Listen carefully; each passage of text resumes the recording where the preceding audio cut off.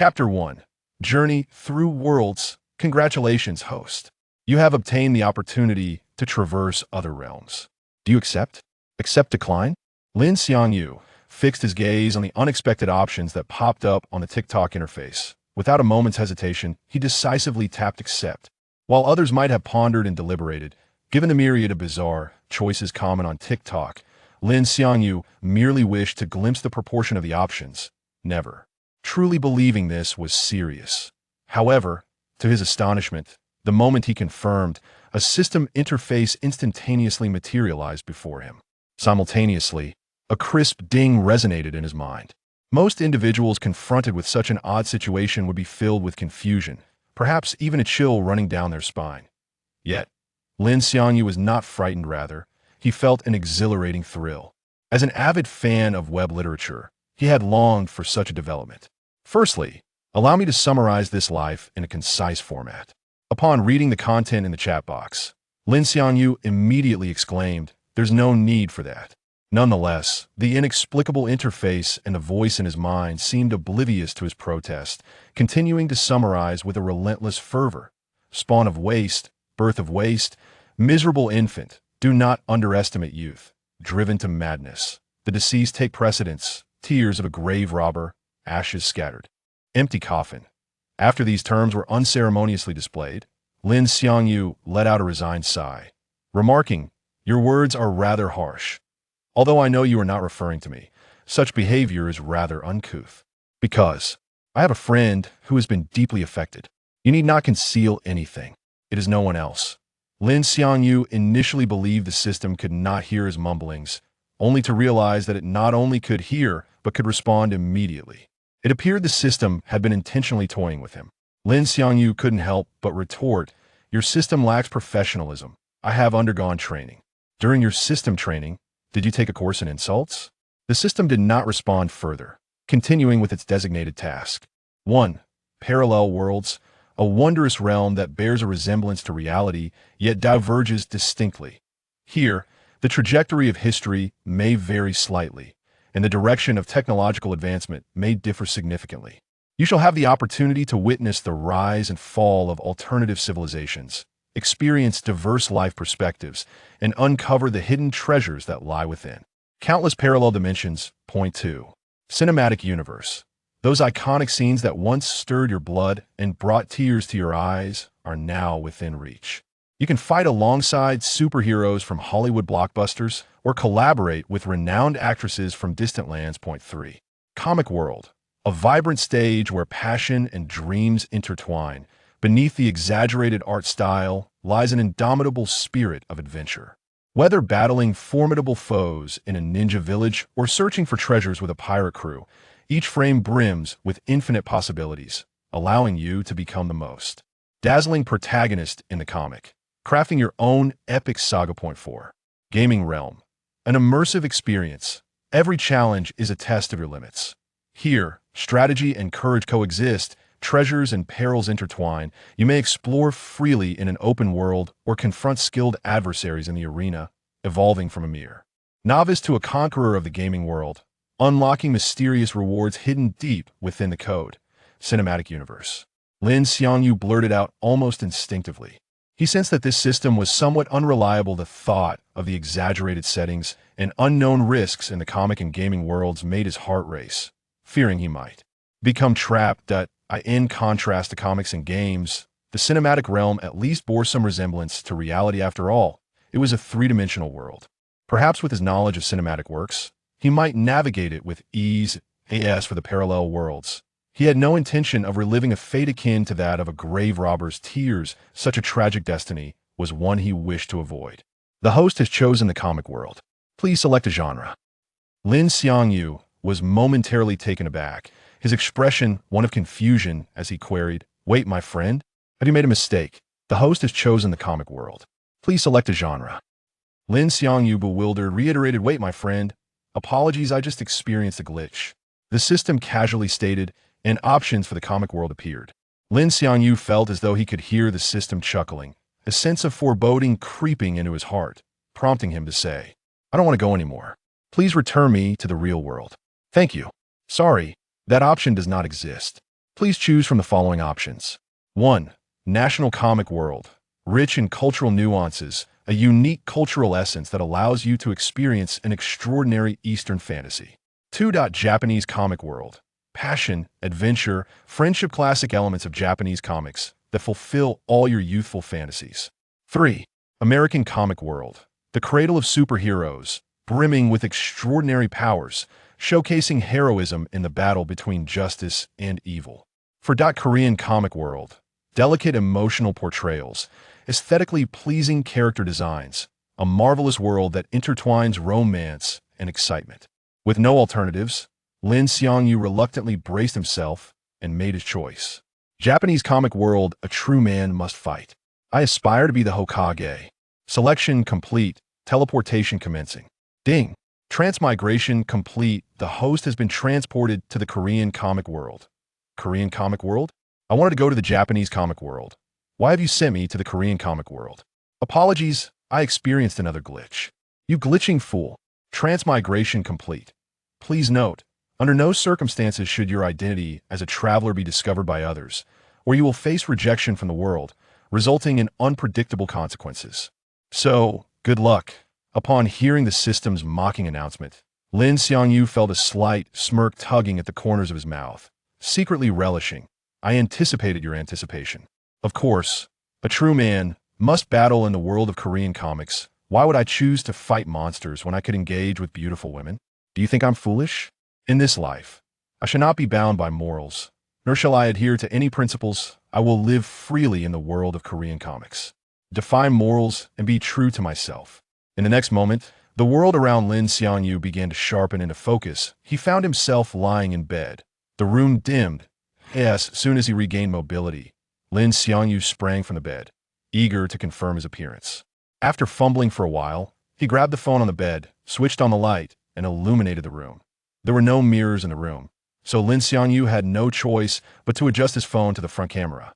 Before him appeared a youthful, handsome face, likely that of a university student, radiating vitality and a hint of charm.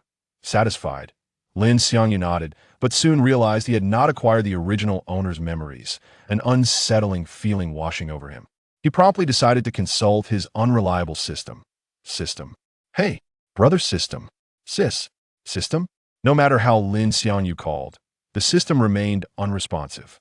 Frustration bubbled within him. This system was clearly unlike any typical one found in novels, proving to be quite troublesome. At this point, Lin Xiangyu had abandoned all hope for this unreliable system.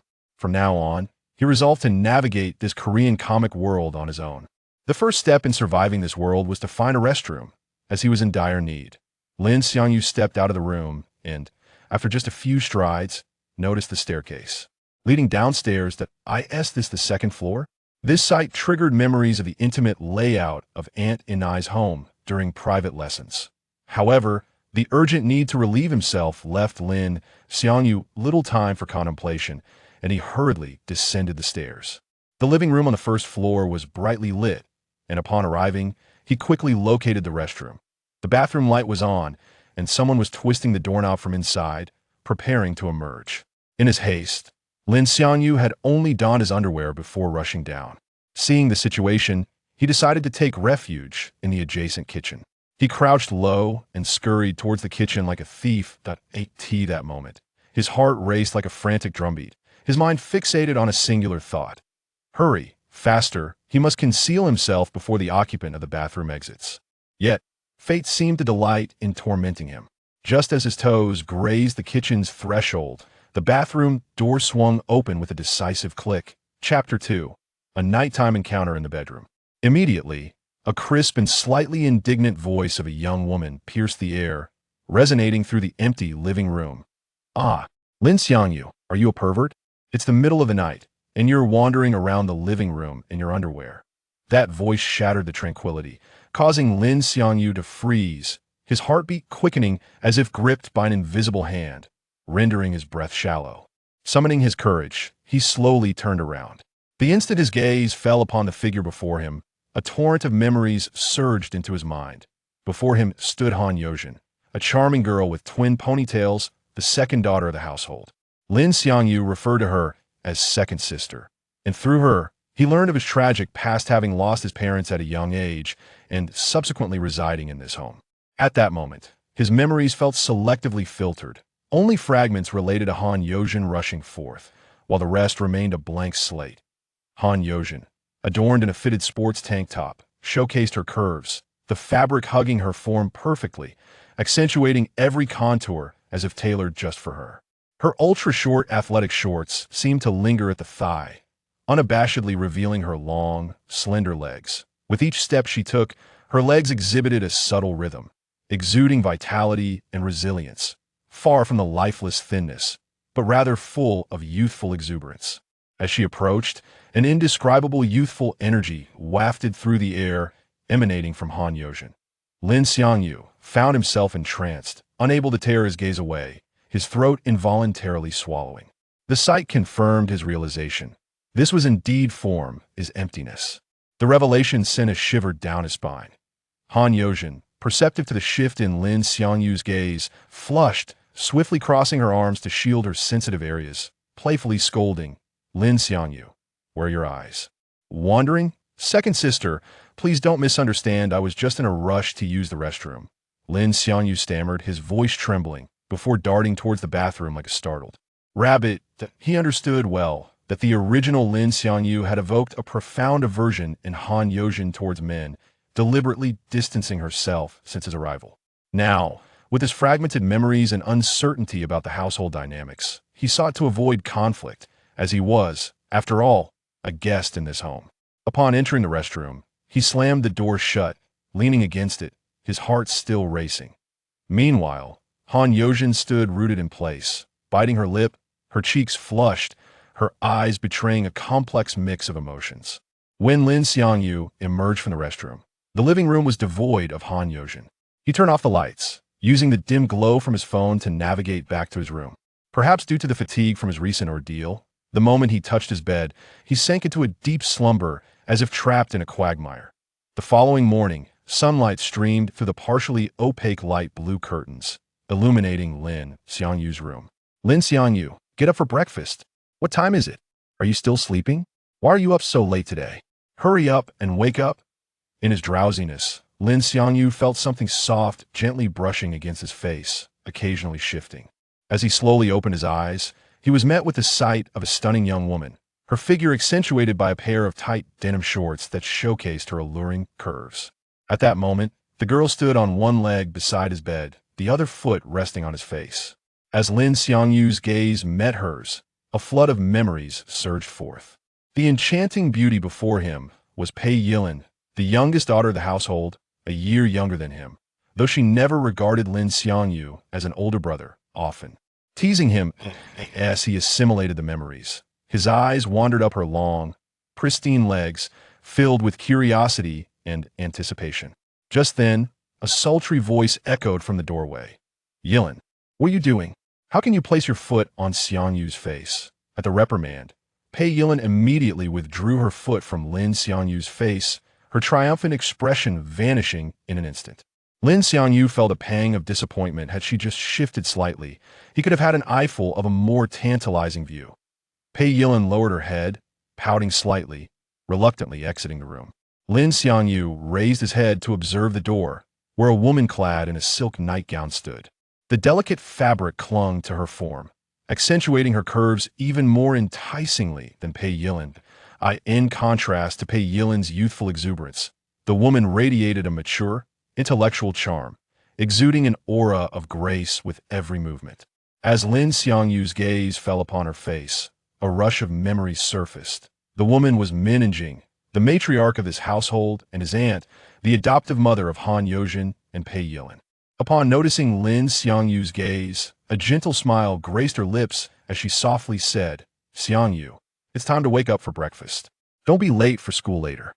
"Okay, Minjing, you'll get up right away," Lin Xiangyu replied hastily. Sitting up, Minjing smiled warmly once more, adding, "You'll head down first, you should hurry and join us for breakfast." With that, she turned gracefully and descended the stairs.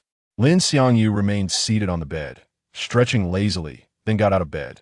The moment his feet touched the floor, he was startled to discover he was completely unclothed. Momentarily stunned, he quickly pulled back the covers, hoping to find his clothing. But the bed was empty, devoid of anything. Furrowing his brow, confusion filled his mind. What exactly happened last night? Who ventured into my room while I slept? Chapter 3. The Little Demon. Pei Yilin in the restaurant downstairs. Minjing had already completed her tasks at the dining table, where steaming dishes were neatly arranged. Noticing that Lin Xiangyu had yet to descend, she cast a gentle and trusting glance at her eldest daughter, Jean Mimi, and softly urged Mimi, "Could you please call for Xiangyu? I wonder if he is still tired from last night." Beside her, Han Yozhen felt a rush of warmth at Min and Jing's words. "All right, I understand, Mom," Jean Mimi replied with a sweet smile, her demeanor contrasting sharply with the aloofness of Han Yozhen and the capriciousness of Pei Yilin. Jean Mimi's nature radiated warmth akin to the gentle sun of spring, which was precisely why Min and Jing felt at ease allowing her to fetch Lin Xiangyu. Meanwhile, Lin Xiangyu was utterly oblivious to the events of the previous night. His mind was a blank canvas, heavy with fatigue. His immediate concern was to locate a pair of undergarments. Rubbing his sleepy eyes, he stumbled towards the wardrobe. Just as he took a few steps, a delicate figure unexpectedly appeared at the door. Jean Mimi exclaimed, her voice laced with shyness and surprise. Instinctively, she raised her hands to shield her eyes, her fingers trembling slightly as she murmured, "Xiangyu, why are you wandering around the house in the daytime without any clothes?" Startled, Lin Xiangyu looked up, and at the sight of Jean Mimi, memories flooded back like a tidal wave. His face turned crimson, akin to a ripe tomato, as he fumbled for words. "Mimi, I was just about to change into a clean pair," he stammered, hastily rummaging through the wardrobe to pull on a pair of underpants. Jean Mimi's heart raced. Her cheeks flushed like a ripe apple, glistening with embarrassment. With a quiver in her voice, she bashfully inquired, "Why didn't you close the door? I thought no one would be coming upstairs." Lin Xiangyu scratched his head, his expression a portrait of awkwardness. After explaining, he quickly added, "Mimi, please don't tell anyone about this. I beg you." In his memory, Jean Mimi had always regarded him as her younger brother, and her willingness to oblige his requests had never faltered, leading him to believe that this time would be no different.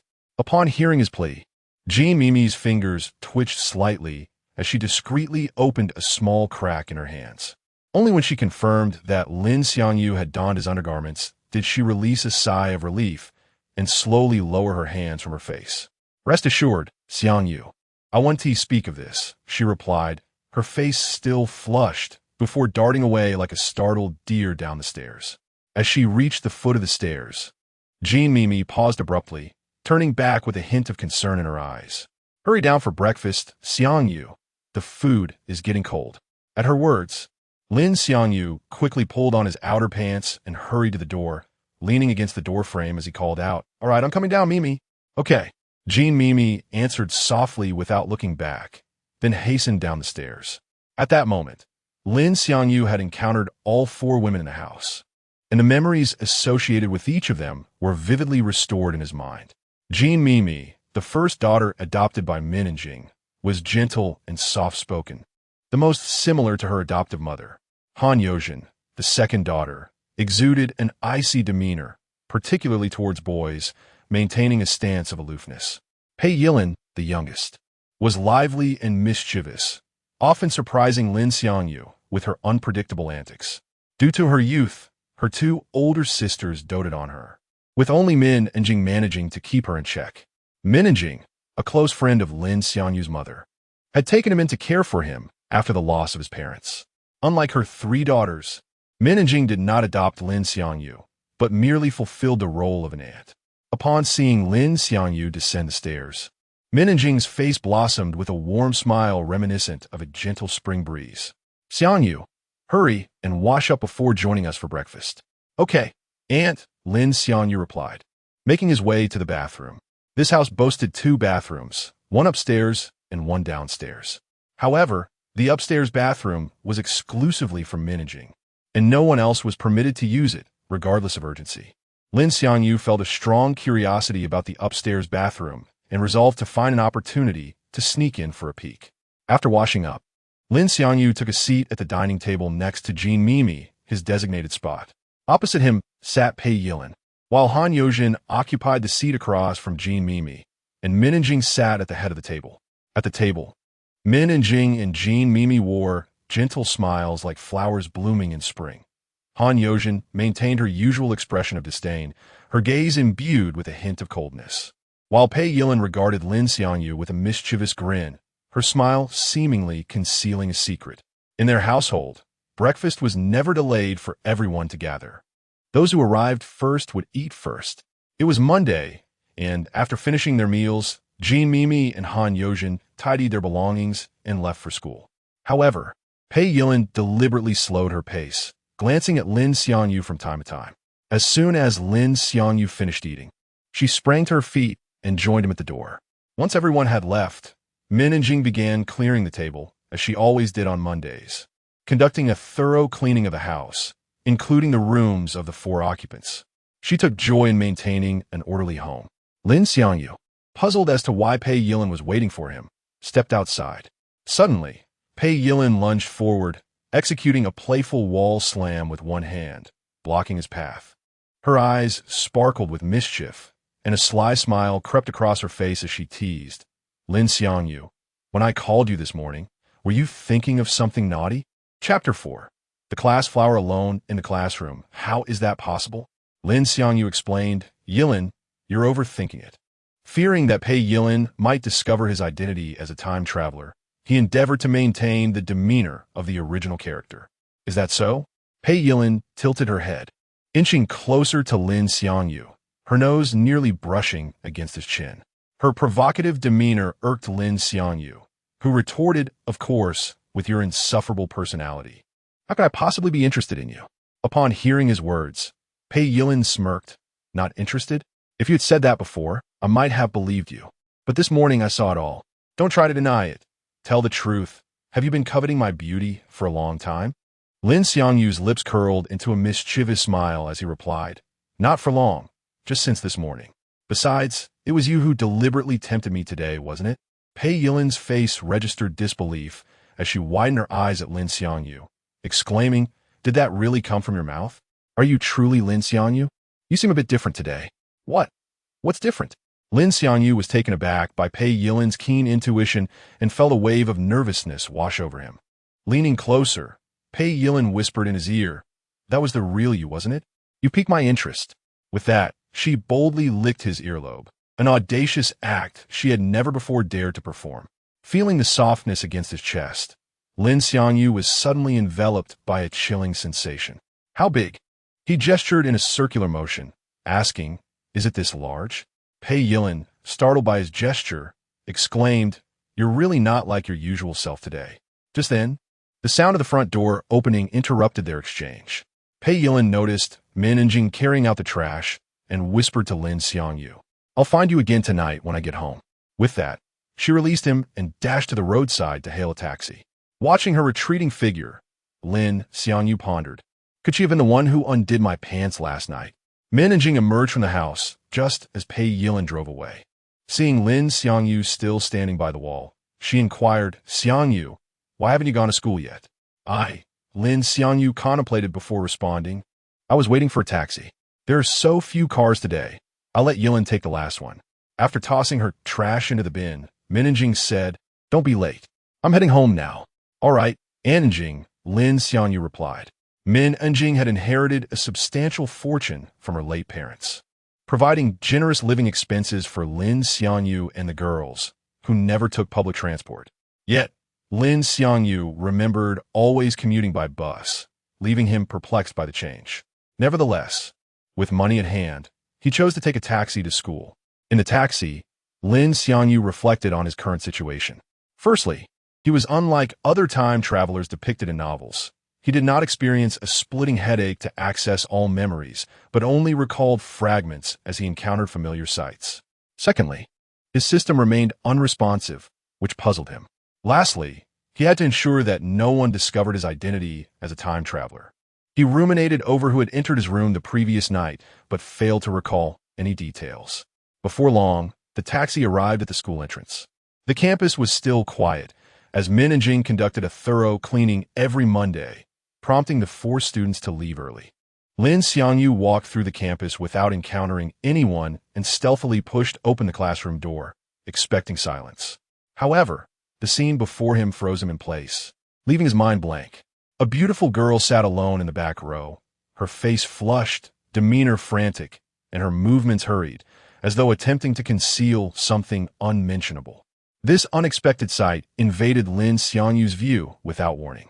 Instinctively, he took out his phone to document this moment, recalling the adage, in any situation, remain calm and capture the moment. The girl, sensing his presence, abruptly lifted her head, locking eyes with Lin Xiangyu. Memories associated with her flooded his mind. Zhang Xiaoying, the class flower and the class bully, who looked down on her classmates due to her cousin being the leader of the second-year class. Zhang Xiaoying's face shifted from shock and embarrassment to rage. As the class's authoritative figure, she could not tolerate being seen in such a disheveled state. She stood abruptly, marched over to Lin Xiangyu, grabbed his collar, and demanded, "Lin Xiangyu, show me your phone." Her gaze was fierce, and her black leather shoe pressed menacingly against Lin Xiangyu's foot, her tone laced with threats. Lin Xiangyu's heart raced, his face flushed. Her actions felt less like punishment and more like an unexpected thrill. Beep. Shock value system has been successfully loaded. When the host performs actions that astonish others, shock value is awarded. Every 100 shock values grants a lottery draw. Lottery draws accumulate lucky values. The more draws, the greater the chance of winning big.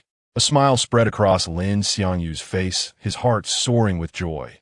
The system he had longed for had finally arrived. "What are you grinning at, you pervert? I told you to show me your phone. Didn't you hear me? Don't make me repeat myself." Zhang Xiaoying's anger flared at the sight of his smile.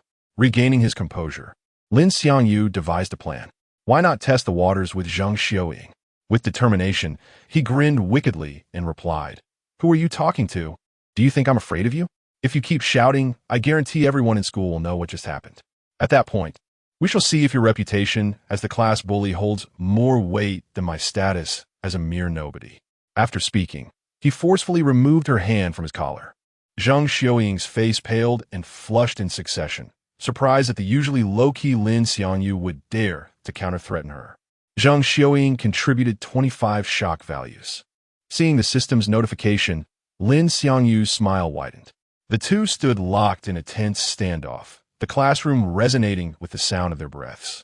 The air thick with tension. Chapter 5. Shock value exceeds 100. Zhang Xiaoying bit her lower lip, her expression a complex tapestry as she fixed her gaze on Lin Xiangyu. After a tumultuous internal struggle, she slowly spoke. "Very well. I shall not make things difficult for you. You may keep the photo for your own viewing, but it must not be disseminated. In that case, I shall pretend that nothing has transpired." Although Zhang Xiaoying endeavored to maintain her composure, the slight tremor in her voice betrayed her underlying anxiety. "What are you thinking?" Lin Xiangyu's lips curled into a mischievous smile, imbued with a hint of irreverence. "Zhang, the class bell, have you lost your senses? Such an opportunity is too good to be true. Do you take me for a fool?" Zhang Xiaoying contributes 30 shock points. Zhang Xiaoying's eyes widened, disbelief etched across her visage. She had never anticipated that Lin Xiangyu, usually overlooked and bullied, would not only withstand her threats, but also turn the tables, brazenly confronting her. In her mind, he was merely a soft target, a mere puppet. Yet, the man before her now felt utterly unfamiliar. "What do you want from me?" Zhang Xiaoying's tone softened involuntarily. Accustomed to her lofty position, she found it difficult to lower herself before Lin Xiangyu.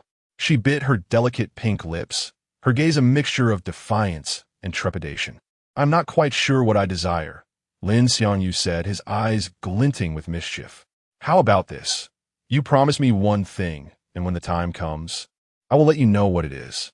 He emphasized the word "do," his voice laced with suggestion. Upon hearing this, Zhang Xiaoying instinctively pointed a finger at Lin Xiangyu, her face alternating between crimson and pale. "You." But just as she began to speak, she was met with his threatening gaze, and the words were stifled. "Swallow back. What of it?" Lin Xiangyu inquired, his tone menacing. "Nothing. I agree, but you must not propose anything too outrageous," Zhang Xiaoying conceded reluctantly, aware that she was now at a disadvantage. hoping Lin Xiangyu would not overstep. Seeing her acquiescence, Lin Xiangyu's expression radiated triumph, his smile growing brighter, filled with mockery as he pressed further. Like what, for instance? Ah, Lin Xiangyu, do not push your luck, Zhang Xiaoying scolded, her chest heaving with agitation, evidently incensed by his demeanor. You must understand that if you dare reveal this incident, your school life will not be pleasant. Zhang Xiaoying attempted to reassert her authority, reclaiming a semblance of her former dignity. Ha ha! Lin Xiangyu's laughter echoed through the empty classroom, piercingly loud. Zhang, you are quite humorous. I could simply transfer schools. And what would you do then? He leaned closer to her, his smile taking on an ambiguous tone. I imagine it would go viral online, considering your figure. Zhang Xiaoying's mouth fell agape in shock, rendered speechless. Her body trembled slightly, her eyes brimming with fear and fury. She could never have envisioned being cornered by Lin Xiangyu to such an extent. Zhang Xiaoying contributes 40 shock points. Witnessing Zhang Xiaoying's defeated demeanor, Lin Xiangyu's smirk deepened as he mockingly pressed down on her head, speaking from his elevated position. From now on, whenever you see me, Lin Xiangyu, lower your head and behave. Zhang Xiaoying had never endured such humiliation. With the backing of her boisterous older cousin, she had always commanded respect, and no one dared confront her so brazenly. Now, subjected to Lin Xiangyu's treatment, she felt a rush of shame and rage, her face flushed, her body igniting with indignation. Fearing he might discern her turmoil, she hastily squeezed past him and exited the classroom in a flurry. Truly, this was the world of a Korean comic. What a thrill! Lin Xiangyu mused inwardly, a satisfied smile gracing his features as he settled into his seat. Soon after, classmates began to trickle into the classroom. With each familiar face, corresponding memories surged into Lin Xiangyu's mind. Before long, the class was nearly full. At that moment, a brash male student sauntered into the room, sporting an ostentatious hairstyle and dressed in a manner that exuded delinquency. Upon spotting Lin Xiangyu, a flicker of disdain crossed his eyes as he approached. Lin Xiangyu looked up, making brief eye contact, and in an instant, memories flooded back. This student was Zhu Ginxiak, a relentless bully from Lin Xiangyu's recollections. He had extorted most of the original owner's living expenses, and the memories revealed that the original owner had succumbed to despair, leaving a suicide note the previous night. Zhu Ginxiak, witnessing Lin Xiangyu, who had always cowered before him, now bore an expression devoid of fear, prompting a flicker of surprise within him. Zhu Ginxiak contributes 5 shock points. Zhu Ginxiak plopped down nonchalantly on Lin Xiangyu's desk, the surface creaking in protest. With an arrogant demeanor, he commanded, "Hurry up and hand over my allowance for this week, Xiangyu." Though Zhu Ginxiak's contribution to shock points was minimal, combined with Zhang Xiaoying's earlier points, it precisely reached 100, causing a lottery wheel to materialize before Lin Xiangyu. A glimmer of excitement flickered in Lin Xiangyu's eyes as he surveyed the prize wheel. It featured 5 distinct areas, ranging from bronze, silver, and gold to diamond, master, and king, with a platinum section at its center. The bronze and silver cards dominated the wheel, while the king card was scarcely represented, and the master card appeared as slender as a toothpick. Lin Xiangyu's silence irked Zhu Ginxiak, who felt his authority challenged. His expression twisted with anger as he bellowed, "Lin Xiangyu, are you deaf? Do you not hear me speaking?" Zhu Ginxiak's roar instantly commanded the attention of all students in the classroom. They were all too familiar with Zhu Ginxiak's tendency to bully Lin Xiangyu.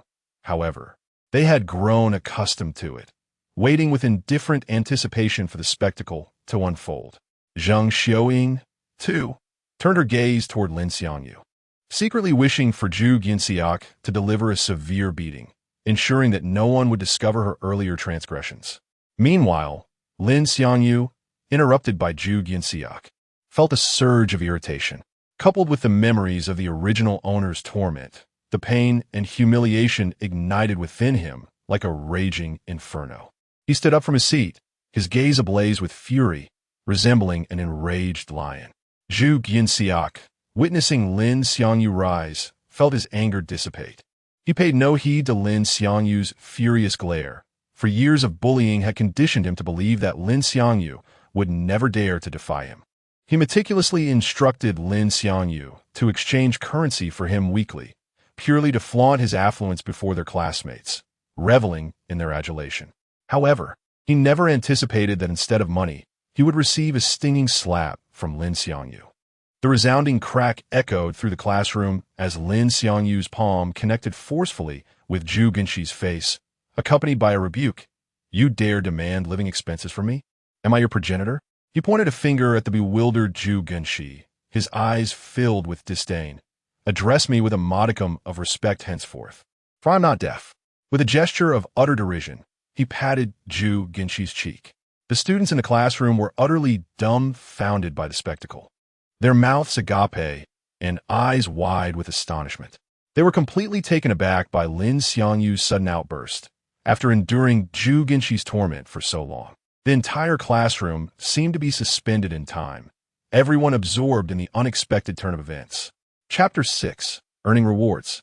A powerful strike. Lin Xiangyu's eyes sparkled with exhilaration as he issued a command deep within his consciousness. In an instant, the colossal prize wheel seemed to be infused with a ferocious energy, spinning with such speed that it was nearly imperceptible to the eye. Amidst a cascade of shimmering lights, it ultimately came to a halt in the realm of the golden cards. As soon as the pointer settled, countless golden cards at the center of the wheel flickered to life like activated sprites, continuously shifting and glowing. After 3 brilliant flashes, 3 cards emerged prominently, aligned neatly within Lin Xiangyu's awareness. Please select 1 card from the 3 available. Golden Attribute Card, Idol. Card Effect, enhances the host's appearance. Golden Attribute Card, Model.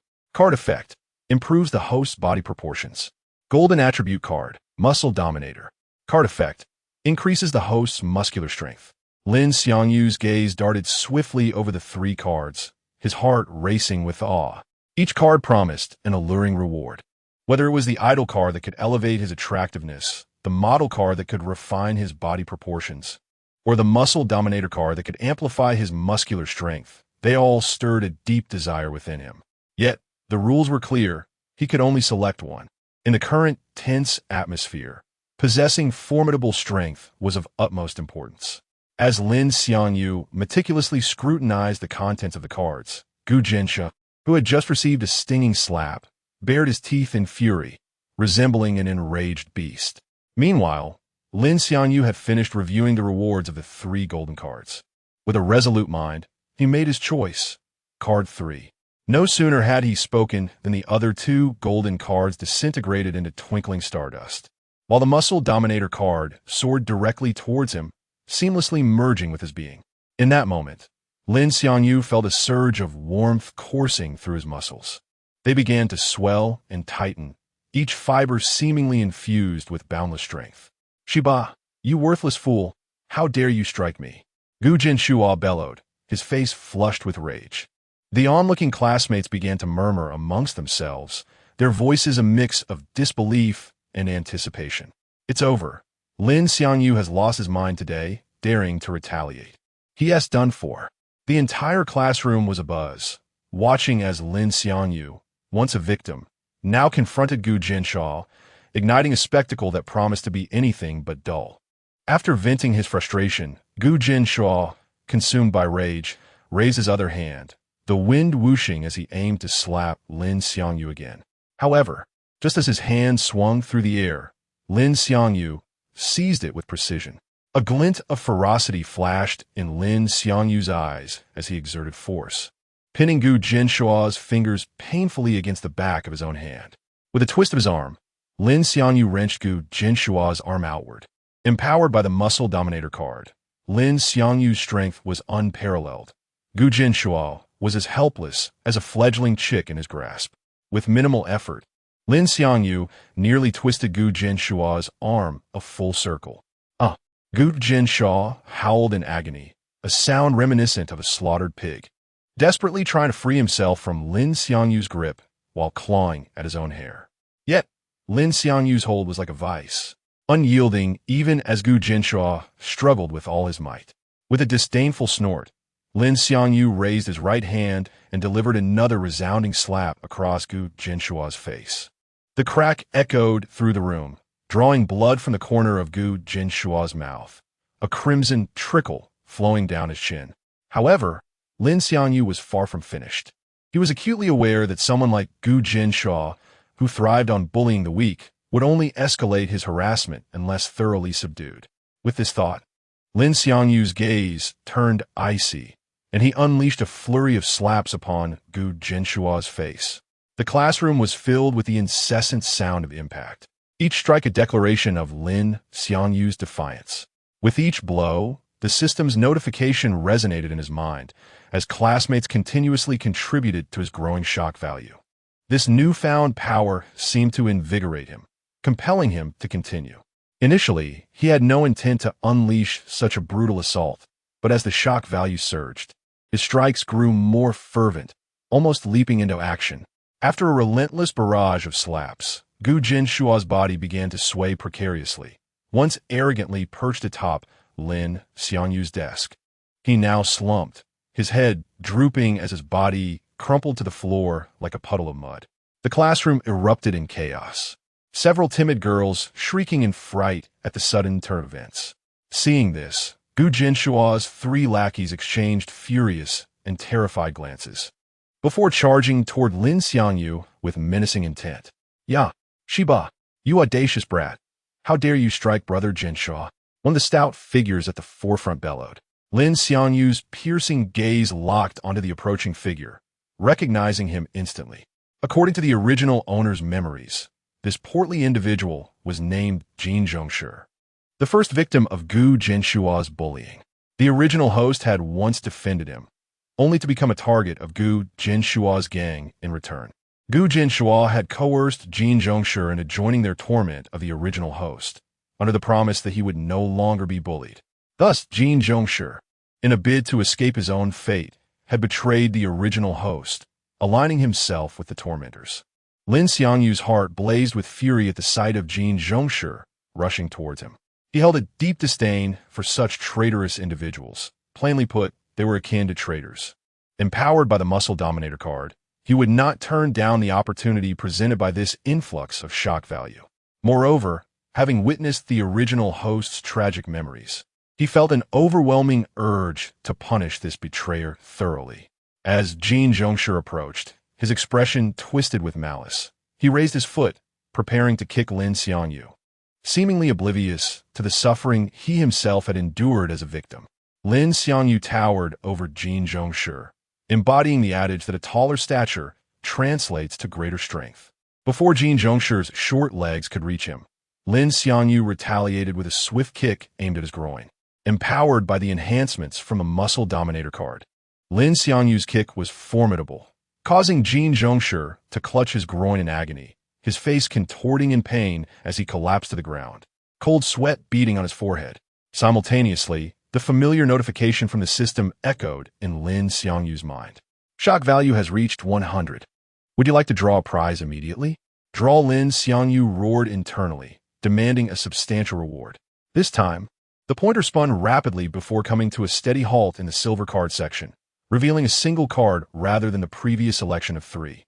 Silver skill card, Capoeira Kick. Skill effect. The Capoeira Kick is a martial arts technique targeting the opponent's calf, delivering significant force. By striking the opponent's lower leg, it inflicts excruciating pain and restricts their mobility. Note, the higher the quality of the skill, the more potent the effects. Upon acquiring the skill card, Lin Xiangyu reacted instantaneously. His eyes gleaming with resolve, he pivoted sharply and delivered a flawless calf kick to Kim Jongshil, who was still writhing on the floor. The precise angle and forceful impact on Kim Jongshil's calf caused him to lose his balance, collapsing before Lin Xiangyu. Without allowing Kim Jongshil respite, Lin Xiangyu followed up with a powerful kick to the head, sending him sprawling onto the ground, incapacitated. At that moment, Kim Jongshil's 2 henchmen charged forward menacingly. However, consumed by fury, Lin Xiangyu disregarded them, straddling Kim Jongshil's corpulent frame. Ignoring the approaching figures, Lin Xiangyu unleashed a torrent of furious blows upon Kim Jongshil's face. A single punch drew blood from Kim Jongshil's nose, eliciting a wretched howl. Undeterred, Lin Xiangyu rained down punches on Kim Jongshil's face. Even as Kim Jongshil's two henchmen struck Lin Xiangyu, he relentlessly assaulted Kim Jongshil, seemingly impervious to pain. Overwhelmed by Lin Xiangyu's ferocity, Kim Jongshil pleaded, his face contorted with terror and despair. "Xiangyu, stop. Have you forgotten when you defended me? You remember that I defended you, you cur? How did you repay me? Are you an animal?" Lin Xiangyu retorted vehemently, delivering a forceful blow to Kim Jongshil's mouth. The sheer force of a strike caused Kim Jongshil's lip to split open, spewing blood. As Lin Xiangyu continued his relentless assault, the students in the classroom were galvanized, contributing shock points. Soon, the system indicated that sufficient points had been accumulated for another draw. Drawing complete. Golden skill card, jab. Skill effect, swift, agile punches utilizing arm and fist strength, minimizing shoulder movement and effective at close range. Concurrently, one of Kim Jongshil's henchmen raised a chair, bringing it down with a crash upon Lin Xiangyu's head. Chapter 7. The immobilization card. Lin Xiangyu sensed the howling wind above his head and instinctively darted to the side, causing the chair to crash heavily onto Jin Zhongshi. With a resounding crack, the chair struck Jin Zhongshi. In the next moment, Lin Xiangyu swiftly rose, unhesitatingly employing the newly acquired jab to strike fiercely at the face of a nearby lackey. The golden-level jab delivered a speed as swift as lightning. The lackey's pupils dilated in an instant, and before he could react, Lin Xiangyu's fist, accompanied by a fierce gust of wind, landed brutally upon his visage. A dull thud echoed as the lackey's head snapped back, a large swelling forming on his face almost immediately. Following this, Lin Xiangyu's figure flickered like a specter, delivering two rapid punches that landed solidly on the lackey's face. His fists fell like torrential rain, relentlessly pounding the lackey's face, causing stars to dance before his eyes, his mind to become foggy. Yet, driven by instinct, he struggled to raise his arms to shield his face. Observing this, Lin Xiangyu refrained from further jabs. Instead, he lowered his body slightly and executed a powerful calf kick to the lackey's shin. Caught off guard, the lackey felt a sharp pain surge through his leg, losing balance and collapsing to his knees before Lin Xiangyu. Just as Lin Xiangyu prepared to deal with the last lackey, the classroom door swung open violently, revealing their beautiful homeroom teacher, Shunning Eye. Simultaneously, Zhu Gunshu, who had just been dazed by Lin Xiangyu's earlier blows, staggered to his feet, a trace of dried blood lingering at the corner of his mouth. "Lin Xiangyu, what are you doing?" Shunning Eye's voice pierced through the air, sharp and urgent. Upon hearing her unfriendly tone, Lin Xiangyu looked up, memories flooding into his mind. Shunning Eye, 23 years old, was the homeroom teacher of this class. According to the original owner's memories, she was cold and irresponsible. The original owner had confided in her about being bullied by Zhu Gunshu and his gang, but she had callously responded that one hand could not clap alone, advising the original owner to manage themselves while turning a blind eye to the bullying. It could be said that her negligence was a significant factor that drove the original owner to the brink of suicide. The moment Zhu Gunshu stood up, Lin Xiangyu caught him in his peripheral vision. At that instant, Lin Xiangyu turned around, rage igniting in his eyes, and before Shunning Eye, delivered a resounding slap to Zhu Gunshu's face. The sharp crack resonated throughout the classroom. Zhu Gunshu, still reeling from his prior days, was sent staggering once more, nearly collapsing to the ground. Shunning Eye contributes 62 shock points. Zhang Xiaoying contributes 100 shock points. Jin Zhongshi contributes 55 shock points. Zhu Bencheng contributes 37 shock points. Jin Lishu contributes 37 shock points. Lin Xiangyu's audacious act caused the shock points to surge dramatically. "Lin Xiangyu," Shunning Eye exclaimed, her voice trembling with fury. "What are you doing?" Turning to face her, a mocking smile graced Lin Xiangyu's lips as he replied, "Teacher Shun, I was merely testing your assertion about whether one hand can clap, and indeed, it not only can, but produces quite a loud sound." The classmates in the room regarded Lin Xiangyu with incredulity, unable to fathom how the once timid Lin Xiangyu had transformed overnight into someone entirely different. Shunning Eye contributes 30 shock points. Park Xiaoxia contributes 25 shock points. Zhang Xiaoying contributes 33 shock points. Lin Xiangyu, do you dare to strike another student in front of me? Shuning Ai's voice was sharp, her chest heaving with indignation, her face a mask of fury and shock. Lin Xiangyu, noticing the shock points he garnered from his previous remarks, allowed a smirk to play at the corners of his mouth as he continued. Of course I do. I'm merely substantiating your theory, Teacher Shun. In my view, your theory is akin to the Goldbach conjecture. His words sparked a wave of laughter among the students, causing the shock points to escalate further. You. Shuning Ai's face turned a shade of deep anger, pointing a trembling finger at Lin Xiangyu, momentarily at a loss for words. As a newly appointed teacher with little experience in teaching or classroom management, she was hesitant to confront even the more troublesome students from less privileged backgrounds. When events unfolded in the classroom, she often sought advice from more seasoned colleagues, who merely advised her to tread lightly, ensuring she did not offend anyone. Thus, the truly influential students would resolve their own issues, while those without power posed little threat to her. Students contribute shock points omitted. In pursuit of more shock points, Lin Xiangyu provocatively remarked, "Is it because I just slapped Zhu Ginshu that you couldn't feel it viscerally? Shall I slap you instead? It would be a simple task." At his words, Shuning Ai's eyes brimmed with tears, and she quickly turned away, wiping her eyes in a display of grievance as she stormed out of the classroom, her high heels clicking urgently against the floor. Witnessing this scene, the classmates who had merely been spectators now gazed at Lin Xiangyu with idolizing admiration. Even the class beauty, Zhang Xiaoying, stared wide-eyed at him, her expression a mix of astonishment and disbelief. As the students fervently contributed shock points, Lin Xiangyu initiated another lottery. Golden item card, one-time use immobilization card. Item effect, immobilizes a person, duration depending on the individual's physical condition, lasting up to a maximum of 5 seconds. After the draw, Lin Xiangyu's gaze slowly shifted towards Zhang Xiaoying, who was also watching him. Their eyes met, and Zhang Xiaoying's heart raced, flustered, as she quickly averted her gaze. Her cheeks flushed, a rosy hue spreading to her ears. Noticing her reaction, Lin Xiangyu conceived another method to earn points, a mischievous grin unfurling across his face. He then stood up and walked steadily towards Zhang Xiaoying, who felt a surge of panic as he approached. After all, Lin Xiangyu had just dared to confront their homeroom teacher. What was she, the class beauty, in comparison?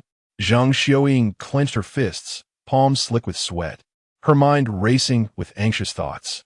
As she continually checked the distance between them, her heart raced wildly. Lin Xiangyu was approaching her, surely. He wouldn't want her to do something in front of the entire class, would he? Chapter 8. The passionate kiss of the class beauty. As Lin Xiangyu approached Zhang Xiaoying's desk, her heart raced to an extreme, pounding like a rapid percussion instrument. Her cheeks flushed a deep crimson, the warmth radiating from her face intensifying with every moment. Lin Xiangyu seemed to pass by her desk nonchalantly, causing Zhang Xiaoying to breathe a sigh of relief, her taut nerves relaxing slightly. However, just as she thought the moment had passed, Lin Xiangyu abruptly turned, placing both hands firmly on her desk, leaning forward as he swiftly closed the distance to her delicate lips. The classmates in the classroom were left utterly astonished. Today, Lin Xiangyu appeared transformed, wholly unlike the timid figure they knew, often bullied and overlooked. Every gaze in the classroom was fixed on Lin Xiangyu's every move, filled with confusion and curiosity, unable to fathom his intentions.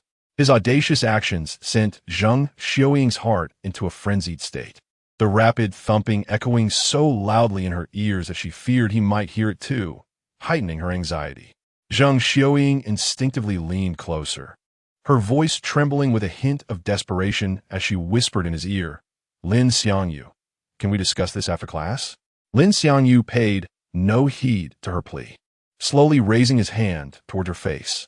His fingers grazed her cheek gently, tenderly tucking away the damp strands of hair clinging to her skin due to her nervousness.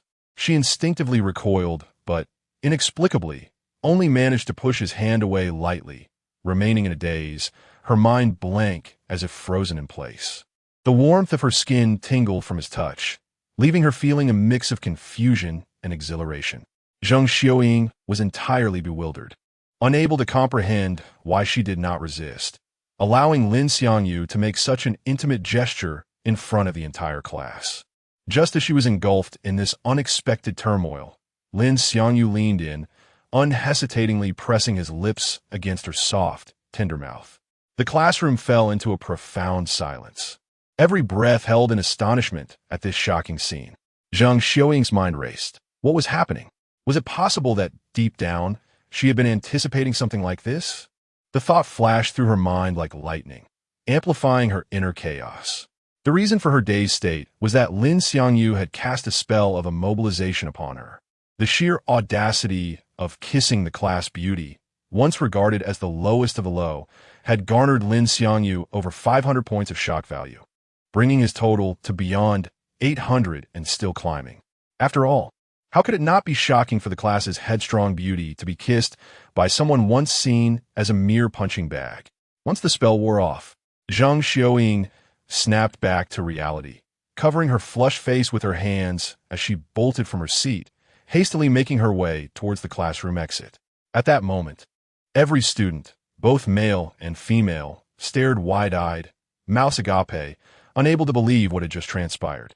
The once timid Lin Xiangyu had boldly kissed the class beauty, and she had not put up any resistance. The scene was more outrageous than the most absurd plot of a romantic comic. Lin Xiangyu watched Zhang Xiaoying's hurried retreat, a glimmer of intrigue in his eyes as he mused to himself. Long and fair legs, TSK, if only the curve were a tad better, but still a perfect silhouette. If developed properly, TSK. She resembles a hunteress prey. As Zhang Xiaoying stumbled toward the classroom door, she collided with the tear-streaked face of Shen Ying'ai, accompanied by the stern figure of the head teacher, Zhao Konghao. The moment Lin Xiangyu's gaze met Zhao Konghao's, a flood of memories surged into his mind. Zhao Konghao, in his early 40s, usually maintained a commanding presence before students, but transformed into a sycophantic figure when confronted by influential parents, his obsequious demeanor utterly revolting. Lin Xiangyu, you dare to disrespect a teacher? Zhao Konghao's face was serious, his tone grave. Follow me to the office. Very well, Lin Xiangyu replied calmly, leisurely removing his hands from Zhang Xiaoying's desk, standing straight with measured steps towards the door, exuding an air of confidence, as if he held no regard for Zhao Konghao. As he walked, Lin Xiangyu mentally initiated a lottery draw. 3 draws yielded the following results. Golden ability card. My eyes are a measuring stick. Card effect. Allows the user to see any object within 50 meters, along with its various data. Golden skill card. Passive vest-clad tiger.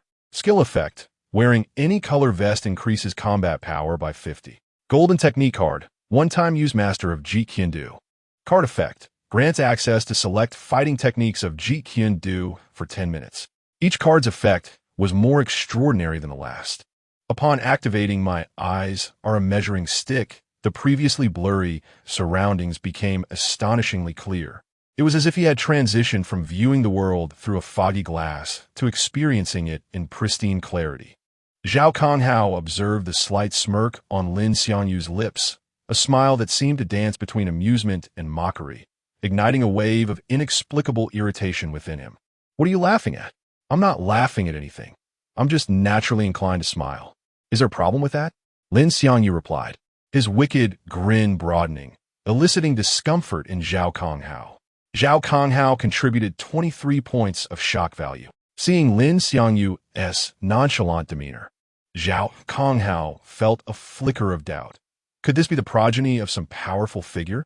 As this thought crossed his mind, the stern expression on his face softened somewhat. In H country, even a head teacher would tread carefully around influential students. Once in the office, Zhao Konghao gestured towards the sofa, trying to keep his tone as calm as possible. Please, have a seat. Lin Xiangyu unceremoniously strode to the sofa, plopping down comfortably and crossing his legs as if he owned the place. Zhao Konghao shut the office door and sat across from Lin Xiangyu, clearing his throat. Now, tell me why you confronted Teacher Shen. I did not confront Teacher Shen. You must speak with evidence, Director Zhao. Lin Xiangyu leaned forward slightly, resting his elbows on a coffee table, gazing intently into Zhao Konghao's eyes. Director Zhao, you cannot unjustly accuse an innocent person. Lin Xiangyu's steadfast and piercing gaze unsettled Zhao Konghao. The latter scrutinized Lin Xiangyu's composed demeanor, further perplexed, pondering, who is this boy, truly? Having known Lin Xiangyu as a diligent student, Zhao Konghao had never encountered him before. Even his name was only recently learned from Shining Ai. Without a clear understanding of Lin Xiangyu's background, Zhao Konghao hesitated to confront him directly. Lin Xiangyu, let us do this. Please recount the events, and I assure you, I will not show favoritism. Zhao Konghao, upon uttering these words, rose from the sofa and took a seat at his workstation, promptly commencing his search for Lin Xiangyu's file on the computer. After Lin Xiangyu succinctly recounted the events, Zhao Konghao had concluded his examination of the file. Upon discovering the information regarding Lin Xiangyu's orphan status, Zhao Konghao's demeanor underwent an immediate transformation. His previously reserved posture relaxed considerably, and his gait adopted a more casual air, exuding an air of condescension. He returned to the sofa, unfastened the top 2 buttons of his shirt, loosened his collar, crossed his legs, and adopted a more assertive tone. Did you not just contradict teacher Shining Ai? Why do you still refuse to admit it? Are you no longer interested in studying? At this moment, Zhao's demeanor was a stark contrast to his earlier timidity. Director Zhao, one may indulge in various excesses, yet one must not speak recklessly.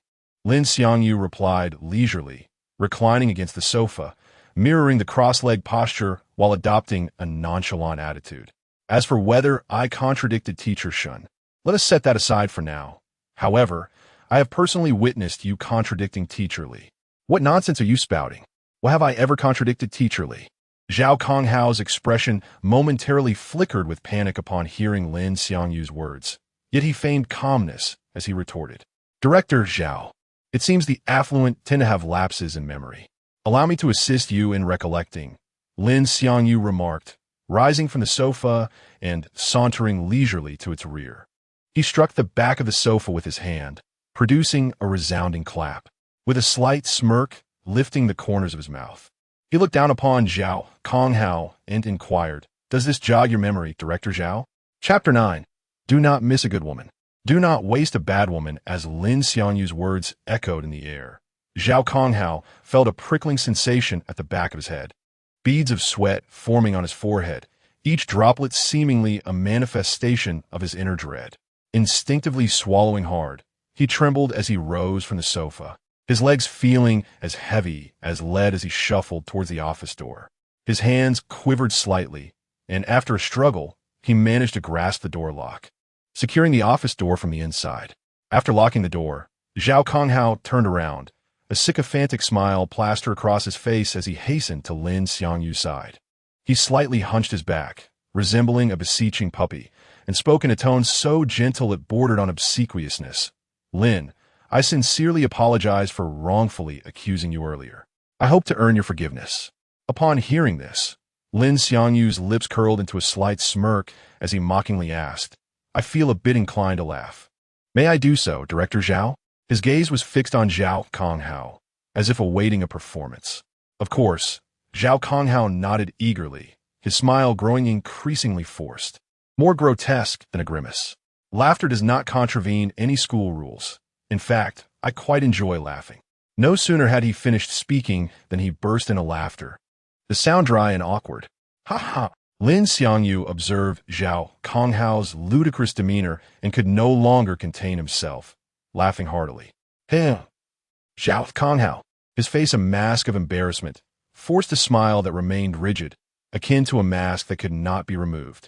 As their laughter continued, Lin Xiangyu's expression abruptly shifted to one of seriousness, reminiscent of the grave demeanor Zhao Konghao had previously exhibited at the classroom door. Director Zhao, I preferred your earlier rebellious attitude. If there is nothing further, I shall return to class, as I am a diligent student who loves learning. Of course, Lin, I sincerely apologize for interrupting your class time. Zhao Konghao replied, his demeanor so humble one might think he was the errant student. Were other classmates to witness Zhao Konghao's behavior, they would undoubtedly be left astounded. realizing he could extract little more shock value from Zhao Konghao.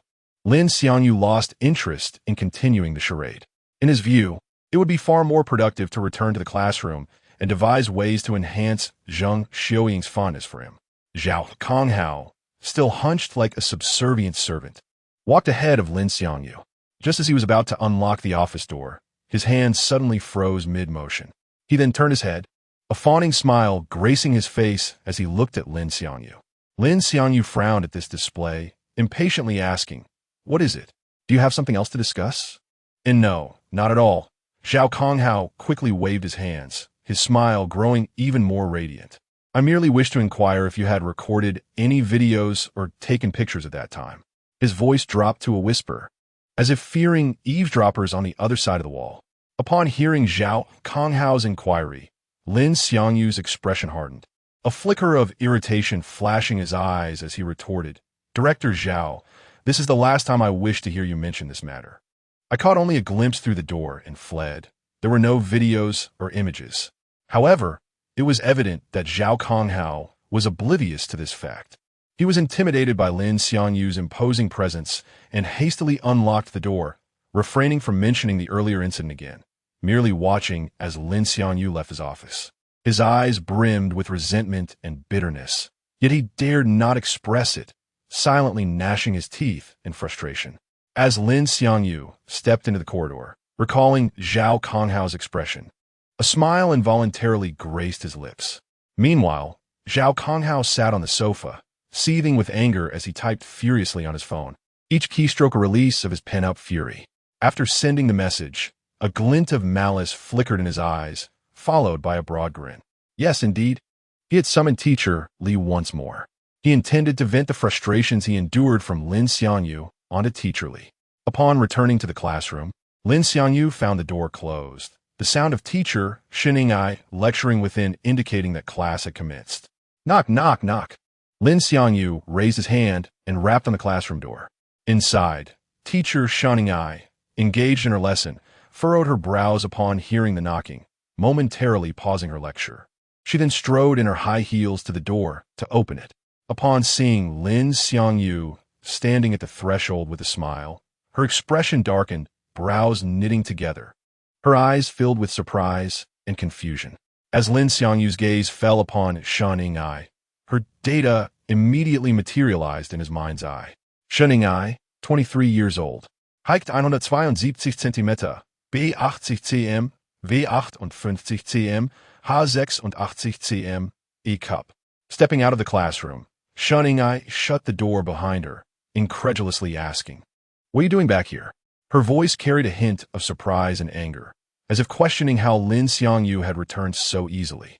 Just moments ago, Director Zhao had assured her that he would summon Lin Xiangyu's parents and indicated that he would take serious measures against Lin Xiangyu, potentially even expelling him. Yet, here Lin Xiangyu was, back so soon and with a smile, leaving Xinning utterly astonished and perplexed. "It's class time. If I don't return to the classroom, where else would I go?" Lin Xiangyu replied, locking eyes with Xinning and mischievously asking, "Isn't that right, Teacher Xin?" His gaze was filled with provocation. As if daring her, Xinning averted her gaze, trembling slightly as she replied, "Does Director Zhao know you're back in class?" "Of course. It was Director Zhao who instructed me to return to class. If you do not believe me, I could fetch him." With that, Lin Xiangyu feigned to head toward Zhao Konghao's office. Seeing this, Xinning hurriedly rushed after Lin Xiangyu, grasping his hand and imploring, "There's no need to trouble Director Zhao. I believe you. Lin Xiangyu, please return to class." Her tone bore a hint of pleading, evidently fearing that Lin Xiangyu's visit to Zhao Konghao might complicate matters for her. Xinning was wary of displeasing Zhao Konghao, for she valued her position greatly. She wouldn't dare offend even the students, let alone the head of the administration. Turning to face the flustered Xinning, Lin Xiangyu's lips curled into a sly grin. He then gently squeezed Xinning's delicate hand, an act both suggestive and audacious, as if testing her boundaries. Xinning was indeed an attractive woman. Aside from Zhang Xiuying, no one in the class could rival her beauty. Her figure was even more voluptuous than Zhang Xiuying's, and at times she wore glasses which made her appear exceedingly alluring. With that gentle squeeze, Shunning Ai's face flushed crimson, the blush quickly creeping to her ears. Being flirted with by her student filled her with a profound sense of embarrassment. However, with the classroom so near, she worried that speaking with Lin Xiangyu in this manner might be overheard by the students. The ensuing gossip could tarnish her reputation. Thus she resolved to silently endure this humiliation, pretending nothing had occurred, and returned to the classroom to resume her lesson. With that, she strode back to the classroom in her high heels. The alluring legs clad in sheer black stockings rubbed together with each step, the high heels clicking rhythmically against the ground, producing a sound imbued with seduction. Lin Xiangyu, observing this captivating scene from behind, could not help but swallow hard. His current moral compass dictated, do not miss out on a good woman, do not waste time on a bad one. Simply seize the opportunity. As long as beauty and physique met his standards, they fell within the realm of his pursuits. Even if he were to conquer every woman in the school, or indeed throughout all of H country, he would not consider it excessive. For Lin Xiangyu, his homeroom teacher, Shunning Ai, possessed an added allure of taboo, rendering her even more enticing than the class flower, Zheng Xiuying. Merely contemplating the potential stories that could unfold between him and Shunning Ai filled him with exhilaration. With this thought, Lin Xiangyu hastily quickened his pace to catch up. Upon hearing the hurried footsteps behind her, Shunning Ai instinctively turned to look back, her eyes reflecting a mix of fear and unease. Chapter 10. As Shunning Ai pivoted, a fervent gleam ignited in Lin Xiangyu's eyes. He seized her arm with unwavering precision, pinning her against the corridor wall with an irresistible force. This sudden action flushed Shunning Ai's countenance crimson, the blush ascending like wildfire across her face. A confluence of emotions, apprehension, shyness, and mortification, surged within her, engendering a peculiar sensation that accelerated her pulse to a frantic rhythm, audible in the tranquil corridor. Immobilized against the wall, Shunning Ai instinctively struggled, attempting to wrest her arm from Lin Xiangyu's grasp. Her slender limbs appeared frail against his powerful hands. Her resistance proved futile, each attempt easily subdued. Realizing her efforts were in vain, Shunning Ai lowered her gaze, her face burning, and whispered in a voice barely audible, trembling slightly, Lin Xiangyu, what do you think you're doing? I am your teacher. Her tone was laced with helplessness and supplication, as if pleading for mercy. Upon hearing Shunning Ai's faint plea, Lin Xiangyu felt a surge of triumph. He astutely discerned that her subdued resistance stemmed from a fear of being overheard by her students. He leaned closer, his warm breath caressing her neck, and murmured, Ms. Shun, I suggest you lower your voice, lest the students overhear. Wouldn't you agree?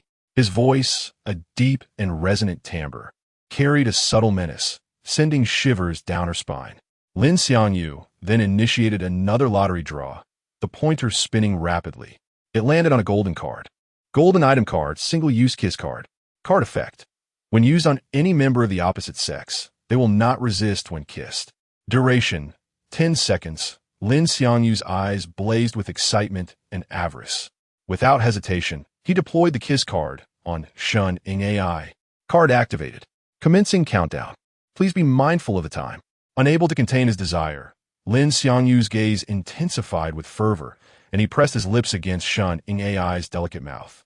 The instant their lips met, Shunning Ai found herself unable to resist, even involuntarily reciprocating, which stunned her. She couldn't comprehend why, despite her desire to push him away. Her body was responding to his advances. Her eyes widened in disbelief and shock.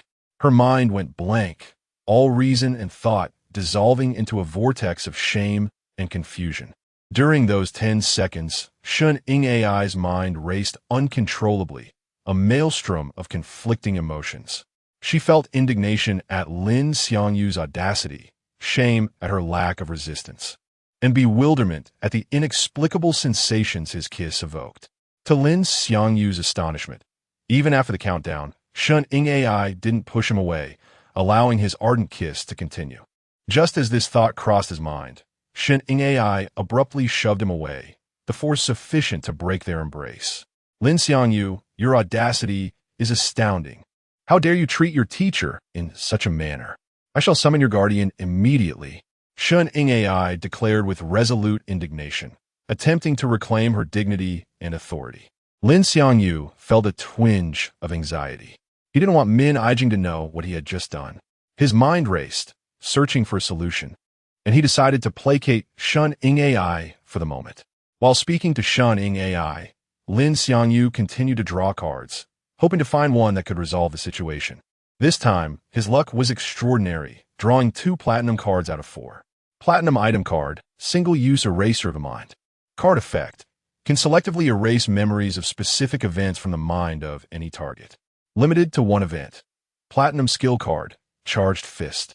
Card effect, delivers a blow exceeding the user's normal strength after charging. The longer the charge, the greater the power. Maximum charge time, 5 seconds. Maximum power, 1. 5 times the user's limit. Golden skill card, passive athletic boy. Card effect, increases movement speed by 50 when wearing athletic shoes. Golden item card, single-use muscle relaxant. Card effect, when used on any member of the opposite sex, they will not resist when their muscles are relaxed. Duration, 5 seconds.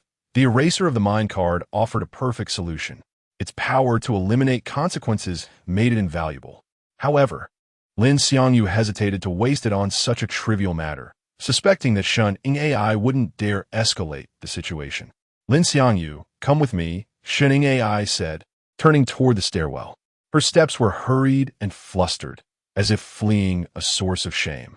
Very well, Ms. Shun, Lin Xiangyu replied, a subtle smile playing on his lips. His eyes gleamed with anticipation, as if he expected an even more captivating spectacle. They walked together toward the stairwell. Once they were away from the classroom, Shun Ing Ai halted and turned. She had regained her composure, though a trace of unease lingered in her eyes. She inquired in a gentler tone, Xiangyu, why did you do such a thing to your teacher? Lin Xiangyu was relieved by her tone. He knew she wouldn't call Min Aijing. He only needed to adopt the right attitude. However, he didn't want to let the opportunity pass so easily. Emboldened by the card in his possession, he decided to push his luck further. Teacher, are you referring to our passionate kiss? Lin Xiangyu feigned ignorance, his face an innocent mask, as if he had no part in what had transpired. Shen Yingye's fast flushed crimson, the blush spreading to her neck like a ripe tomato about to burst. She couldn't believe that Lin Xiangyu, a student, would dare to speak to her, his teacher, in such a manner. As Shin Ing Ai found herself at a loss for words, Lin Xiangyu's countenance suddenly shifted to one of earnestness. A hint of profound emotion and remorse flickered in his eyes as he uttered, I beg your pardon, Shin-sensei. I am aware that engaging in a French kiss with you is inappropriate. However, your exquisite visage and alluring physique overwhelmed my senses, causing me to succumb to irrationality. Lin Xiangyu's voice, deep and heartfelt, coupled with his sincere expression, lent an air of authenticity to his words. Shin Ing Ai, observing the earnestness etched upon Lin Xiangyu's face, and recalling his characteristic shyness in past interactions, found herself inclined to believe him. A complex tapestry of emotions surged within her heart, a blend of anger and discontentment towards Lin Xiangyu, intertwined with a peculiar sense of both gratification and bashfulness. She delicately swept a stray strand of hair from her face, tucking it behind her ear, a subtle gesture imbued with feminine grace and coyness.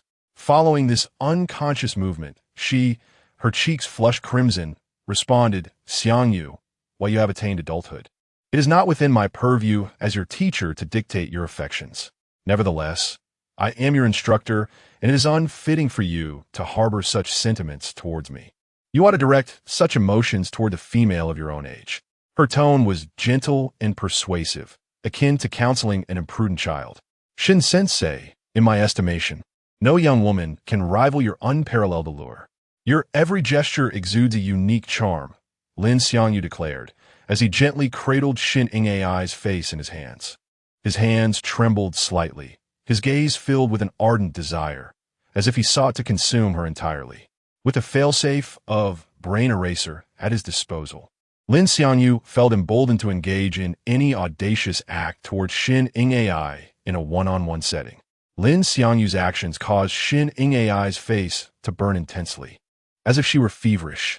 Her eyes reflected a mixture of panic and coyness as she attempted to extricate herself from Lin Xiangyu's grasp.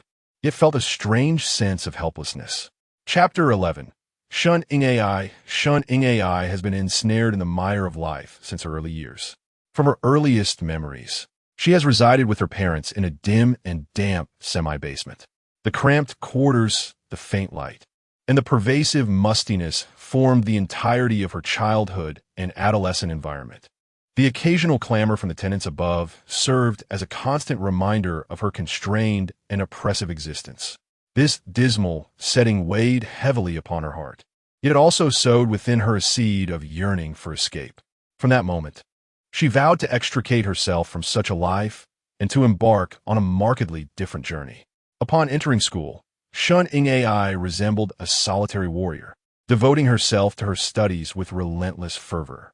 In H country, where the college entrance examination is deemed a pivotal juncture in destiny, it is widely acknowledged as one of the most terrifying and brutal tests globally. Students find themselves embroiled in a war devoid of gunfire, where sleeping merely 3 or 4 hours a night becomes the norm. From elementary school onwards, they rely heavily on coffee to stay alert, striving to avoid elimination in this fierce competition. In H country, the adage 4 hours of sleep, 5 hours of failure looms like the sword of Damocles, constantly warning candidates that only by sleeping less than 4 hours can they hope to gain admission to university. A mere 5 hours of sleep could lead to rejection from higher education institutions. To avoid falling behind, Shun Yingai continually pushed the limits of her physical and mental endurance. Countless nights were spent buried in towering piles of books, her eyes bloodshot, her body utterly exhausted. Yet the fervor for her future propelled her forward without a hint of retreat. Fortunately, fate ultimately rewarded her diligence, and she successfully gained admission to a commendable teacher's college. Throughout her university years, she maintained that same indefatigable spirit, and through her unwavering commitment, she secured a position at the very institution where she studied, thus commencing a new chapter in her life. For years, Shun Yingai harbored a fervent drive within her, a rebellion against her past life, and a longing for the future. This obsession led her to avoid deep interactions with the opposite sex during her academic years. Whenever a boy approached her, she would retreat like a startled fawn. Over time, her understanding of romantic relationships became a blank slate, devoid of experience. Thus, when Lin Xiangyu uttered seemingly heartfelt words, they rippled through her heart like stones cast into a tranquil lake, causing her emotions to stir and leaving her flustered. As Lin Xiangyu leaned in, poised to kiss Shun Yingai, she suddenly regained her composure and forcefully pushed him away. Her chest heaved with intensity, her expression earnest as she urgently declared, "What has transpired can be forgotten, but you must not repeat such actions." She continued, her voice trembling, fraught with anxiety over the intimate moment they had shared and the potential consequences of exposure. "Teacher, I do not care. Nothing is more important to me than you," Lin Xiangyu replied earnestly, though a flicker of mischief danced in his eyes as he spoke this untruth. He understood that he must conceal his intentions of mere amusement in such a moment. After all, lies can sometimes serve as a gentle veil, obscuring harsh realities, while the truth often wields the sharpest blade. "But I care. You do not understand how significant this job is to me." Shun Yingai's voice rose slightly, her emotions surfacing. Her gaze revealed profound anxiety, for this position was the fruit of her years of hard work and the foundation upon which she had built her escape from her past. She could not afford to jeopardize it. "Then let me touch you, and I promise not to engage in anything that makes you feel unsafe at school again," Lin Xiangyu said, his eyes gleaming with anticipation, his audacity unabashed. Shun Yingai was taken aback, unable to fathom such an outrageous proposition. Lin Xiangyu clutched the card titled Eraser of Memories, emboldened by its power, and exuded a newfound confidence. Hearing his words, she bit her lower lip, leaving faint marks on her delicate skin. Her eyes were filled with conflict and struggle, torn between ethics and reality. After a moment of contemplation, as if she had finally resolved her inner turmoil, she nodded gently, a flush creeping to her cheeks. Her voice barely above a whisper, she said, "Just this once. I hope you keep your word." Her tone was laced with profound shyness and resignation, as if she were seeking a form of self-redemption. Upon hearing her response, Lin Xiangyu trembled with excitement, swallowing hard as his throat tightened. Slowly, he extended his hand. "Chapter 12 after class. Please come to my office." "Is that all right?" Shining-ai asked softly. Her face was flushed, as if it might bleed, and seeing Lin Xiangyu remain silent, she voiced her discomfort with a hint of indignation. "Xiangyu, let us hurry back to the classroom so our classmates don't misconstrue things." At that moment, she yearned to escape from Lin Xiangyu's grasp, fleeing from this place that filled her with profound embarrassment, back to the sanctuary of the classroom. "Very well, Teacher Shun," Lin Xiangyu replied, his satisfaction evident. For him, the day's progress had exceeded all expectations. If things continued at this pace, Shining-ai would inevitably find herself drawn to him. As the classroom door slowly creaked open, Shining-ai and Lin Xiangyu entered, one after the other. Shining-ai lowered her head. Her footsteps hurried, trying to hide her still flushed cheeks behind her hair.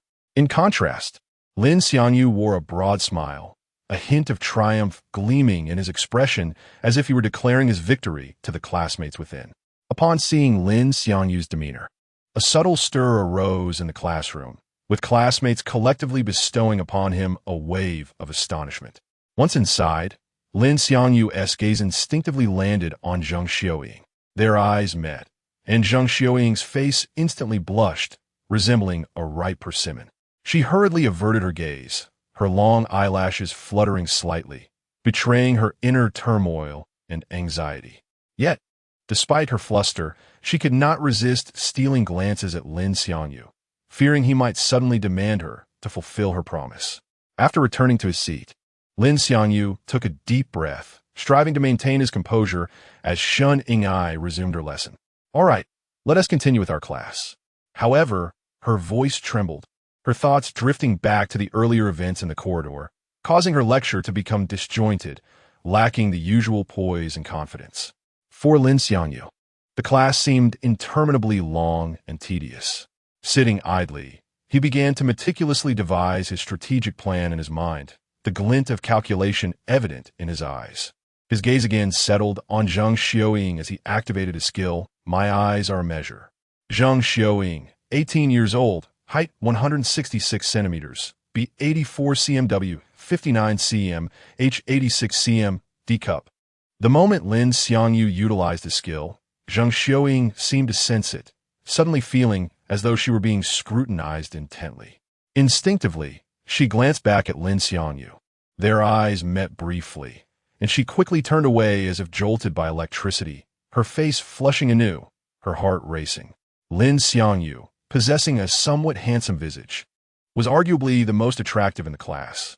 However, his former self-doubt and timid demeanor had veiled his charm, casting him in a somewhat unfavorable light. As the saying goes, handsomeness is a feeling, and the impact of demeanor on appearance is undeniable, as evidenced by the star transformations of celebrities before and after their debuts. Even those who have not undergone plastic surgery often appear distinctly different due to their changed aura. Today, when Zhang Xiaoying first laid eyes on Lin Xiangyu, she perceptively recognized his transformation. He seemed reborn overnight, exuding greater attractiveness. Witnessing Lin Xiangyu decisively defeat Zhu Genxue and his minions ignited a flicker of curiosity and interest in her towards the boy she had once regarded as weak. Throughout the lesson, her gaze frequently strayed towards Lin Xiangyu, observing his every move. Shining-ai, too, found herself unable to concentrate, her mind incessantly drifting back to the earlier encounter in the corridor, a moment that had been the most outrageous and difficult to articulate in her 23 years of life. Her heart was a battleground of conflict and struggle.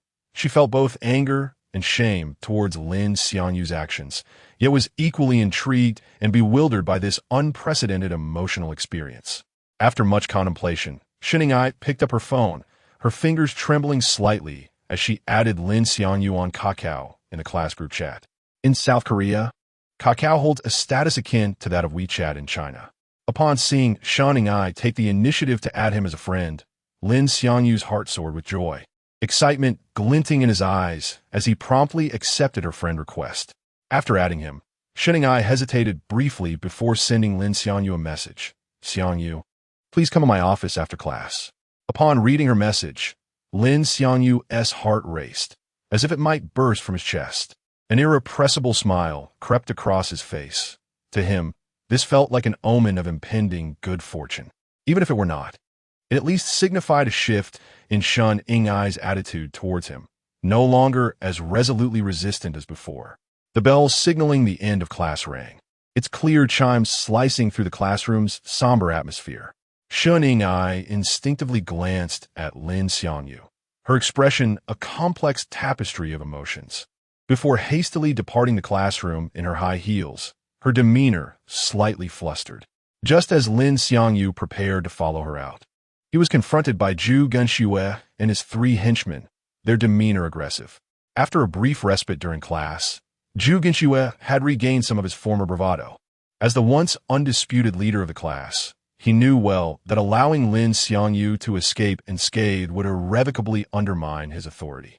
Moreover, if news of his defeat at Lin Xiangyu's hand spread, he would become a laughingstock, unable to maintain his status at school.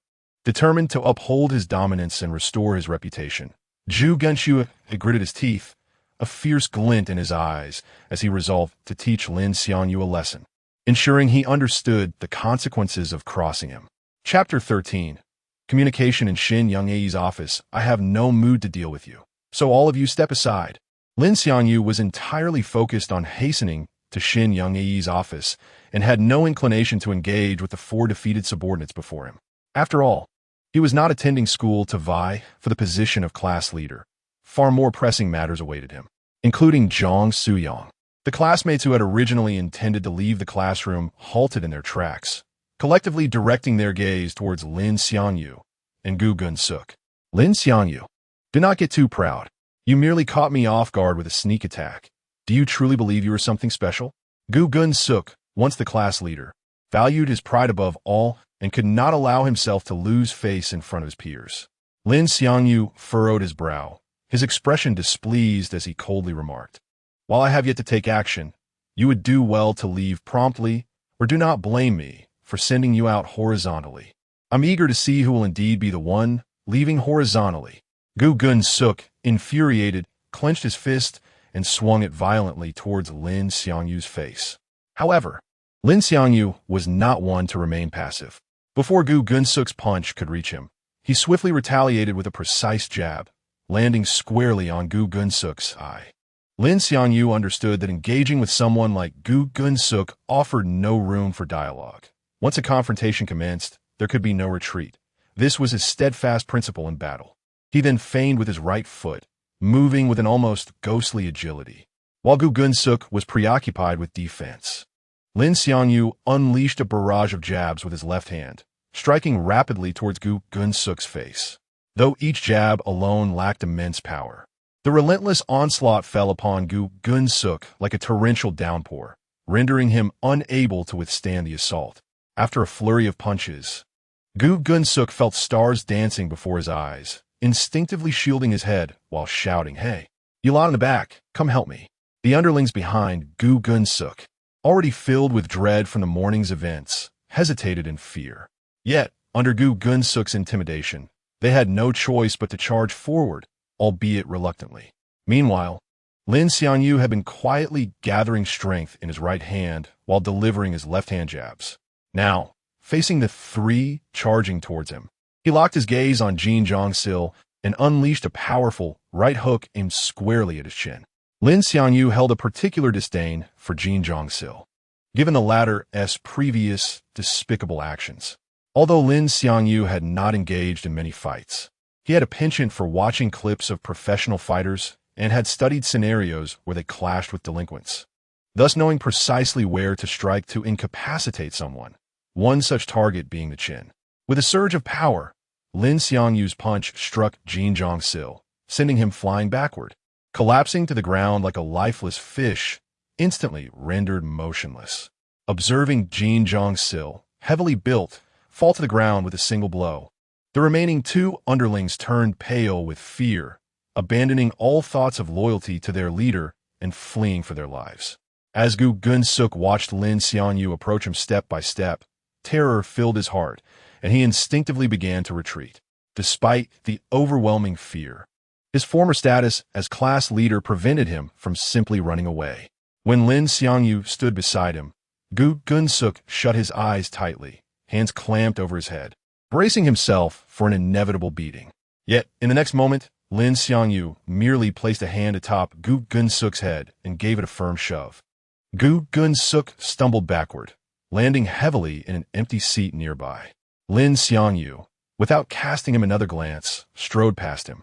After a prolonged wait and the expected assault not materializing, Gu Gunsuk opened his eyes in astonishment, only to discover that Lin Xiangyu had vanished without a trace. He sat there, bewildered, his gaze vacant, lost in thought. At that moment, Lin Xiangyu hastily arrived at Xin Yangyi's office, unwilling to waste even a second on Gu Gunsuk, for he had urgent matters to attend to. Upon seeing Lin Xiangyu enter, Xin Yangyi's expression shifted to one of tension, and she immediately lowered her voice, instructing, "Close the door." Understanding the gravity of the situation, Lin Xiangyu swiftly complied, ensuring no one else could witness their conversation. With the door securely shut, he approached Xin Yangyi, leaning over her desk, his gaze locked onto hers. Under the intensity of his stare, Xin Yangyi felt a rush of shyness, her cheeks flushing as she instinctively averted her gaze, lowering her head. Noticing her silence, Lin Xiangyu broke the tension, asking, "Miss Xin, have you called me here for a specific reason?" Taking a deep breath to steady herself, Xin Yangyi replied, "Xiangyu, please be honest with me. Do you genuinely have feelings for me?" "Of course I do." Lin Xiangyu responded decisively, his tone resolute, as if asserting an undeniable truth.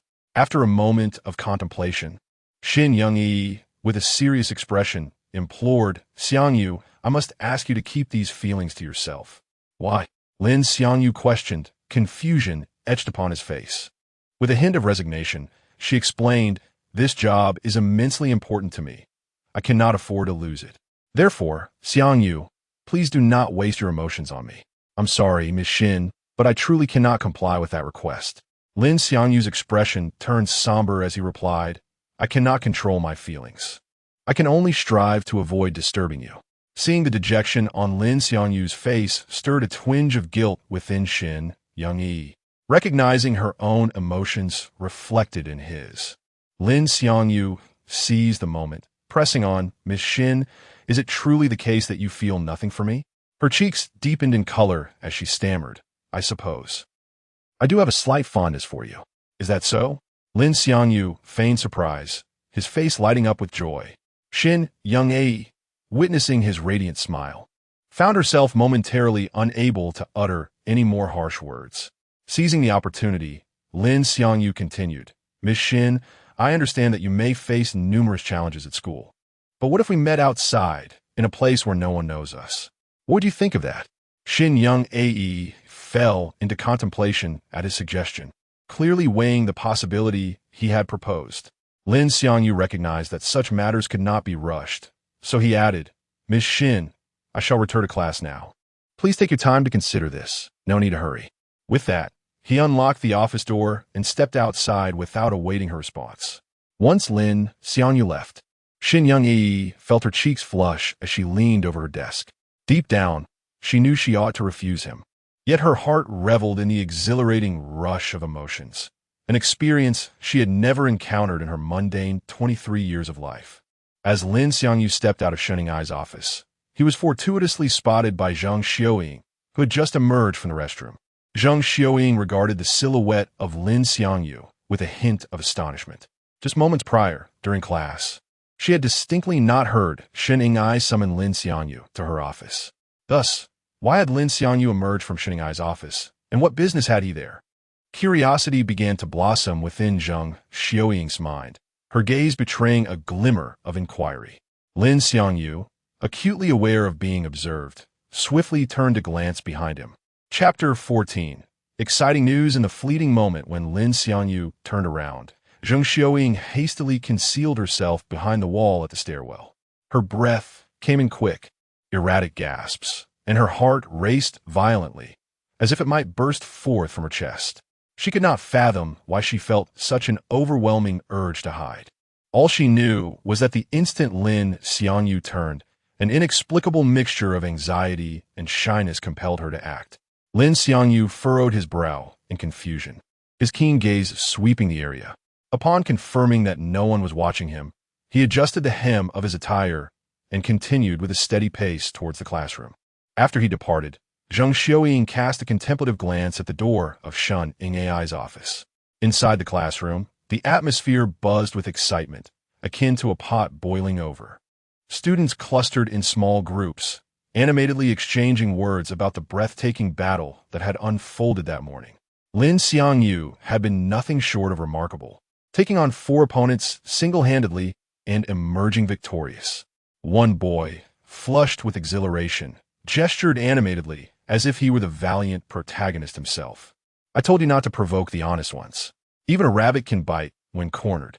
Just because a tiger is quiet doesn't mean it's a sickly cat. Another classmate chimed in, his eyes brimming with admiration for Lin Xiangyu. I'm telling you, Lin Xiangyu and I are cut from the same cloth. Though I may appear mild-mannered, push me to the brink, and I'll be even fiercer. A robust boy thumped his chest, his face radiating pride. I've never liked that Gugenshua fellow. Even if Lin Xiangyu hadn't dealt with him today, he wouldn't be strutting around for long. Perhaps one day, I'll take matters into my own hands and give him a proper thrashing. Another student declared, shaking his fist in righteous indignation. At that moment, a girl scoffed, her voice dripping with sarcasm. Stop boasting. We've been classmates since childhood, and when my boyfriend was on top of you, I didn't see you getting fierce then. Laughter erupted throughout the classroom, and the boy's face turned crimson, resembling a ripe tomato, as anger and humiliation surged within him. You dare say anything? You were just as much a target. How many boys at our old school haven't had a go at you? I won't bring up your sordid past. But you started it. The girl, undeterred, shot back, her voice slicing through the air like a dagger. So what? At least someone wants to be with me, which is more than I can say for you. You can only lock your door at night and fantasize about which girl might be interested. She crossed her arms, her expression one of disdain. Don't look at me like that. Even if I spend my life alone, I would never stoop to touch you. The boy retorted, his face twisted in revulsion as if she were something vile. You think I care? Even if you begged on your knees, I wouldn't spare you a glance. She shot back, unyielding.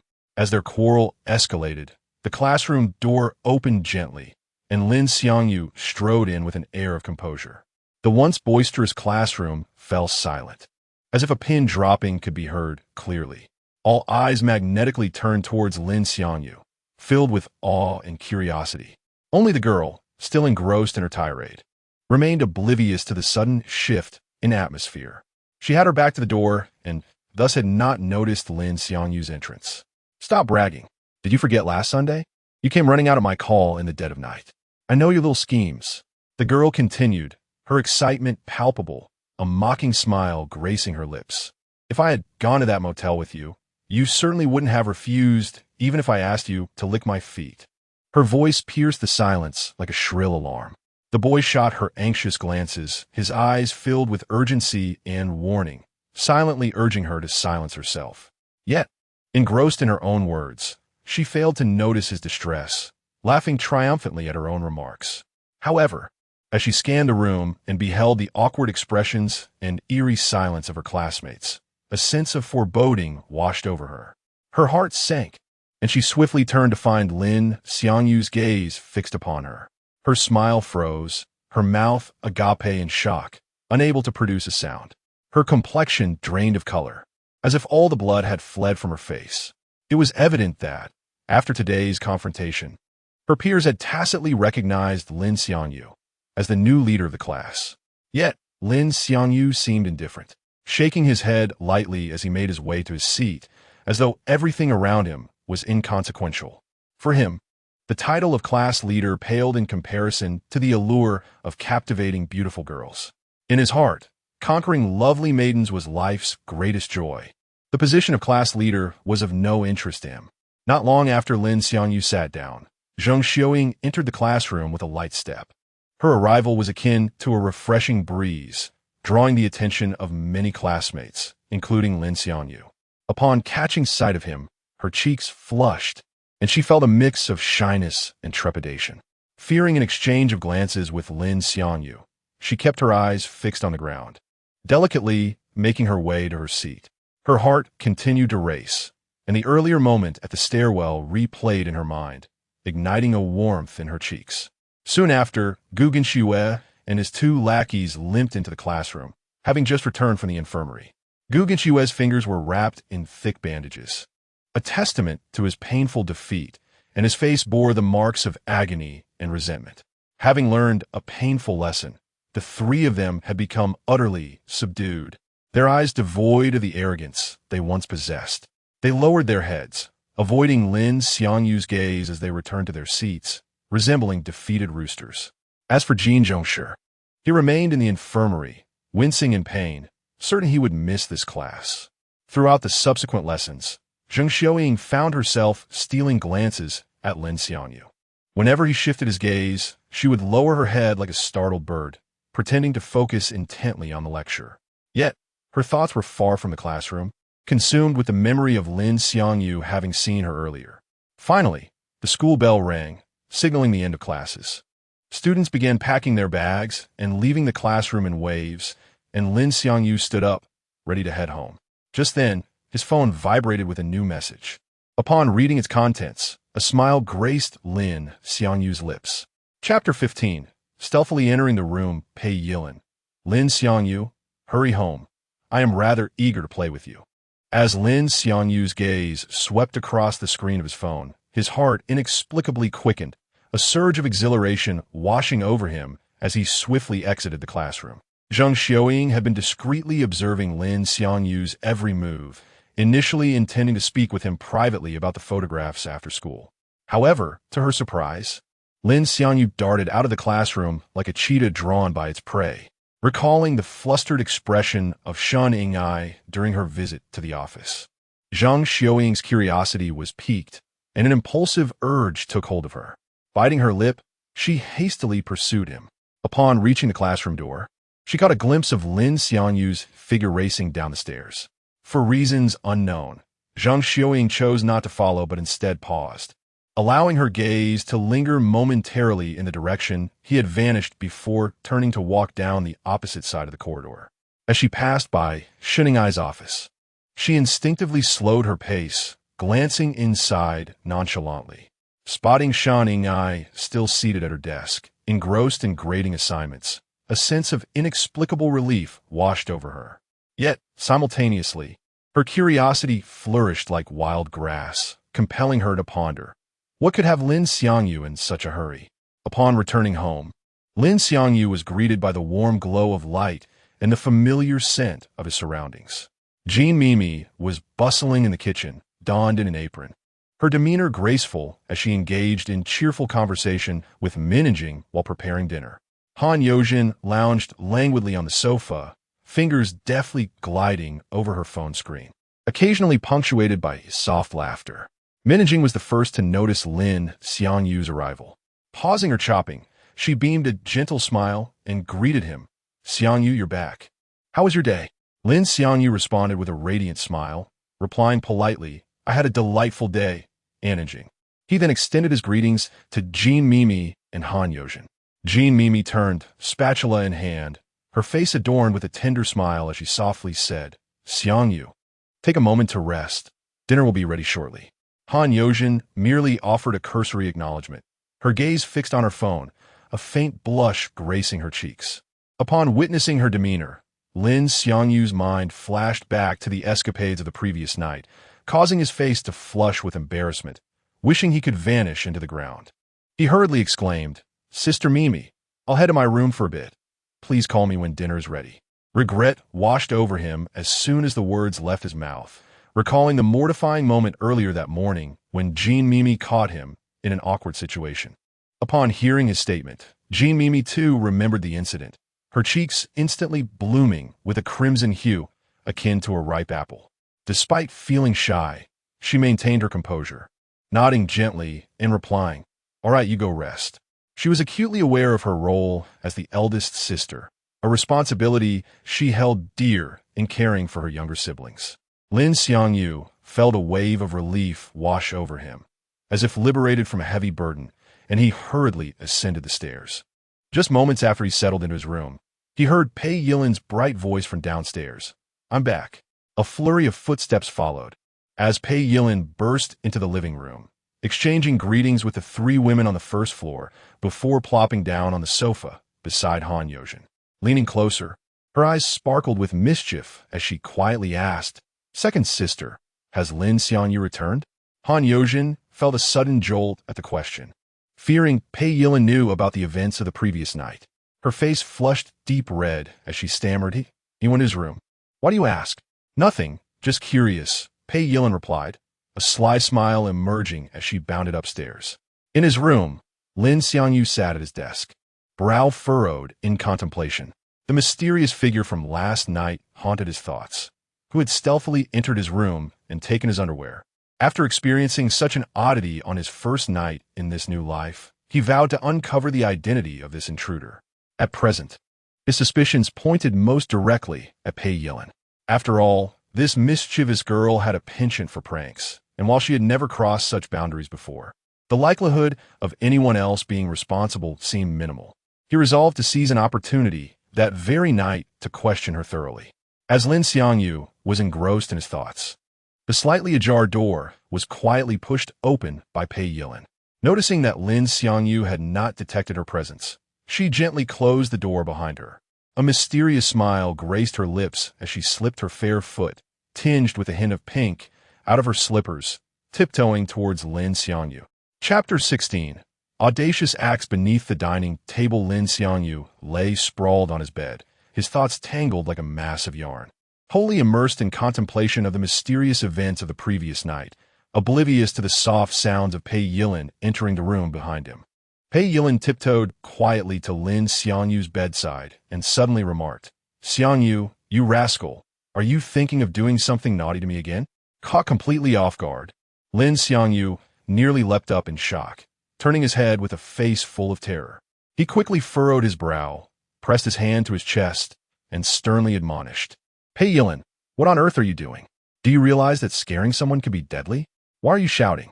I had no idea you were such a coward."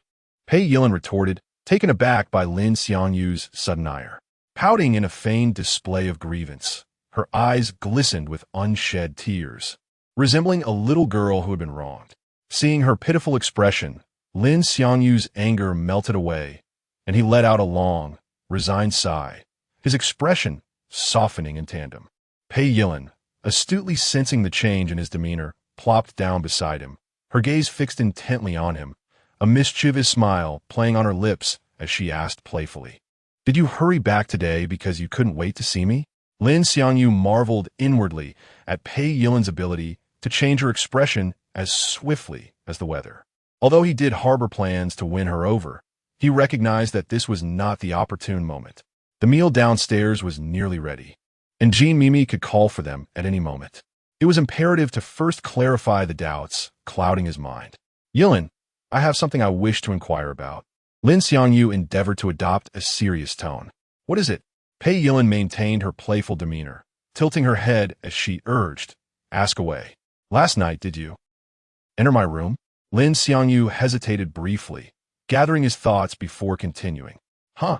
Pei Yilin's face registered clear surprise, as if Lin Xiangyu had posed an utterly nonsensical question. Almost immediately, a playful glint sparkled in her eyes as her lips curled into a wicked smile. "You naughty boy, if you wanted me to come over last night, you could have just told me directly instead of beating around the bush." As she spoke, Pei Yilin's delicate fingers traced lightly across Lin Xiangyu's arm, her touch akin to a feather brushing against him, igniting a whirlwind of emotions within him, the veins in his arm subtly standing out from the effort to maintain control. Observing Pei Yilin's expression and actions, Lin Xiangyu deduced that she was likely not lying. It seemed that someone else had stealthily entered his room last night. "Why are you silent?" Pei Yilin, mistaking his silence for shyness, teased with a glimmer of affection in her eyes. "What happened to that boldness you had this morning?" Unable to contain himself any longer, Lin Xiangyu seized Pei Yilin's wrist with such intensity that it felt as though he might imprint her wrist into his palm. For some inexplicable reason, a phrase flashed through his mind. "Woman, you are playing with fire." Yet, before he could voice it, he swallowed the words, fearing it would leave Pei Yilin with a frivolous impression of him. "Don't mess around. The Andes are downstairs." He struggled to keep his voice steady. However, upon hearing this, Pei Yilin only grew bolder. With a swift motion, she flipped over like a playful kitten, pinning Lin Xiangyu beneath her. Her mischievous smile widening as she leaned closer to his face, whispering, "So, does this mean if they weren't here, you'd dare to do something with me?" At the tender age of 18, brimming with youthful vigor, Lin Xiangyu found himself unable to resist Pei Yilin's daring provocation. His hands instinctively clasped her slender waist. The sensation, soft and springy, akin to an electric shock that quickened his heartbeat. Pei Yilin was momentarily taken aback. Though she sensed a difference in Lin Xiangyu today, she had not anticipated that he would actually dare to make such a move. Just as he prepared to take the next step with Pei Yilin, the sound of Jean Mimi's voice echoed from the hallway. Perhaps aware of the day's events, she called out loudly from halfway up the stairs, "Xiangyu, Yilin, come downstairs for dinner." Startled by Jean Mimi's shout, Lin Xiangyu felt as though he had been electrocuted. He quickly replied, then instinctively withdrew his hand from Pei Yilin's waist, forcefully pushing her away. Pei Yilin observed Lin Xiangyu's flustered demeanor, a knowing smile gracing her lips, her eyes conveying a message. "Teasing you is quite amusing." Hastily, Lin Xiangyu descended the stairs, and as he approached the dining table, his gaze inadvertently met Han Yuzhong, who sat there. Like a startled rabbit, she immediately lowered her head, prompting Lin Xiangyu to hurriedly avert his eyes. All of this was keenly observed by Pei Yilin, who trailed behind Lin Xiangyu, a subtle smile playing at the corners of her mouth. Unlike breakfast, where everyone sat down and began eating immediately, dinner commenced only once everyone had arrived. Lin Xiangyu buried himself in his meal, attempting to ignore the embarrassing scene that had just unfolded. Yet, at that moment, he felt a smooth, delicate foot gently resting on his leg. Lin Xiangyu's heart raced, and he instinctively looked up to see Pei Yilin gazing at him with a teasing expression, her eyes brimming with mischief. His entire being trembled, his eyes widening in disbelief. He could scarcely fathom that Pei Yilin would dare to engage in such bold and intimate behavior in broad daylight, right before Aunt Min and Jing and the other two girls. Lin Xiangyu's face flushed with heat, an indescribable sensation rendering him restless and uncomfortable. In a flurry of panic, he swiftly reached beneath the table with his left hand, grasping Pei Yilin's small foot tightly as if it were a lifeline, desperate for her to halt this mortifying display. His palm was slick with sweat, breaths coming in rapid succession, his gaze darting nervously around the table, fearful of being discovered in this clandestine exchange. Just then, Han Yuzhong, overwhelmed by embarrassment, stood abruptly, declaring, "I'm done eating," and turned to flee the uncomfortable atmosphere of the table. Noticing that Han Yuzhong's bowl remained only partially filled, Min and Jing, with concern, inquired, "Yuzhong, why did you eat so little today?" "I just don't have much of an appetite," Han Yuzhong replied, utilizing a premeditated excuse. Yet, in her flustered state, her elbow inadvertently knocked over her chopsticks, which clattered to the floor. The sudden noise sent Han Yuzhong, already feeling awkward, into a panic, as if a storm cloud had descended upon her. Her face turned crimson, resembling a ripe tomato as she hastily dragged her chair aside and squatted down to retrieve the chopsticks, her movements frantic and hurried, wishing desperately to disappear. Meanwhile, Min and Jing, seated beside Han Yuzhong, bent down to assist in picking up the fallen chopsticks out of concern. The atmosphere around the dining table grew increasingly tense, laden with an oppressive awkwardness. Chapter 17. Pei Yilin's scheme. At the moment Han Yuzhong yanked the chair, Lin Xiangyu instinctively released Pei Yilin's foot, his movements swift as if evading a bomb on the verge of detonation. Pei Yilin, like a well-trained operative, seamlessly retracted her foot with remarkable agility, the entire sequence flowing as though nothing had transpired. Lin Xiangyu's eyes widened, fixed on Han Yuzhong's every move, scarcely daring to breathe. At that instant, His heart raced as if a fawn were frantically bounding within him, his tension reaching a fever pitch. Fortunately, after meticulous observation, he was utterly convinced that Han Yozhen remained oblivious to the pulse-quickening, blush-inducing incident that had just unfolded beneath the table, allowing him to exhale quietly in relief. In a fluster, Han Yozhen scrambled to retrieve the fallen chopsticks, slapping them onto the table with a loud clatter. Like a startled rabbit, she was unwilling to linger for another moment, dashing upstairs, her retreat a silent testament to her profound embarrassment and awkwardness. Watching her depart, Lin Xiangyu felt the weight that had lodged in his throat gradually lift, his entire being relaxing from its taut state. He inhaled deeply, poised to resume his meal, yet inadvertently met the gaze of managing, who regarded him with an intensity that concealed something elusive, causing Lin Xiangyu's previously relaxed nerves to tense once more. Managing had not moved her chair, thus witnessing the under-table scene before Han Yozhen. Lin Xiangyu was uncertain whether she had indeed observed the ambiguous tableau, a thought that struck him like a heavy hammer upon his heart. His pulse raced incessantly, each beat accompanied by waves of anxiety and unease. Beads of sweat formed on his palms, and his back was drenched in cold perspiration. He felt as if seated upon a bed of nails, desperate to concoct an excuse to escape the oppressive scrutiny. Fortunately, Minajing's gaze was fleeting, soon drifting away. Feeling as though he had been granted a reprieve, Lin Xiangyu, neglecting to savor his meal, hastily swallowed the rice in his bowl and abruptly rose, his voice quivering with tension as he declared, "I'm done eating." With that, he hurried upstairs, mirroring Han Yozhen's haste, his footsteps frantic as if pursued by some ferocious beast. Though the house boasted 2 bathrooms, the one upstairs was Min and Jing's private sanctuary, leaving the 4 young adults to share the one downstairs. This arrangement inevitably led to a dilemma. They must take turns bathing each night. The order was deemed fair, determined by age. Jean Mimi, being the eldest, took the first turn from 8 to 8:30 p.m. Han Yozhen followed, bathing from 8:30 to 9 p.m. Lin Xiangyu was next from 9 to 9:30 p.m., and Pei Yilin was last, with her time commencing post 9:30 p.m. While Lin Xiangyu was still haunted by the awkwardness of dinner, time waited for no one, and soon it was his turn to bathe. He inhaled deeply, striving to compose himself as he gathered his change of clothes and exited the room, making his way to the downstairs bathroom. Meanwhile, Pei Yilin, who had left a crack in the door, perked up her ears and keenly caught the sound of Lin Xiangyu descending the stairs, promptly leaping from her bed. A mysterious smile played on her lips, her eyes shimmering with cunning mischief, as if she were plotting something intriguing. Chapter 18. Ambushed in his chambers by Aunt Enjing for Lin Xiangyu. A half-hour ablution was more than ample. After all, a male's ablutions do not necessitate an extensive duration unless, perchance, certain peculiar cogitations arise during the process.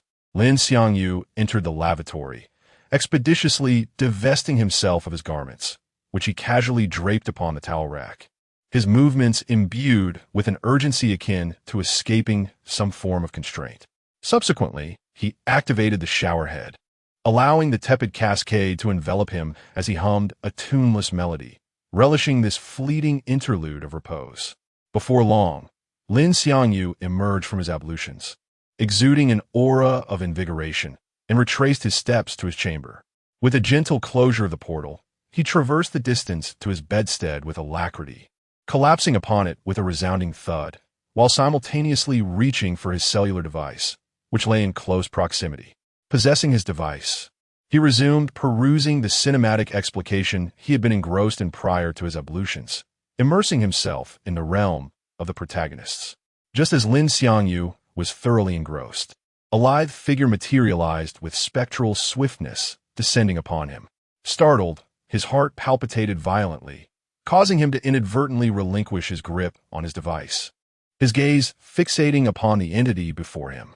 Unsurprisingly, it was none other than the youngest member of the household, the she-devil, Pei Yilin. "What are you doing here?" Lin Xiangyu exclaimed, his orbs dilated with astonishment, his tone involuntarily elevated. "Why?" Pei Yilin responded, her lips curving into a provocative arc, her eyes gleaming with cunning. Do you not desire my presence? Cease your jesting and depart forthwith, Lin Xiangyu implored, his countenance etched with apprehension. Lest your presence be discovered by the elder members of the household, untoward consequences may ensue. He was loath for others to become cognizant of Pei Yilin's nocturnal visit to his chamber, lest it precipitate unforeseen repercussions. Fear not, Pei Yilin retorted, nonchalantly raising her brows. They are wont to retire early. Provided we maintain a subdued volume, our rendezvous shall remain clandestine. Her intonation suggested that this was an exhilarating escapade. Knock, knock, knock. A crisp percussive sound echoed, striking his very core. Immediately thereafter, Minjing's voice resonated from beyond the portal. Xiangyu, art thou yet awake? Prithee, grant thy aunt entry. Upon hearing Minjing's voice, Lin Xiangyu's heart plummeted, and Pei Yilin's visage, previously imbued with playful mirth, now bore an expression of palpable disquiet, her eyes reflecting sheer trepidation. Minjing, tarry a moment whilst I don my attire. Lin Xiangyu responded vociferously, simultaneously hastening toward the wardrobe, which upon opening he gestured toward with fervent urgency, imploring Pei Yilin to seek refuge within. Pei Yilin, equally discomposed, swiftly dismounted the bedstead, resembling a startled fawn, and ensconced herself within the wardrobe. With frantic haste, Lin Xiangyu donned his raiment, then cautiously secured the wardrobe portal, ensuring no crevice remained visible. Only then did he inhale deeply and unlatch the chamber portal. What aileth thee, Minjing? Lin Xiangyu inquired, endeavoring to project an air of composure, though his tremulous intonation betrayed his underlying tension. Minjing responded, Xiangyu, I seek thy counsel on a matter of import. May I enter and converse with thee? Indeed, Lin Xiangyu assented, stepping aside to grant her passage. Before turning to enter the chamber, after traversing a few paces, his peripheral vision detected Pei Yilin's slippers near the bedstead, causing his heart to ascend into his throat, and a cold perspiration to cascade down his brow. Without pause, he quickened his stride, and as he approached the bedstead, he adroitly employed his foot to propel Pei Yilin's slippers beneath it. Thereafter, he nonchalantly seated himself upon the bedstead, silently beseeching that Minjing remain oblivious to this subterfuge. Upon reaching Lin Xiangyu's bedstead, Minjing refrained from occupying it, opting instead to draw the gaming chair from the escritoire and seat herself upon it. This particular vantage point provided a direct perspective of the wardrobe wherein Pei Yilin was concealed. Lin Xiangyu's gaze was involuntarily drawn toward the wardrobe, his eyes laden with apprehension, lest Pei Yilin had failed to conceal herself adequately, thereby exposing their clandestine rendezvous. However, Lin Xiangyu's fixation upon the wardrobe piqued Minjing's suspicion, prompting her to pivot her gaze in that direction. In the very instant that Minjing executed her turn, Lin Xiangyu was seized by an overwhelming sense of dread, and he hastily interjected, Minjing, what matter do you wish to discuss? Chapter 19. Bloodshed. Minjing paused mid-turn upon hearing Lin Xiangyu's words, gradually redirecting her gaze towards him as she inhaled deeply. This action caused Lin Xiangyu's heart to leap into his throat, a wave of intense foreboding engulfing him completely. Xiangyu, have you been well lately? Minjing finally spoke, her voice laced with concern and inquiry, her gaze firmly locked onto Lin Xiangyu's eyes, seeking answers within. Nothing has happened. Und Minjing, why do you ask? Lin Xiangyu feigned calmness, a hint of confusion etched on his face, yet the slight tremor in his voice betrayed his inner turmoil. Minjing furrowed her brows in contemplation before continuing, Xiangyu, do you trust me? Of course, Lin Xiangyu replied without hesitation, his tone resolute, though his heart raced anxiously. Although I haven't formally adopted you, in my heart, you are just like my own children. I hope you will confide in me about anything that troubles you. Minjing said with a gentle smile, her warmth akin to the sun in spring. Yet, Lin Xiangyu found himself unable to bask in that warmth. I understand, Minjing. Rest assured, I will tell you if anything comes up, he assured her, nodding earnestly, attempting to project sincerity while internally panicking. That's good to hear. Remember, you can always come to me for anything, Minjing said earnestly, rising slowly to her feet. Now, I shall take my leave and not disturb your rest. All right, Minjing, Take care, Lin Xiangyu replied, standing up with a facade of polite smiles, while a trickle of cold sweat ran down his back. His respect for this unmarried woman raising 4 children stemmed from the heart. Yet in this moment, it was tainted with a sense of guilt and apprehension. After seeing Min unging out of the room, Lin Xiangyu gently closed the door behind her, feeling a wave of relief wash over him as he took a deep breath at the door. Upon hearing the door close, Pei Yilin, like a nimble little fox, emerged from the wardrobe. Lin Xiangyu's wardrobe was sparsely filled with clothes, mostly cluttered with undergarments, which had just been pressed against Pei Yilin's face, leaving her visibly displeased. Seeing her emerge, Lin Xiangyu snapped, "Get back to your room and stop causing trouble." Following the earlier scare, he was not inclined to endure any further surprises. Having experienced the recent fright, Pei Yilin felt a twinge of fear and refrained from her previous mischief. Moreover, the stifling heat inside the closed wardrobe had left her drenched in sweat and uncomfortable. Pei Yilin tugged at the collar of her soaked t-shirt and made her way towards Lin Xiangyu's bed. Seeing this, Lin Xiangyu reached out to stop her, questioning, "What are you doing? With bare feet? You wouldn't want me to return home without my slippers, would you?" Pei Yilin shot him a glare, suddenly wearing a mischievous smile as she added, "Are you perhaps planning something scandalous with my adorable slippers tonight? You think too much. Who knows if you have athlete's foot? Hurry and put on your slippers before heading back." Lin Xiangyu replied curtly, eager for this little troublemaker to leave. After reaching Lin Xiangyu's bed, Pei Yilin did not retrieve her slippers, but instead plopped down onto the bed. "What are you doing? Put on your shoes and go home. Why are you sitting here?" Lin Xiangyu urged anxiously, genuinely fearing another mishap. "You kicked my slippers under the bed. Do you expect me, a young girl, to crawl under there to fetch them?" Pei Yilin blinked, glancing at him before adding, "What if I crawl in and you take advantage of me from behind?" Lin Xiangyu sighed helplessly and crouched down to reach for her slippers. Just as he extended his hand, Pei Yilin suddenly gave his backside a hard slap. "Pei Yilin, what on earth are you doing?" Lin Xiangyu exclaimed in indignation, his voice dropping to a husky whisper due to both anger and the need for discretion. "That's what you get for saying I have athlete's foot," Pei Yilin shot back, then lifted her foot to kick him again. Feeling insulted, Lin Xiangyu's anger surged as he swiftly retrieved her slippers from under the bed and emerged. Upon seeing him, Pei Yilin's face held no fear. Instead, she looked triumphantly at him and taunted, "Are you going to hit me?" "Just might," Lin Xiangyu retorted, his eyes wide with fury. He then pressed Pei Yilin onto the bed, using her slippers to strike her back. "Pei Yilin, do you enjoy this?" Pei Yilin let out a piercing scream in response. Startled by the noise, Lin Xiangyu quickly released her, fearing others might hear. After rising, Pei Yilin snatched the slippers from his hands, heading towards the door. Lin Xiangyu quickly grasped her wrist to halt her. Pei Yilin turned, looking up at him with a playful pout. "What do you want, Lin Xiangyu?" "Just wait a moment. Let me check if anyone is outside," he replied, moving to the door to peek outside. Confirming the coast was clear, he opened the door wider and whispered, "There is no one outside right now. You should hurry back." Upon hearing this, Pei Yilin stepped outside the room, then turned back to Lin Xiangyu, beckoning him with her finger. Lin Xiangyu, who had been on the verge of closing the door, paused at her gesture and leaned out, bewildered, asking, "What is it?" Before he could finish his question, Pei Yilin unexpectedly leaned in and pressed her lips against his. Taken aback, Lin Xiangyu's mind went blank. But before he could savor the softness of her lips, Pei Yilin bit down hard. The pain shot through him, yet he stifled any sound, pushing her away with both hands in a futile attempt to escape her grip. The throbbing pain in his lips consumed his thoughts, and he pushed against Pei Yilin, who clung to him like a fierce dog, refusing to let go. In desperation, he squeezed her, finally forcing her to release him.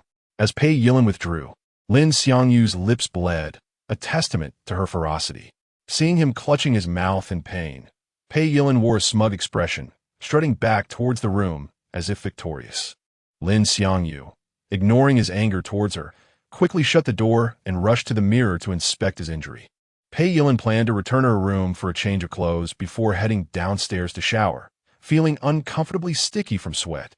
Meanwhile, Han Yozhen, having eaten little at dinner, was searching the fridge for a snack when she stumbled upon a shocking scene as she ascended the stairs, her eyes wide with disbelief.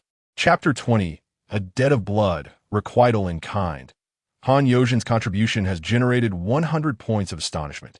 Having barely closed the door to his room, Lin Xiangyu was utterly bewildered by the system notification.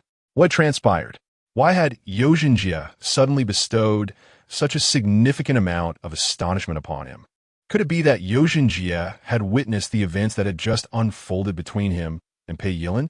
Lin Xiangyu was loath to believe it, yet he knew that it was highly probable, a realization that filled him with trepidation.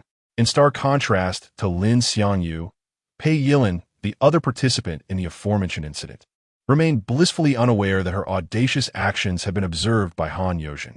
Humming a cheerful melody, Pei Yilin skipped back to her room, flung open her wardrobe, and casually selected a change of clothes.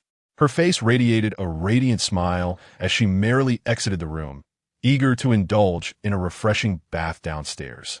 Meanwhile, concealed within her room, Han Yozhin cautiously cracked open her door, peering furtively into the hallway.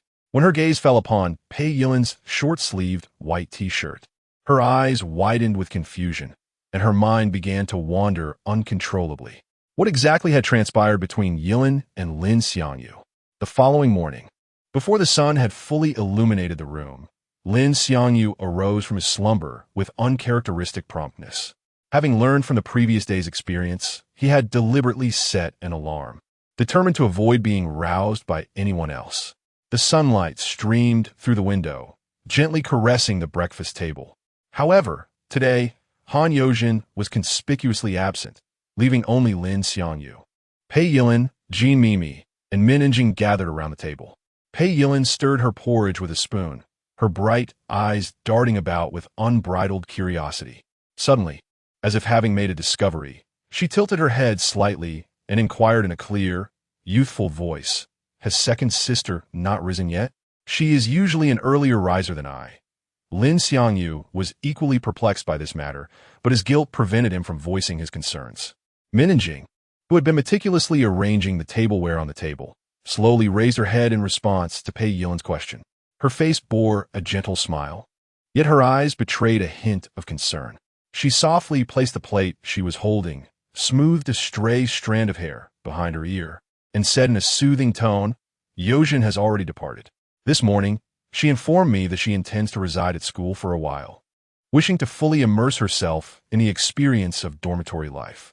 Although this notion came as a surprise, I have decided to support her decision and allow her to explore it. I only hope she can adapt."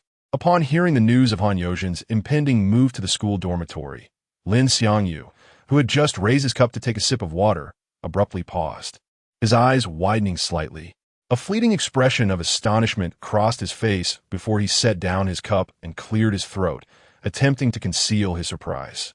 Lin Xiangyu knew that Han Yozhin's decision to reside at school was undoubtedly related to her having witnessed the events that had transpired between him and Pei Yilin the previous night.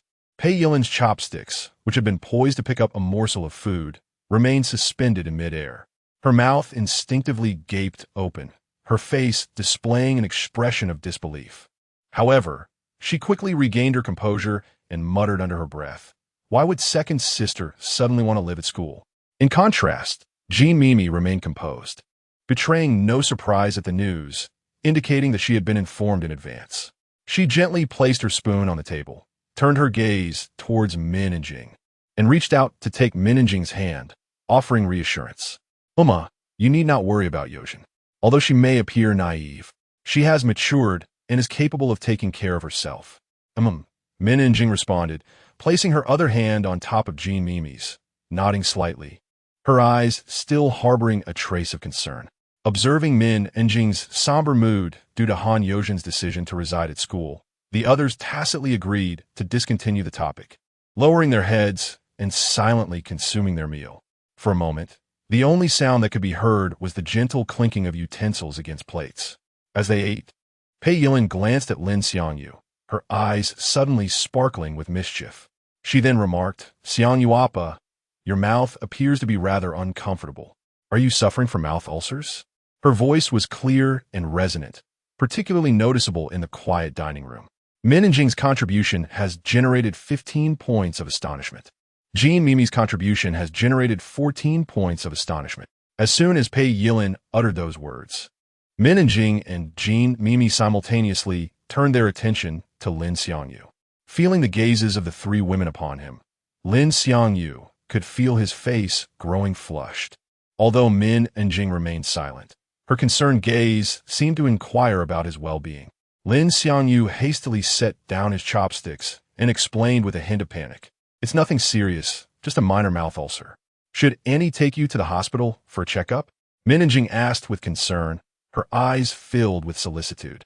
Lin Xiangyu quickly waved his hand and replied, No need, it's not serious. It's just a small ulcer that will heal on its own in a couple of days.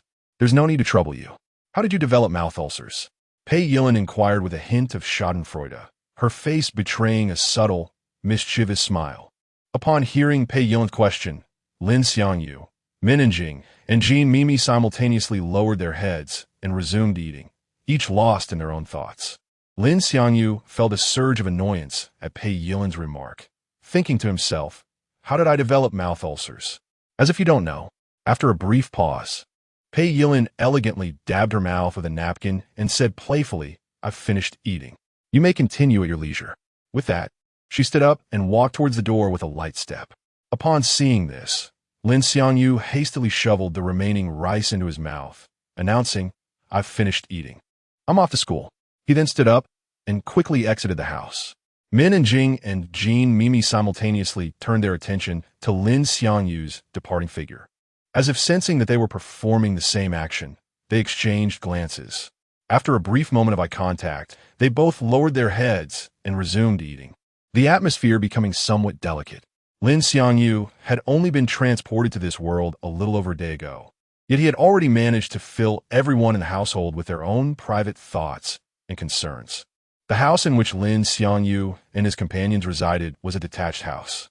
When he emerged from the house, he found Pei Yilin standing at the street corner.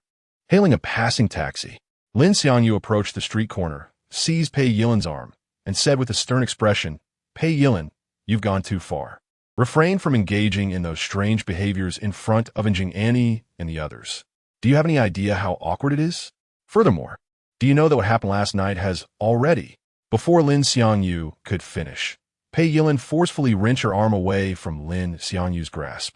Her face contorted with anger. She exclaimed loudly, I've gone too far? Perhaps you should take a look at your own actions. You pinched me until I turned purple, and I haven't even settled accounts with you yet. Pei Yilin grew increasingly agitated as she spoke, her chest heaving violently, her eyes flashing with rage. She paused for a moment before continuing, Lin Xiangyu, don't think that I'm afraid of you. However you wish to play, I'm more than willing to oblige. With that, she hailed a passing taxi, opened the door, and turned back to Lin Xiangyu, extending her middle finger before swiftly entering the vehicle and slamming the door shut. Lin Xiangyu was left standing in place, his face flushed with anger, his hands clenched into fists, his rage escalating rapidly. As he watched the taxi disappear into the distance, Lin Xiangyu vowed in his heart, Pei Yilin, I will make you pay for this in blood. Since you were the first person to cause me to bleed after my arrival in this world, I shall be the first to cause you to bleed as well. Chapter 21, the class flower approaches in the corridor leading to the classroom. Lin Xiangyu unexpectedly encountered his homeroom teacher, Shen Ying'ai. In that fleeting moment of eye contact, Shen Ying'ai blushed as if electrified, quickly averting her gaze shyly, as if wishing to escape something. Almost immediately, she hastened her steps, rushing towards the classroom for this period. The sound of her high heels striking the floor echoing in a hurried and flustered manner. Lin Xiangyu watched her retreating figure, shaking his head slightly with a gentle sigh. He understood that matters of the heart cannot be rushed. It is essential to allow Shen Ying'ai ample time to come to terms with her feelings. Forcing the issue would only lead to adverse effects. As Lin Xiangyu entered the classroom, the previously cacophonous atmosphere, reminiscent of a bustling market, fell silent as though a pause button had been pressed. All eyes turned to him, akin to gazing upon a mysterious character who had abruptly intruded. Seated at her desk, Zhang Xiaoying lifted her head, and upon seeing Lin Xiangyu, her face flushed crimson, resembling a ripe apple, so red that it seemed it might bleed. Throughout the lesson, Zhang Xiaoying's thoughts strayed far from the teacher's discourse. She frequently cast glances towards Lin Xiangyu's desk. At that moment, Lin Xiangyu, having risen early that morning, was napping with his head resting on his desk, completely oblivious to Zhang Xiaoying's frequent gazes. Since yesterday, Zhang Xiaoying had been preoccupied with thoughts of the incident from that morning, rendering her unable to concentrate on anything. She felt as though her spirit had departed. Finally, she resolved that enduring prolonged discomfort was worse than facing it head-on. And as soon as the class ended, she made her way to Lin Xiangyu, who was still dozing at his desk. The classmates, witnessing this scene, widened their eyes in astonishment, as if they had discovered a new world. Their excitement palpable as they contributed to Lin Xiangyu's astonishment value. While the center of attention remained oblivious, Zhang Xiaoying stood before Lin Xiangyu, watching him sleep, momentarily at a loss. She was deeply anxious, fearing that she might inadvertently provoke Lin Xiangyu by sharing her photo online. Yet, the piercing gazes of her classmates, akin to searchlights, made it difficult for her to retreat. After a fierce internal struggle, she mustered the courage to extend a finger and gently poke Lin Xiangyu's arm, a tentative motion reminiscent of a timid little rabbit testing the waters. Feeling the gentle prod, Lin Xiangyu gradually awakened from his slumber. Rubbing his bleary eyes, the scene before him came into focus, and he immediately noticed Zhang Xiaoying standing there. Surprised, he furrowed his brow and inquired, "Is there something you need? Lin Xiangyu, could you step outside with me?" Zhang Xiaoying, flustered and anxious, stammered, her voice barely above a whisper, akin to the hum of a mosquito.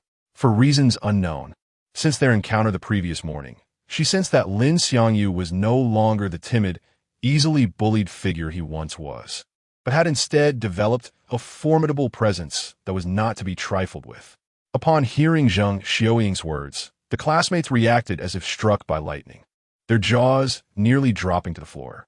Observing the escalating astonishment value, Lin Xiangyu's lips curled into a peculiar smile. He then rose leisurely, remarking, "Zhang, the class flower, we aren't that familiar, are we? If you have something to say, you can do so here." Zhang Xiaoying found herself frozen in place, as if under a spell. Although she had anticipated Lin Xiangyu's possible outburst, deep down, she still instinctively hoped for a favorable outcome. Not only Zhang Xiaoying, but the other students were equally stunned upon hearing Lin Xiangyu's response. Just 2 days prior, he had been the target of relentless bullying, a veritable punching bag among his peers. Their ingrained perceptions of him could not be altered so swiftly. As the classroom erupted in whispers, Zhang Xiaoying felt a mix of embarrassment and anger. Having always held herself in high regard, she could hardly bear such indignity. "Lin Xiangyu," she shouted, her voice sharp and furious, as if to unleash all her pent-up grievances. Lin Xiangyu, caught in contemplation, was ignited by Zhang Xiaoying's tone, and he retorted fiercely, "What the hell are you barking about?" Zhang Xiaoying's outburst contributed significantly to Lin Xiangyu's astonishment value, prompting his classmates to generously add to the tally. Meanwhile, Lin Xiangyu's fierce retort escalated the situation to its zenith, plunging the once boisterous classroom into an eerie silence. Chapter 22. Bullying the class flower in public. Zhang Xiaoying felt her heart constrict as she witnessed Lin Xiangyu's sudden outburst of anger, as if an invisible hand had tightly gripped her chest, causing her to tremble uncontrollably. This shudder was not merely due to Lin Xiangyu's fearsome demeanor, but rather because he held a secret in his grasp that could utterly shatter her. Should that secret come to light, her standing in the school would be obliterated, and the prospect of continuing to live would become uncertain. This fear engulfed her like a rising tide. Lin Xiangyu regarded the tight-lipped Zhang Xiaoying, who was biting her lip in silence, with a glimmer of amusement in his eyes. He inquired, "What is this? Are you unwilling to accept your fate?" Zhang Xiaoying's face flushed crimson, and at that moment, she was oblivious to the spotlight cast by her classmates' gazes. Lowering her head, her voice barely above a whisper, she murmured, "I'm sorry, I was wrong." Her unexpected apology left her onlookers in stunned silence, jaws nearly dropping to the floor. They had anticipated a fierce confrontation following Lin Xiangyu's insult, given that Zhang Xiaoying had a well-known cousin in the upper grades who could easily come to her aid. In their eyes, she had always been a figure of audacity. Even the former leader of their class, Zhu Genshua, dared not cross her. Though Lin Xiangyu had demonstrated considerable fighting prowess the previous day, there is a saying, a fierce tiger cannot withstand a pack of wolves. They believed that with a mere command from her cousin, a throng of upperclassmen would swiftly descend upon Lin Xiangyu, delivering him a thorough thrashing. Yet, no one had anticipated Zhang Xiaoying would suddenly concede to Lin Xiangyu. Consequently, Lin Xiangyu reveled in the shock he had elicited from his peers, each stunned expression adding to his triumph. However, for him, this was merely the beginning. Like a greedy hunter, he was determined to extract every ounce of their astonishment, unwilling to let Zhang Xiaoying slip away so easily, especially as she had presented this opportunity upon herself. With resolve, Lin Xiangyu's lips curled into a sly smile as he tilted his head, striking a classic celebratory pose reminiscent of Iverson, listening intently, before deliberately raising his voice to declare, "What was that? I didn't quite catch it." Zhang Xiaoying, already humiliated beyond measure, found herself biting her lip to the point of pain upon hearing Lin Xiangyu's taunt. Although her apology had been soft-spoken, the classroom was so quiet that a pin drop would have echoed. Everyone heard her words clearly. All the classmates understood that Lin Xiangyu was deliberately humiliating Zhang Xiaoying, and they eagerly awaited her reaction. Some even thought to themselves, this brat, Lin Xiangyu, is truly pushing his luck. If he provokes Zhang Xiaoying too far, her cousin will surely seek him out for retribution. It would be as easy as squashing an ant. Many shared this sentiment, and some even secretly hoped for Lin Xiangyu to be thoroughly dealt with by Zhang Xiaoying's cousin. For those infatuated with her, such humiliation of their goddess was unforgivable. Yet, Zhang Xiaoying was destined to disappoint them. After a brief internal struggle, she took a deep breath, raised her voice, and repeated, "I'm sorry, I was wrong." Lin Xiangyu looked down at her, his tone carrying an undeniable command. Zhang Xiaoying slowly lifted her flushed face, pouring all her strength into her words, declaring loudly, "I'm sorry, I was wrong." Tears glistened in her eyes. If not for her restraint, she would have been sobbing uncontrollably. Nonetheless, Lin Xiangyu showed no intention of letting her off the hook. As he reveled in the astonishment of his classmates, he spoke once more, "Who are you apologizing to?" Having never endured such indignity, Zhang Xiaoying's eyes brimmed with tears, which began to spill over uncontrollably. She wished to hold back her tears in front of her classmates, raising her gaze towards the ceiling in an attempt to stem the flow. Yet, the more she tried, the more her heart ached, and the tears cascaded down like a broken dam. Lin Xiangyu, I was wrong. With her eyes reddened, Zhang Xiaoying choked out her words. This scene left her classmates aghast, utterly unable to believe their eyes. They then offered their utmost sincerity, fervently contributing to Lin Xiangyu's astonishment points, the numbers soaring as if witnessing a grand spectacle. Seeing Zhang Xiaoying's pitiful state, Lin Xiangyu felt a flicker of compassion and was prepared to console her. Yet, Zhang Xiaoying did not afford him that chance. Upon finishing her sentence, she covered her mouth and, like a wounded fawn, dashed out of the classroom. Lin Xiangyu, witnessing this, immediately rose to chase after her, feeling a pang of guilt for the distress he had caused. Just then, a boy sprang up from the back of the classroom, shouting, "Hey, Lin Xiangyu, you scoundrel! How dare you treat Zhang Xiaoying like this? I'll make you pay." This was the same boy who had boasted the previous day that he could outmatch Lin Xiangyu in a fight. Hearing this, Lin Xiangyu furrowed his brow and turned to look, only to see the boy charging towards him, brandishing a stool with an aggressive demeanor. Emerging from the narrow space between the desks, Lin Xiangyu was immediately confronted by the irate youth, an air of hostility permeating the atmosphere. "Get out of my way!" Lin Xiangyu's eyes flashed with a cold light, and as he spoke, his right leg shot out like a cannonball, striking the youth squarely in the abdomen with tremendous force. The impact sent the youth hurtling backward like a broken doll, landing heavily on the floor.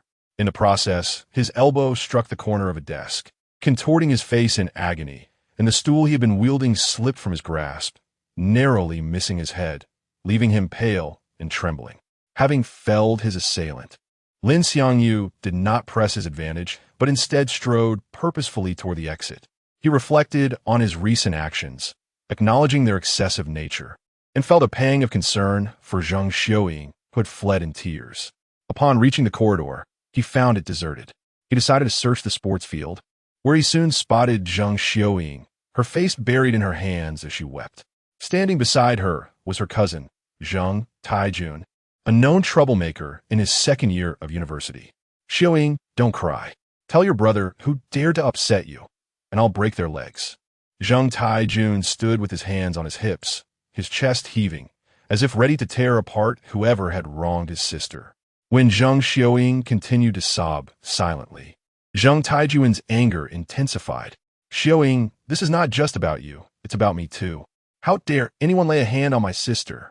Lin Xiangyu, having spotted Zhang Xiuying, approached without hesitation, every word of Zhang Taijun's tirade reaching his ears.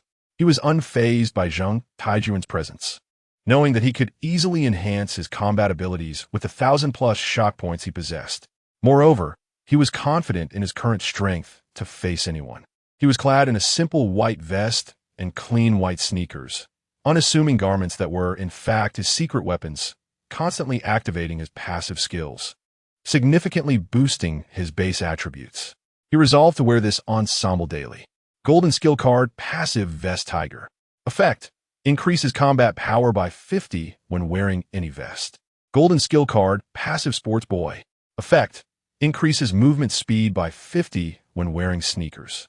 As Lin Xiangyu drew near, Zhang Taijun, like an enraged bull, whirled around, shouting, "Hey kid, are you in the same class as my sister?" "Yes," Lin Xiangyu replied calmly, neither arrogant nor servile. However, as a precaution, he silently directed the system to upgrade the lottery turntable and initiate a draw. Ding! Lottery turntable upgraded successfully. Reward areas have been modified. Next draw guarantees a diamond reward or higher. Note: lottery points have increased from 100 to 500. The system's crisp notification was followed by a transformation of the turntable. The bronze and silver reward areas were replaced by gold and platinum, while the diamond, master, and king reward areas expanded, becoming more prominent. The previously narrow sliver of the king reward area had become the exclusive domain of a mysterious grand prize, radiating an irresistible allure. Lin Xiangyu was annoyed that the system had not forewarned him about the increase in lottery points. But he still had enough points for one more draw. Draw, he commanded mentally. The turntable's pointer spun wildly, as if caught in a whirlwind, before settling on the diamond reward area. A card, shimmering with the brilliance of a diamond, materialized in Lin Xiangyu's mind. Diamond skill card, go to sleep.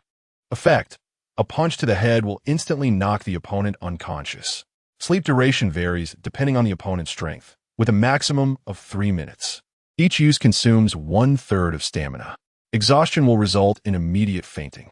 Lin Xiangyu nearly burst out laughing, marveling at the quality of the system's products. With this card combined with a calf kick and jab, he felt like he had reached the pinnacle of combat power at the school, unmatched by any opponent. The entire process unfolded silently in Lin Xiangyu's mind, imperceptible to those around him. "Oh good, do you know which bastard bullied my sister?" Zhang Taijun asked, his head held high, his nostrils practically pointing to the sky. Lin Xiangyu's brow furrowed at Zhang Taijun's words. "Bastard?" he repeated coldly. Chapter 24. Conversation. Zhang Xiuying was weeping, her shoulders trembling slightly, her hands tightly covering her face. Upon hearing a voice that bore a resemblance to Lin Xiangyu's, she abruptly froze, then hurriedly removed her hands from her visage. Her eyes were swollen and red, tears glistening on the verge of spilling over, with traces of dried tears still visible on her cheeks. Once she confirmed that the individual before her was indeed Lin Xiangyu, her gaze instantly filled with urgency and supplication. Her hands swiftly clasped together in prayer, bowing towards him, the meaning unmistakable. "Brother, you mustn't speak to my classmate like that." Zhang Xiuying, fearful of a potential conflict, was the first to speak, her voice tinged with sobs and trembling slightly. Her tone was both anxious and resolute, darting her gaze back and forth between Zhang Taijun and Lin Xiangyu, filled with concern. Zhang Taijun, who had initially been ready to unleash his fury due to Lin Xiangyu's tone, halted abruptly, turning to Zhang Xiaoying with a look of disbelief etched across his face. Lin Xiangyu shared in the surprise, completely taken aback by Zhang Xiaoying's words, a flicker of astonishment crossing his eyes. "What do you mean, Zhang Xiaoying?" Zhang Taijun's expression darkened instantly, his tone laced with irritation. "You're defending a classmate and speaking to me like this?" His brows knitted tightly, the muscles in his face twitched, clearly incensed by Zhang Xiaoying's statement. Zhang Xiaoying shot a glance at Lin Xiangyu, her eyes pleading and filled with guilt. Then, she rose on her toes, leaning towards Zhang Taijun's ear, whispering something. Her lips moved subtly, her voice barely audible, and her hands anxiously tugged at the hem of her clothing. As Zhang Taijun listened to her words, his eyes widened in disbelief, staring incredulously at Lin Xiangyu. His expression was exaggerated, mouth agape, as if he had uncovered a monumental secret, the shock evident on his face. Yet, once Zhang Xiaoying finished speaking, Zhang Taijun remained skeptical, his voice laced with doubt.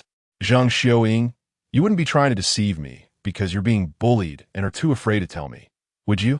His eyes narrowed, scrutinizing her expression for any signs of deception. Seeing that Zhang Taijun did not believe her, Zhang Xiaoying bit her lip, her pearly whites leaving marks on her pale skin. After a moment's hesitation, she boldly approached Lin Xiangyu, taking his hand in front of Zhang Taijun. Her movements were somewhat stiff, her hand trembling, clearly revealing her inner turmoil. Lin Xiangyu was momentarily taken aback by Zhang Xiaoying's gesture, a glimmer of confusion in his eyes.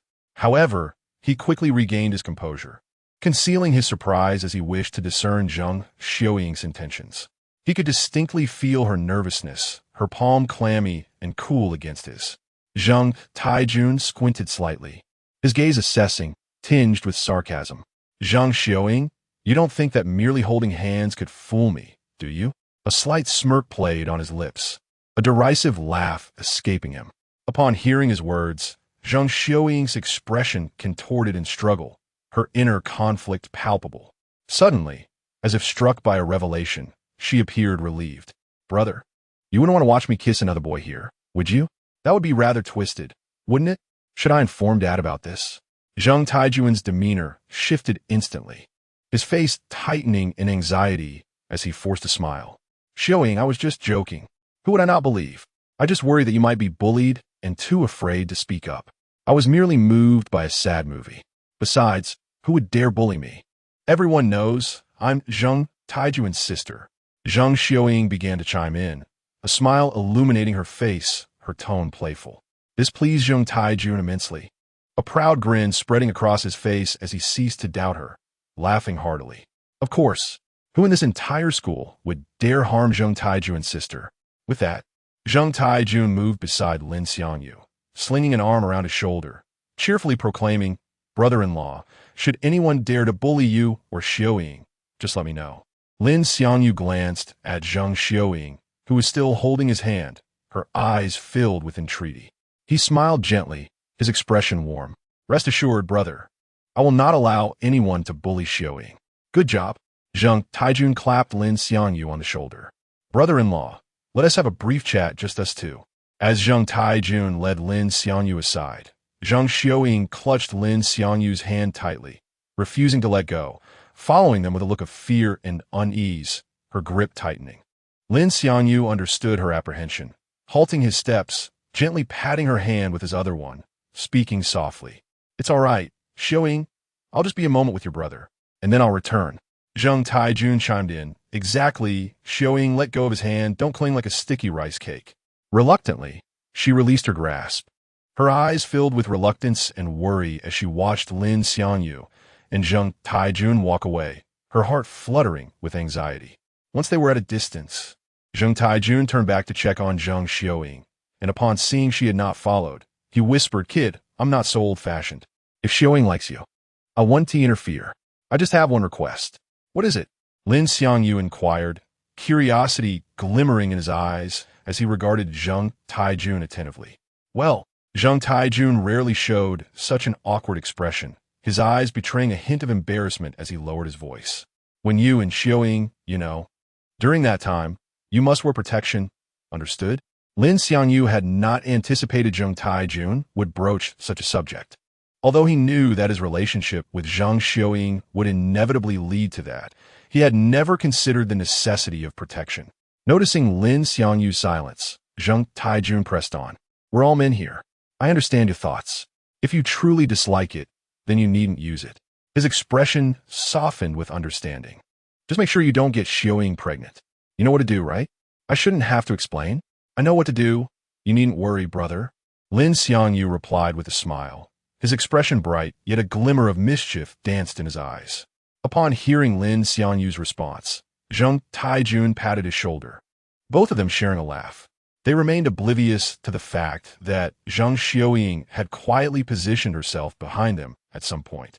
Chapter 25. Surprise. As Lin Xiangyu and Zheng Taijun concluded their laughter, thoroughly satisfied, they turned around only to be met with the sight of Zhang Xiaoying.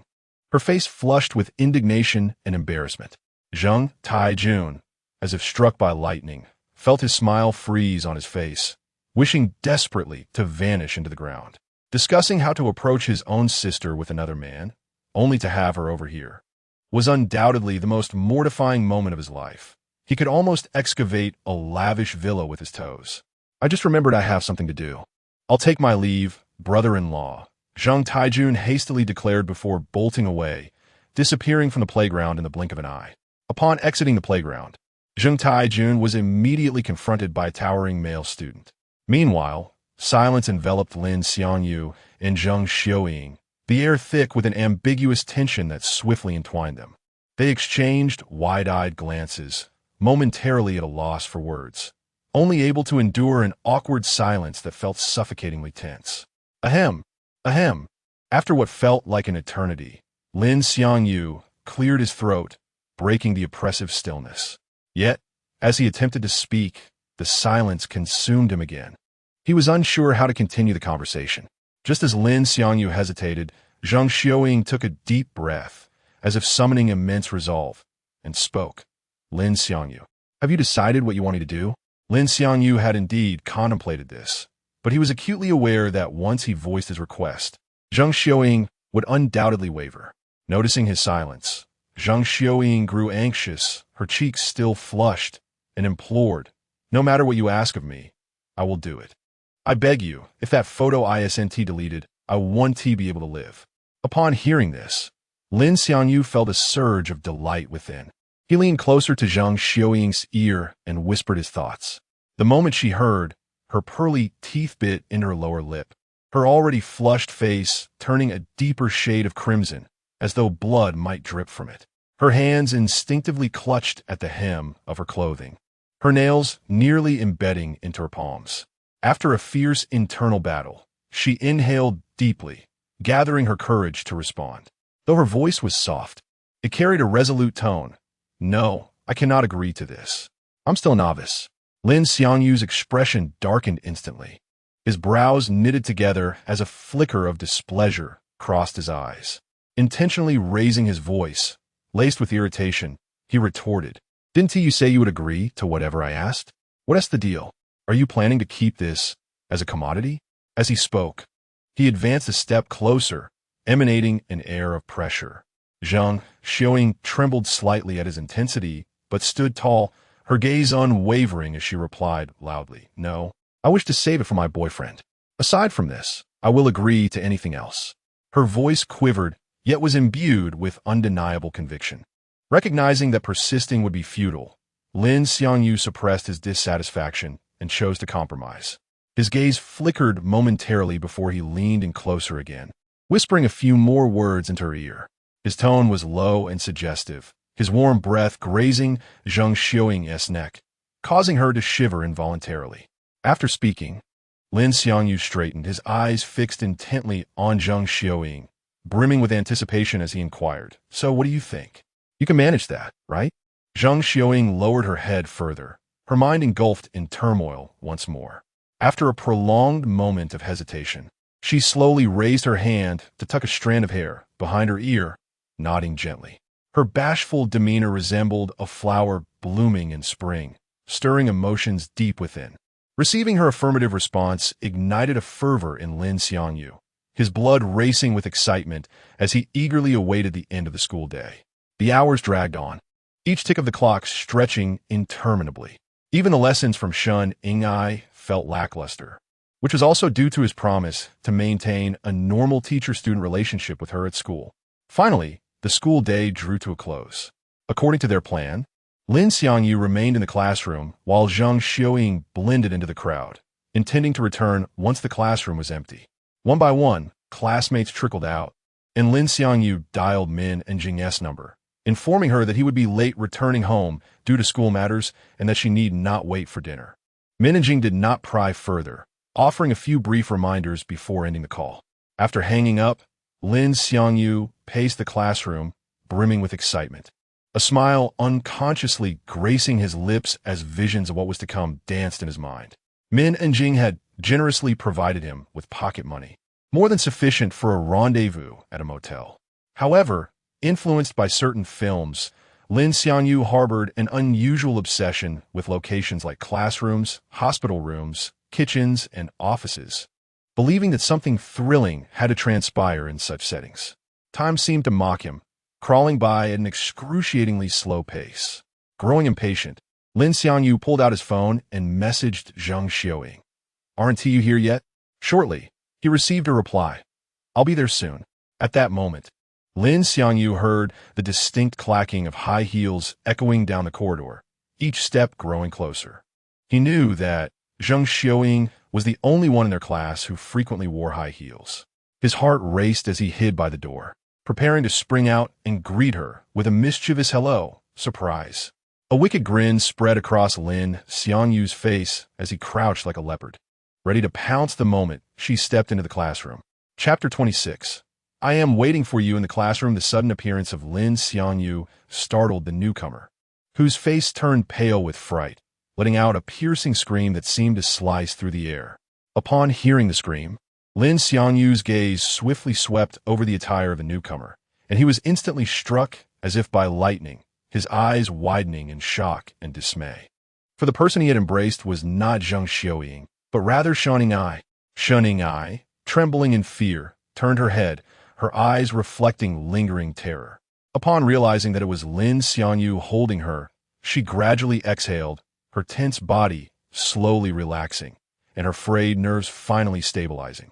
In the next moment, her cheeks flushed a deep crimson, resembling a ripe apple, as she playfully scolded, "What are you doing? Didn't you promise the teacher that you wouldn't engage in such behavior at school anymore?" Her voice was soft and melodic, tinged with a hint of reproach and a touch of bashfulness. "No, Lin Xiangyu hurriedly began to explain, but as the words left his lips, he suddenly grasped the complexity of the situation and swallowed the rest of his sentence. An awkward silence enveloped the room, the air seemingly frozen. At that moment, the sound of hurried high heels echoed down the corridor, growing closer with each step, and soon, Zhang Xiaoying appeared at the door. Upon seeing Shun Ying, a look of surprise flickered across her face, her eyes widening and her mouth slightly agape. Shun Ying, noticing Zhang Xiaoying's arrival, was equally astonished, and the two women's gazes met in the air, brimming with incredulity. Zhang Xiaoying, quick to react, understood that if she did not intervene, Shun Ying would certainly become suspicious. With a swift glance, she feigned confusion and cheerfully inquired, "Teacher Shun, Lin Xiangyu, what are you two doing here in the classroom after school?" Upon hearing Zhang Xiaoying's words, Shun Ying reacted like a cat whose tail had been stepped on, hastily waving her hands, her expression flustered as she stammered, I came back to retrieve my watch. I left it in the classroom during class." With that, she hurried towards the podium, her steps betraying her anxiety. Seizing the moment, Lin Xiangyu and Zhang Xiaoying exchanged a glance, with Lin Xiangyu giving Zhang Xiaoying a thumbs up, their eyes communicating a silent understanding and reassurance. After retrieving her watch, Shun Ying turned to face them, her gaze scrutinizing. "And what about you two? Why are you here instead of going home after school?" "I'm also here to get something," Zhang Xiaoying replied, heading towards her desk while mentally strategizing her next move. Shun Ying's eyes then narrowed in on Lin Xiangyu, filled with curiosity. She could not fathom what Lin Xiangyu intended to stay behind for, but that earlier embrace stirred unfamiliar ripples within her, leading her to suspect that Lin Xiangyu had been intentionally waiting for her. Lin Xiangyu blinked twice, his mind racing as he said, "Teacher Shun, when I was about to leave, I noticed your watch on the podium and feared it might be taken by someone else. So I decided to keep an eye on it for you." Upon hearing Lin Xiangyu's explanation, Shunning-ai nodded, yet a glimmer of skepticism lingered in her gaze. She believed that Lin Xiangyu was not being entirely truthful. In her mind, the reality was that he had discovered she had left her watch in the classroom and had deliberately laid in wait, intending to become intimate with her when she came to retrieve it. She had not anticipated that their plans would be disrupted by the sudden appearance of Zhang Xiaoying. Feigning to have finished gathering her belongings, Zhang Xiaoying promptly stood and made her way towards the door. Upon reaching the vicinity of the podium, she remarked, "Teacher Shun, you two take your time chatting. I've got my things and will be leaving now. See you tomorrow." Her voice rang clear, shattering the delicate atmosphere in the classroom. After speaking, she cast a contemplative glance at Lin Xiangyu. He said nothing, merely gesturing with his phone, indicating for her to check her messages after she left. Zhang Xiaoying's words were meant to dispel any suspicion regarding her and Lin Xiangyu's private conversation in the classroom. Upon hearing Zhang Xiaoying's statement, Shunning-ai quickly interjected, "Wait for me, teacher. I'll walk out with you." With that, she followed Zhang Xiaoying out of the classroom. As she passed by Lin Xiangyu, Shunning-ai shot him a lingering, reproachful glance, her eyes seemingly conveying dissatisfaction and grievance, as she said, "Lin, I truly appreciate your help with the watch. If there is nothing else, you should head home early." "Oh, all right," Lin Xiangyu replied, watching the two depart. Once they exited the classroom, he immediately grabbed his phone and sent Zhang Xiaoying a message. "If you come back, I'll be waiting for you in the classroom." At that moment, Lin Xiangyu's desires surged to a peak, akin to a blazing inferno. Chapter 27. An additional chance. Lin Xiangyu sat in the classroom, his fingers rhythmically tapping on the desk, his gaze occasionally drifting towards the door, filled with anticipation for the appearance of Zhang Xiaoying. Just as impatience began to creep in, his phone chimed with a message from her. "I might not be able to return to class. Teacher Shun is taking me home and visiting my family." Winky face. Upon reading this, Lin Xiangyu's brows furrowed tightly, his face betraying his disappointment. Before he could fully process the news, his phone vibrated twice more. "Let us reschedule, shall we?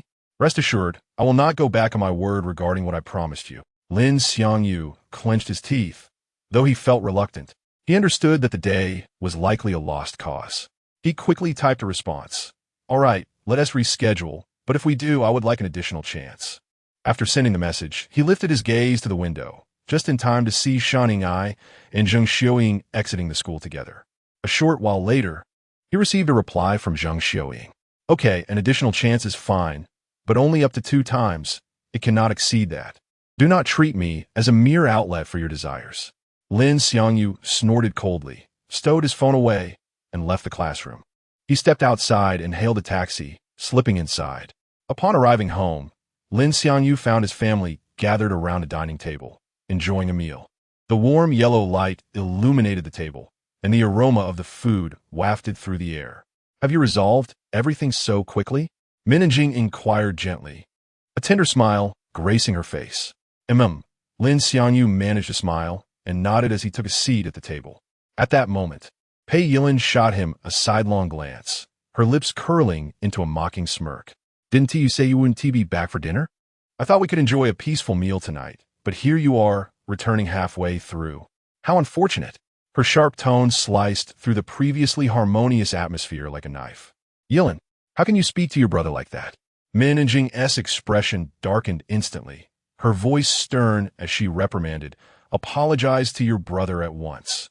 Brother Xiangyu is so magnanimous. He would hold anything against me, right?" Pei Yilin replied with a sly expression, her eyes narrowing mischievously. "Isn't that right, Brother Xiangyu?" Seeing Pei Yilin show no remorse, Minjing rose abruptly, her hands pressing against the table as she declared loudly, "Pei Yilin, apologize to your brother this instant. Will he even accept my apology?" Pei Yilin stood as well, her eyes wide and unyielding as she fixed her gaze on Lin Xiangyu. Do you want me to apologize? A fire burned within Lin Xiangyu. Yet he knew Pei Yilin's temperament. Insisting on an apology might lead to even more trouble. He quickly waved his hand and said, "No need." In his mind, he likened Pei Yilin to a volatile powder keg. It was best to avoid provoking her.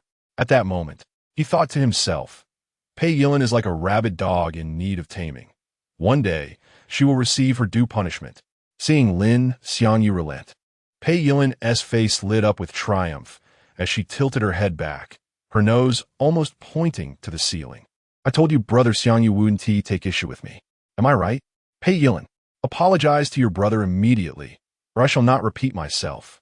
Minjing's voice rose an octave, filling the room with her fury and disappointment. "Mom, he said it's fine, so why must I apologize?" Pei Yilin's expression shifted to one of feigned innocence, her eyes brimming with unshed tears, her voice taking on a tremulous quality that could win an Oscar for performance.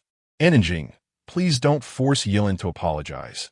I can see she understands her mistake, and, as her brother, I wouldn't hold it against her." Lin Xiangyu said with a smile, though the chill in his expression betrayed his true feelings, as he longed to unleash his pent-up frustration on Pei Yilin. Minjing, her expression serious, spoke earnestly, "This is not merely about an apology. It's a matter of upbringing. You are not to speak to your brother or sister in such a manner again. Do you understand, Pei Yilin?" "I understand." Pei Yilin mumbled, her head bowed, clearly reluctant. "Mom, please sit down and don't get worked up." Jean Mimi quickly stood up, gently pulling Minjing's arm to guide her back to her seat. Then turned to Lin Xiangyu, saying, "Xiangyu, you should sit down too. I'll serve you some food." Throughout the commotion, Jean Mimi had refrained from intervening. Knowing that Pei Yilin was in the wrong and that Lin Xiangyu must be feeling discomfort, yet she also understood Pei Yilin's temperament. Joining the chorus of criticism could escalate the situation further. During the remaining mealtime, Pei Yilin acted like a sulking child, refusing to meet Lin Xiangyu's gaze, let alone interact with him. After finishing her meal, she threw down her chopsticks, stormed off without a backward glance, her footsteps echoing loudly as if to express her discontent. Once Lin Xiangyu finished his meal, he too retreated to his room. He approached his desk, opened a drawer, and retrieved the letter left behind by the previous occupant. Gazing at the letter, a complex emotion flickered in Lin Xiangyu's eyes. He then picked up the lighter he had just purchased, igniting it with a flick. The flame quickly consumed the letter, the paper curling and blackening as it burned. As he tossed the last remnants of ash into the trash, extinguishing them with water, Lin Xiangyu lay back on his bed, idly scrolling through his phone. Time slipped by unnoticed until a series of knocks echoed through the room. Knock, knock. Knock Chapter 28. An unexpected scene arrives. Upon hearing the crisp knock at the door, Lin Xiangyu called out brightly, his mind racing with curiosity about the visitor. He quickly rose to his feet, striding to the door, and with a swift motion, he pulled it open. There stood Jean Mimi, her demeanor lively yet tinged with unease. She anxiously tugged at the hem of her garment, her fair cheeks adorned with a faint blush, and her eyes reflected a hint of panic, rendering her appearance quite awkward. "Mimi, is there something you need?" Lin Xiangyu's voice resonated with surprise, his brows arching slightly and his eyes widening, betraying his astonishment. Subconsciously, he had anticipated a visit from Pei Yilin or Minjing, making Jean Mimi's appearance all the more unexpected. Jean Mimi lowered her gaze, her long lashes fluttering like delicate butterfly wings. "Xiangyu," she murmured softly, akin to the gentle breeze of spring, "I have something I wish to discuss with you. May I come in?" "Of course," Lin Xiangyu replied hastily, stepping aside to allow her entry while graciously gesturing for her to proceed. Once inside, he carefully closed the door, ensuring minimal noise. Similar to Minjing, Jean Mimi headed straight for the gaming chair, where she seated herself gently, leaning slightly forward with her hands neatly folded on her lap. Lin Xiangyu, on the other hand, plopped down onto the bed, breaking the silence first. "Mimi, what is on your mind? Why did you seek me out?" "Xiangyu, I wanted to tell you," Jean Mimi began, her cheeks flushing deeper. "You needn't dwell on what happened yesterday morning." As she spoke, Lin Xiangyu felt a wave of heat wash over his face. The embarrassment surged within him as he recalled the incident. He scratched his head, feeling awkward as he replied, "All right, Mimi, I understand." Beyond that, he struggled to find words suitable for the moment. "You truly needn't worry," she reassured him. "I am your sister. It's nothing for a sister to see her brother in such a state." Upon hearing this, Lin Xiangyu stood frozen in place, a wave of awkwardness enveloping him. Jean Mimi, realizing that her words had intensified the awkward atmosphere, felt her face grow even warmer, as if it might ignite. In a flurry, she waved her delicate hands before her face, trying to dispel the stifling tension. The room fell into a brief silence, as if time itself had halted. After a moment, Jean Mimi broke the stillness, reaching out to grasp Lin Xiangyu's hand, her expression filled with remorse. "I'm sorry, Xiangyu. I shouldn't have said such things." The air was infused with the delicate fragrance of her shower gel, and the atmosphere gradually shifted from awkwardness to an unspoken intimacy. Feeling the warmth of her hand, Lin Xiangyu's heart raced, and seeing her distress, he quickly reassured her, "Mimi, it's not your fault. I shouldn't have been running around undraped with the door open. But I'm relieved it was you who saw me. I shudder to think what would have happened had anyone else walked in." Jean Mimi couldn't help but envision the scenario of others witnessing Lin Xiangyu in such a vulnerable state, causing her cheeks to redden anew. She gently shook her head, conceding that, as he had said, it was indeed fortunate it was her, which helped to ease her embarrassment somewhat. Then, standing up, she adjusted her attire and softly said, "Xiangyu, I should be going now. I won't disturb you any longer." "All right," Lin Xiangyu replied, also rising to escort her out. His gaze lingered on her figure until she vanished at the end of the corridor. After her departure, Lin Xiangyu glanced at the clock, noting it was nearly 9 o'clock. He stretched lazily, stifling a yawn, and then picked up a change of clothes, ambling down to the bathroom. Upon reaching downstairs, he was surprised to find the bathroom light still on, prompting an internal chuckle. I never imagined Mimi could be so forgetful. He speculated that her earlier thoughts of seeking him out might have contributed to her distraction. Shaking his head in resignation, he approached and pushed the bathroom door open.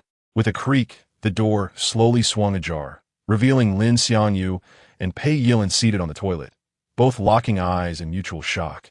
Their expressions a mirror of disbelief at finding one another in such an unexpected situation. Chapter 29. A date, perhaps? Following a brief silence, Pei Yilin's piercing shriek shattered the stillness. Her eyes widened in a mixture of terror and mortification as her hands flew up to shield her most private areas, as if protecting her last vestige of dignity. "Hush!" Startled by the sudden, high-pitched sound, Lin Xiangyu recoiled. He instinctively raised a finger to his lips, gesturing for silence while whispering urgently, "Don't shout so loudly." His eyes betrayed his anxiety, fearing that Min and Jing and Jean Mimi would overhear, escalating the embarrassing scene. Pei Yilin's chest heaved as she gasped for breath, glaring at him with undisguised animosity. "Lin Xiangyu, why did you barge in while I was using the restroom? Are you some kind of pervert?" Her voice trembled with indignation, each word forced out between clenched teeth. Lin Xiangyu, who had already turned away, bristled at Pei Yilin's accusatory tone and self-righteousness. A surge of anger coursed through him. He spun around, retorting, "Pei Yilin, shouldn't you be directing that accusation at yourself?" Visibly mortified, Pei Yilin exclaimed, "Lin Xiangyu, turn around immediately. Don't you dare look." Lin Xiangyu promptly covered his eyes and turned his back, protesting, "It's my designated time for a shower. Why are you using the restroom at this hour? Are you trying to tempt me?" Pei Yilin was incandescent with rage. Her face flushed crimson. Without hesitation, she grabbed a roll of toilet paper and hurled it at Lin Xiangyu with all her might. "Lin Xiangyu, you insufferable jerk. Stop pretending." The toilet paper arced through the air before striking Lin Xiangyu squarely on the head. Pei Yilin trembled with humiliation and fury. "It's my shower time. Second sister is at boarding school, so my shower time is moved up half an hour. That's always been the arrangement, hasn't it?" The impact of the toilet paper intensified Lin Xiangyu's frustration. Upon reflection, he realized Pei Yilin was correct. This had always been their routine. He bit his lip, his mind racing to find a counterargument. A moment later, his eyes lit up, Then why didn't you close the door when you went to the restroom? I was in a hurry, so... Pei Yilin began, before abruptly cutting herself off, her anger reigniting. It's my time, so why should you care whether or not I close the door? Does my leaving the door open give you license to barge in while I'm showering? Well, Lin Xiangyu stammered, we're both at fault here. Let's just drop it, shall we? He held his breath, anxiously awaiting Pei Yilin's response. Pei Yilin stamped her foot in exasperation, exclaiming, just get out of here. How am I supposed to use the restroom with you standing there? Relieved, Lin Xiangyu seized the opportunity and fled the bathroom. Pei Yilin, however, had ulterior motives. Her urgency stemmed from a genuine need to use the restroom and a desire to prevent Lin Xiangyu from hearing any embarrassing sounds, prompting her to hastily dismiss him. After leaving the bathroom, Lin Xiangyu returned to his room, tossed his change of clothes on the bed, and collapsed onto it. Staring at the ceiling, he replayed the incident in his mind. Sometime later, a knock echoed on his door. Coming, Lin Xiangyu responded, slipping on his shoes and opening the door to reveal Pei Yilin. Assuming she had come to continue their argument, Lin Xiangyu, anxious to avoid attracting the attention of Min Enjing and Jean Mimi, whispered, let's talk inside. That won't be necessary. I've finished showering. You can go now. Pei Yilin's voice was barely audible, a delicate blush tinting her cheeks. Her demeanor was remarkably demure, a stark contrast to her usual overbearing self. Without another word, she turned and walked back to her room. Lin Xiangyu was utterly bewildered. He stood at the doorway, watching Pei Yilin's retreating figure, unsure of her intentions. Nonetheless, her silence was preferable to further conflict. The following morning, during breakfast, Pei Yilin refrained from provoking Lin Xiangyu, quietly eating her meal. Jean Mimi, seemingly having resolved any lingering concerns about the birdwalking incident, engaged in conversation with everyone as if nothing had happened. Min Enjing remained as solicitous as ever, her face adorned with a gentle smile. In short, apart from Han Yozhin's decision to live at school due to him, everything in their household seemed to be progressing favorably. As Lin Xiangyu entered the classroom, Zhang Xiaoying, with the agility of a deer, swiftly appeared before him. Her eyes conveyed a mixture of apprehension and anticipation as she softly requested, Lin Xiangyu, could you come outside with me? I'd like to speak with you in private. Unlike the previous day, Lin Xiangyu did not object. Firstly, their significant transaction remained unresolved. Secondly, their classmates had grown accustomed to Zhang Xiaoying's requests, tacitly acknowledging their close relationship. Zhang Xiaoying led Lin Xiangyu to a secluded corner, where the silence was broken only by their breathing. Her hands nervously twisted the hem of her shirt, and she spoke hesitantly, her head bowed. After considering it overnight, I think it's best to postpone that matter until the weekend. Her voice was barely a whisper, as if afraid of being overheard. All right, Lin Xiangyu agreed without hesitation, his tone calm and composed, as if he had anticipated her decision. Huh?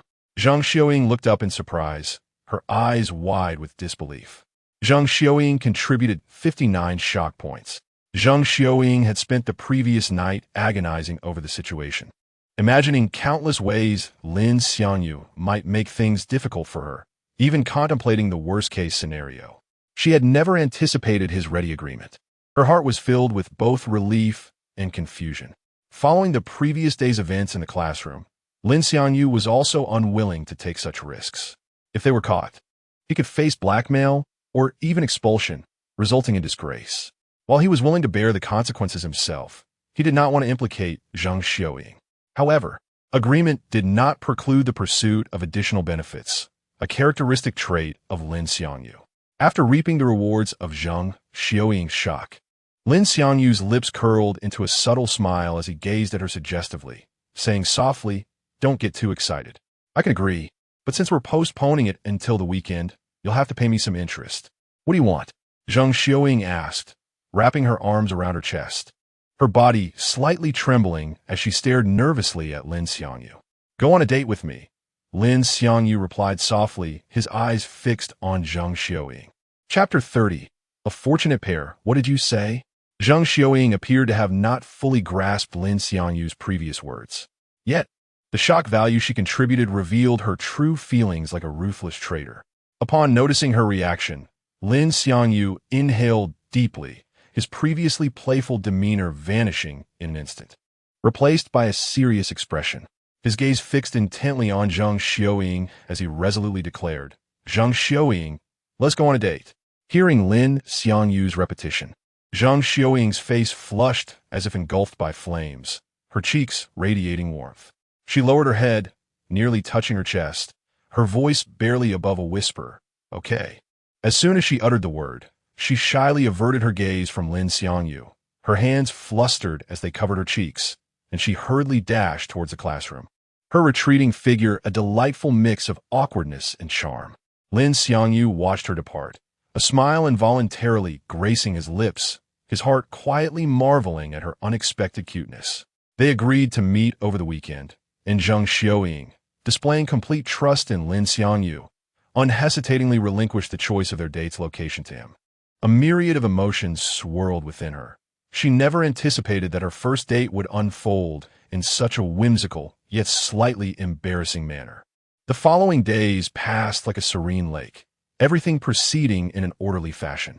Time sped by, and before they knew it, Friday had arrived. Lin Xiangyu had been busy selecting an array of potential date locations, and with the ample allowance provided by managing, his options were plentiful. After finalizing a few locations, he sent the detailed information to Zhang Xiaoying via Kakao Talk, allowing her to choose from a list. Being her first date, Lin Xiangyu genuinely wished to bring her joy and create a cherished memory. As Zhang Xiaoying perused the multitude of options on her phone screen, her eyes reflected a mix of anxiety and anticipation. Ultimately, she chose the amusement park.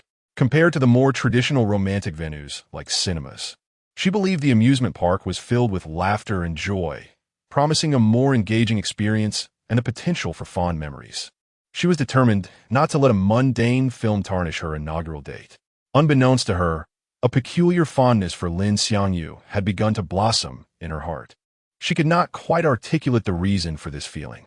Perhaps it stemmed from the fact that Lin Xiangyu was the first boy to treat her with such a unique attitude, unlike the others who had idolized her to an extreme. However, this burgeoning affection left Zhang Xiaoying feeling embarrassed, even considering herself somewhat unworthy, akin to someone with a penchant for self-deprecation. The very thought made her want to shake her head and dispel such notions from her mind. After deciding on the date location, Lin Xiangyu prepared to confirm the time with Zhang Xiaoying. Much like the choice of location, he handed the decision-making power to her, as any day would suit him, given that he had no commitments that weekend. Zhang Xiaoying did not perceive Lin Xiangyu's deference as a lack of decisiveness. On the contrary, she found it thoughtful, her affection for him subtly growing. "What time do you think you can wake up tomorrow morning? I'd like to go early." Zhang Xiaoying sent this message, her cheeks flushed with shyness, her fingers trembling slightly. Upon reading her message, Lin Xiangyu's lips involuntarily curled into a smile, and with nimble fingers, he swiftly typed his response. "Latte World opens at 10 a.m., so let us meet at 9 for breakfast before we start our fun." Zhang Xiaoying replied with a simple okay.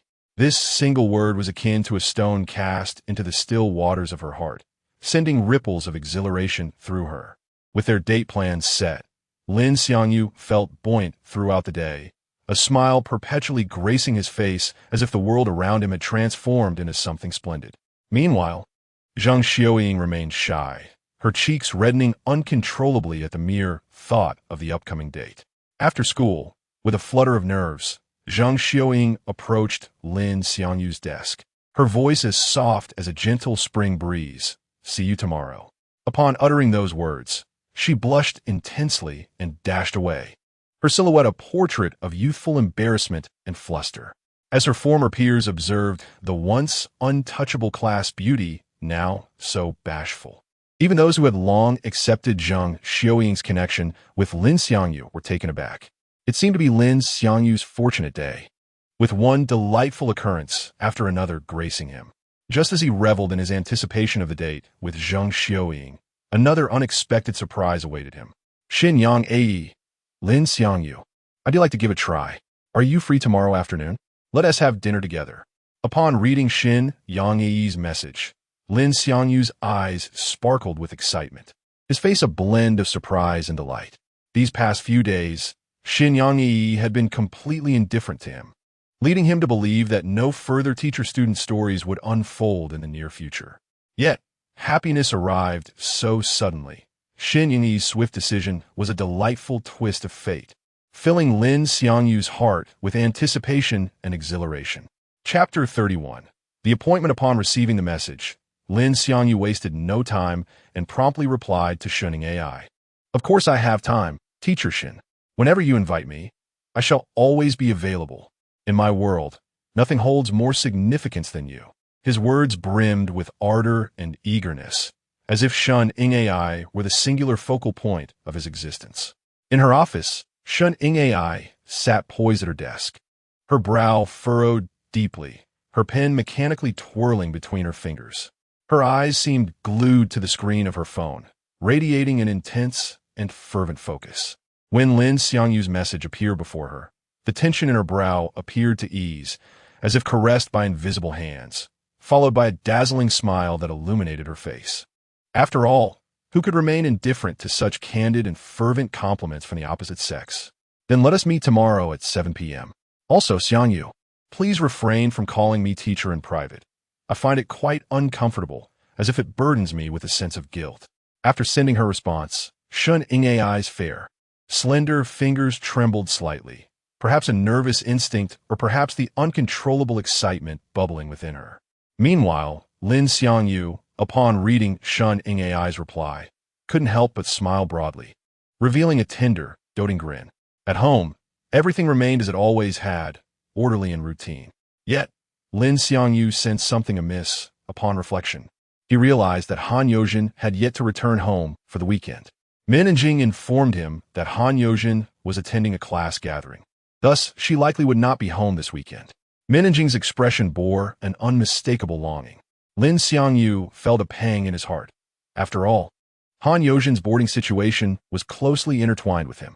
He vowed silently to find an opportunity to clarify things with her when she returned next week.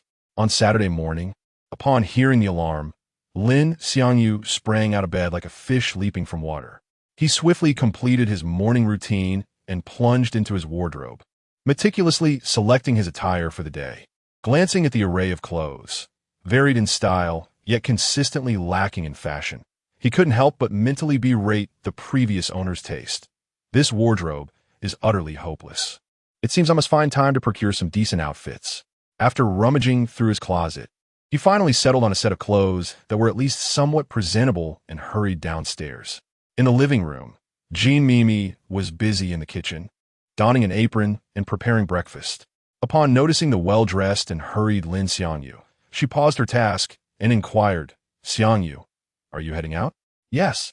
I have plans to meet up with some classmates," Lin Xiangyu replied, halting his steps and responding courteously. At that moment, Pei Yilin, who had been lounging on the sofa basking in the sunlight, perked up at the mention of classmates, her ears pricking up and her eyes involuntarily widening as she secretly glanced in Lin Xiangyu's direction. Dressed up, Lin Xiangyu appeared even more dashing, causing Pei Yilin's heart to race inexplicably. Jean Mimi set down her spatula and asked with concern, "So you won't be having breakfast at home today?" Before Lin Xiangyu could respond, Pei Yilin interjected sarcastically, "Sister, you must have a date. He'll surely be dining out at a fancy restaurant. Who would bother with home-cooked meals?" The moment her words left her lips, the atmosphere in the room became palpably awkward, leaving both Lin Xiangyu and Jean Mimi at a loss for words. Pei Yilin's remark seemed to blatantly criticize the quality of Jean Mimi's cooking. Realizing her misstep, Pei Yilin quickly straightened up from the sofa, attempting to salvage the situation. "Sister, that's not what I meant. I was trying to say." However, as the words hovered on her lips, she found herself at a loss for an appropriate explanation. Observing her distress, Lin Xiangyu quickly stepped in to ease the tension. "Mimi, please disregard Yilin's nonsense. I simply made plans with a friend. In my heart, no meal, no matter how extravagant, can compare to your home-cooked dishes." Hearing his words, Jean Mimi burst into laughter, waving her hand dismissively. All right, you two are just trying to comfort me. I'm not that petty, Xiangyu, go on. Don't let me hold you up." Lin Xiangyu successfully diffused the awkwardness and Pei Yilin cast him a grateful glance, her eyes reflecting a newfound sentiment. Upon noticing the system prompt, Lin Xiangyu instinctively looked at Pei Yilin. Their eyes met for a fleeting moment before he quickly shifted his gaze back to Jean Mimi, saying, "Mimi, I'll be off now. Have fun." Jean Mimi smiled warmly, her eyes filled with concern. As Lin Xiangyu stepped out of the house, Pei Yilin promptly rose from the sofa and hurried after him. Chapter 32. The Plan Works. As Lin Xiangyu stepped out of his home, his fingers danced rapidly across the screen of his mobile device, sending a message to Zheng Xiaoying to inform her of his departure. He then hastened to the street corner, raising his hand to hail a taxi, eager to reach the rendezvous point with her. Just as Lin Xiangyu's arm was poised to signal a cab, he heard Pei Yilin's anxious call from behind. "Lin Xiangyu, wait a moment." Startled by the voice, Lin Xiangyu swiftly turned to find Pei Yilin standing behind him. Her cheeks slightly flushed, reminiscent of blooming peach blossoms in early spring, exuding a blend of shyness and timidity. "Thank you for what you did earlier," Pei Yilin murmured softly, her voice as gentle as a spring breeze, carrying a barely perceptible tremor. Lin Xiangyu, having already noted the shock value Pei Yilin had contributed to the system, was fully aware of the incident she referred to. Yet, he feigned ignorance, wearing a perplexed expression as he replied, "Huh? What are you thanking me for?" Pei Yilin's face grew even warmer, the blush spreading from her cheeks to her ears. For her, expressing gratitude to Lin Xiangyu was already a daunting task, and having to elaborate on the reason was utterly mortifying, making her wish she could vanish into the ground. "It's about, you just helped me out of a tough spot." It took considerable effort for her to stammer out those words, as if the brief phrase had drained her of all strength and will. "Oh, you mean that?" Lin Xiangyu intentionally paused, a flicker of complex emotions crossing his face before he continued. "Honestly, I hadn't planned on intervening, but seeing your distressed expression compelled me to act against my better judgment." With that, he sighed in apparent regret, as though lamenting his own actions. Pei Yilin found herself at a loss due to Lin Xiangyu's response. The overwhelming embarrassment she had felt moments before dissipated, replaced by a burgeoning affection for him that took her by surprise. "Anyway, thank you, Xiangyu." "Appa." Pei Yilin's voice was barely a whisper, akin to a mosquito's hum. After speaking, she dashed back into her home, her face aglow with embarrassment.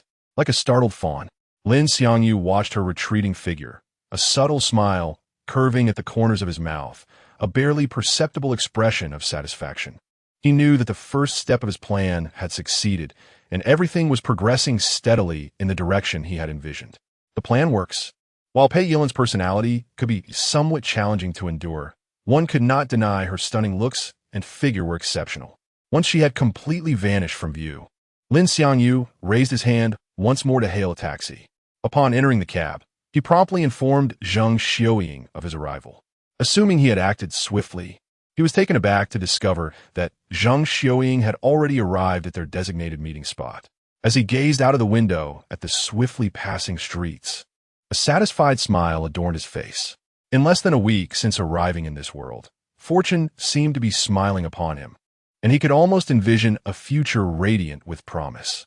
The taxi came to a steady halt, and as Lin Xiangyu exited, he eagerly scanned the surroundings. But Zheng Xiaoying was nowhere to be seen. He quickly retrieved his phone and dialed her number. "Hello, I'm here. Where are you?" Lin Xiangyu inquired cheerfully, his heart brimming with anticipation at the prospect of meeting Zheng Xiaoying. On the other end, Zheng Xiaoying's voice was tinged with urgency and excitement. "I'm in the far right corner by the main entrance. Hurry over, you need to get my phone back." "Hey, beautiful. If you're with your boyfriend, it's all fun and games, but if you're with us guys, it's still fun. Just spend some time with us today, and we'll return your phone." A cacophony of raucous laughter echoed through the phone line. In an instant, Lin Xiangyu comprehended the situation, his brow furrowing with concern as he dashed toward the location Zheng Xiaoying had described. In an instant, Lin Xiangyu pinpointed Zheng Xiaoying huddled in the corner. At that moment, she was leaning against the wall, resembling a frightened fawn, utterly pitiable. In front of her, three idlers sporting flamboyant hairstyles were laughing boisterously. Zheng Xiaoying was visibly anxious, repeatedly lunging forward, attempting to retrieve her stolen phone. However, the three men, as if toying with prey, tossed the phone back and forth, their ear-splitting laughter punctuating her distress. Witnessing this spectacle, Lin Xiangyu felt a surge of anger ignite within him, instantly engulfing his entire being. Propelled by the passive agility boost from his athletic lad trait, Lin Xiangyu moved with astonishing speed, arriving at Zhang Xiaoying's side in the blink of an eye. Without hesitation, he seized Zhang Xiaoying's hand, his grip both urgent and firm. Zhang Xiaoying looked up, recognizing Lin Xiangyu, and the pent-up grievances she had been suppressing instantly burst forth, her eyes reddening, her face a picture of vulnerability. This sight tugged at Lin Xiangyu's heartstrings. He alone could tease her, but no one else was permitted to do so. Lin Xiangyu gently patted Zhang Xiaoying's shoulder, consoling her. "It's all right now. I'm here. You're here. What can you do?" One of the men sneered, about to launch into a derisive remark, but before he could finish, Lin Xiangyu, having preemptively charged up his fist, unleashed it with unbridled fury, striking him squarely in the face like a cannonball. Charged fist. Simultaneously, Lin Xiangyu activated his newly acquired, hitherto unused skill. "Take a nap, you." Instantly, the man's eyes rolled back, and he collapsed backward, as if his bones had been extracted, hitting the ground with a thud and emitting thunderous snores. This sudden turn of events left the other two men dumbfounded, their previously mocking expressions vanishing without a trace, replaced by sheer terror and bewilderment. They realized they had messed with the wrong person. Li Doshi contributed 69 points of shock. Jin Xingyin contributed 100 points of shock. Zhang Xiaoying contributed 80 points of shock. Lin Xiangyu noticed the shock value displayed by the system, and a hint of regret flickered through his mind. He muttered to himself, "I should have refrained from using that skill. I squandered an opportunity to reap another harvest of shock value." But this was hardly the time to dwell on such matters. He clenched his fists, the joints cracking audibly, his eyes radiating ferocity as he advanced toward the remaining two men. "Little brother, here's your phone." One of the men, his face ashen with fear, hastily extended the phone toward Lin Xiangyu, his voice trembling slightly. "Brother, look, you've already high." Before the man could finish his sentence, Lin Xiangyu delivered another thunderous punch, accurately striking him in the face, accompanied by the activation of the "take a nap" skill. In Lin Xiangyu's mind, these men had bullied Zhang Xiaoying, and there was no reasoning with them. The most direct solution was to render them prostrate on the ground. Jin Xingyin contributed 100 points of shock. Zhang Xiaoying contributed 100 points of shock. After using "take a nap" twice in succession, Lin Xiangyu felt his strength ebb away rapidly, his body weakening, and a wave of fatigue washed over him. However, he knew it was all worthwhile. He had no desire to be recklessly brave. Confronting three opponents single-handedly was too risky. Choosing the safest approach ensured complete success. At this moment, only one person remained standing, Jin Xingyin. Lin Xiangyu's gaze was like a blade, fixed upon him, as he enunciated each word with deliberate emphasis. "You dared to bully my woman. You're in for a world of hurt." As he spoke, he pocketed Zhang Xiaoying's phone and slowly advanced toward Jin Xingyin, each step measured and resolute, as if announcing the impending punishment. "So, you're Jin Xingyin, is that right?" Lin Xiangyu inquired, his voice low and icy. Upon hearing this, Jin Xingyun's face registered astonishment, and he blurted out, "How did you know my name?" However, his words were still hanging in the air when Lin Xiangyu's calf kick landed on his shin with lightning speed. With a sharp crack, Jin Xingyun's leg lost its support, and his body pitched forward uncontrollably, collapsing to the ground with a heavy thud. Had he not reacted quickly, bracing himself with his arm, he would have sprawled ignominiously on the ground. Before Jin Xingyun could regain his composure, Lin Xiangyu's jabs rained down on his face with relentless intensity.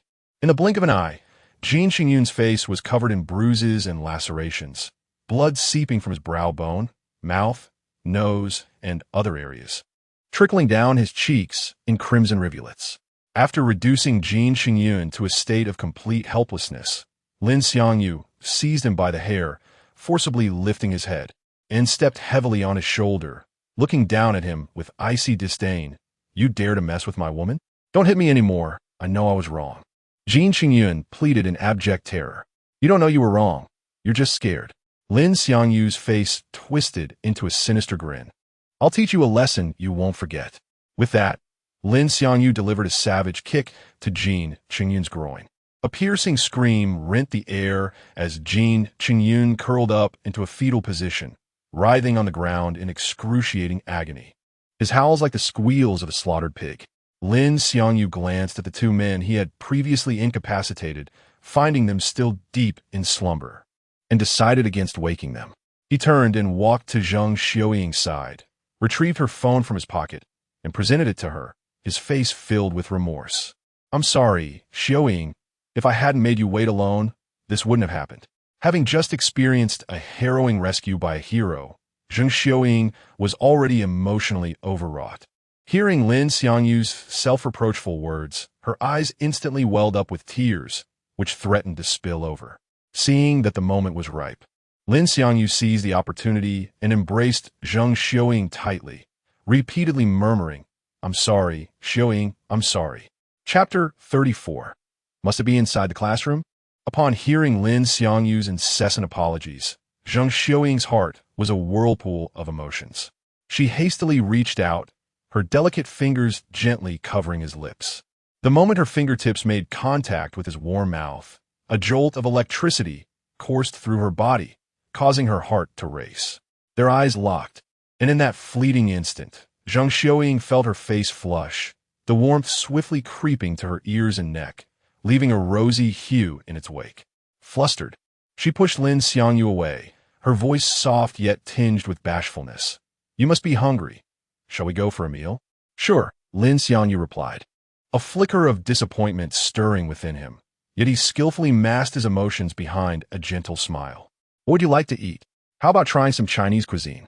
I did some research, and there's a Cantonese tea restaurant nearby. Zhang Xiaoying blinked her bright eyes, filled with anticipation as she suggested. For this date, she had spent the previous night scouring the internet, meticulously studying reviews and signature dishes of local restaurants, hoping to surprise Lin Xiangyu. Naturally, Lin Xiangyu could not refuse. Not only was Zhang Xiaoying from H country, but he himself had never set foot in a Cantonese tea house. All right, I'll follow your lead.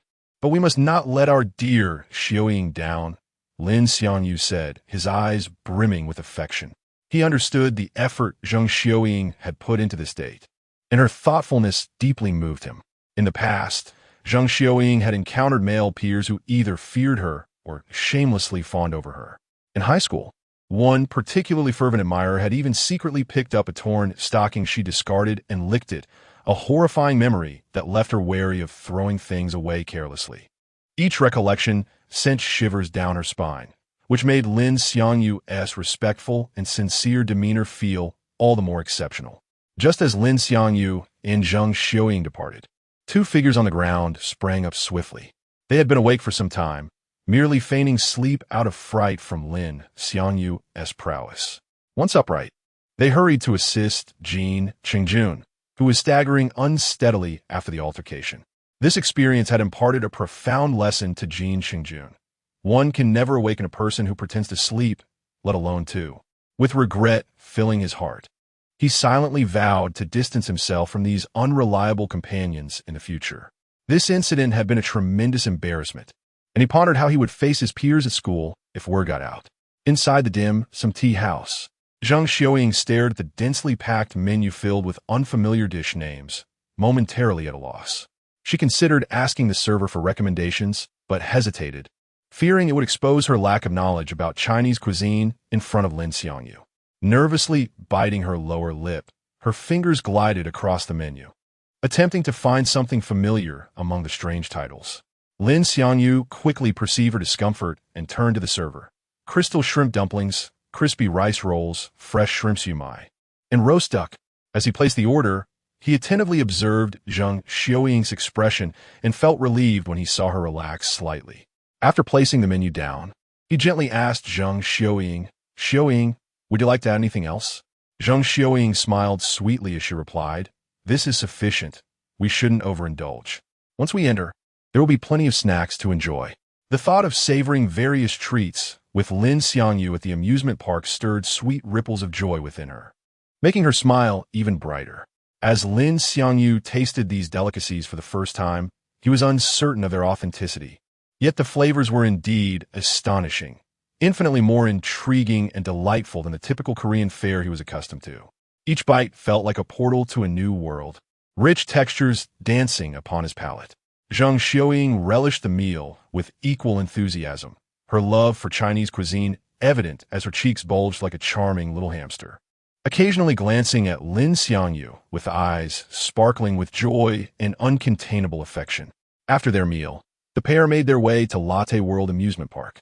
Lin Xiangyu had paid for their meal, but when it came to purchasing tickets for the amusement park, Zhang Xiaoying insisted on footing the bill. Lin Xiangyu, unable to resist her determination, acquiesced. As she rummaged for her money, she mumbled about not wanting Lin Xiangyu to always bear the expense, her earnest demeanor eliciting a gentle smile from him.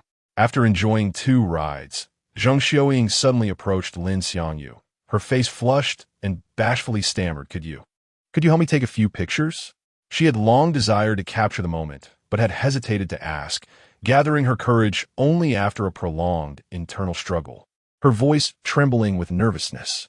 Of course, Lin Xiangyu replied with a smile, taking her phone. Let us shift a bit and smile.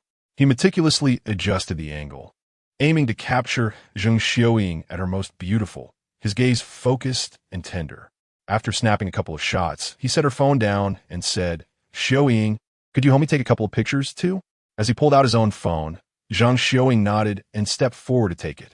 Yet, Lin Xiangyu slyly wrapped his arm around her shoulders, the phone already switched to selfie mode, pointing it at them. Smile. This unexpected gesture turned Zhang Xiaoying from a rosy hue to a deep crimson. Before she could react, Lin Xiangyu pressed the shutter. Hey, what are you doing? You should have told me before taking the picture. Delete it, Zhang Xiaoying exclaimed, flustered and anxious, covering her face with her hands. Conflicted emotions of embarrassment and a hint of joy swirled within her, leaving her flustered as she nervously tugged at her clothing. Don't you want to take a picture with me? Lin Xiangyu feigned disappointment, lowering his gaze. If you don't like it, then just delete it. As he handed the phone back to her, a glimmer of mischievous anticipation sparkled in his eyes. That's not it. I just wasn't tea-ready, Zhang Xiaoying murmured, her voice barely above a whisper. With a slight turn, she nestled her head against Lin Xiangyu's shoulder, lifting the phone to frame them both. At that moment, her heart raced like a little rabbit, cheeks aflame, while Lin Xiangyu's warmth enveloped her, instilling both shyness and comfort. After capturing the moment, they ventured through various attractions, savoring an array of snacks, the camera documenting one joyful memory after another. Zhang Xiaoying shared photos on her social media for the first time, including sweet snapshots with Lin Xiangyu. As she gazed at those images, a smile crept upon her lips, her heart brimming with happiness, as if the entire world had brightened around her. After an exhilarating day, Lin Xiangyu and Zhang Xiaoying left the amusement park hand in hand, the clock reading past 3 in the afternoon. However, having indulged in various snacks inside, their appetites were not particularly strong. While waiting for a taxi by the roadside, Zhang Xiaoying, her face flushed, quietly inquired, Must it be inside the classroom? She lowered her head slightly, her fingers nervously tugging at her clothing, her voice laced with a mixture of anticipation and shyness, as her eyes furtively sought Lin Xiangyu's face for an answer. Chapter 35. Virtual Reality, What's the Matter? Lin Xiangyu raised an eyebrow at Zhang Xiaoying, a glint of mischief flickering in his eyes. Are you having second thoughts? Zhang Xiaoying, noticing his expression, hurriedly waved her hands and spoke in a rapid-fire manner. No, I'm not having second thoughts. I just wanted to ask, can we change the location? To where? Lin Xiangyu thought he understood her intentions perfectly. He feigned ignorance, hoping to tease this seemingly strong girl who, beneath her exterior, was filled with youthful sentiment. How about the motel? Zhang Xiaoying's face flushed a deep crimson, akin to a ripe tomato, her voice barely above a whisper, accompanied by a noticeable stutter. A motel? That place is generally frequented by couples seeking intimacy. Weren't you the one who previously opposed taking our relationship to that level? Lin Xiangyu pretended to be astonished. Yet internally, he eagerly anticipated Zhang Xiuying's acquiescence to furthering their relationship. Zhang Xiuying wished to explain that going to a motel did not necessarily imply anything would happen, but the words were difficult to articulate. She also feared that Lin Xiangyu might engage in more audacious actions there. After a moment of hesitation, she sighed and resignedly said, "Never mind, let us just go to the classroom." Upon hearing her response, Lin Xiangyu felt no particular emotional upheaval. He firmly believed that, given time, he would eventually unlock Zhang Xiuying's heart completely. To him, it was merely a matter of time before he would unveil all the possibilities that lay within her. Shortly thereafter, the two arrived at the school via taxi. The university campus was desolate on the weekend, devoid of the teachers who were a common sight during the week, and students were few and far between. Lin Xiangyu and Zhang Xiuying made their way to the classroom without any hindrance. Having learned from their previous experience, Lin Xiangyu swiftly turned and locked the classroom door as soon as they entered. With the sound of the lock clicking into place, Zhang Xiuying's heart tightened, a wave of tension washing over her. At that moment, the classroom was enveloped in an indescribable atmosphere. Zhang Xiuying felt her cheeks burning, her heart racing wildly in her chest, and her breath quickening involuntarily. This ambience was neither the usual awkwardness nor the cloying sweetness of flirtation, nor was it the discomfort of frivolity. Both Lin Xiangyu and Zhang Xiuying were acutely aware of their purpose there, yet for reasons unknown, they remained frozen in place, neither daring to take the first step. Just as this moment of tension lingered, Lin Xiangyu's system chimed in like a timely savior. Ding! To assist the host in warming up the relationship with Zhang Xiuying, the virtual reality game function is now activated. The virtual reality game has commenced. Wishing the host a delightful experience. As the system's notification faded, a brilliant light enveloped them, and in an instant, they found themselves swept into an entirely new virtual realm. In the virtual reality game, Zhang Xiuying fulfilled her promise to Lin Xiangyu. Completion progress 1-2. I sincerely apologize for the reduction of 1,087 words. I can only rely on the reader's imagination to fill in the gaps. This does not affect the plot. You may refer to the omitted sections for more details. Chapter 36. Dinner with the teacher after their meal. Lin Xiangyu glanced at his phone, noting the time. Having lingered in the classroom for quite a while, it was nearly 6 o'clock. He had a dinner engagement with teacher Shun Ying'ai at 7. Realizing there was little time left for another meeting, he remarked, "Let us call it a day. I'll see you home." Upon hearing this, Zhang Xiuying took out her phone and gasped, "Oh, is it already this late? Don't you think time flies when we're together?" A playful smile crept onto Lin Xiangyu's lips as he teased. "Really? Is that so?" Zhang Xiuying rolled her eyes at him, rubbing her sore chin as she retorted, "Don't flatter yourself. Time has dragged on painfully for me." Their banter erupted in laughter. Lin Xiangyu, unable to contain his amusement at Zhang Xiuying's endearingly feigned annoyance. Once their laughter subsided, he said, "All right, enough of the teasing. I'll walk you back." "Okay," Zhang Xiuying replied obediently, resembling a gentle little kitten. After leaving the school, Lin Xiangyu hailed a taxi and escorted Zhang Xiuying to the entrance of her neighborhood. Upon disembarking, he inquired, "Do you need me to walk you inside?" His underlying message was, "Would it be convenient for me to accompany you?" "No need," Zhang Xiuying replied, lifting her hand to beckon him closer. "Appa, come here." Hearing her call him Appa sent a sweet thrill through Lin Xiangyu, prompting him to approach without hesitation. As he stood before her, Zhang Xiuying unexpectedly stood on tiptoe and gently kissed him on the cheek. After the kiss, she dashed away like a startled rabbit, leaving Lin Xiangyu gazing at her retreating figure, instinctively touching the spot where she had kissed him, a blissful smile lighting up his face. He knew that the day he would completely win over Zhang Xiuying was drawing near. Once in the taxi, Lin Xiangyu promptly called Shun Ying'ai. The call connected swiftly, and her cheerful voice greeted him. "Hello, Xiangyu, have you finished getting ready?" "Yes, I'm all set, Shun." He almost slipped and called her teacher, quickly correcting himself. "What about you, Ying'ai?" "I'm ready too. I was just about to call you when you rang," she replied, her tone infused with warmth, which Lin Xiangyu could sense indicated her good mood. Where shall we meet? He asked. Ai had previously mentioned going to a restaurant renowned for its exceptional barbecue, but had not specified the location. I'll send you the location, she replied with a smile. All right, Lin Xiangyu acknowledged before hanging up. Soon, she sent him a location, which turned out to be a street rather than a specific establishment. After giving the address to the driver, he leaned back in his seat to rest. Since the morning, he had been busy, even engaging in a scuffle that drained his energy, and now he felt quite fatigued. After a brief respite, the taxi arrived at the location Ai had provided. As he stepped out, he spotted her, elegantly dressed and meticulously groomed, a stark contrast to her usual appearance. Gone were the glasses that typically perched on her nose. Her eyes sparkled like stars, and her hair, which she usually let fall freely, was now stylishly tied up. Adorning her ears were exquisite earrings that shimmered with every movement, adding a touch of allure to her presence. Her face bore a carefully applied makeup that perfectly highlighted her features, exuding an irresistible charm. Have you been waiting long? Lin Xiangyu asked with a smile as he approached her. Zhang Ying'ai lowered her gaze, a blush creeping onto her cheeks as she softly replied, Not too long. Shall we go?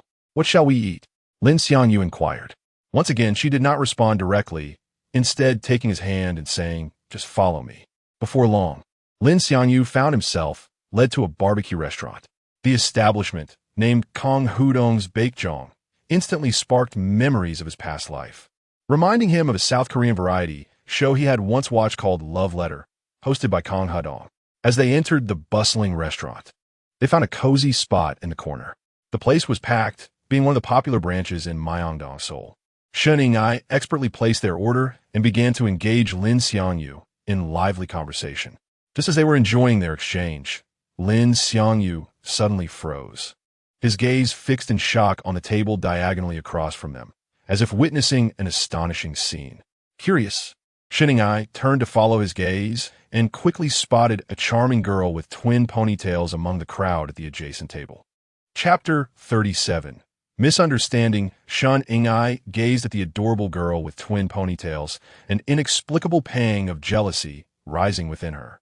Turning her head away, she asked, laced with a palpable bitterness, Do you know her?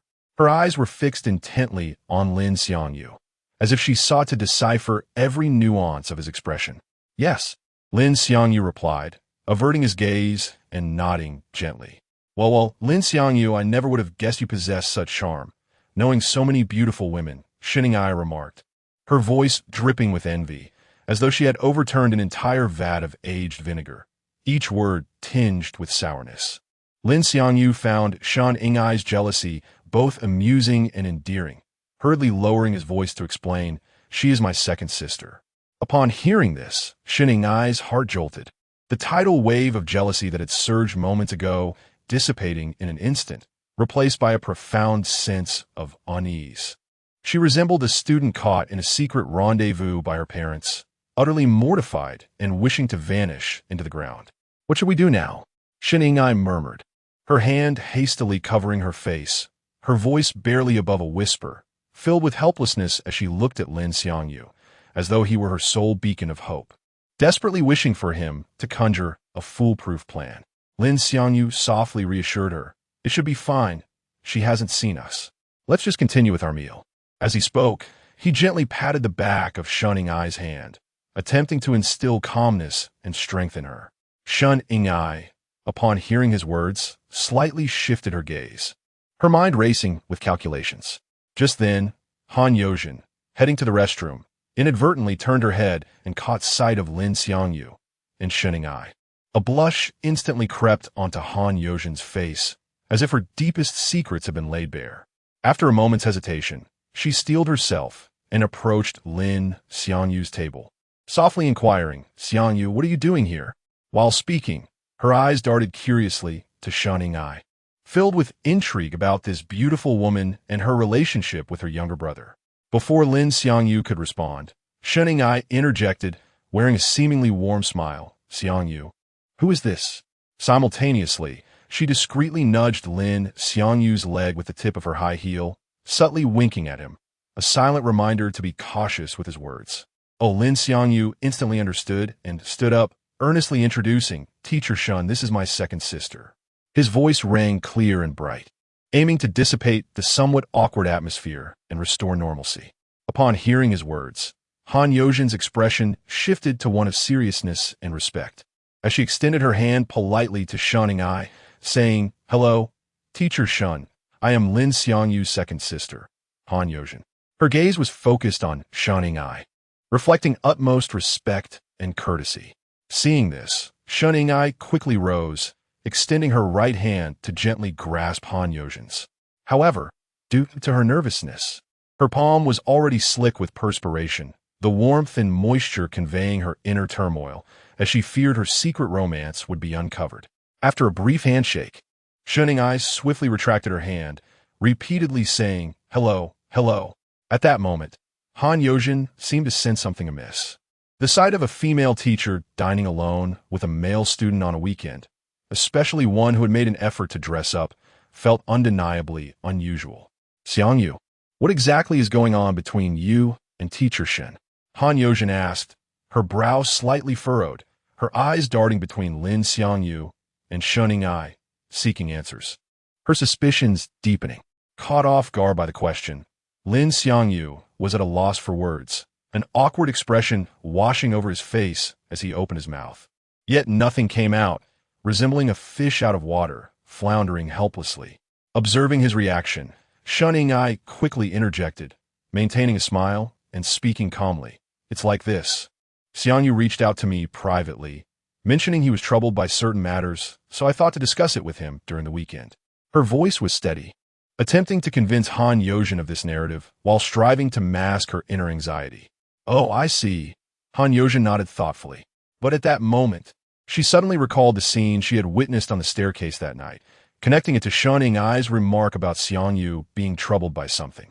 Realizing the implications, Han Yojin's heart tightened, and she urgently tugged at Lin Xiangyu's sleeve, whispering, "Lin Xiangyu, come with me for a moment." With that, Han Yojin mustered a strained smile toward Shunning Ai, nodding politely as she said, "Excuse me, Teacher Shun, I need to speak to Lin Xiangyu privately." "All right." Shunning Ai replied with a smile, yet a sliver of unease crept into her heart, fearing that events might spiral out of control. Han Yojin led Lin Xiangyu to a secluded corner, hesitating for a moment before stating gravely, "Xiangyu, you must not disclose family matters to outsiders. If there is anything troubling you that you find uncomfortable to share with Mom or our older sister, you can confide in me." Her expression was earnest, her concern for the family's affairs evident, fearing that Lin Xiangyu might impulsively reveal something he ought not to. Lin Xiangyu, bewildered, failed to grasp the depth of Han Yojin's words. After pondering for a moment, he asked in confusion, "Yojin, have you misunderstood something?" Chapter 38. The poison Han Yojin lifted her head, her gaze fixed intently on Lin Xiangyu's eyes as they locked in a prolonged stare.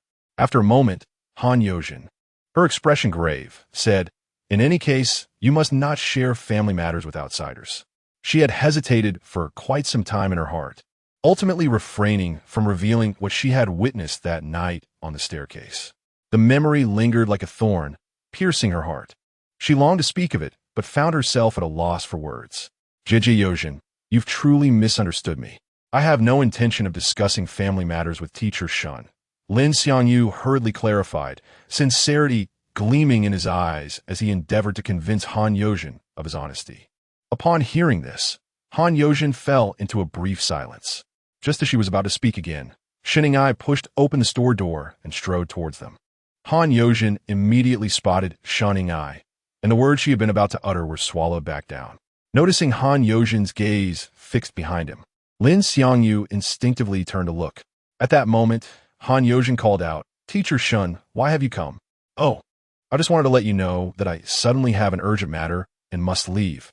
I've already settled the bill for the barbecue. You two siblings enjoy yourselves," Shunning Ai replied, her smile unwavering. Yet behind that facade lay a tumult of anxiety and unease. Although Lin Xiangyu and Han Yojin had only been out for a short while, Shunning Ai felt as if she were sitting on pins and needles, unable to relax. Fearing that Han Yojin might sense the peculiar relationship between her and Lin Xiangyu. "Teacher, you're leaving?" A trace of disappointment flickered in Lin Xiangyu's eyes as he asked anxiously, "Yes, there are matters I must attend to. If you have anything to discuss, you can talk to your sister first. We can catch up another time." Shining Ai feigned nonchalance. "Teacher Shan then." Lin Xiangyu glanced at Han Yozhen beside him, reluctantly saying, "Take care." His voice carried a hint of sorrow, his eyes lingering on Shining Ai. "All right, then I'll take my leave. Goodbye, Lin Xiangyu. Goodbye, Sister Xiangyu." Shining Ai smiled, her wave tinged with regret. Lin Xiangyu hurriedly waved back, "Goodbye, Teacher Shun. Please take care." Han Yozhen raised her hand politely in farewell. Shining Ai said nothing further, turning to walk towards the street. Lin Xiangyu watched her retreating figure, a profound sense of loss swelling within him, his gaze filled with longing. At that moment, a classmate who had come with Han Yozhen emerged from the store to find her.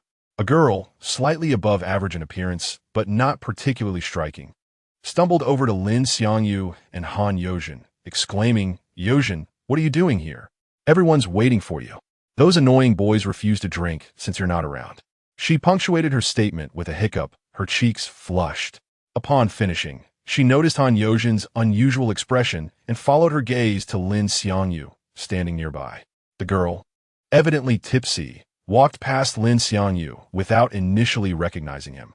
"Wow, so handsome," she exclaimed, her eyes widening in surprise. "Is this handsome guy your boyfriend, Yozhen? He is so attractive." The girl, with a hint of drunken boldness, looked at Han Yozhen with curiosity. Instantly, Han Yozhen's face flushed crimson, akin to a ripe tomato. As she hurriedly explained, "Xiaohui, don't say such things. He is my brother." Upon hearing Han Yozhen's response, Li Xiaohui's eyes brightened, and she walked up to Lin Xiangyu, phone in hand, asking, "Yozhen's brother, could I have your number?" Her gaze sparkled with anticipation and a touch of inebriated audacity. Han Yozhen quickly intervened, blocking Li Xiaohui's hand, saying, "Let us head back. We shouldn't keep them waiting." While speaking, Han Yozhen cast an apologetic glance towards Lin Xiangyu. Reluctantly, Li Xiaohui was drawn away by Han Yozhen, her eyes lingering on Lin Xiangyu as they left. Once Han Yozhen and Li Xiaohui re-entered, Lin Xiangyu immediately took out his phone to message Shining Ai. "Ing Ai, where have you gone? I'm coming to find you." Lin Xiangyu, his emotions swirling, stared at the screen, his fingers trembling slightly. He was unwilling to relinquish the hard-won opportunity of the day, yet he feared that Shining Ai might reject any future private meetings due to today's events, leaving him riddled with anxiety. Fortunately, after a while, Shining Ai replied. The seconds felt like an eternity to Lin Xiangyu. "Focus on enjoying your barbecue, and don't raise your sister's suspicions. Once you're done, we can reconnect." Upon reading her message, Lin Xiangyu felt a weight lift from his heart, exhaling slowly as he returned to the barbecue restaurant. As he entered, both Han Yozhen and Li Xiaohui turned to look at him. Han Yozhen appeared a bit flustered, her eyes filled with embarrassment, while Li Xiaohui's gaze was playful, as if sending Lin Xiangyu a signal. Lin Xiangyu observed that Han Yozhen's table was lively, everyone holding beer mugs and drinking heartily, the atmosphere vibrant. However, he paid little heed to it, his mind solely focused on finishing his meal to seek out Shining Ai. Once seated, Lin Xiangyu began grilling the meat. The aroma wafted through the air, tantalizing yet bittersweet as he longed to enjoy it with Shining Ai. As Lin Xiangyu savored the barbecue, he occasionally glanced towards Han Yozhen's table, where she too would steal glances in his direction. Their eyes met several times, only to dart away quickly, as if evading something. After a while, a tipsy Li Xiaohui, clutching a bottle and a cup, staggered towards Lin Xiangyu. Intended to follow, but was held back by a friend of Li Xiaohui's. At this point, the people at their table had consumed a fair amount of alcohol, with a few boys watching Li Xiaohui as if anticipating a spectacle. Unbeknownst to them, Lin Xiangyu and Han Yozhen shared a close bond. As Han Yozhen had previously asked Li Xiaohui to keep it quiet, they assumed Li Xiaohui was merely looking to flirt with a stranger, eagerly awaiting her potential embarrassment. Some even wagered on the outcome. Yet, their expectations would be dashed. Although Lin Xiangyu held no interest in Li Xiaohui, he felt a sense of obligation to maintain appearances, given her connection to Han Yozhen. Thus, when Li Xiaohui poured him a drink, he graciously accepted it instead of outright refusing. Seeing Lin Xiangyu accept Li Xiaohui's drink, the boys who had lost their bets wore expressions of disappointment. However, they quickly brushed it off, diving back into the next round of drinking. The table once again filled with raucous laughter.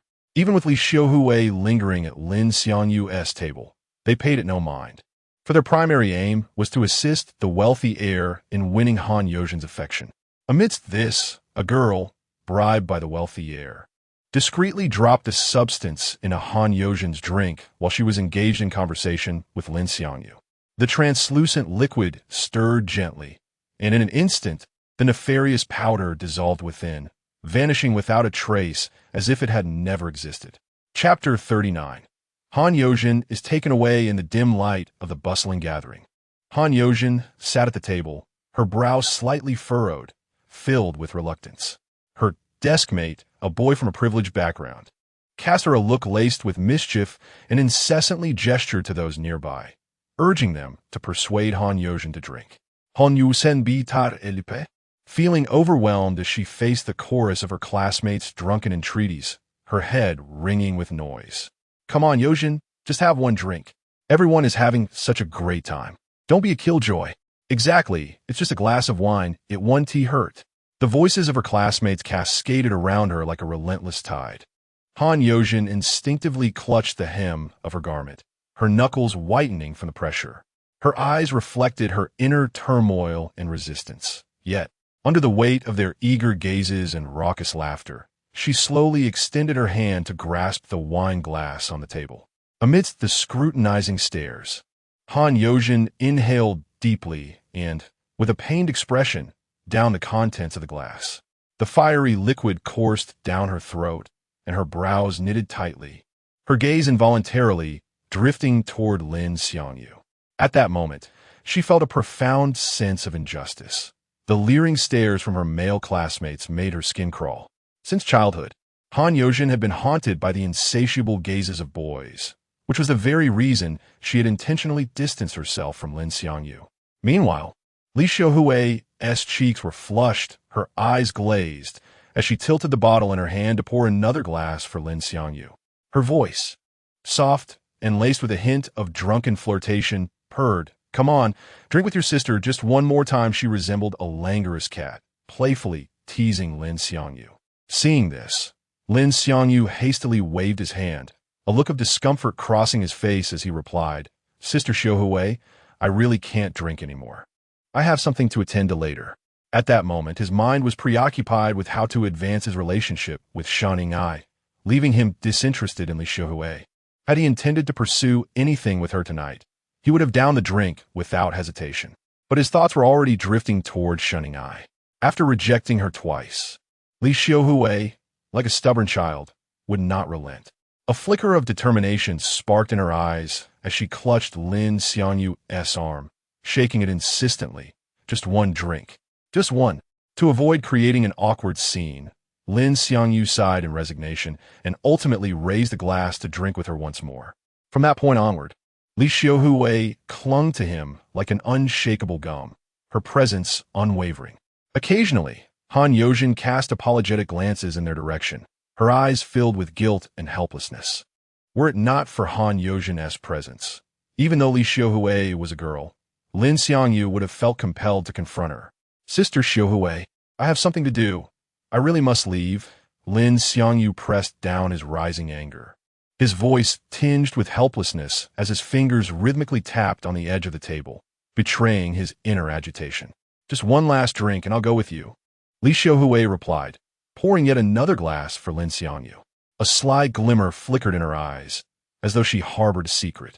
When Lin Xiangyu heard her mention leaving with him, he found himself at a loss for words, though he dismissed the idea.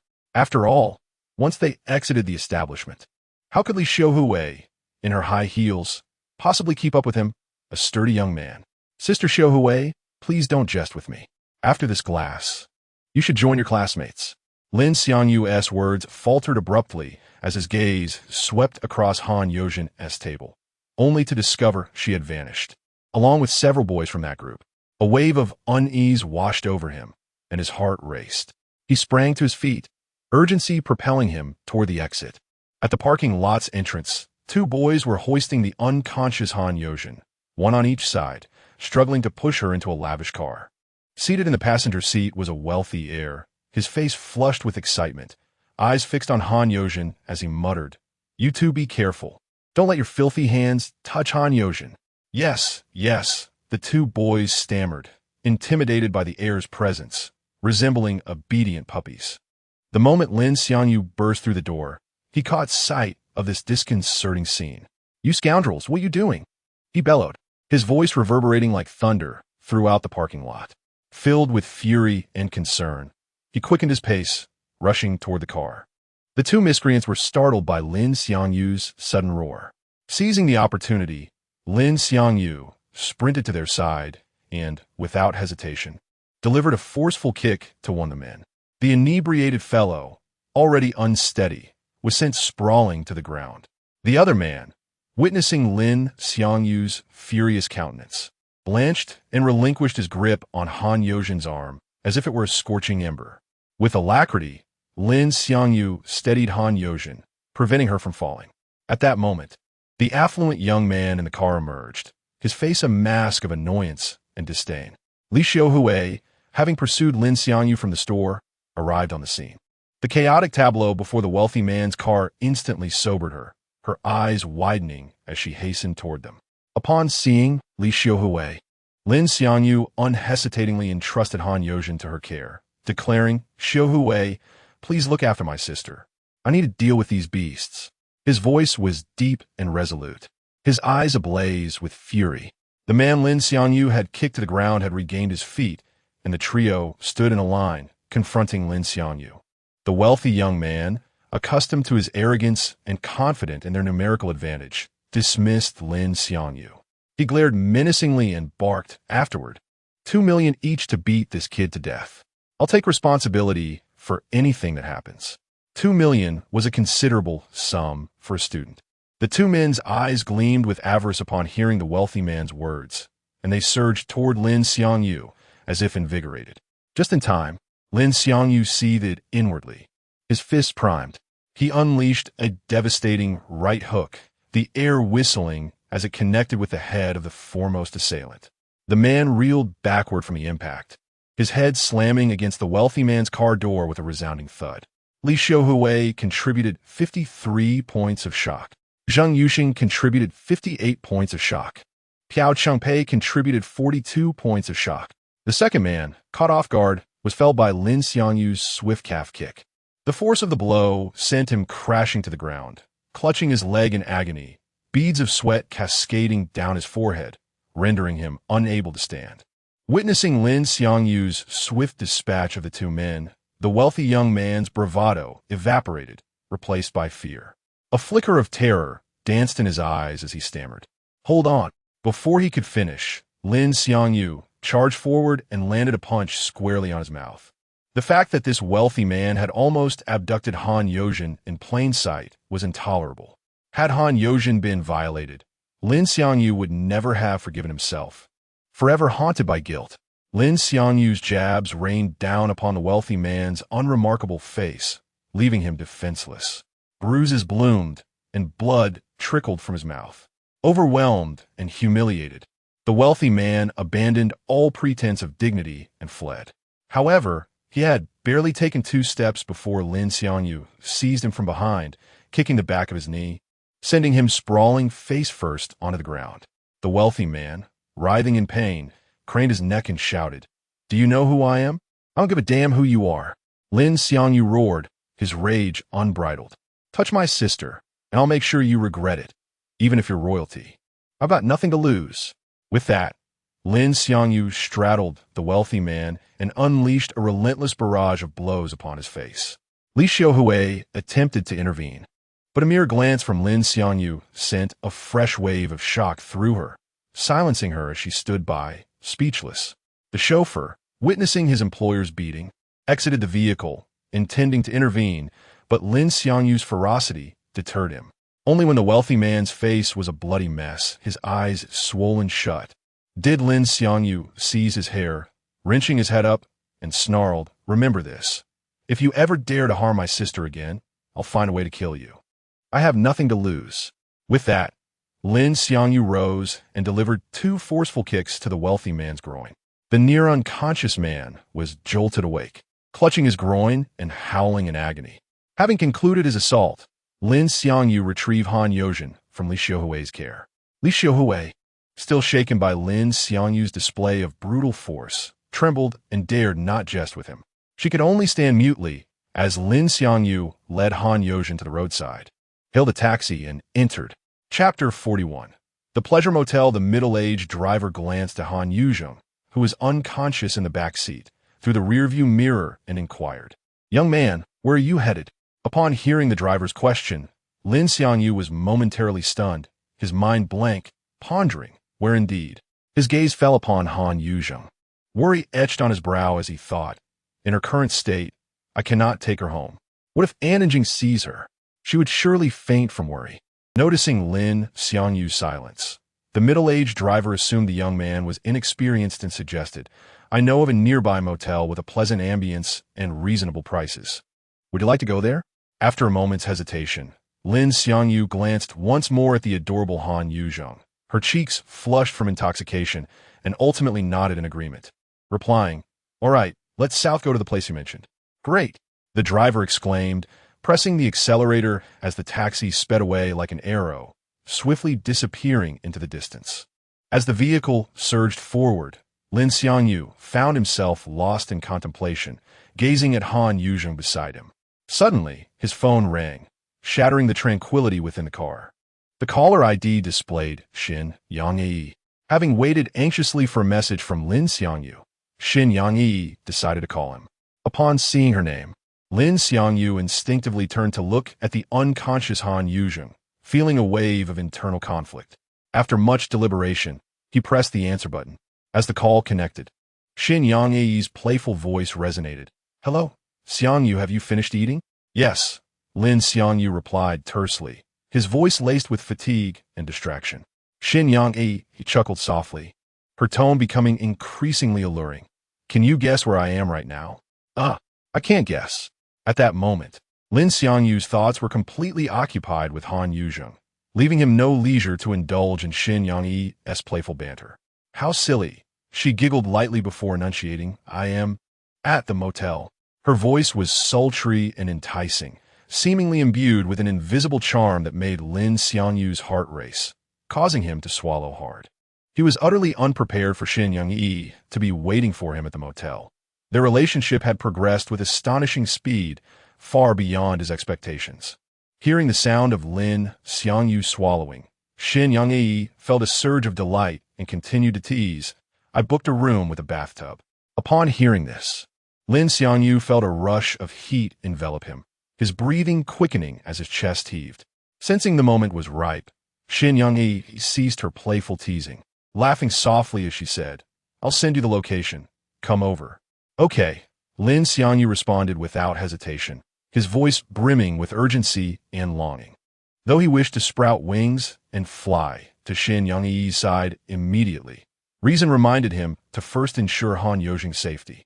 After ending the call, Lin Xiangyu prepared to instruct the driver to find a nearby motel to settle Han Yuzheng before attending to Xin Yangyi. Just as he was about to speak, his phone buzzed again, revealing a message from Xin Yangyi containing the motel's address. A new thought flashed through Lin Xiangyu's mind. He pondered for a moment before telling the driver, "Please change course to this address." Handing his phone to the driver, he watched as a knowing smile spread across the man's face. "Young man, what a coincidence. We were actually headed there, the Pleasure Motel. This place offers great value, and I first learned about it from a student named Su Yang from the Dragon Country." Chapter 42. The first game with Xin Yangyi. Lin Xiangyu paid no heed to the driver's words. His mind singularly focused on one thought, to ensure Han Yozheng's safe accommodation before hastening to Xin Yangyi's side. In his heart, everything else was trivial. The matter of who had recommended this motel to the driver was of no concern to him. The taxi sped through the night and soon came to a halt outside the Pleasure Motel. The driver, glancing through the rearview mirror, observed Lin Xiangyu dragging the unconscious Han Yuzheng from the car, a flicker of unnoticeable regret passing through his eyes. Yet, such scenes were commonplace in his career as a taxi driver. He had witnessed countless similar occurrences. Nevertheless, the adorable visage of Han Yuzheng stirred a touch of compassion within him. As Lin Xiangyu assisted Han Yuzheng towards the motel entrance, the middle-aged driver pressed the accelerator, and the taxi vanished into the thick darkness, leaving only a trail of exhaust fumes behind. Inside the motel, the bespectacled female receptionist raised her eyes, observing Lin Xiangyu supporting Han Yuzheng as they entered. There was no hint of surprise or shock on her face. Such scenarios were a daily occurrence for her, and she had grown accustomed to them. Lin Xiangyu retrieved his identification card and handed it to the receptionist, curtly requesting a room. The receptionist, taking the ID, dutifully inquired, "Where's her ID?" "She will leave shortly. She won't be staying here," Lin Xiangyu replied, completely unaware of where Han Yuzheng's identification was, resorting to an excuse that anyone could conjure. The receptionist merely responded with a soft "oh," proceeding with the check-in process. She was merely following protocol, deeming it unnecessary to complicate matters for herself. After settling the payment, Lin Xiangyu took the room key from the receptionist and carefully assisted Han Yuzheng into the elevator. As the elevator ascended slowly, upon reaching their floor, Lin Xiangyu guided Han Yuzheng down the long corridor in search of their room. It did not take long for him to locate the room. He swiped the key card to open the door, ushering Han Yuzheng inside before gently closing the door with his foot. After placing Han Yuzheng on the bed, Lin Xiangyu sank into the chair beside her, wiping the beads of sweat from his brow. Although Han Yuzheng was not heavy, supporting an unconscious person proved to be a strenuous task. Driven by a peculiar sentiment towards Han Yuzheng, Lin Xiangyu was careful to avoid any inappropriate contact, exerting considerable effort along the way. After a brief respite, he inhaled deeply and rose slowly, his mind filled with visions of Xin Yangyi's enchanting figure, yearning to reach her room swiftly. However, just as he turned to leave, his gaze inadvertently fell upon Han Yuzheng's feet, where he noticed she was still wearing her shoes. A thought struck him. Sleeping in shoes must be exceedingly uncomfortable. Being a person of meticulous nature, he resolved to help Han Yuzheng remove her shoes before departing. Fortunately, Han Yuzheng wore lace-up shoes, and the process of untying them was straightforward. Lin Xiangyu crouched down, delicately loosening the bow of the shoelaces, and with utmost care, he slipped the shoes off her feet. At the moment her feet were revealed, Lin Xiangyu's gaze faltered. After a brief pause, he released her feet, averted his gaze, and composed himself. Just before exiting, he could not resist glancing back at the slumbering Han Yuzheng, then turned toward Xin Yangyi's room. One could not deny that despite Han Yuzheng's cute demeanor, she was undeniably captivating, a fact that Lin Xiangyu greatly appreciated. At that moment, the muffled sounds of revelry from nearby rooms filled the air, and to claim that he held no thoughts of Han Yuzheng would be sheer self-deception. Yet, his inherent integrity forbade him from pursuing her in such a base manner. Lin Xiangyu gently closed the room door, took a deep breath, and exhaled slowly to calm his racing heart as he strode towards the elevator. Upon arriving at Xin Yangyi's door, his heartbeat quickened, for this was a pivotal moment since his arrival in this world, akin to an impending battle. Knock, knock, knock. Lin Xiangyu raised his hand and lightly rapped on the door. As the sound echoed, he heard the hurried sound of high heels within. Despite the cacophony from the surrounding rooms, Xin Yangyi's footsteps were distinctly audible, the urgent rhythm seemingly conveying her anticipation. The door creaked open, revealing the long-awaited figure of Xin Yangyi. The instant their eyes met, an unspoken understanding passed between them. Without a moment's hesitation, they embraced in a fervent kiss. Lin Xiangyu instinctively shut the door behind them. His hands encircled Xin Yangyi's waist, while she tenderly caressed his face. As they kissed, Xin Yangyi gradually retreated towards the bed. Just as the atmosphere thickened between them, a system notification rang out, signaling the commencement of their virtual game. Virtual Kitchen activated. The game involves the two collaborating to cook fried rice. Popcorn mastery. The process follows below. Chapter 43. Back to Han Yuzheng's room after concluding the virtual game. Shunning Ai lay flat on the bed, taking a moment to regain her composure before gradually turning her head toward Lin Xiangyu. A gentle smile adorned her face, her gaze warm and tender, reminiscent of the sun's embrace on a spring day. Lin Xiangyu, sensing her attention, slowly shifted his gaze to meet hers. In that fleeting moment of their eyes locking, a palpable electricity coursed through the air, rendering the surroundings into a serene silence. With a slight smile curling at the corners of his mouth, Lin Xiangyu inquired, "Ai, how did you feel just now?" Upon hearing this, Shun Ai's cheeks flushed a deep crimson, akin to a ripe apple, as she shyly responded, "I felt wonderful." Once she spoke, an invisible force seemed to draw them together, and they embraced tightly, as if wishing to intertwine their very lives. After a few tender moments, Shun Ai gently asked, "Xiangyu, do you need to go home tonight?" Lin Xiangyu paused before responding, redirecting the question, "What about you?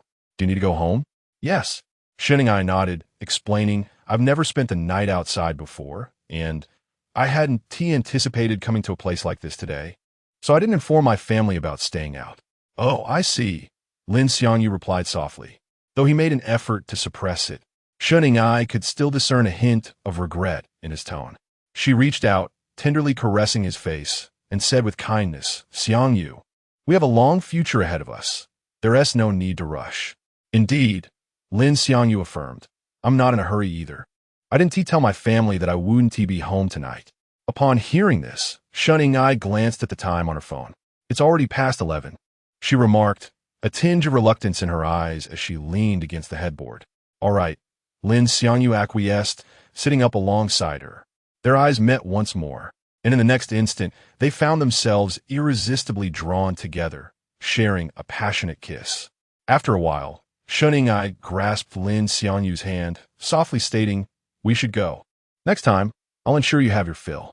"Okay," Lin Xiangyu sighed lightly, a touch of disappointment evident as he withdrew his hand.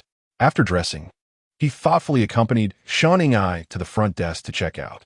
The female receptionist, upon receiving the room card from Shun Ai, inadvertently glanced up and was instantly captivated by Lin Xiangyu, her eyes widening in disbelief. Confusion flooded her mind. She distinctly remembered Lin Xiangyu arriving with Han Yozhen. Yet here he was, checking out with another woman. Despite her experience in the hotel industry, this peculiar situation left her astounded. However, the receptionist maintained her professionalism, suppressing her curiosity after a brief stare. Lin Xiangyu felt uncomfortable under her gaze, his face flushing with embarrassment. Shun Ai, oblivious to the reason, assumed the receptionist was merely enchanted by Lin Xiangyu's handsome appearance. After checking out, Lin Xiangyu and Shun Ai left the motel hand in hand, basking in the sweetness of their moment. Upon reaching the street, Lin Xiangyu waved to hail a taxi, gentlemanly opening the door and carefully assisting Shun Ai inside. As she settled into the car, she rolled down the window and waved goodbye, her eyes filled with affection. Lin Xiangyu reciprocated the farewell. Watching the taxi disappear down the road before glancing at his phone, it was already past midnight. He thought to check on Han Yozhen's condition, ensuring she was all right before heading home, recalling that excessive consumption of certain substances could pose a danger to life. He could not leave Han Yozhen unattended in such a state. When a receptionist spotted Lin Xiangyu returning, her eyes widened once more in astonishment. Understanding he had been misunderstood, Lin Xiangyu approached the front desk, awkwardly stating, "Hello, I accidentally locked the room card for 306 inside. Could you please issue me another?" The receptionist stared at him for a couple of seconds before calmly replying, "All right." Once he received the new card, Lin Xiangyu hurried away from the front desk, feeling guilty as he ascended to the third floor. Upon entering room 306, he found no sign of Han Yozhen. However, the slight bulge in the covers indicated she was likely hiding beneath them. Concerned for her well-being, Lin Xiangyu hesitated before deciding to lift the blanket and check on her condition. Resolute, he approached the bed and pulled back the covers. Chapter 44.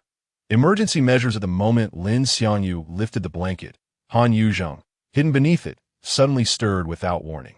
Lin Xiangyu's heart sank, akin to the feeling of being caught in a wrongdoing. His gaze was fixed on Han Yozhen, who was frowning, her eyes tightly shut. emitting sounds of distress as her body uncontrollably crawled towards the edge of the bed. In an instant, Lin Xiangyu felt a surge of anxiety rise to his throat, his breath quickening. He quickly crouched beside her, eager to assess her condition. In the next moment, Han Yuzheng violently retched, the contents of her stomach erupting forth like a torrential flood. The vomit landed squarely on Lin Xiangyu, and a pungent, acrid odor filled the air. It became evident that even someone as breathtakingly beautiful as Han Yuzheng could produce a scent that was utterly intolerable. Overwhelmed by this unexpected turn of events, Lin Xiangyu felt a wave of nausea wash over him, his throat churning as he fought the urge to vomit. However, upon hearing Han Yuzheng's agonized groans, he steeled himself against his discomfort and gently patted her back. With Lin Xiangyu's assistance, Han Yuzheng finally expelled the contents of her stomach. Yet after this episode, she remained unresponsive, her body languidly collapsing towards the edge of the bed, perilously close to tumbling to the floor.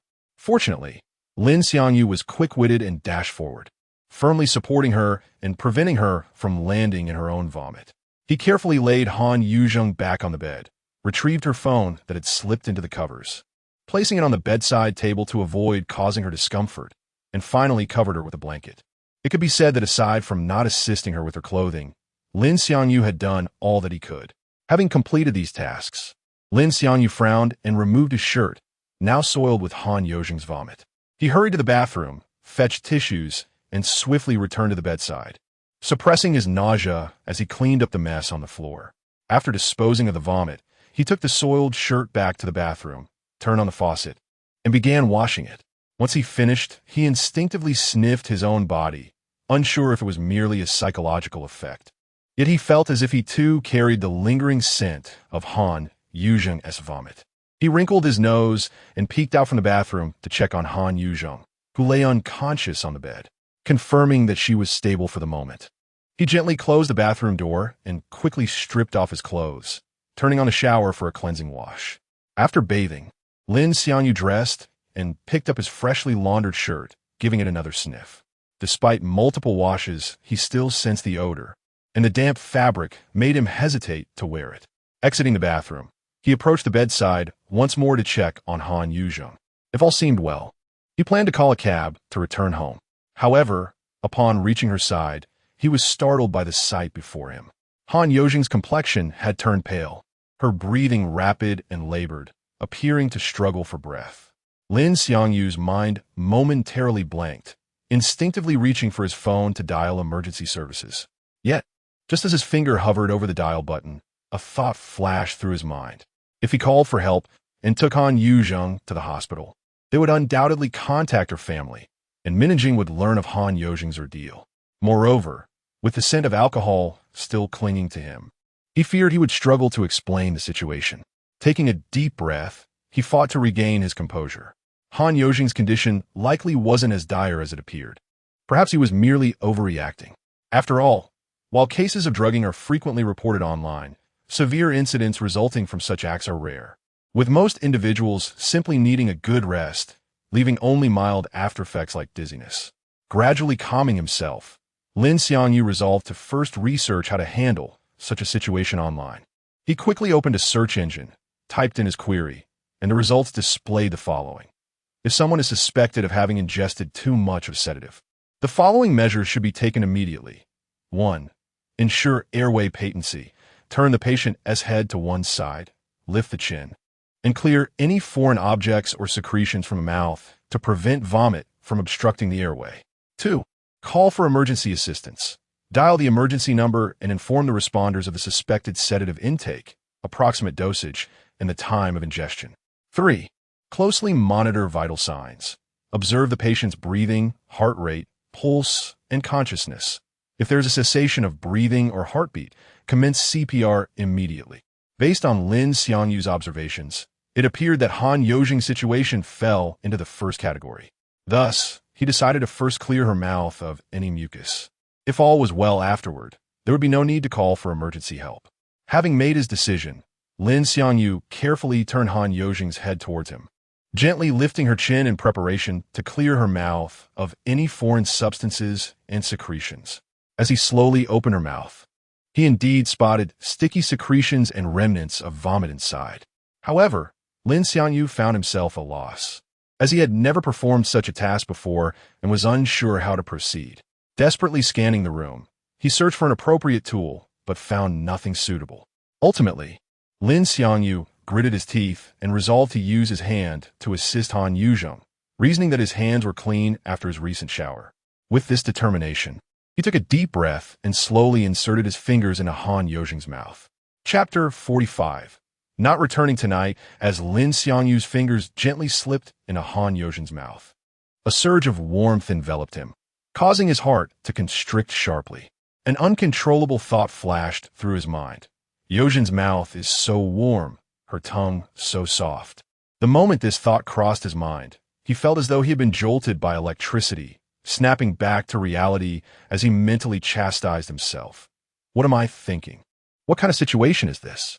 Shaking his head vigorously, Lin Xiangyu endeavored to dispel these bizarre thoughts and focused intently on clearing the secretions and remnants of vomit from Han Yuzhong's mouth. In practice, the task proved less daunting than he had anticipated. His movements were both gentle and swift, and soon he had effectively cleaned her up. At this point, Han Yuzhong's breaths began to return to a regular rhythm. Holding up his finger, he exhaled deeply, reassuring himself that she should be all right now. He then hurried into the bathroom to cleanse his hands. After washing, he returned to the bedside, his gaze fixed intently on Han Yuzhong.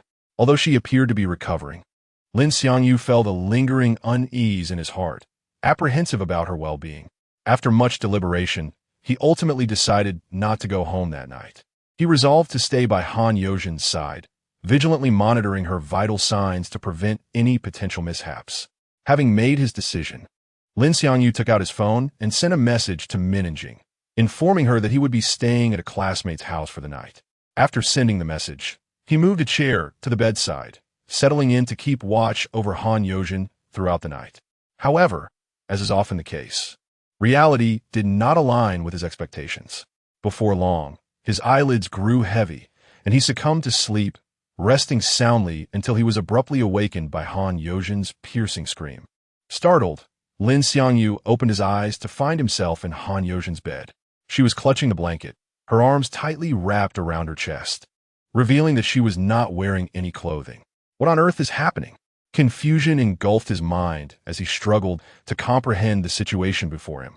Han Yuzhong, noticing her own state of undress, felt her eyes well up with tears, her voice breaking as she cried out, "Lin Xiangyu, what have you done to me?" In a state of panic, he implored her, "Yuzhong, please don't panic. I swear I did nothing to you." Seeing that she had calmed somewhat, he took a deep breath and continued, "Do you remember where you were last night?" As Han Yuzhong furrowed her brow in concentration, she attempted to recall the events. Her head throbbed, and she felt disoriented. If not for the presence of Lin Xiangyu beside her, she doubted she could even sit up. "I remember I was at the barbecue restaurant with classmates," she responded slowly, her voice trembling. Upon hearing this, Lin Xiangyu's face lit up with relief. "Yes, that's right. You were at the barbecue restaurant with your classmates, and then you were there too?" Han Yuzhong replied, her gaze fixed on him, filled with confusion and suspicion. "Yes, that's correct. I was there too," Lin Xiangyu said, his happiness evident as he continued to guide her. "And then what happened next?"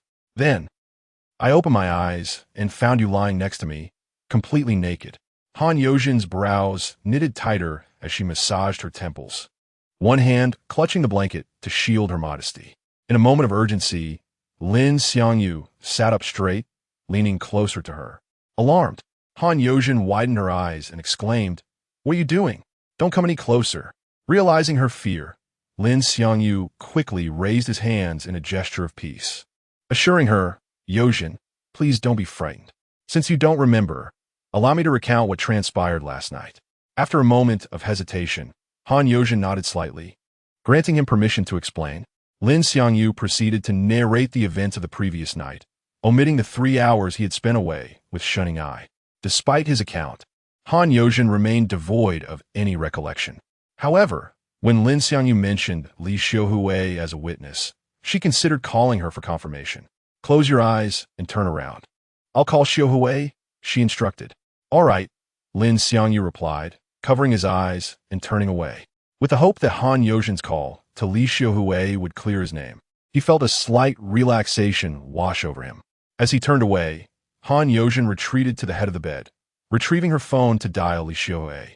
Hearing the call connect, Lin Xiangyu's earlier calmness was replaced by anxiety once more.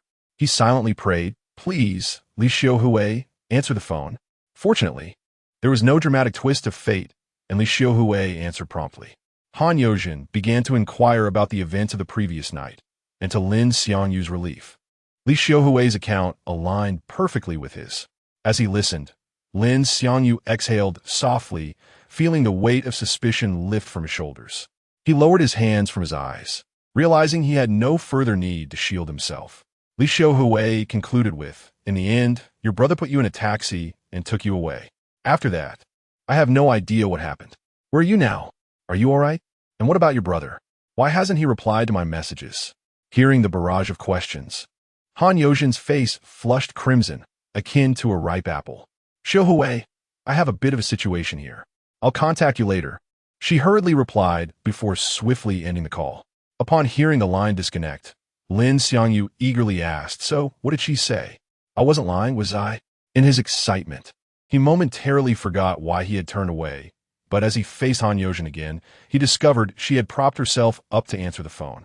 The blanket she had been clutching now loosened, revealing her flawless skin completely to his view. Chapter 46. Espionage unveiled. Lin Xiangyu's gaze, as if ensnared by an unseen force, was involuntarily drawn to Han Yozhen. It was the primal response of a man beholding exquisite beauty. Han Yozhen's flawless figure and stunning visage left him momentarily paralyzed, his mind blank as he stared unabashedly at his second sister. Han Yozhen, abruptly aware of Lin Xiangyu's ardent gaze, paled visibly and emitted a sharp cry. "Lin Xiangyu, turn away!" The shriek reverberated like a thunderclap, instantly shattering Lin Xiangyu's reverie. He snapped back to reality, whirling around in disarray. Yet, that fleeting glimpse had ignited a fire within him, his blood coursing like a torrent. Even with his back turned, his heart hammered relentlessly against his ribs, his breath coming in ragged gasps as the image replayed in his mind. The subtle sounds of Han Yozhen's movements sent a shiver down his spine, his throat constricting as he swallowed hard. After an agonizing pause, Han Yozhen's voice, laced with trepidation, reached him. "All right, you can turn around now." Lin Xiangyu inhaled deeply, striving to regain his composure, and cautiously pivoted, his eyes darting back. Seeing Han Yozhen fully clothed, his anxiety dissipated, and he exhaled in relief. At that moment, Han Yozhen, attempting to maintain a stern facade, feigned a menacing tone. "Lin Xiangyu, I'm warning you. If you breathe a word of this to anyone, you're a dead man." Hearing this, Lin Xiangyu, like a chastised child, hastily raised 3 fingers, vowing with utmost sincerity, "Sister Yozhen, rest assured, this matter shall remain a secret between us." "What does that gesture signify?" Han Yozhen inquired, her brow furrowed in bewilderment. Lin Xiangyu realized his blunder. That particular gesture held a different connotation in H country. To avert suspicion, his mind raced, and after a moment's deliberation, he replied, "I learned it from a cartoon." Lin Xiangyu's words conjured an image of an anime titled Yuanzikong in Han Yozhen's mind, and the scene she had witnessed on the stairs that night resurfaced. "Xiangyu, perhaps you should curtail your consumption of peculiar cartoons," Han Yozhen said gravely, genuinely concerned that Lin Xiangyu might be corrupted by such immoral content. Seeing that Han Yozhen remained unsuspecting, Lin Xiangyu breathed a sigh of relief, nodding vigorously in agreement. "Understood, Sister Yozhen." Han Yozhen's gaze inadvertently fell upon Lin Xiangyu's sculpted abdominal muscles, and a blush crept across her cheeks. She averted her eyes in haste, turning her back to Lin Xiangyu. "Put on your shirt. Don't stand there half-naked." In their earlier state of agitation, neither had noticed Lin Xiangyu's bare torso. "Oh, right," Lin Xiangyu responded, heading toward the bathroom, where he had hung his freshly laundered shirt the previous day. As Lin Xiangyu donned his shirt, Han Yozhen knelt on the bed, facing the wall. Because the bathroom was enclosed by transparent glass, Han Yozhen had preemptively turned away as Lin Xiangyu went to dress. The perfect ratio of her waist to hips, radiating a unique allure. Lin Xiangyu felt his blood begin to simmer anew. This is a disaster. Ever since I saw Sister Yozhen unclothed, I can't seem to banish the image from my mind. Lin Xiangyu lamented inwardly. Hearing Lin Xiangyu emerge, Han Yozhen cautiously glanced back. And only after confirming that he was fully dressed did she turn around completely. They faced each other, each preoccupied with their own thoughts, neither daring to meet the other's gaze. The silence in the room was palpable, as if time itself had ground to a halt. After a protracted pause, Han Yozhen's stomach rumbled audibly, shattering the awkward stillness. In such a situation, the untimely sound sent a wave of crimson washing over Han Yozhen's face, mortifying her to no end. Seeing her distress, Lin Xiangyu interjected, "Sister Yozhen, you must be hungry. Shall we go at breakfast?" "Yes," Han Yozhen nodded, then pointed to a stain on Lin Xiangyu's shirt, asking, "Did I cause that yesterday?" Lin Xiangyu glanced at the indelible mark, chuckling sheepishly. "It's nothing, Sister Yozhen. I never particularly liked this shirt anyway." Han Yozhen did not pursue the topic, but sat on the edge of the bed, bending over to put on her shoes in silence. As Han Yozhen laced her shoes, Lin Xiangyu's eyes furtively stole glances at her feet. Lin Xiangyu held no particular fetish for feet in general. Rather, he was indifferent to ordinary feet, but when confronted with the sight of Han Yozhen's almost perfect feet, he found himself unable to resist. "All right, let's go," Han Yozhen announced, looking up and meeting Lin Xiangyu's gaze. Lin Xiangyu recoiled as if burned, quickly shifting his gaze elsewhere. "Let's go." With that, Lin Xiangyu grabbed the room card and opened the door. Han Yozhen rose and followed Lin Xiangyu, her eyes fixed on his back, pondering inwardly.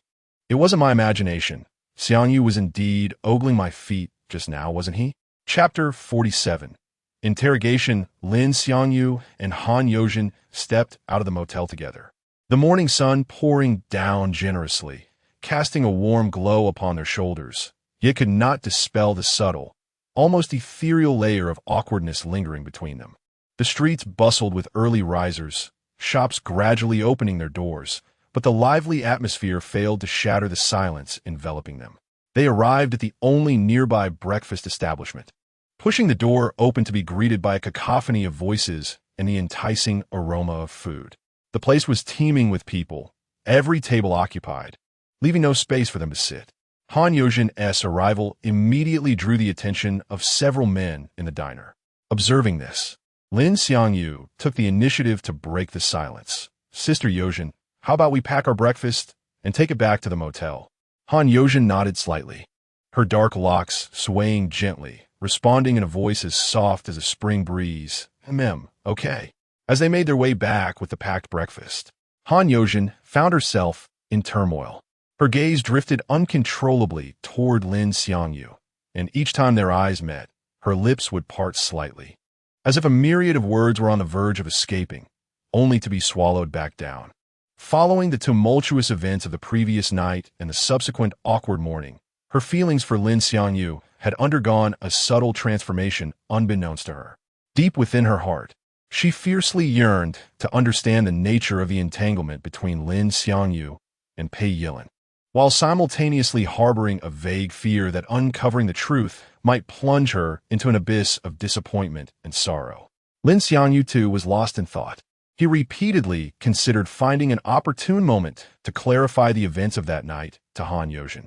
He understood that she likely misinterpreted the scene of Pei Yilin biting his lip, mistakenly believing they were engaged in a passionate kiss, which prompted her abrupt departure from home to stay at school. Yet, when the words hovered on the tip of his tongue, he hesitated, unsure of how to begin. Each surge of courage dissipated the moment he laid eyes on Han Yozhen. Thus, they returned to the motel room in silence, each burdened by their unspoken thoughts. Upon re-entering this familiar space, the familiar atmosphere of awkwardness enveloped them once more. Lin Xiangyu carefully placed the breakfast on the table, then gently pulled out a chair, signaling for Han Yozhen to sit. During their meal, they initially chewed their food in silence. The room filled only with the sounds of clinking utensils, and the subtle noises of their eating. After mentally preparing himself, Lin Xiangyu swallowed his food, abruptly raising his head to gaze directly at Han Yozhen, asking Sister Yozhen, "Why did you suddenly move out of your home to stay at school?" Caught off guard, Han Yozhen, who had been wrestling with how to broach the topic of that night, was taken aback by Lin Xiangyu's direct question. She paused for a moment before setting down her breakfast, inhaling deeply as if steeling herself, and replied, "Xiangyu, I saw you and Yilin kissing at the door that night." "Sister Yozhen, you misunderstood. That night, we weren't kissing. Rather, Yilin was biting my lip in retaliation," Lin Xiangyu hurriedly explained, his eyes filled with urgency and sincerity. Fearing that Han Yozhen might not believe him. Retaliation? Han Yozhen's brows furrowed, her eyes reflecting confusion and disbelief. Lin Xiangyu nodded vigorously, continuing, "Yes, it was retaliation. She nearly bit through my lip." As he spoke, he gently tugged at his lip, slightly turning to show Han Yozhen the scar on the inside of his lip, which was still in the process of healing and appeared particularly pronounced under the light. Upon seeing the scar, Han Yozhen felt an inexplicable urge and instinctively reached out to touch it. The moment their skin made contact, an electric current seemed to pass between them. Both froze. The atmosphere in the room shifting to one of palpable intimacy, the air thickening around them. Realizing what had just transpired, Han Yozhen quickly withdrew her hand, her cheeks flushing crimson as she hurriedly asked, "Does it still hurt?" "It doesn't hurt anymore," Lin Xiangyu replied with a smile, his expression imbued with tenderness and affection. Then, becoming serious and resolute, he looked into Han Yozhen's eyes and said, "Sister Yozhen, move back in with me."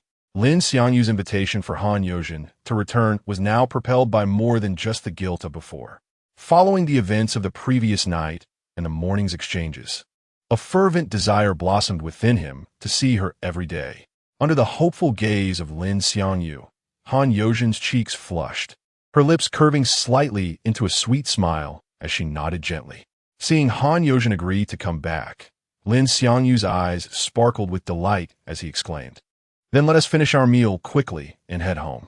"Okay," Han Yozhen replied, her voice tinged with shyness and sweetness. Had any onlookers witnessed their exchange, they would undoubtedly assume they were a couple deeply in love. Such a tender scene was far removed from any notion of siblinghood. Just as they resumed their breakfast, Lin Xiangyu's phone rang sharply, abruptly shattering the warm and intimate atmosphere. Both paused their meal, the sound of the ringing phone echoing in the stillness. Lin Xiangyu pulled his phone from his pocket, glancing at the screen, while Han Yozhen instinctively looked at the caller ID. "Caller, Pei Yilin." They exchanged a glance, and Han Yozhen nodded slightly, indicating for Lin Xiangyu to answer the call.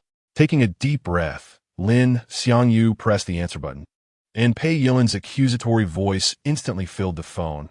"Lin Xiangyu, which shameless woman are you fooling around with? You didn't come home all night?" Chapter 48. Verbal insults. As Lin Xiangyu had just pressed the phone to his ear, Pei Yilin's sharp and malicious tirade surged forth like a tidal wave. His countenance darkened instantly, his eyes brimming with fury, and he could not help but shout into the phone, "Pei Yilin, dare you utter another word of nonsense?" Pei Yilin's voice had been so loud it seemed to echo through the receiver. Even Han Yozhen, seated nearby, could hear her. Upon hearing the indecent remarks, Han Yozhen's cheeks flushed crimson, the color spreading from her face to the roots of her ears. Instinctively, she lowered her head, her eyes filled with shame and indignation. "How is it permissible for you, yet forbidden for others to speak?" Pei Yilin's piercing voice rang out again, laced with provocation, showing no signs of retreat. Lin Xiangyu felt a tightening in his chest. He was acutely aware of Pei Yilin's indiscretion and feared that her further outrageous comments might distress Han Yozhen. He quickly interjected, "Pei Yilin, stop your reckless words." However, Pei Yilin seemed intent on aggravating him, letting out a cold laugh, her tone increasingly scathing. "Your mother provided for your university education, not for you to consort with those filthy women outside." This statement struck Han Yozhen like a sharp blade, clenching the hem of her clothing tightly. Her knuckles turned white from the strain, her face burned as if it were on fire, wishing she could vanish into the ground. While one might indulge in certain excesses, words should not be carelessly flung about. Hey Yilin, do you have any basis for these claims? Lin Xiangyu pressed, his voice low and commanding, suppressing his anger. Basis? Pei Yilin scoffed, responding with unabashed confidence. My intuition is my basis. Lin Xiangyu was nearly driven to laughter by his fury, retorting immediately. So, you mean to say you have no evidence and are merely spouting nonsense, correct? Pei Yilin remained unfazed, her laughter cold. Very well, if you seek evidence. Then answer me this. Is there a woman by your side at this moment? At this, Lin Xiangyu's heart seized, and he instinctively glanced at Han Yozhen, who seemed to sense his gaze and looked up at him simultaneously, their eyes meeting in the air. Noticing Lin Xiangyu's hesitation to respond, Pei Yilin's piercing laughter rang out once more. I am truly curious which shameless woman possesses such charm that you spend an entire night with her. These humiliating words pricked Han Yozhen's heart like needles. She bit her lower lip, drawing blood from the pressure, her eyes slightly reddening. Tears welling, but held back with great effort. Seeing her distress, Lin Xiangyu understood that the situation could only deteriorate further. He took a deep breath, striving to regain his composure, and addressed the phone once more. Who I choose to be with is none of your concern. Okay? I will be with whomever I please. And you have no say in it. With that, he decisively hung up, as if severing all troubles. After the call ended, Lin Xiangyu noticed Han Yozhen's expression had darkened severely, reminiscent of the sky before a storm, heavy with impending rain. His heart tightened, and he quickly forced a smile, saying, Sister Yozhen, let us continue our meal. We should finish and return home soon. He attempted to lighten the oppressive atmosphere with a casual tone, but it was all in vain. I am full, Han Yozhen replied expressionlessly, her voice tinged with an unmistakable sense of loss and grievance. At that moment, her heart felt tempestuous, not only due to Pei Yilin's venomous insults, but because she began to question whether Pei Yilin harbored feelings for Lin Xiangyu. Why else would Pei Yilin care so much about Lin Xiangyu's late nights?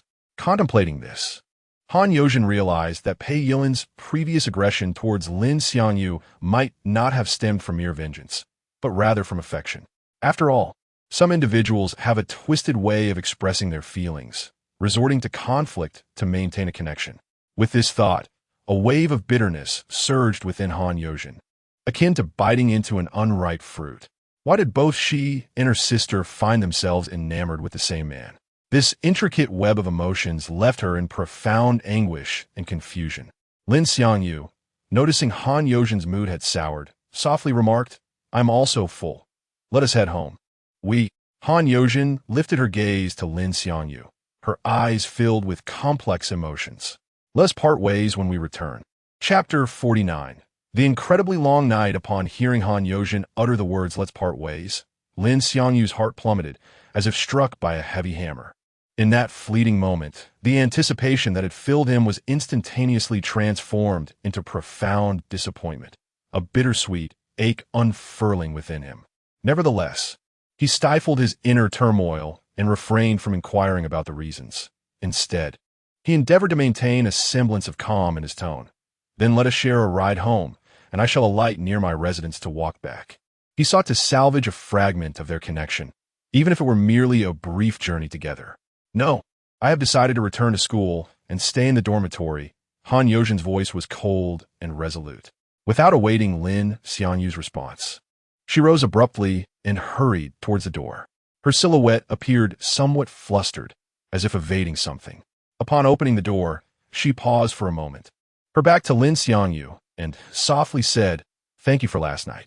Her voice was as delicate as a sigh carried by the wind. With that, she stepped out, and the door clicked shut, seemingly severing the subtle emotional thread that connected them. Lin Xiangyu stood there in silence, his gaze fixed on the door that Han Yozhen had just closed. A tumult of emotions swirled within him. The unique bond he had painstakingly forged with her had been shattered by Pei Yilin.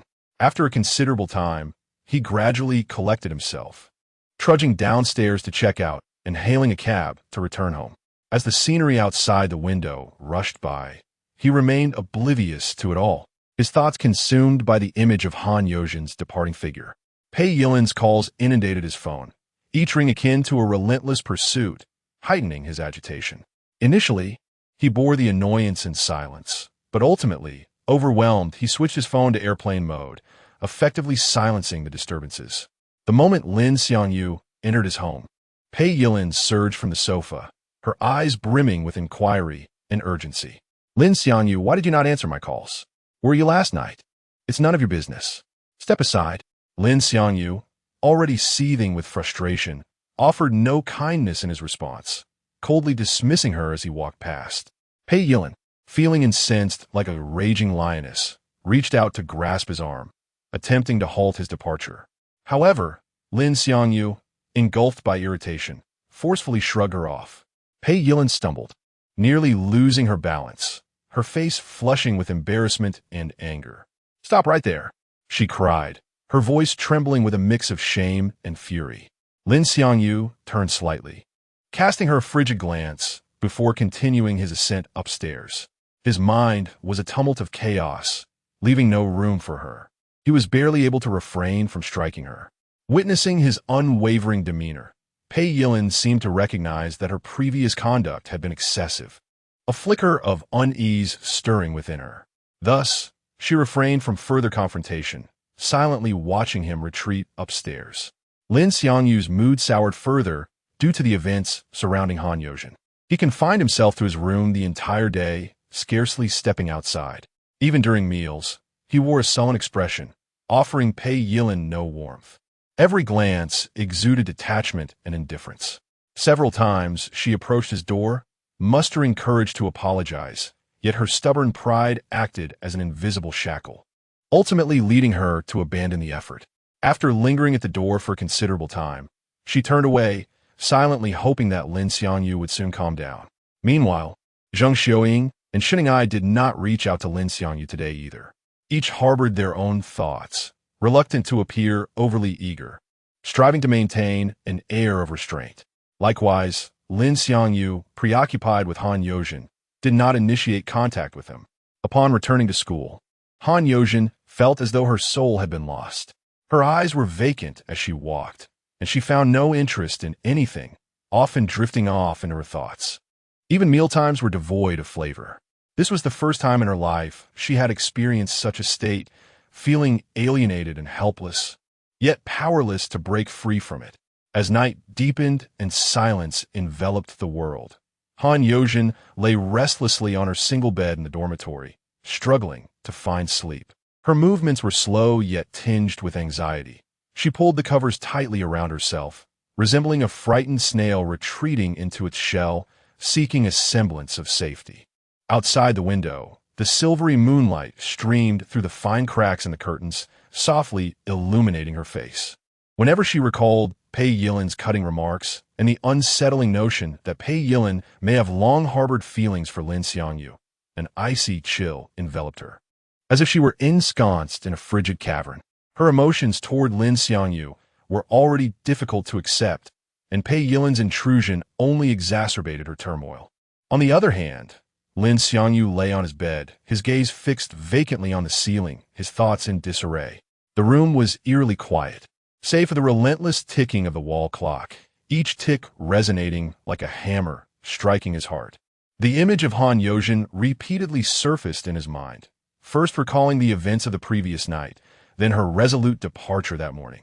He rolled over, burying his face in the pillow, attempting to dispel the chaotic thoughts, yet Han Yozhen's visage only grew clearer. For both Lin Xiangyu and Han Yozhen, each passing moment of the night felt interminably long. Chapter 50. Please begin your performance. The following morning, as the soft morning light gently filtered through the gap in the window, it illuminated Lin Xiangyu's room, just as he had barely slipped into the realm of dreams. The sharp and shrill sound of the alarm clock abruptly yanked him back to reality. His eyelids felt heavy with sleep, and his head was clouded, as if burdened by 1,000 pounds. Nevertheless, he mustered the strength to sit up from his bed.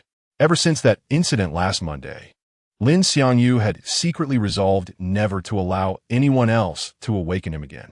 During breakfast, Pei Yilin sat across from him, her gaze cautiously darting towards Lin Xiangyu. Every subtle movement she made was not lost on him. However, the anger simmering within Lin Xiangyu had yet to fully dissipate. He was not inclined to forgive Pei Yilin for her actions the day before so easily. Silently, He consumed his meal, deliberately ignoring her glances. After breakfast, Lin Xiangyu slung his backpack over his shoulder and left for school without a backward glance. Arriving early, he found the campus eerily quiet, reminiscent of the scene from the previous Monday, with hardly a soul in sight. He walked toward his classroom with a somewhat heavy step, the image of last week's vibrant scene in his mind's eye.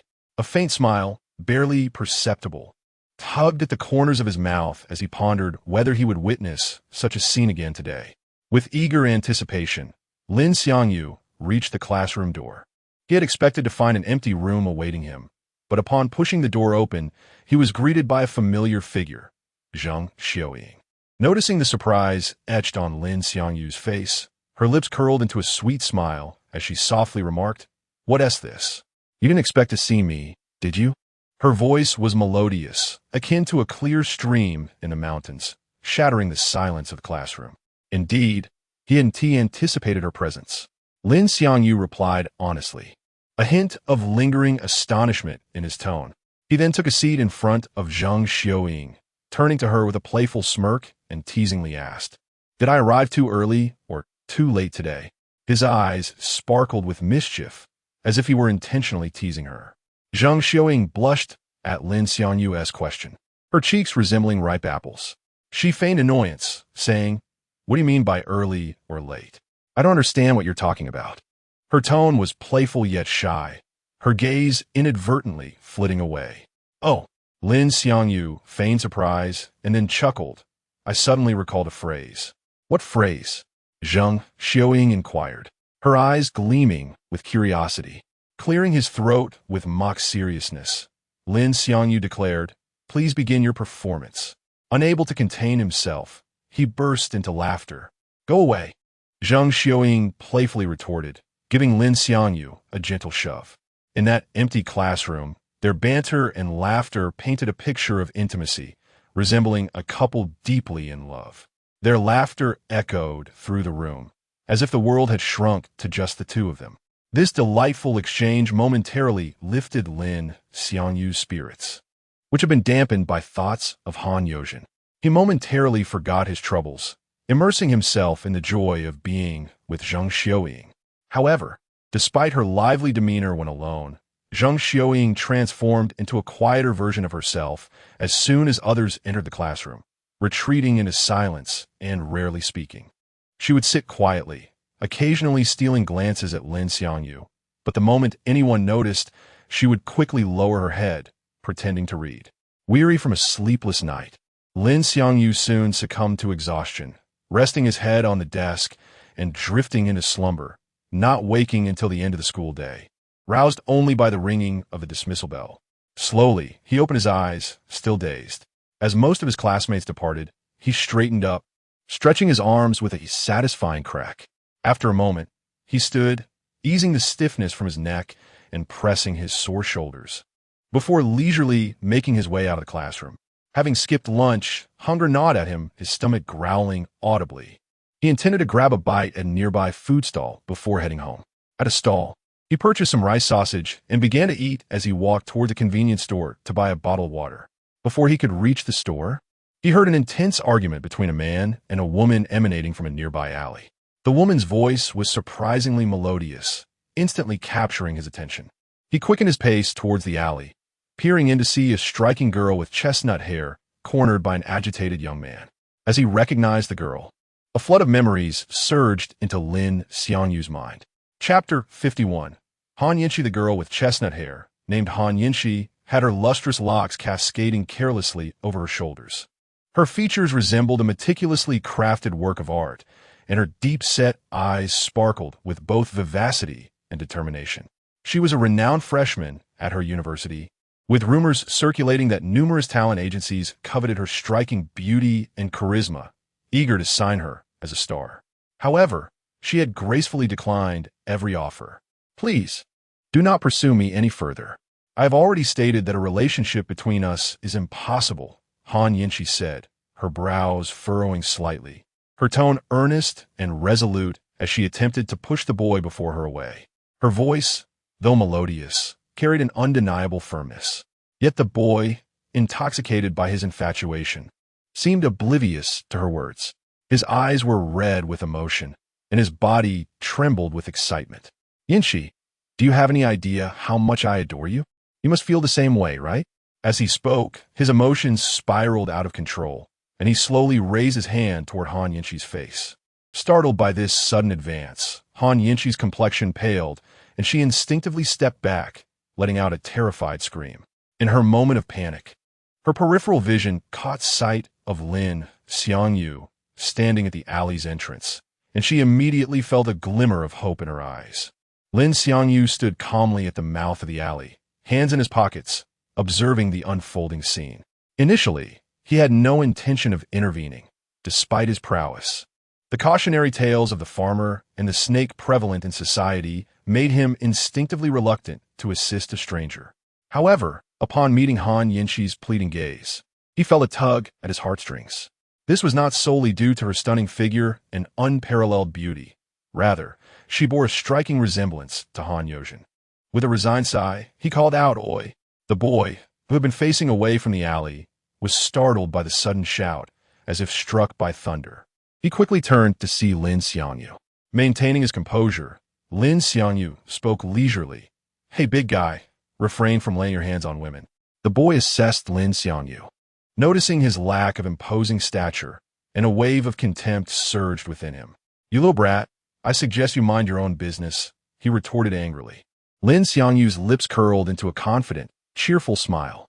As he strolled further into the alley, he beckoned the boy with a casual gesture, reminiscent of calling a pet. "Come here for a moment." The boy, incensed by Lin Xiangyu's provocative gesture, erupted with fury. "You little punk, it seems you can't get through the day without a beating." With each step the boy took toward Lin Xiangyu, the air crackled with tension. Han Yinshi felt a surge of anxiety for Lin Xiangyu. The boy confronting him was Che Jinwan, the notorious bully of their class, known for his penchant for brawling and his tyrannical demeanor. In an instant, as Che Jinwan and Lin Xiangyu stood face to face, Lin Xiangyu's expression shifted dramatically. In a flash, he executed a swift kick to Che Jinwan's calf, striking like lightning. Che Jinwan had no time to react, toppling to the ground like a kite severed from its string.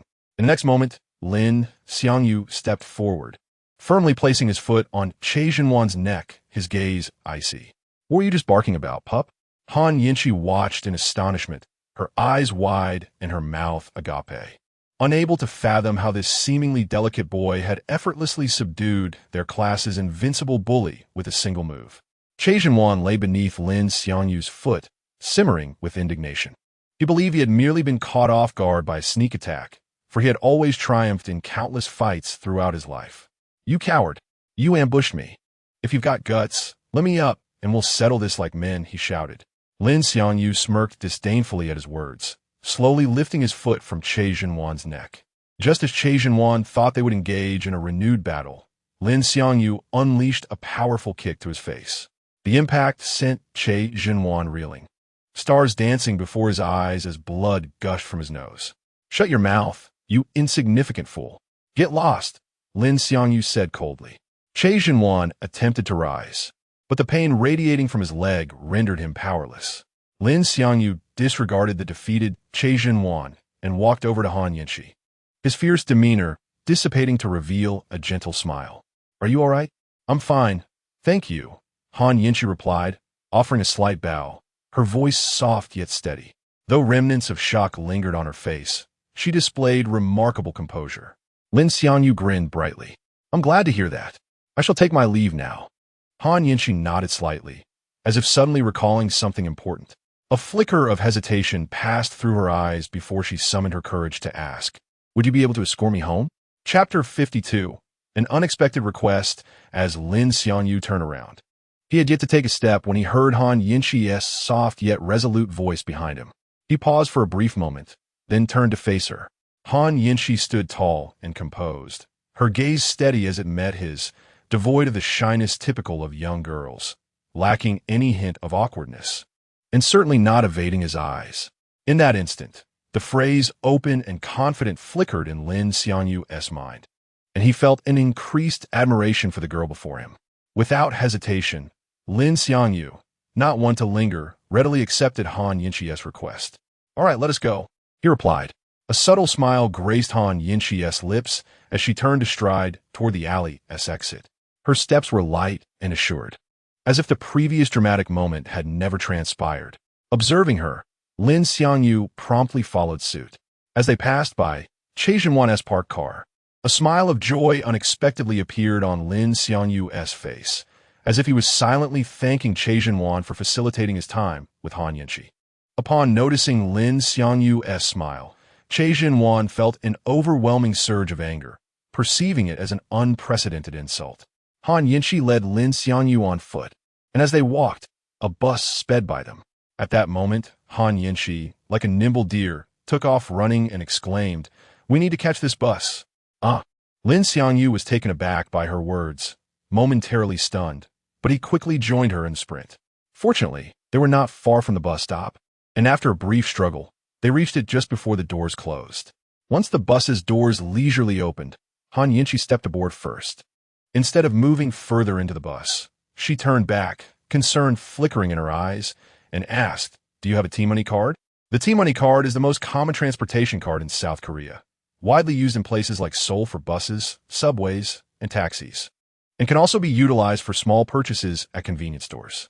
Lin Xiangyu indeed possessed one, but having taken taxis recently, he had not brought it today.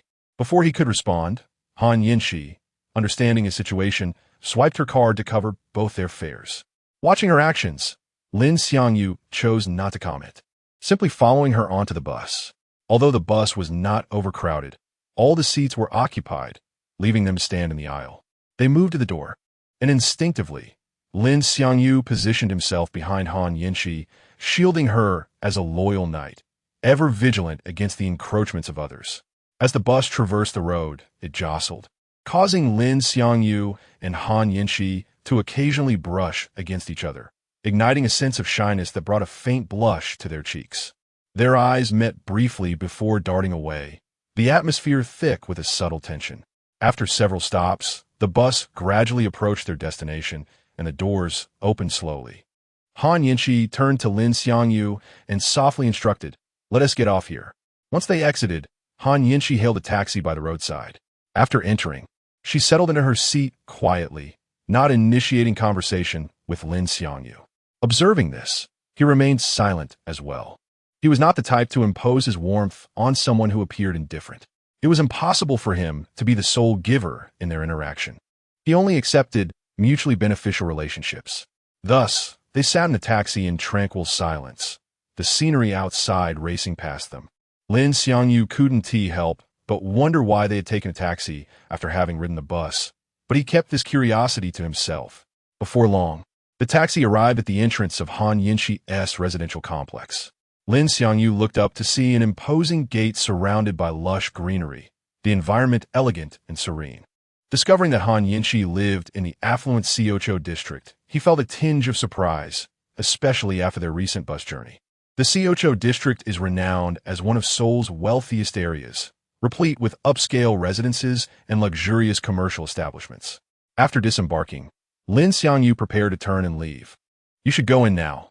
I'll head back," he stated to Han Yinxi, his tone neutral yet polite. Just as he was about to call a taxi for his return, Han Yinxi remained rooted, gazing into his eyes, and asked, "May I know your name?" "Lin Xiangyu," he replied, slightly taken aback. Han Yinxi nodded gently, inhaled deeply, and with newfound courage, said, "Lin Xiangyu, would you be my boyfriend?" The moment those words escaped her lips, Lin Xiangyu's eyes widened in astonishment, his face a canvas of disbelief. He had never anticipated such a request from Han Yinxi. Chapter 53. President Han. Lin Xiangyu's eyes widened in disbelief, his expression a canvas of astonishment, as if he were silently questioning whether he had misheard. At that moment, he was utterly taken aback by Han Yinxi's unexpected proclamation. Observing Lin Xiangyu's astonished countenance, a delicate blush crept across Han Yinxi's fair cheeks, reminiscent of the twilight sky. She gently bit her lip and softly reiterated, "Please be my boyfriend, may I?" "You mean, you want me to be your boyfriend?" Lin Xiangyu stammered, still grappling with the incredulity of the situation. "It's not want, it's please," Han Yinxi replied, her face flushed as she lowered her gaze, her voice barely above a whisper, yet imbued with a subtle tenacity. Hmm? Lin Xiangyu furrowed his brow. Confusion etched across his face as he inquired, "Is there a difference?" "There is. I ask you to pretend to be my boyfriend, and I will compensate you." Han Yinshi raised her head, her gaze resolute as she earnestly explained. Lin Xiangyu was no fool. Upon hearing her words, he swiftly pieced together the situation. Reflecting on the day's events, it dawned on him that there were likely many fervent admirers of Han Yinshi at school, akin to Che Zhenwan, who pursued her relentlessly.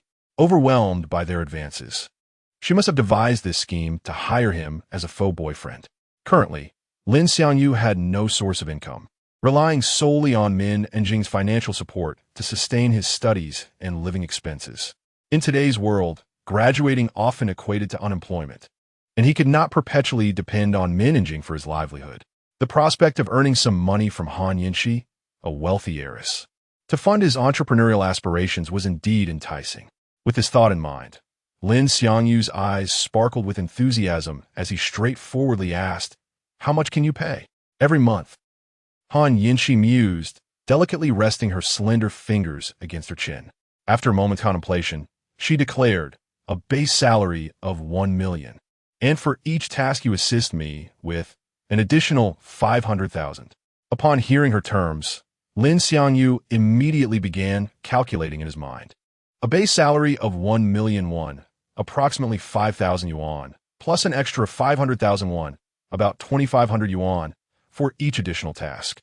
If he handled just 2 extra tasks a month, that would equate to a monthly salary of 10,000 yuan. Should he manage 10 extra tasks, his earnings would soar to 300,000 won, culminating in a total of 30,000 yuan monthly. What if he tackled 30, 60, or even 100 tasks? The potential for prosperity was palpable. Noticing Lin Xiangyu's silence, Han Yinshi, fearing he found the offer insufficient, quickly added, "I can increase the base salary by another 1,000,000. What do you think?" Upon hearing this, Lin Xiangyu's eyes gleamed with excitement, nearly leaping from his seat as he exclaimed, "I believe that is entirely agreeable. I am ready to commence work at any moment." His tone reflected a palpable eagerness, as if he feared Han Yinshi might rescind her offer. His smile stretching from ear to ear. "If you find this acceptable, allow me to outline the requirements," Han Yinshi said, observing Lin Xiangyu's exhilaration, her lips curling into a subtle smile. "Certainly, President Han," Lin Xiangyu replied, his grin involuntarily widening, his heart elated. Han Yinshi continued, "First and foremost, under no circumstances are you to disclose our employment relationship." "Not a problem, President Han," Lin Xiangyu responded without hesitation, his reply akin to a rapid-fire response. Seeing his prompt agreement, Han Yinshi proceeded, "From this moment forth, in any setting, you are to address me simply as Yinshi." "Understood, Yinshi." Lin Xiangyu almost slipped and referred to her as President Han again, managing an awkward smile as he corrected himself. Han Yinshi then instructed, "Please wait for me at the entrance of my classroom during the break after our first class tomorrow. I will announce our relationship then." Upon hearing this, Lin Xiangyu's smile evaporated, replaced by a look of hesitation. Han Yinshi was a prominent figure on campus, and declaring their relationship would undoubtedly stir a commotion, meaning that Shen Ai and Zheng Xiuying would certainly find out. Although neither had openly stated it, Lin Xiangyu was acutely aware that both had already considered him their boyfriend. After having painstakingly forged this delicate connection, the implications of them learning about his public declaration with Han Yinshi were daunting. Noticing Lin Xiangyu's prolonged silence, Han Yinshi's brow furrowed slightly, her voice softening as she inquired, "Is this inconvenient for you?" Lin Xiangyu regarded Han Yinshi before him, letting out a resigned sigh. Chapter 54. The Master Card. Though women hold significance, in Lin Xiangyu's heart, wealth reigned supreme, a matter of stark realism. He had long silently vowed never to be shackled by any woman in this life. His ambitions soared far beyond merely possessing a single tree, aspiring instead for an entire, verdant forest. To nourish such a vast expanse, a robust financial foundation is indispensable.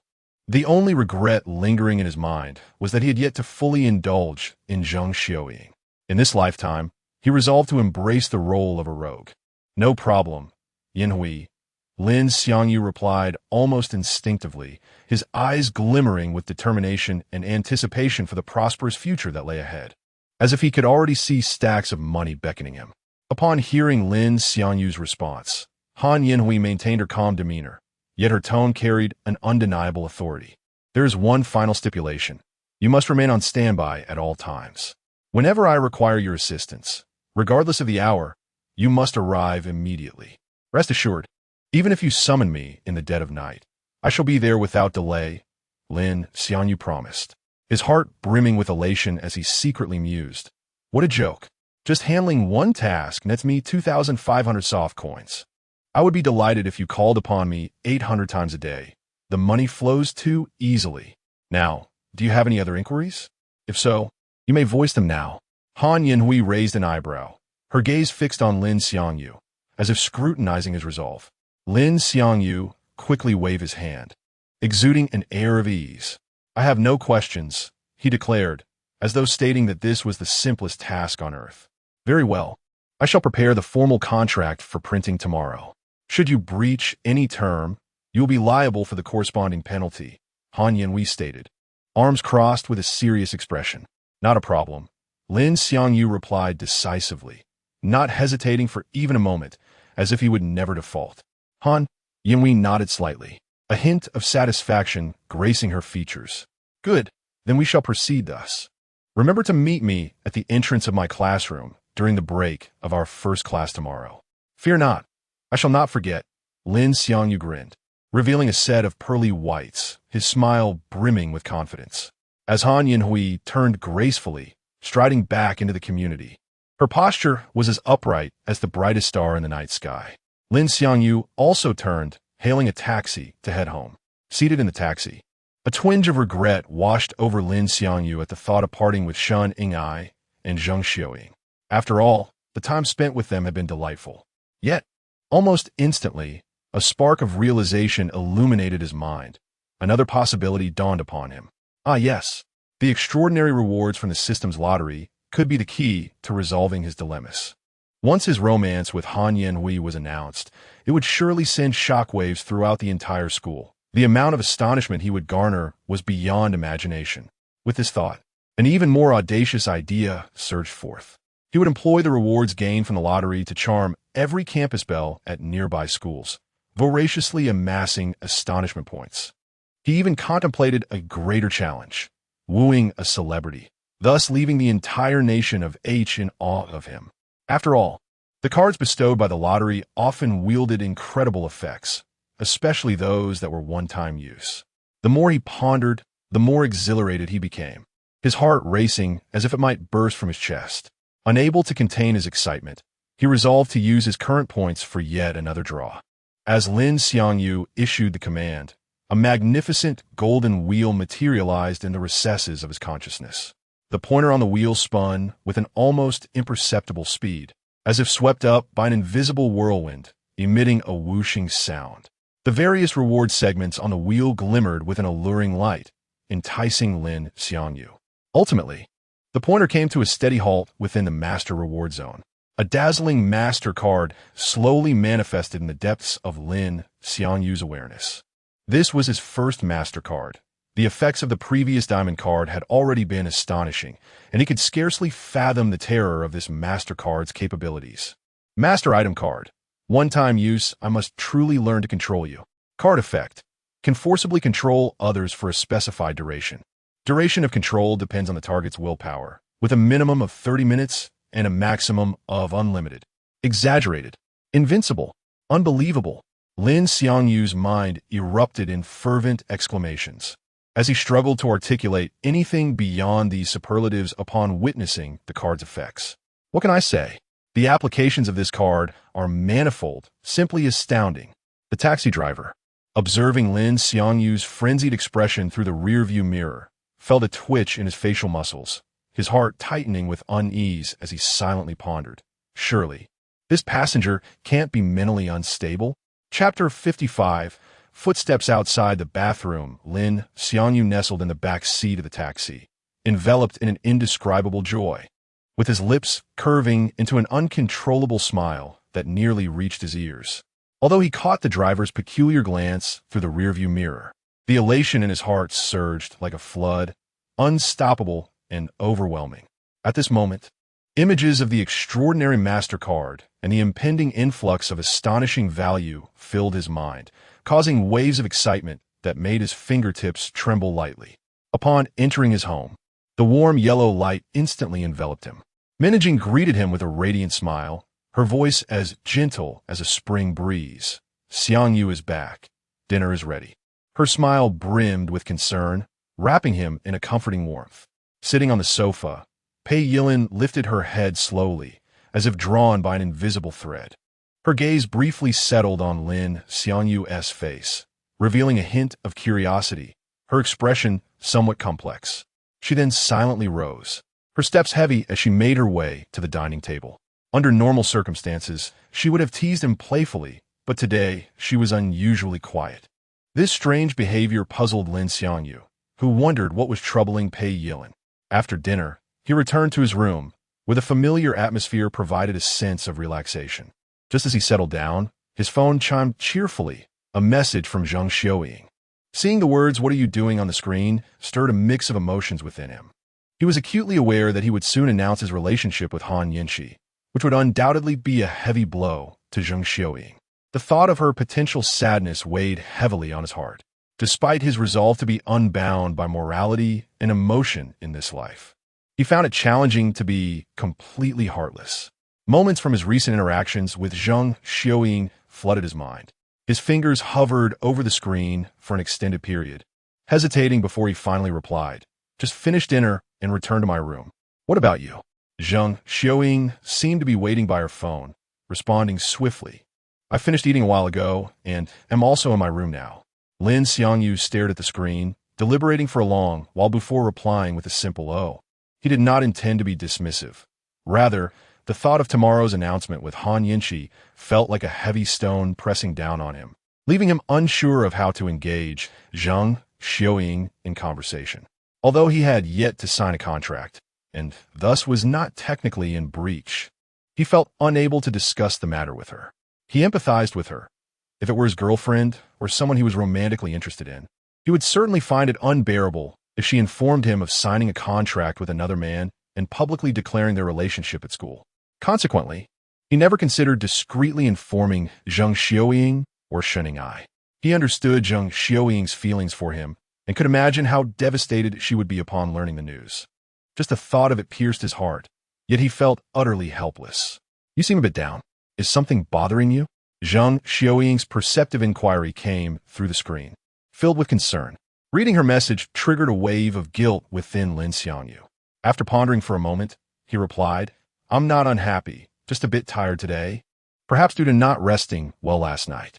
No sooner had he sent that message than a new one from Shenning Ai arrived, as if it were a relay baton.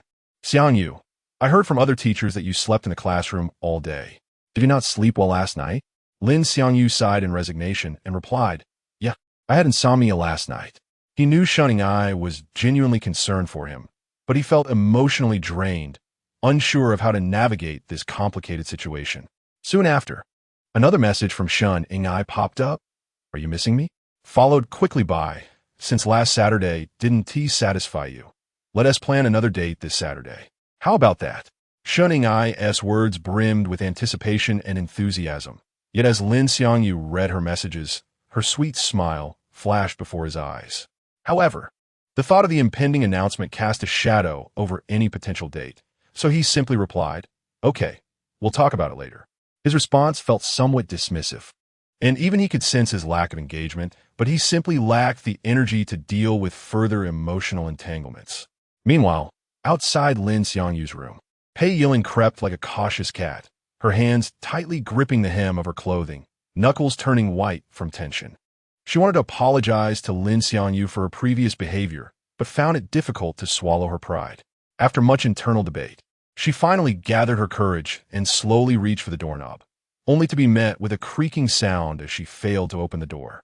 The noise echoed painfully in the quiet hallway, a stark reminder of her earlier intrusion into his room. Upon hearing the sound, Lin Xiangyu sprang up from his bed, calling out, "Coming," as he approached the door. However, when he opened it, he found no one there. Confusion washed over him as he scratched his head and returned to his room. On the other side, Pei Yilin hurried back to her own room, leaning against the door, her heart racing as if it would leap from her chest, the sound of her heartbeat echoing in the silence. Initially determined to apologize, her plan faltered when she failed to open the door on her first attempt.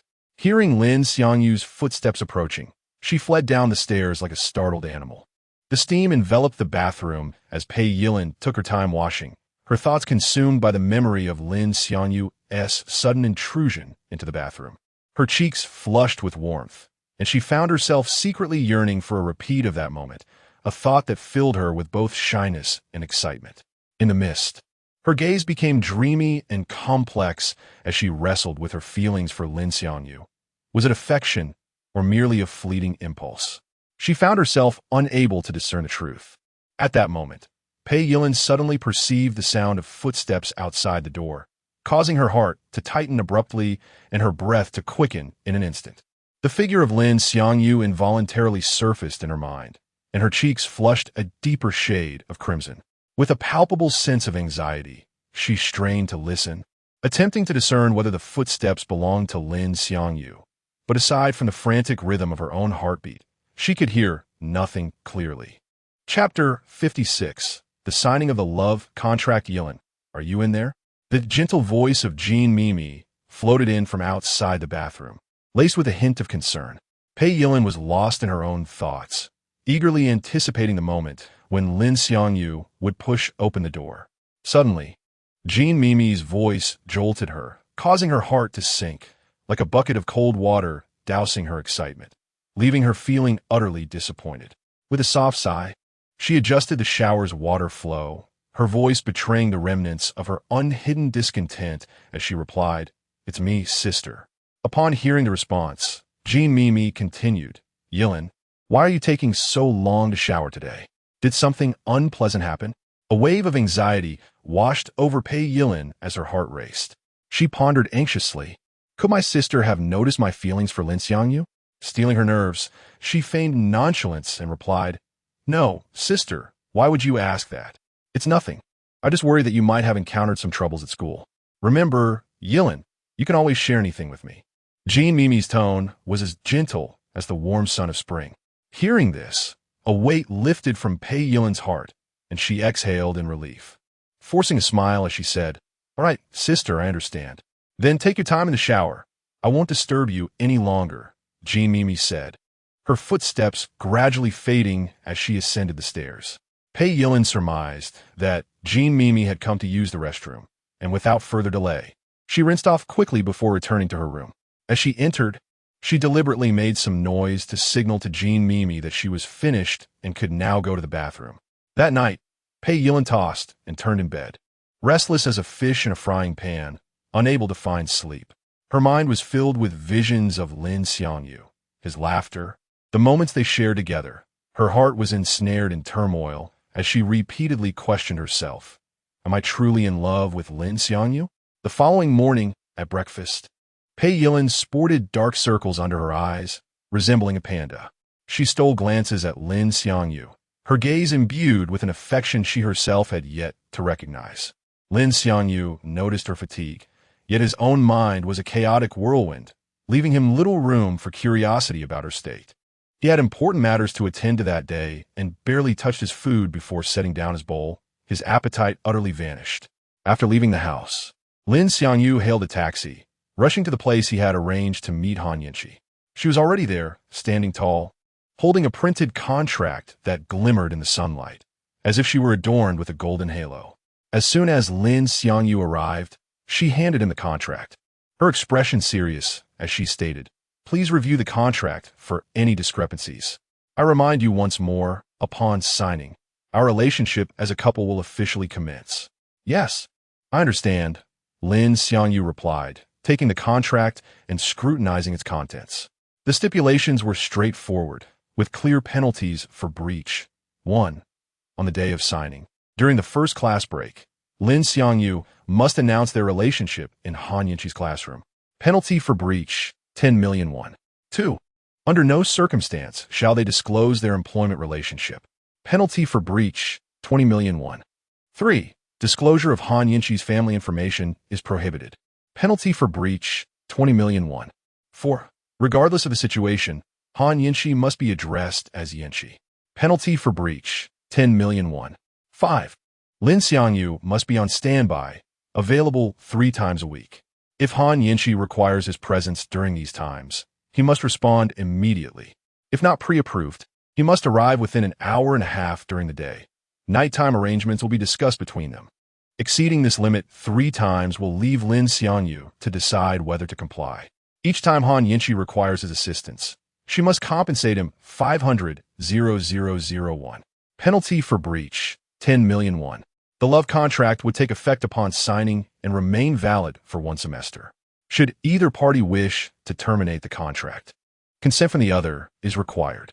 A unilateral termination would incur a penalty of 100 million won, approximately 500,000 yuan. Lin Xiangyu was particularly pleased with the stipulation limiting the number of calls to 3 per week.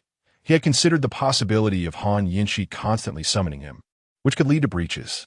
The penalties were indeed substantial, rendering any breach equivalent to nullifying all prior efforts. Yet, without a second thought, he signed the contract. He had no intention of breaching it. Being the boyfriend of a campus beauty while earning money was an opportunity too good to pass up, even if it meant spending money. There would undoubtedly be a multitude of eager candidates for such a chance. Furthermore, this arrangement promised not only monetary gains, but also a wealth of astonishment. The contract was prepared in duplicate, and after both signed, they each kept a copy. Han Yinxi even took a picture of it with her phone. Subsequently, they boarded the same bus they had taken the previous day, heading to school. Lin Xiangyu was perplexed, unable to comprehend why Han Yinxi insisted on pretending to be financially constrained. Upon arriving in class, Lin Xiangyu found that the bell was about to ring. The classroom had been filled with a lively chatter of students, but his entrance hushed them, their gazes instinctively drifting toward Zheng Xiuying. The entire class had come to accept that Lin Xiangyu and Zheng Xiuying's relationship was more than ordinary. When Zheng Xiuying felt their collective gaze upon her, her cheeks flushed crimson, a stark contrast to her previous innocent shyness. This time, her face radiated with happiness. Seeing Zheng Xiuying in such a state stirred conflicting emotions within Lin Xiangyu, akin to a pot of mixed flavors. As soon as the first class concluded, Zheng Xiuying eagerly approached his desk, ready to express her desire to officially date him. However, Lin Xiangyu, in a hurry, made to leave the classroom. "Xiangyu, wait a moment. I need to talk to you," Zheng Xiuying called out, her voice cutting through the air as he halted and turned to face her. Chapter 57. Harvesting the shock value of the entire school. Xiuying, I have something urgent to attend to. Whatever it is, please wait until I return. Lin Xiangyu's voice was both hurried and resolute. Upon uttering these words, he strode out of the classroom without a backward glance, leaving Zheng Xiuying frozen in place. Her smile instantly fading, her eyes reflecting confusion and disappointment. The stares of her classmates bore down on her, making her feel as if she were under a spotlight. Meanwhile, in another classroom, Han Yinxi waited anxiously for Lin Xiangyu. Sitting at her desk, her fingers unconsciously drummed lightly on the surface while she occasionally glanced at the door. Her eyes filled with anticipation.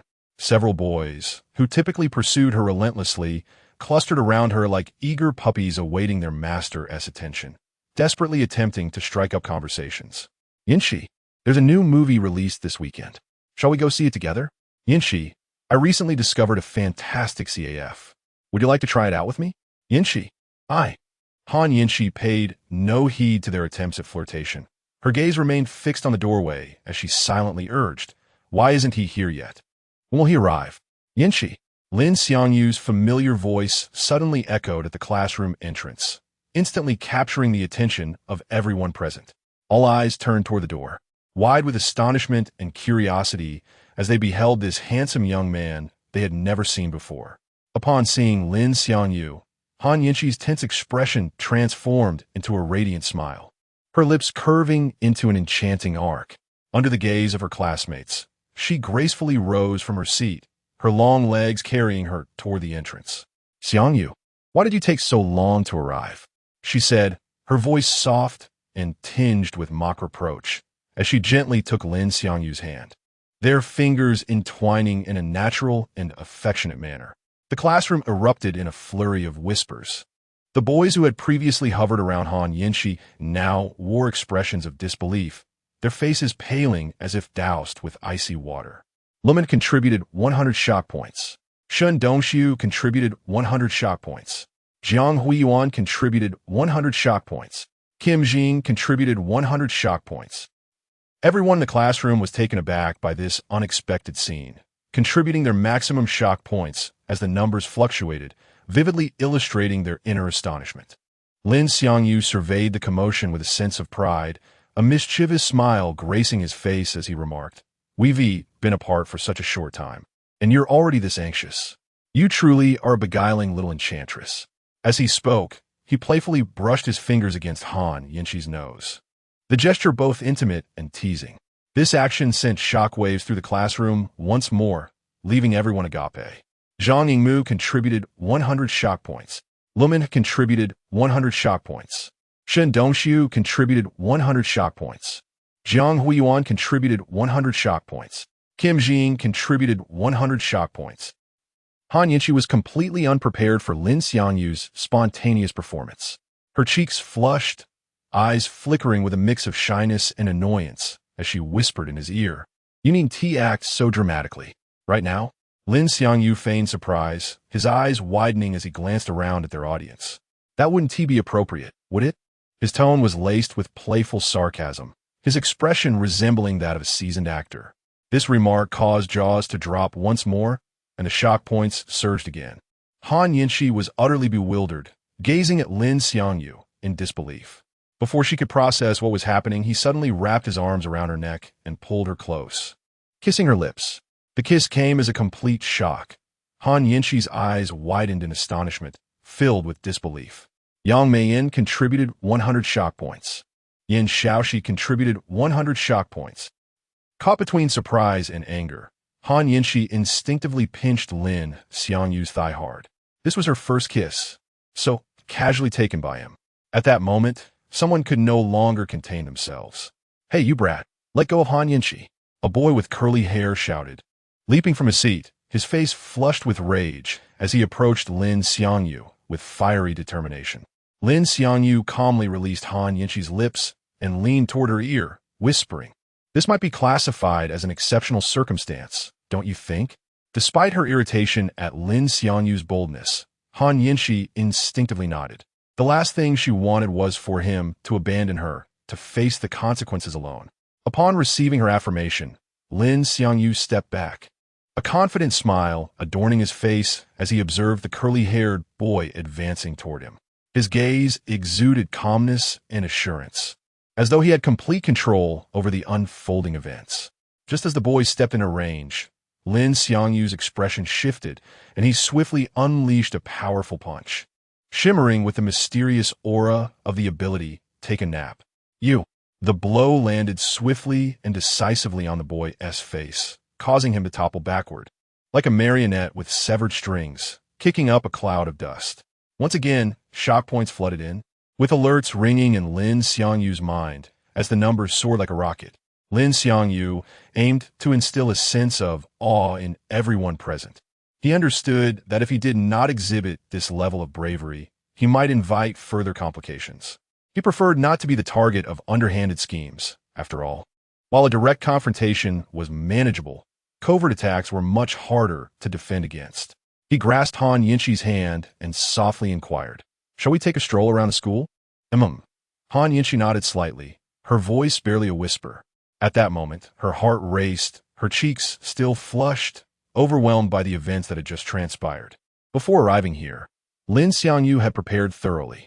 He recognized that some matters must be confronted sooner or later, rather than hiding them away. He chose to bring them to light proactively. Chapter 58. The lottery wheel upgrade again. Lin Xiangyu tightly clasped Han Yinshi's hand, striding confidently out of the classroom.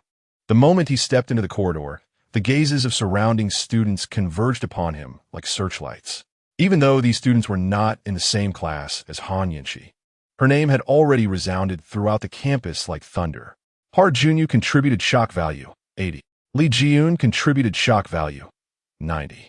As the shock value notifications flickered continuously in his mind, a smile involuntarily spread across Lin Xiangyu's face, refusing to diminish. The news of Han Yinxi's romantic involvement spread through the campus like a whirlwind, rapidly capturing the attention of everyone. Anyone who caught sight of them eagerly shared this sensational news with those nearby. In an instant, more and more students, drawn like magnets, rushed from various corners, eager to witness the face of Han Yinxi's boyfriend firsthand. This was Lin Xiangyu's first experience of being a campus celebrity. With every move he and Han Yinxi made under the watchful eyes of the crowd, as if they were equipped with tracking devices, students at the school surged like a tide, one wave after another, contributing their shock value, causing the numbers to soar dramatically. Ding! Detected that the host's shock value has exceeded 10,000. Upgrade. 10,000 shock value allows for a secondary upgrade of the lottery wheel. The upgraded wheel will eliminate gold and platinum rewards and increase the proportion of remaining rewards, ensuring that the next draw will yield a 100 chance of obtaining a king-level reward or higher. Additionally, 3 golden attribute cards will be granted. Idol, Model, Muscle King. Upgraded immediately. Upon seeing the system notification, Lin Xiangyu's eyes sparkled like the brightest stars in the night sky. Without hesitation, he chose to upgrade the lottery wheel. Since witnessing the formidable capabilities of the MasterCard, Lin Xiangyu had lost all interest in cards below diamond level, especially given the system's generosity in offering 3 basic attribute cards this time. As Lin Xiangyu issued the command, the lottery wheel, already emanating a mysterious glow, now shone even more brilliantly. 2 beams of light, 1 golden and 1 silver, shot forth like lightning. In the blink of an eye, the areas for gold and platinum rewards vanished, leaving only diamond, master, king, and mysterious regions. The diamond area boldly occupied 75 of the wheel. The master area constituted 20. The king area merely encompassed 4, while the mysterious area, occupying a minuscule 1, seemed to radiate an enigmatic allure that captivated Lin Xiangyu. At that moment, Lin Xiangyu was filled with boundless curiosity regarding this mysterious area.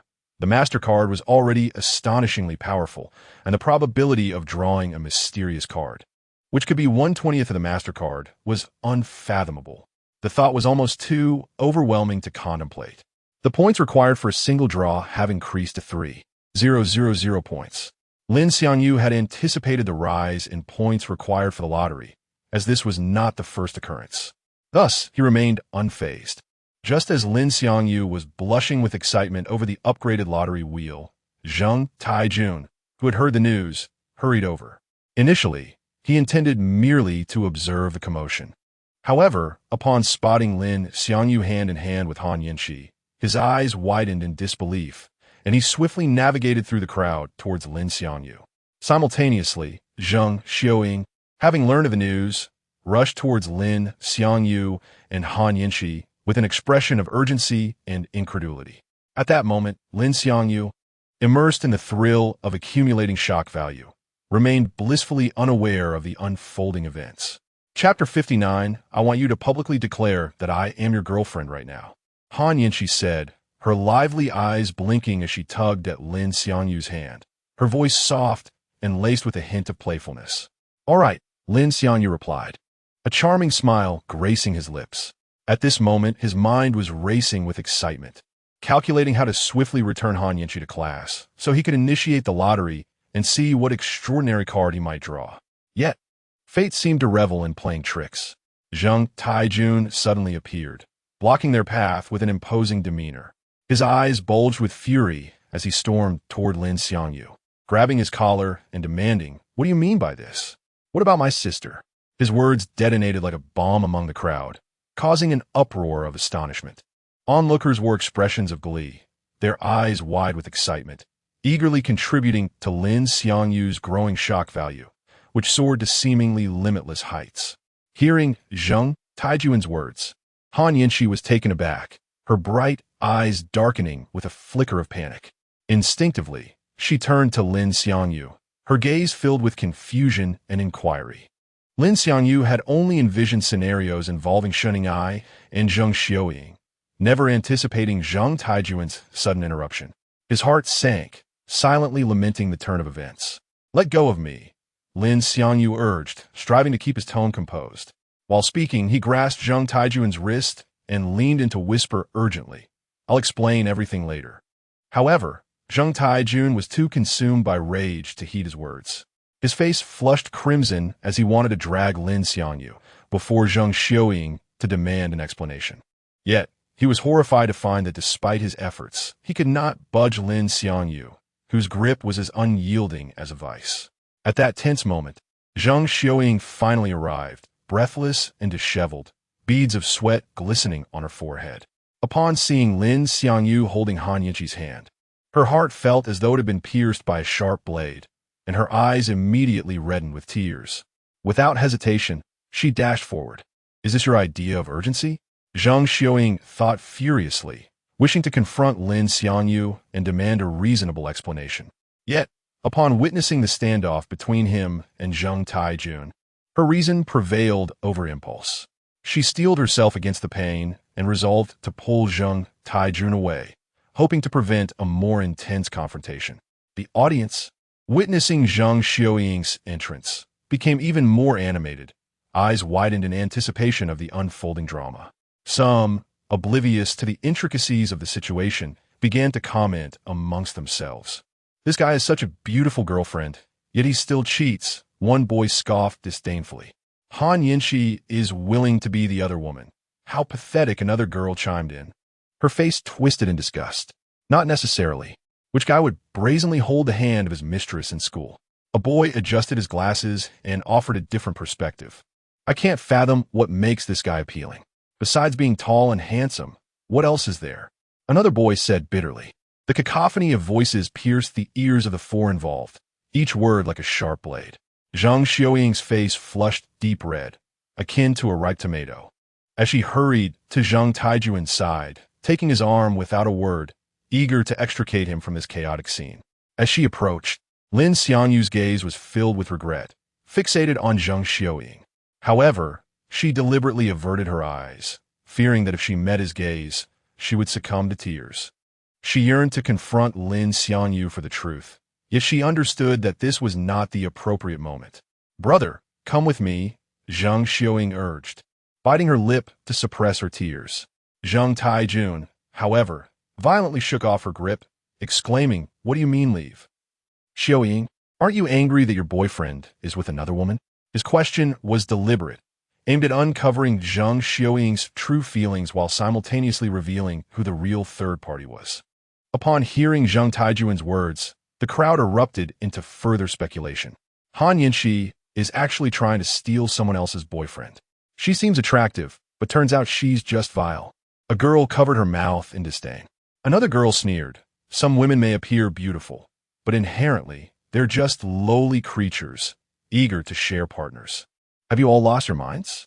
The situation is far from clear, yet you're already passing judgment." A boy frowned, defending Han Yanqi. "In love. The one who is unloved is the true third party," another girl pondered aloud. Zheng Xiuying's already flushed cheeks burned with embarrassment at these remarks, feeling as if her blood might burst forth at any moment. Gritting her teeth, her body trembled slightly as she pulled at Zheng Taijuan's arm, her voice breaking, "Brother, I beg you, let's leave this place, please." Seeing the look in Zheng Xiuying's eyes, Zheng Taijun finally relented, agreeing to leave temporarily. Lin Xiangyu, sensing the shift, released his grip on Zheng Taijuan's wrist. At that moment, Han Yanqi, who had remained silent, could no longer endure the venomous words surrounding them. She leaned in close to Lin Xiangyu's ear and softly insisted, "I want you to declare to everyone that I am your girlfriend." Chapter 60. Are you even human? A major twist follows. Upon hearing Han Yanqi's words, Lin Xiangyu felt a sudden jolt in his heart. Although he had previously contemplated revealing his relationship with Han Yanqi to Shuning Ai and Zheng Xiuying in advance, he never intended to announce it in front of Zheng Xiuying. Especially with so many eyes upon them, It felt akin to delivering a resounding slap to Zhang Xiaoying's face in public. I'm sorry, but I cannot do that. And the agreement we have does not permit me to declare you as my girlfriend at will, Lin Xiangyu replied, his voice barely above a whisper, his brow furrowed. Han Yinshi seemed to have anticipated his response, a glimmer of cunning flashing in her eyes as she continued, I will pay you more. Her tone was resolute, as if money could resolve any predicament. Before Lin Xiangyu could process her offer, she added softly, 10 million. Lin Xiangyu pressed his lips together, remaining silent. Observing his reaction, Han Yinshi escalated her offer, 30 million. Her gaze remained fixed on him, suggesting an unspoken contest between them. 50 million. Announce it immediately. If we step into the crowd, it becomes void.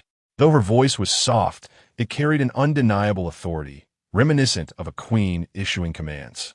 Lin Xiangyu couldn't help but smirk inwardly, reflecting on how easily this wealthy heiress was willing to part with 250,000 just to uphold her pride. He realized that indecision would only lead to chaos in the future. He could not afford to be ensnared by a single tree. Adaptation was essential. He did not wish to spend his days pacifying one displeased woman after another. Just as Zhang Xiaoying and Zheng Taijun were about to merge into the crowd, Lin Xiangyu took a deep breath, as if steeling himself for a monumental decision, and declared, Yinshi, do not misunderstand. I have no connection with that woman. You're my girlfriend. His voice rang out loud and clear, resonating even with those standing at the periphery. Zhang Xiaoying, who had been dragging Zheng Taijun away, froze as if struck by a spell, her eyes wide with shock and disbelief. Tears streamed down her cheeks uncontrollably, soaking her clothes. Zheng Taijun, witnessing this, was instantly engulfed in rage, resembling an erupting volcano. He shook off Zhang Xiaoying's grasp and charged at Lin Xiangyu like a furious bull, shouting, What the hell are you saying? How can you say such things and still face my sister? Are you even human? His voice, strained with fury, made his muscles contort in anger. In response to Zheng Taijun's sudden attack, Lin Xiangyu summoned all his strength and delivered a swift kick to Zheng Taijun's calf, sending him crashing to the ground. Looking down at Zheng Taijun, Lin Xiangyu coldly stated, I have made myself abundantly clear. I have never had any relationship with your sister. If you do not believe me, feel free to ask her. Our connection has only ever been transactional. At that moment, Lin Xiangyu's heart was a tumult of emotions, wishing he could slap himself in frustration.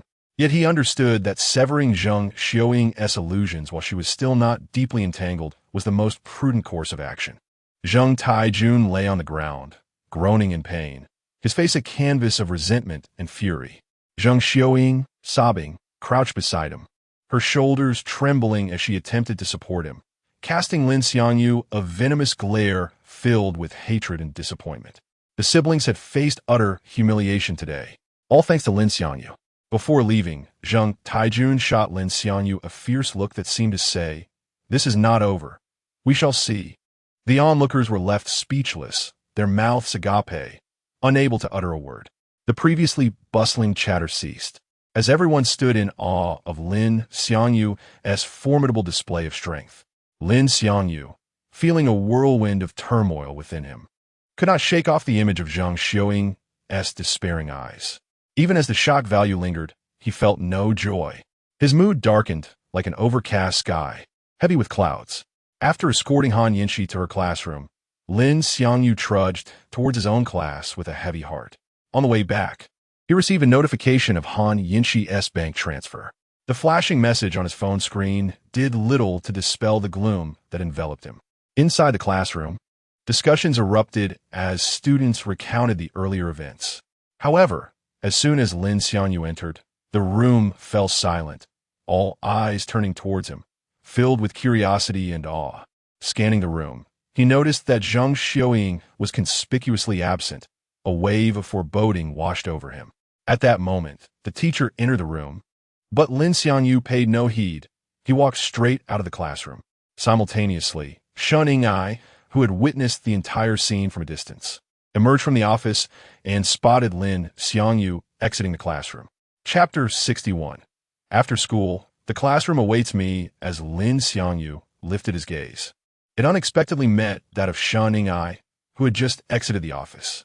They stood in the somewhat desolate corridor, their eyes intertwining in the air. And for a fleeting moment, time seemed to freeze. However, before their gaze could linger for even a second, Shan Ning-ai, as if scalded, swiftly turned away. Feigning ignorance of Lin Xiangyu's presence, her high heels clicking sharply against the floor as she made her way to her classroom. This deliberate evasion imbued her retreating figure with a hint of stubbornness and solitude. Lin Xiangyu, witnessing this, hesitated for a moment but chose not to pursue her for an explanation. At that moment, locating Zhang Xiaoying took precedence above all else. Although he and Zhang Xiaoying had not yet reached an ultimate conclusion in their relationship, they had shared intimate moments, and he could not bear to stand idly by if she were in danger. Without a moment's hesitation, he hastened toward the stairs, his footsteps urgent and heavy, each step resounding upon the floor. Hearing Lin Xiangyu's hurried footsteps, Shan Ning-ai, almost instinctively, turned her head. Upon realizing that Lin Xiangyu was not approaching her, her heart tightened painfully, and a wave of bitterness surged within her. Lin Xiangyu was her first date, the man who had taken her innocence. Yet now, amidst such turmoil, he, fully aware of her distress, offered not a word of explanation. How could she possibly accept that? She had yearned for him to chase after her, even if only to comfort her with empty reassurances, but reality had dashed all her hopes.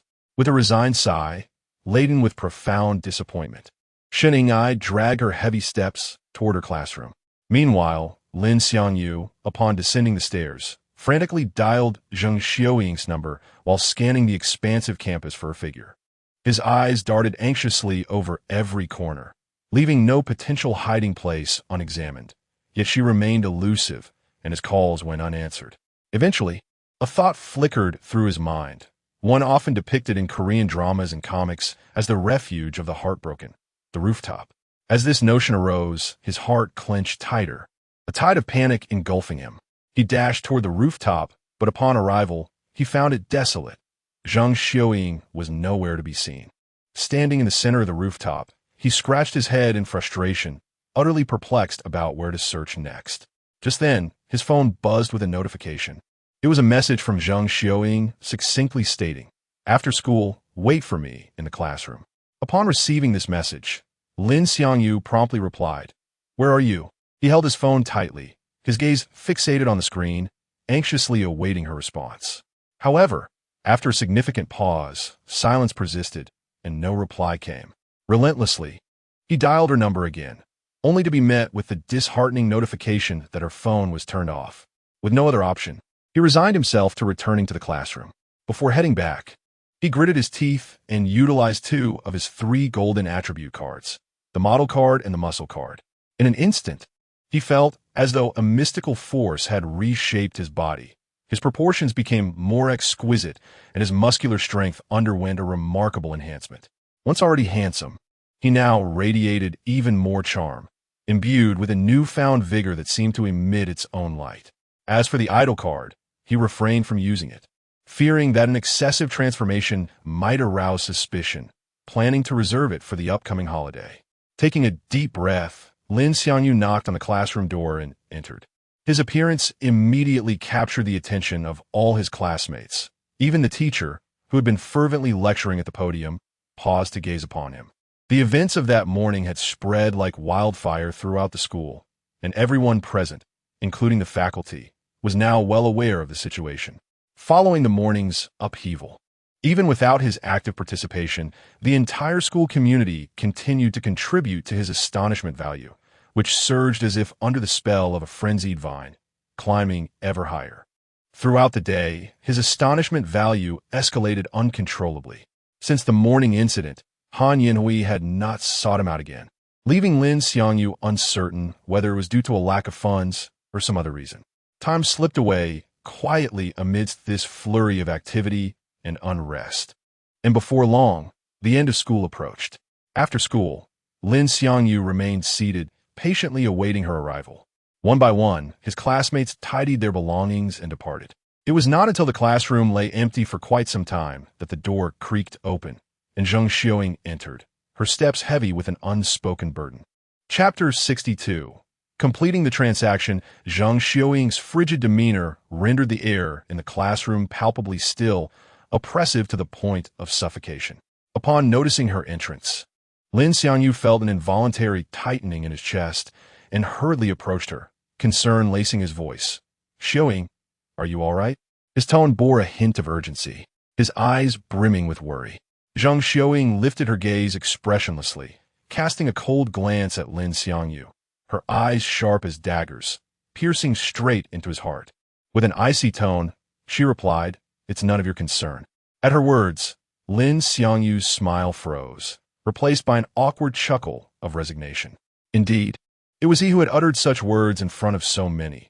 Now, they echoed back like a resounding slap across his face. With a dismissive snort, Zhang Xiuying retorted, her voice dripping with derision. "Let us begin." "Begin what?" Lin Xiangyu asked, confusion etched across his features. Zhang Xiuying let out a cold laugh, infused with profound disappointment and anger. "Completing the transaction, of course. Why are you feigning ignorance? Haven't we always maintained a transactional relationship? I'm here to help you finalize the last part. No need for that. I will delete the photos right here in front of you." Lin Xiangyu replied hastily, his hands trembling as he fished out his phone from his pocket. With determination, he opened the album and decisively deleted the images before her eyes. After erasing the photos, Lin Xiangyu exhaled deeply, stating, "It's done. Our transaction is concluded. You needn't do anything further. I don't need your pity. I don't want to owe you anything." Zhang Xiuying retorted, her body trembling with rage, her eyes glistening with unshed tears as her voice rose involuntarily. "Truly, there is no need. You don't owe me anything. That instance was merely an extra, and it doesn't count."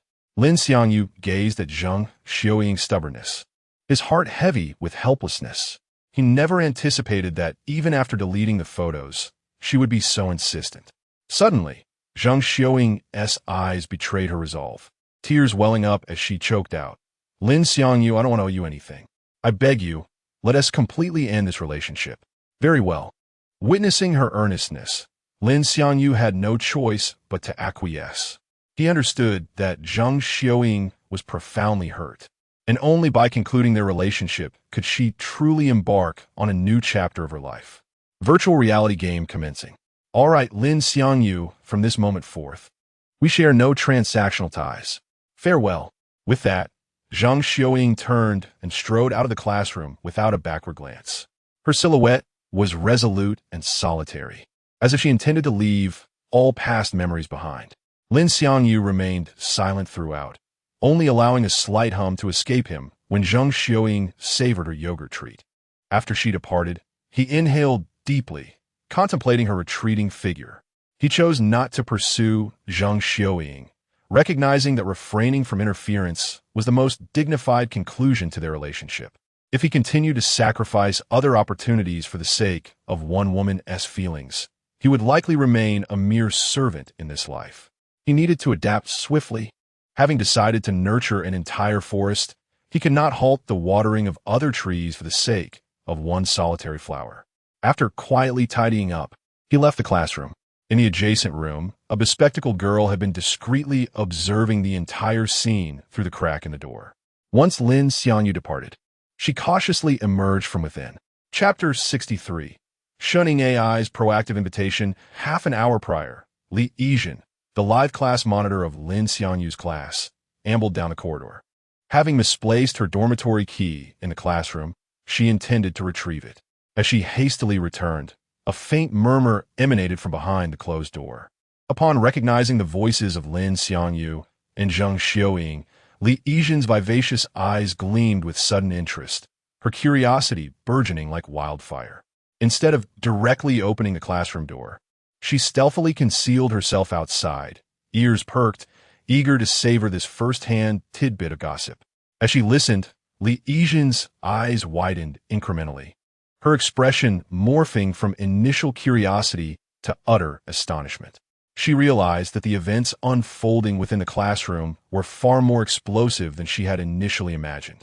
Her heart palpitated, her breathing quickened, and after a moment's hesitation, she gingerly extended her hand, creating a minuscule opening in the door. Cautiously extracting her phone, she surreptitiously recorded a video of Lin Xiangyu and Zheng Xiaoying. Subsequently, she retreated to the opposite classroom before Zheng Xiaoying emerged. Having recovered her dormitory key, Li Yijin did not immediately depart from the classroom, which was rife with secrets. On the contrary, she ensconced herself in Lin Xiangyu's seat, her eyes gleaming as if she were an explorer who had unearthed a treasure. She enthusiastically scrutinized the video she had just recorded, frame by frame. As time elapsed, a full half-hour elapsed before Li Yijin slowly arose, a complex expression etched upon her face. She sighed, seemingly experiencing a modicum of regret for her actions within the classroom. However, this regret, akin to a summer thunderstorm, dissipated as swiftly as it had arrived, vanishing into thin air in due course.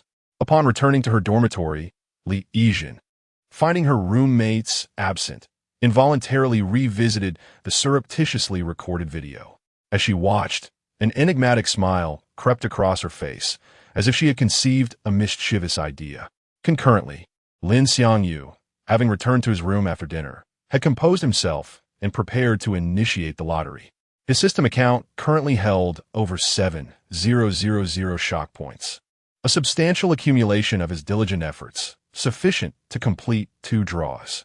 Lin Xiangyu issued the command in his mind, and instantaneously, the pointer on the lottery turntable began to spin rapidly, its velocity blurring the senses. This was a reward guaranteed to be at least of king tier or higher, and Lin Xiangyu's heart rate accelerated in tandem with the pointer's rotation. However, he harbored no excessive expectations for the grand prize. Having played numerous card-drawing games and being well-versed in their inherent patterns, which typically yielded only the minimum guaranteed reward. Predictably, the pointer gradually came to rest in the king reward zone. A card shimmering with golden light, like a resplendent star, materialized in Lin Xiangyu's consciousness. King skill card, passive maidens, pledge your allegiance. Card effect.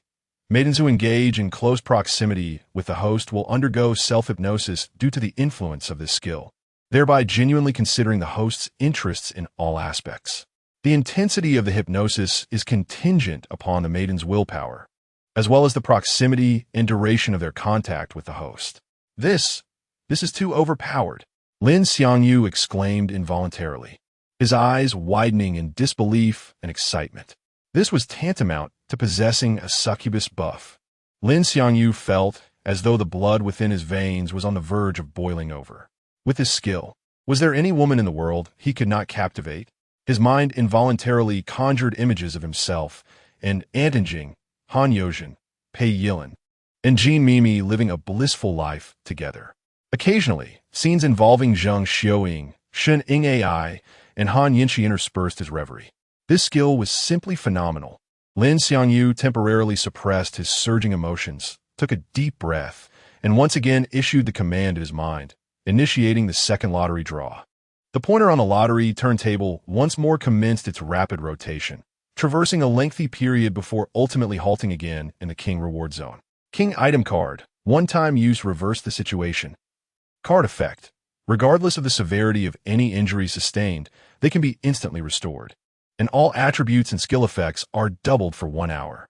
Even if the host forgets to activate it proactively, it will automatically trigger when the host's life is in imminent danger.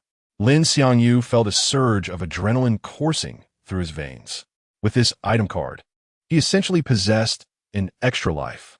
He could already envision himself averting crises in the future, leveraging this card to turn the tide.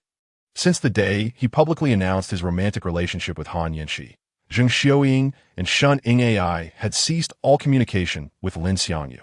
Whenever Lin Xiangyu gave mit dersh, he invariably felt a twinge of awkwardness. However, one was a former classmate with whom he had shared mutual appreciation, while the other was a former mentor who had imparted knowledge. They were bound to encounter each other, making avoidance a formidable challenge. As for Zheng Taijun, he had not launched a vengeful assault, leaving it uncertain whether he was covertly accumulating power or had resigned himself to swallowing his pride, abandoning any notion of retribution. The days passed uneventfully, and before long, it was Friday. Prior to dismissal, Lin Xiangyu's phone abruptly chimed, shattering his somewhat tranquil reverie. He casually picked up his phone, unlocked the screen, and Shun Ingai's message lay serenely in the chat window, like a pebble cast into a tranquil lake, creating concentric ripples. Xiangyu, would you be available to speak with me after school? Lin Xiangyu's gaze lingered on these words, his mind instantly conjuring myriad speculations. He had no time to ponder them in detail, and his fingers rapidly tapped on the screen, providing a response. Of course, almost instantaneously, Shun Ingai's message reappeared, each word clear and forceful, as if conveying an unwavering resolve. Very well, I shall await you in my office after school. Lin Xiangyu inhaled deeply, calming his slightly elevated emotions, and swiftly replied, Okay. After clicking the send button, Lin Xiangyu sensed a premonition that this concise dialogue might herald another turning point in his life.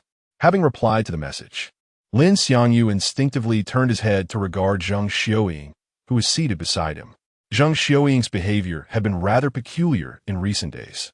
She had inexplicably grown close to Li Xiangyu, with whom she had not previously been familiar. Lin Xiangyu had repeatedly observed them engaging in intimate conversations in private, their figures inseparable.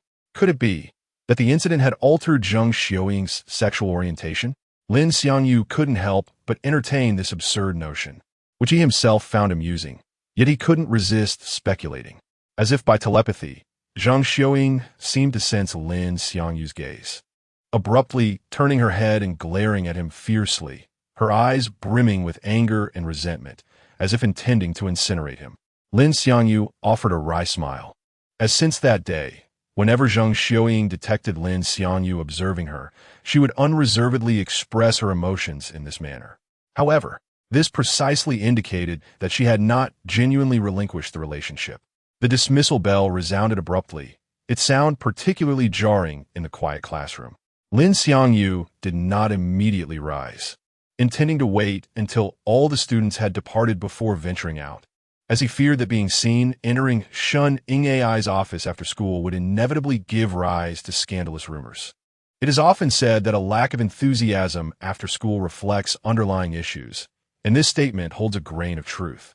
Most students in the classroom seem to have been pressed by an invisible fast-forward button, dashing out the moment classes conclude, leaving behind only a sparse few.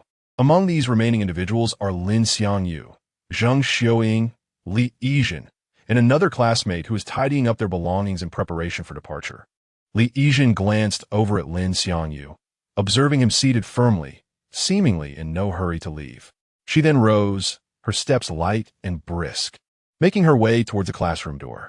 As she passed Zhang Xiuying's seat, she slightly turned her head, casting a significant glance in her direction. Zhang Xiuying bit her lip, hesitating for a moment, yet ultimately decided to follow suit. Lin Xiangyu, perceptive to the peculiar dynamics at play, chose not to pursue them further. Firstly, he had an impending appointment with Shan Ingai in her office. Secondly, he wished to refrain from intruding upon Zhang Xiuying's life any more than necessary. Having made his choice, he believed it best to allow matters to settle into tranquility. The classroom soon lay deserted, the corridors nearly void of students. At last, Lin Xiangyu rose slowly from his seat, heading towards Sheningai's office. However, as he ventured just outside the classroom, he spotted Li Xiangyu and Zhang Xiuying stealthily peering into each classroom along the corridor, before ultimately entering one.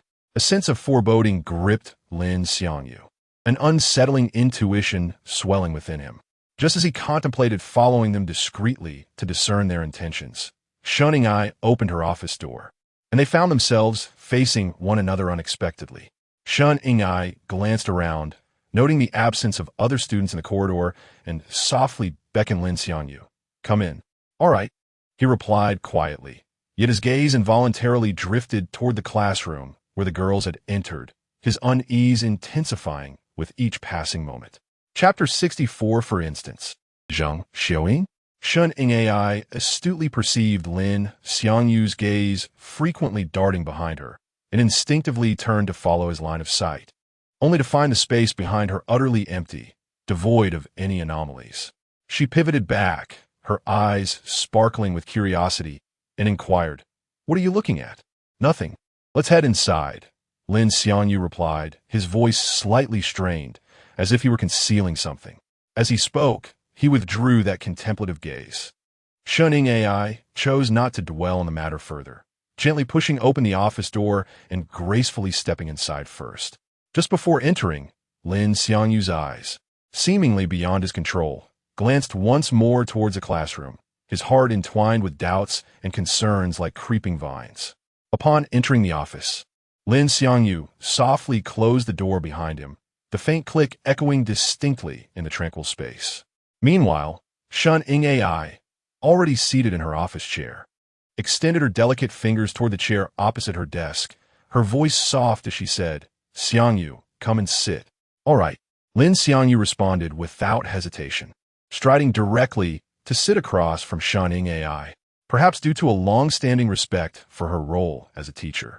He subconsciously believed Shun-ing AI possessed a far greater emotional resilience than Zhang Xiaoying. While it is true that Shun-ing AI's mental fortitude surpasses that of Zhang Xiaoying, this is not merely attributable to her status as a teacher, but rather stems from their starkly contrasting life experiences and environments that shaped their characters and psychological dispositions. As soon as Lin Xiangyu settled down, Shun-ing AI broke the brief silence. Leaning slightly forward, her gaze fixed intently on him as she asked, "Xiangyu, are you really dating Han Yanqi?" Upon hearing Shun-ing AI's question, Lin Xiangyu's heart jolted, as if it had skipped a beat. He did not immediately respond, but instead countered, "Teacher Shun, why do you ask? Did we not agree to refrain from calling me Teacher Shun in private?" Shun-ing AI skillfully redirected the conversation to the matter of address, a hint of playful reproach shimmering in her eyes. Lin Xiangyu, upon hearing her words, revealed an awkward smile akin to a child caught misbehaving, saying, "I thought." "Thought what?" Shun-ing AI pressed, her eyes brimming with inquiry. Lin Xiangyu shook his head with a wry smile, replying, "I thought our relationship was over." "You wish to slip away after the fun is over?" Shun-ing AI's gaze bore into Lin Xiangyu's eyes, as if she sought to penetrate his very soul, her tone laced with undeniable authority. Lin Xiangyu felt a wave of embarrassment wash over him, opening his mouth yet unsure how to respond. At that moment, Shun-ing AI unexpectedly reached out, gently placing her hand atop Lin Xiangyu's, the warmth of her fingers transmitting an unusual significance. She looked at Lin Xiangyu, her voice tender yet resolute as she declared, "Regardless of whether you are truly with Han Yanqi, I wish to remain with you. Will you refuse me?" Upon hearing her words, Lin Xiangyu felt a surge of determination and answered almost instinctively, "Of course not." Shun-ing AI's lips curled into a subtle yet meaningful smile, her gaze unwavering as she stated, "You and Han Yanqi are merely pretending to date, aren't you?" "Ing AI, why would you ask that?" Lin Xiangyu's expression betrayed a hint of confusion, intrigued by Shun-ing AI's conjecture. Upon hearing his response, Shun-ing AI appeared to fathom something profound, her face lighting up with realization. Yet, she refrained from explaining her reasoning, instead raising an eyebrow with a touch of mischief as she asked, "Is it too inconvenient to answer? Then let me pose another question. Have you and Han Yanqi been intimate?" "No," Lin Xiangyu replied without hesitation, his tone crisp and clear. This question did not infringe upon his emotional boundaries, thus he felt no psychological burden in responding. Upon hearing his answer, Shun-ing AI's face blossomed into a radiant smile, akin to flowers blooming in the spring. Subsequently, she playfully tapped her fingers on Lin Xiangyu's hand, as if keeping a rhythm, while asking, "Then have you been intimate with anyone else? For instance, Zhang Xiaoying?" "No, aside from you, I have not been with anyone else thus far," Lin Xiangyu stated, his gaze steady as he met Shun-ing AI's eyes. The smile on Shun-ing AI's face grew even brighter, resembling a rose in full bloom. She stood gracefully and glided to Lin Xiangyu's side, leaning slightly towards him, her playful smile igniting a spark as she inquired, "So, have you thought of me this week?" Lin Xiangyu gazed at Shun AI standing before him, inhaling the faint fragrance that enveloped her, feeling momentarily spellbound. Chapter 65. Surely, you jest about desiring this locale? Quite the contrary. Each evening, my thoughts drift to you, A fervent ardor blazed within Lin Xiangyu's gaze as he uttered these words without hesitation. He spoke truthfully, since he and Shen Ai had unlocked the portal to a novel realm. This longing had surged like wildfire within him, consuming his every waking thought. Even confinement with Shen Ai for an entire day held allure. Scarcely had the words left his lips when Lin Xiangyu, unable to restrain himself any longer, seized Shen Ai's hand with considerable force. Shen Ai gasped, finding herself involuntarily seated upon his lap. Her cheeks flushed crimson, akin to the twilight sky, and her eyes held a hint of playful reproach as she pressed down on Lin Xiangyu's wandering hand, gently scolding, "Surely, you just about desiring this locale? And what if I do?" Lin Xiangyu's voice was a husky whisper, laden with desire. He wrested his hand from Shen Ai's grasp, endeavoring to resume his advance, as if to unleash all the pin-up longing of their separation. Seeing his resolve, Shen Ai swiftly rose, turning away and gently resting a hand upon Lin Xiangyu's neck, her gaze both tender and resolute. "Not here," she insisted. "Be patient. Tomorrow, I am yours for the entire day." "Very well," Lin Xiangyu sighed, a hint of disappointment replacing the fire in his eyes. Shen Ai smoothed her disheveled tresses, murmuring, "I shall depart first. Tarry a while to avoid being seen together." "Understood." Lin Xiangyu nodded slightly, his gaze following Shen Ai's retreating figure. 9 o'clock tomorrow morning at the Joy Motel, Shen Ai announced as she sashayed toward the office door in her high heels. Pausing at the threshold, she turned back, adding, "Oh, and remember to lock the office door when you leave. Farewell." With that, Shen Ai opened the door and exited the office, leaving Lin Xiangyu alone. Beyond the classroom, a flicker of disquiet crossed Shen Ai's eyes. Initially, she hadn't intended to yield so readily to Lin Xiangyu, but inexplicably, after a few exchanges, she felt that Lin Xiangyu was not at fault in this matter. Moreover, had she lingered any longer in the office, she might have succumbed to Lin Xiangyu's audacious proposition. After Shen Ai's departure, Lin Xiangyu slumped back in his chair, unable to leave just yet. Firstly, to avoid being seen with Shen Ai and causing unnecessary complications. Secondly, his current physical state necessitated a brief respite to quell the turmoil within. After a while, Lin Xiangyu rose from his chair, inhaled deeply, and strode toward the office door. Upon exiting, he turned back to close and lock it. Standing in the corridor, a gentle breeze caressed Lin Xiangyu's face, prompting recollections of Li Yijin escorting Zhang Xiuying into that classroom earlier. However, given the passage of time, they should have departed by now. Such were Lin Xiangyu's thoughts. Yet his feet seemed drawn by an invisible force, propelling him toward that very classroom. Halfway there, however, Lin Xiangyu halted, resolving to proceed no further. In such tranquility, he should be able to discern any voices if the classroom were occupied. Lin Xiangyu chuckled wryly, dismissing his concerns as unfounded, and turned to leave the academic building. But as he pivoted, Zhang Xiuying's voice emanated from the classroom. "No, anything else I would concede, but this one thing I simply cannot." Zhang Xiuying's voice, tinged with entreaty, sliced through the air like a honed blade, shattering Lin Xiangyu's composure. This alerted Lin Xiangyu to an anomaly. Li Yijin had always presented an image of docility. So why would Zhang Xiuying, the de facto leader of the class, address her in such a tone? Suspecting the presence of another individual in the classroom and Zhang Xiuying's potential distress, a surge of concern coursed through Lin Xiangyu, and he hastened toward the classroom. Inside, Li Yijin was displaying something on her phone to Zhang Xiuying, the sight of which drained the color from Zhang Xiuying's face, filling her eyes with terror and causing her body to tremble as she instinctively reached for the device. Li Yijin smirked derisively, swiftly retracting the phone. "What do you hope to achieve by snatching it?" She scoffed. "I have backups, you naive fool. Class monitor, I cannot do that thing. I beg you, cease pressuring me." Zhang Xiuying pleaded, tears welling in her eyes, her voice breaking with sobs. Her pitiable state was enough to stir compassion in anyone. Upon hearing Zhang Xiuying's words, Li Yijin's brow furrowed in exasperation. "You merely need to lure Lin Xiangyu to the motel. The rest is none of your concern." What is so difficult about that? It is not as if you stand to lose anything. At that moment, Lin Xiangyu reached the classroom and, without hesitation, flung the door open.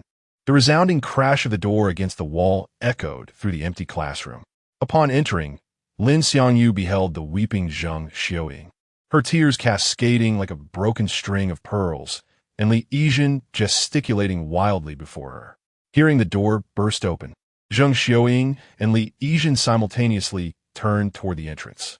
Seeing Zhang Xiaoying being bullied ignited Lin Xiangyu's fury.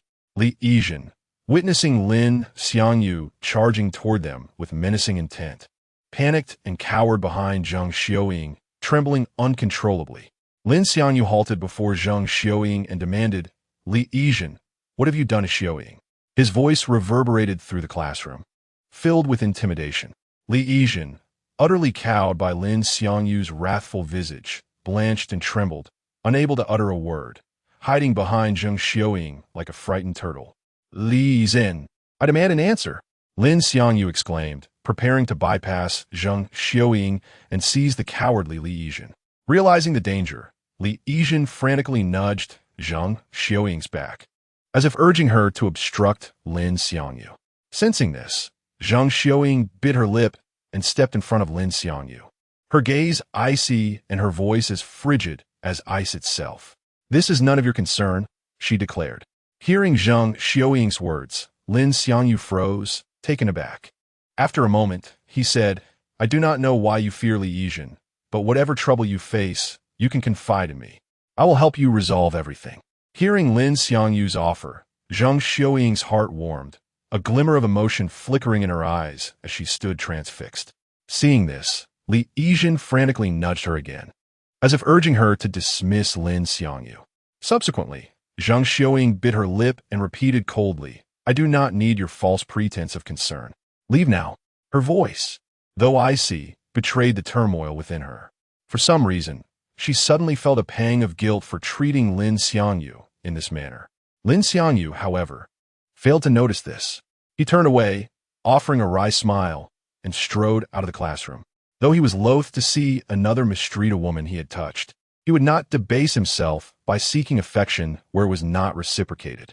Upon witnessing Lin Xiangyu exit the classroom, Li Yizhen finally exhaled in relief, the terror on her face dissipating instantaneously, replaced by a menacing demeanor.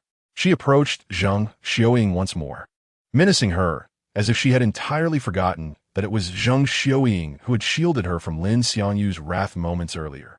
After a prolonged period of intimidation, Zhang Xiaoying remained steadfast, prompting Li Yizhen to produce her phone and declare, "Do you believe I won't upload your video online right now?" Allowing your family to witness how proficiently their precious daughter consumes food? Following her statement, Li Yizhen's fingers began to dance across the screen. Observing this, Zhang Xiaoying's demeanor shifted to one of panic, her eyes widening with fear as she urgently pleaded, "Please, don't post it, What about you?" Li Yizhen's face bore a hint of triumph as she momentarily halted her actions, resembling a seasoned hunter poised for the catch. "I promise you." Zhang Xiaoying uttered the words with visible anguish, tears blurring her vision, her body trembling slightly from the despair that enveloped her. Chapter 66. The invitation from Zhang Xiaoying. Upon hearing Zhang Xiaoying's acquiescence, Li Yizhen's lips gradually curled into a smile of utmost satisfaction. "I shall await your good news," she declared, her voice brimming with arrogance and anticipation. With an air of triumph, she sauntered past Zhang Xiaoying, her demeanor proclaiming her victory. After taking a few steps, she appeared to recall something and abruptly halted, turning back to Zhang Xiaoying's side. She extended her hand, gently patting Zhang Xiaoying's shoulder, leaning in close to whisper a low yet unmistakably threatening admonition. "Be sure to inform me, and do not keep me waiting too long. I possess little patience." Zhang Xiaoying, with tear-stained cheeks, nodded helplessly, her eyes filled with despair. Witnessing Zhang Xiaoying's compliant expression, Li Yizhen smiled with satisfaction and confidently exited the classroom. Once Li Yizhen departed, Zhang Xiaoying could no longer sustain her composure. Her legs buckled, and she sank to the floor. Hands pressed tightly against her face as she wept bitterly, her cries echoing with a mixture of hopelessness and grievance in the empty classroom. Upon returning home, Lin Xiangyu found himself preoccupied with thoughts of Zhang Xiaoying.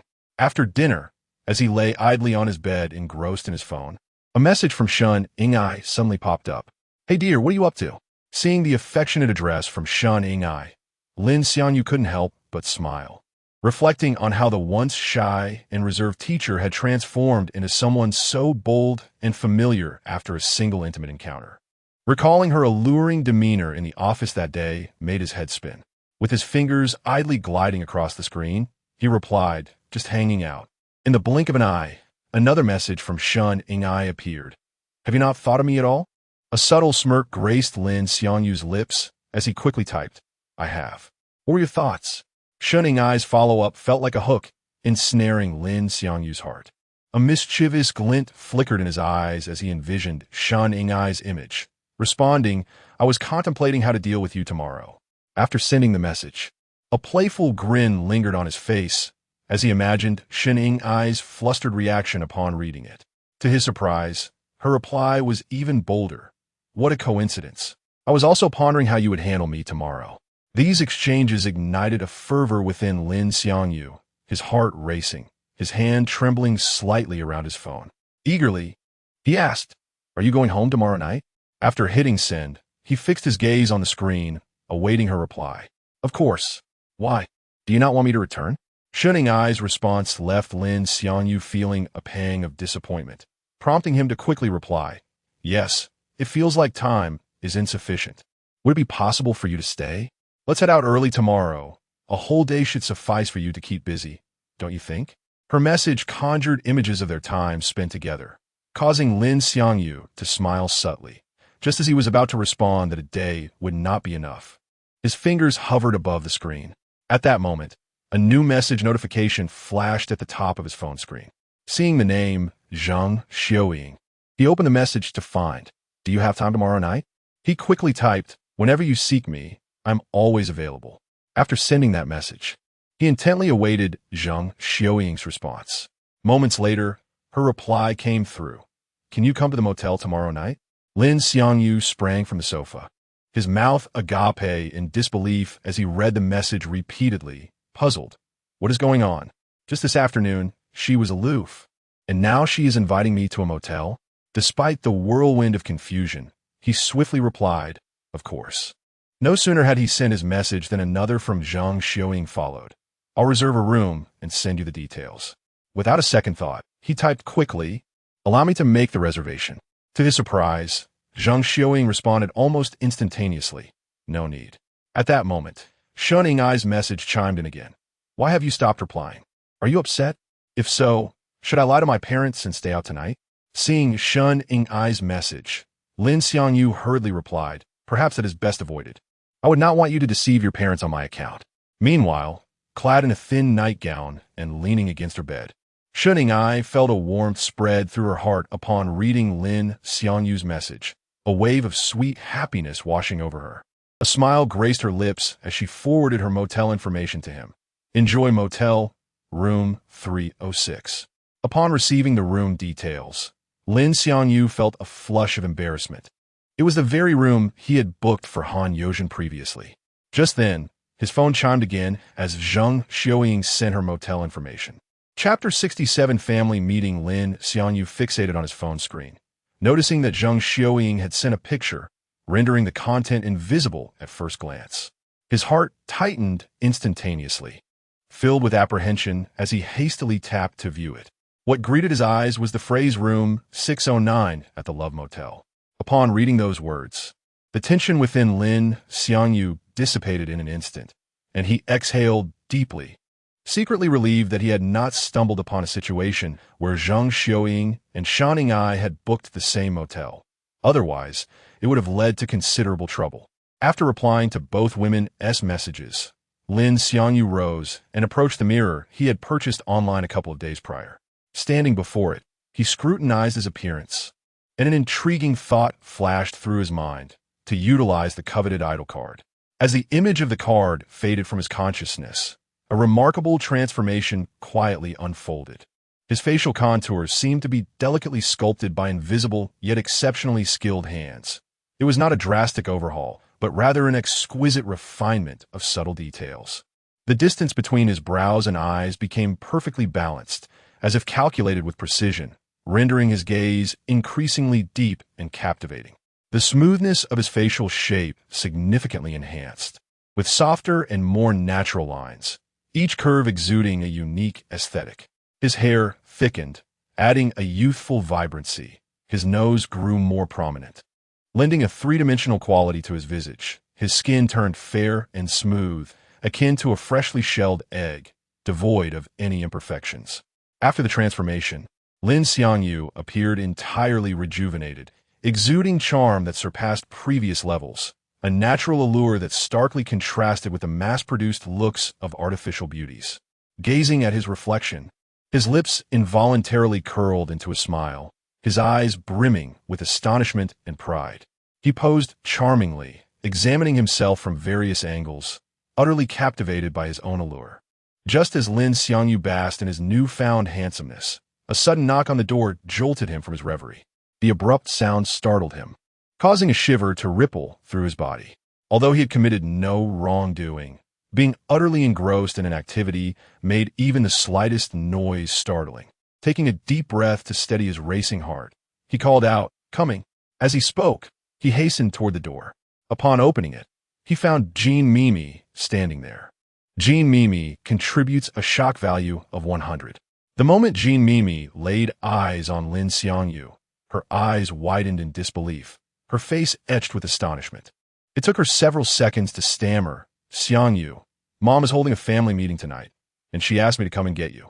Lin Xiangyu responded affirmatively, "All right, I'll be right down." After hearing this, Jean Mimi turned and started heading down the stairs first. Lin Xiangyu closed the door behind him and followed closely. As they descended, Jean Mimi couldn't resist glancing back at Lin Xiangyu several times. Each glance deepened the blush on her cheeks, prompting her to hasten her steps down the staircase. Upon entering the dining room, Pei Yilin, seated at the table, reacted even more dramatically than Jean Mimi upon seeing him. Pei Yilin contributes a shock value of 100. Her delicate face flushed crimson, akin to a ripe tomato, her heartbeat accelerating uncontrollably as her gaze flitted nervously over Lin Xiangyu, only to quickly avert, as if fearing that lingering too long would reveal her thoughts. Even Min and Jing seemed momentarily entranced by Lin Xiangyu's presence. Only when he turned to her did she snap back to reality, exclaiming, "Xiangyu, you seem to have become even more handsome lately." Min and Jing contributes a shock value of 60. "Oh, really? Is that so?" Lin Xiangyu replied, feeling a touch bashful as he scratched the back of his head, a faint flush creeping onto his face. Min and Jing smiled, "Absolutely. Our Xiangyu now resembles a celebrity." "Enjing, please don't flatter me so. It makes me feel shy," Lin Xiangyu said, pulling out a chair to sit down. Pei Yilin's gaze remained fixed on Lin Xiangyu throughout, until he finally looked her way, prompting her to shyly shift her gaze to the side, resting her chin on her hand. At that moment, Min and Jing straightened up and announced, "All right, everyone is here. The family meeting officially commences." After saying this, she turned to the phone propped up on a stand, addressing it. "Yuzhong, can you hear us?" "Mom, I can't hear you," came the voice of Han Yuzhong from the phone. "All right, I should adjust the camera so you can see everyone," Min and Jing added, tapping the screen a few times before carefully repositioning the stand until the video frame encompassed Lin Xiangyu and the two other girls. Han Yuzhong contributes a shock value of 100. Upon seeing Lin Xiangyu from her dormitory, Han Yuzhong's heart raced, her cheeks instantly flushing bright red, her breathing turning rapid and erratic, her eyes filled with shyness and delight. Min and Jing, perceptive to Han Yuzhong's reaction, inquired with concern, "Yuzhong, do you have a fever? Your face is so red." "And no, it's just a bit stuffy in the dorm," Han Yuzhong stammered, waving her hands in front of her face, trying to cool down her heated cheeks. Just as she finished speaking, her roommate entered the room, sneezing and mumbling, "Don't you think it's quite cold today?" The moment those words left her lips, Han Yuzhong's face reddened even more, as if she might bleed from the embarrassment. One of the other girls in the dorm immediately gestured for silence to the newly entered roommate, silently mouthing, Yuzheng is on a video call with her family. Shoo. Realizing her blunder, the roommate quickly covered her mouth. It was understandable that she would complain, as it was already late September, and Seoul's weather had begun to cool down, with today's temperature only reaching 12 degrees. Dressed in summer attire, without having changed into something warmer, she would certainly feel cold. Min and Jing, recognizing Han Yozhing's embarrassment, quickly interjected, "All right, let us commence today as family meeting." Just as Min and Jing finished speaking, Lin Xiangyu's phone chimed with a new message. He pulled out his phone to check, discovering a message from Han Yinshi that read, "Let us go on a date tomorrow." Chapter 68. Determining the family trip. The unexpected invitation from Han Yinhao for a date disrupted Lin Xiangyu's plans for the following day. He couldn't help but internally grumble. "What's going on? This young lady never seeks me out when I have free time. Yet now that I have a date, she suddenly appears. It's truly baffling." Although Lin Xiangyu was inclined to outright decline, the exorbitant penalty for breaking the agreement made it difficult for him to refuse. Fortunately, having previously received 50 million Korean won from Han Yinhao provided him with a semblance of leverage. After a moment's hesitation, he messaged her back. What time? Where? He intended to assess the scheduling conflict. If there were no clashes, he might consider attending, but if it conflicted with his prior plans, he would devise an alternative. After sending the message, Lin Xiangyu silenced his phone and gently laid it face down on the table. Despite this being a family gathering, a modicum of respect was still essential.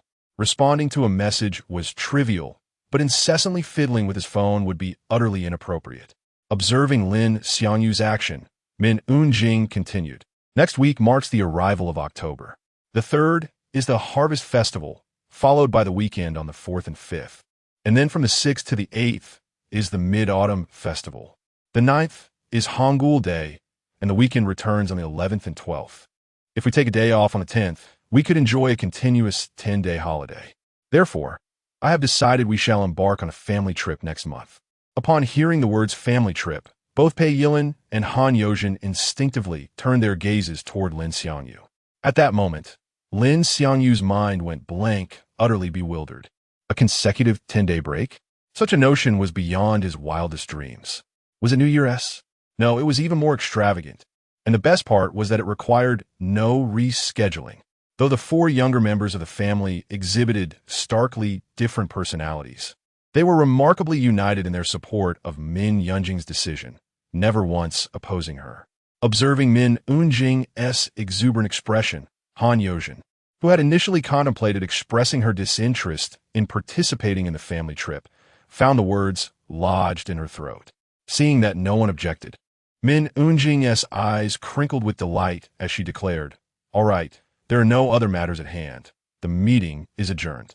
With that, she ended the video call, humming a cheerful tune as she ascended the stairs, phone in hand, her steps buoyant.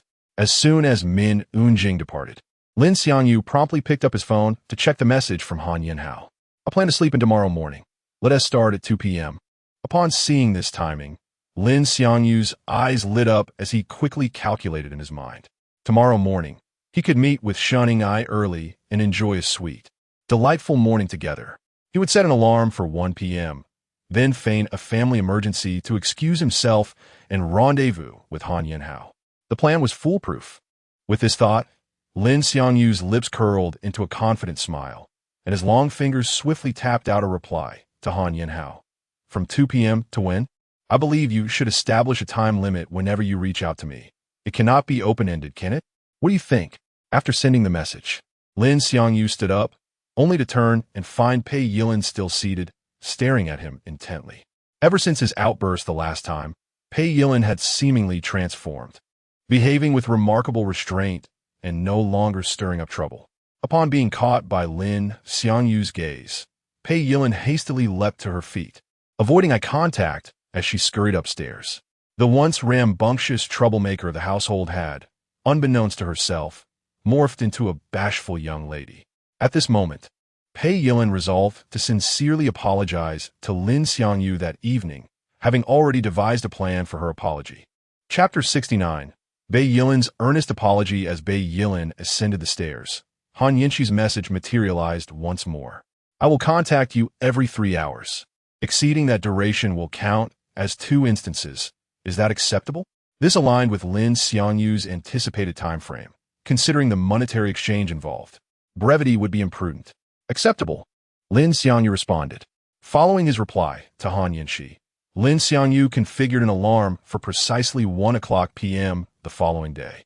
As a precautionary measure, he established supplementary alarms for 1:03 p.m. and 1:05 p.m. respectively. Thus, in the event of inaudibility or minor technical malfunctions, the subsequent alarms would serve as a safeguard. With the configuration complete, he casually pocketed his phone, rose to his feet, and with a sprightly yet expectant gait, ascended towards the upper floor. Upon re-entering his chamber, Lin Xiangyu languidly sprawled upon his bed, idly perusing short videos.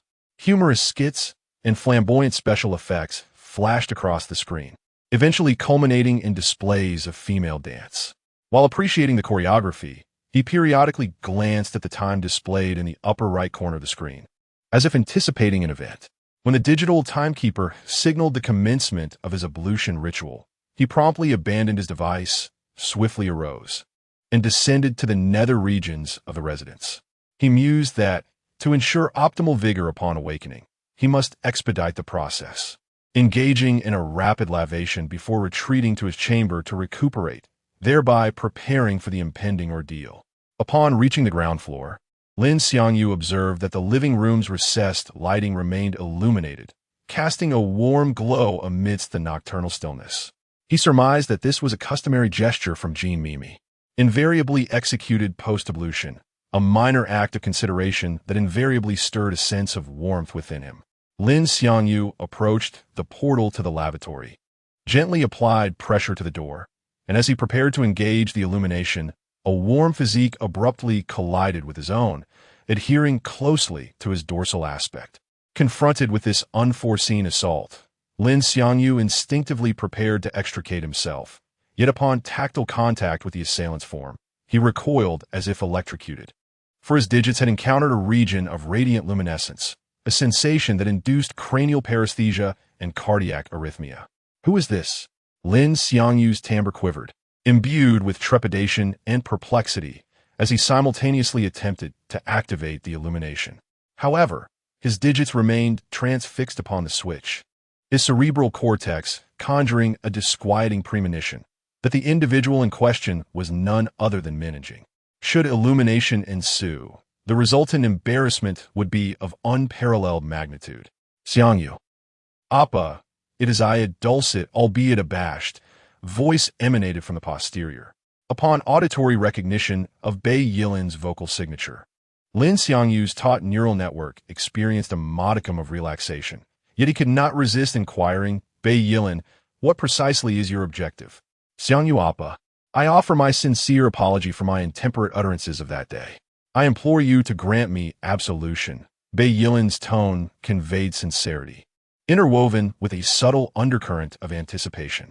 Release me first, and Lin Xiangyu's vocal volume diminished, verging on a sibilant whisper. Lower your voice. His consciousness was preoccupied with the apprehension that their actions might be detected by other denizens of the domicile, resulting in an irresolvable predicament. Xiangyu Appa, please forgive me. I beseech you. As Bei Yilin vocalized this entreaty, she relinquished her grasp upon Lin Xiangyu's person, yet proceeded to seize his hand, guiding it towards her own anatomy. The resultant tactile warmth precipitating a surge in Lin Xiangyu's cardiac rhythm. Lin Xiangyu, as if subjected to thermal trauma, abruptly disengaged from Bei Yilin's grasp, admonishing in a hushed tone, desist from such conduct, and promptly attire yourself appropriately, lest Aunt Enjing and Sister Mimi should observe us. His timbre was imbued with urgency, commingled with resignation. Bei Yilin, however, remained resolute, once more seizing Lin Xiangyu's hand, guiding it toward her person, declaring with unwavering conviction, should you withhold your forgiveness, I shall remain in situ. Her intonation brooked no dissent, as if proclaiming a silent war. Very well, I absolve you. Lin Xiangyu once more extricated his hand from Bei Yilin's grasp, inwardly lamenting his predicament. While he had long regarded Bei Yilin as a potential future consort, he dared not engage in such conduct within the confines of his abode, lest it engender pandemonium. Nay, Bei Yilin, akin to an obstinate child, once more seized Lin Xiangyu's hand, guiding it towards her person, asserting, "Your forgiveness is not genuine.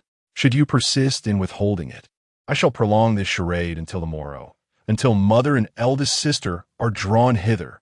Bei Yilin's vocal volume gradually escalated, culminating in a near shout during the final utterance. The resultant resonance within the confined lavatory precipitating alarm within Lin Xiangyu's auditory cortex, compelling him to manually occlude her oral orifice. "Lower your voice," Lin Xiangyu implored, his vocal tone subdued, perceiving the futility of further resistance, and to preclude the advent of Min Enjing and Jean Mimi. Lin Xiangyu acceded to Bei Yilin's demands. Temporarily, the lavatory was enveloped in an atmosphere of amorous tension, as time appeared to suspend its relentless march. Subsequently, Bei Yilin, now attired in her customary raiment, exited the lavatory, her countenance radiant with satisfaction.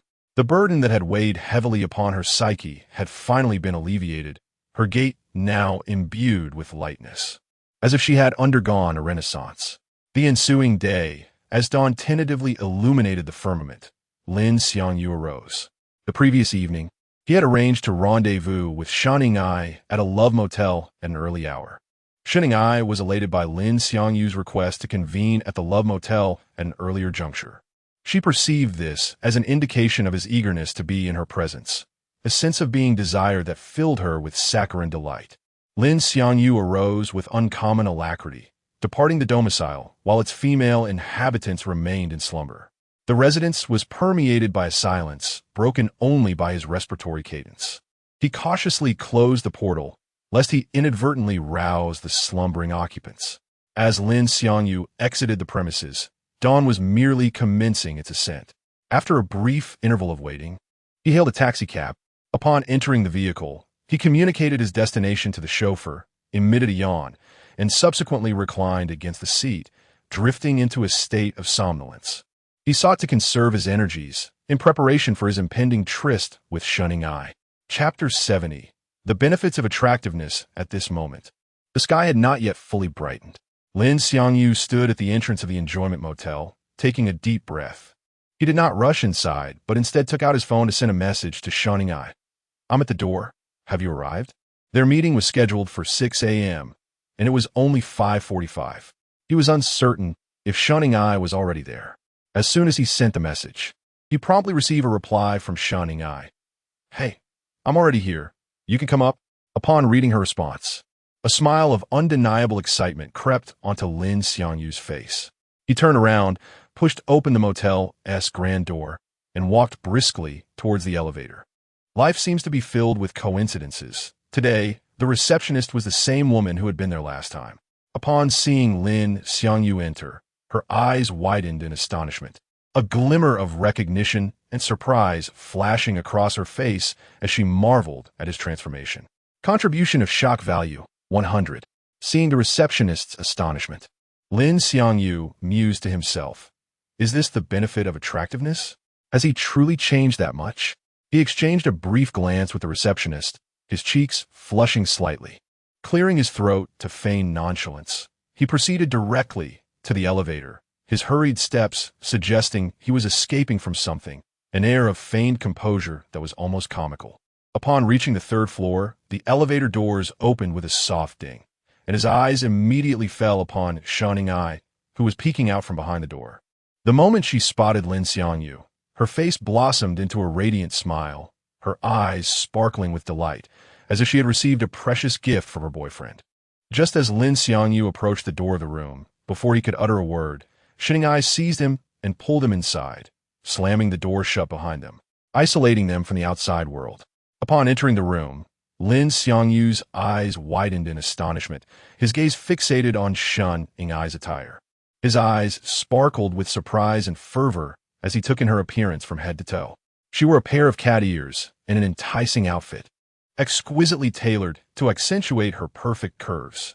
This was a style he had only seen in videos from distant lands, now vividly before him, adorning Shining Eye, a stunning woman with an astonishing figure, and she was his teacher.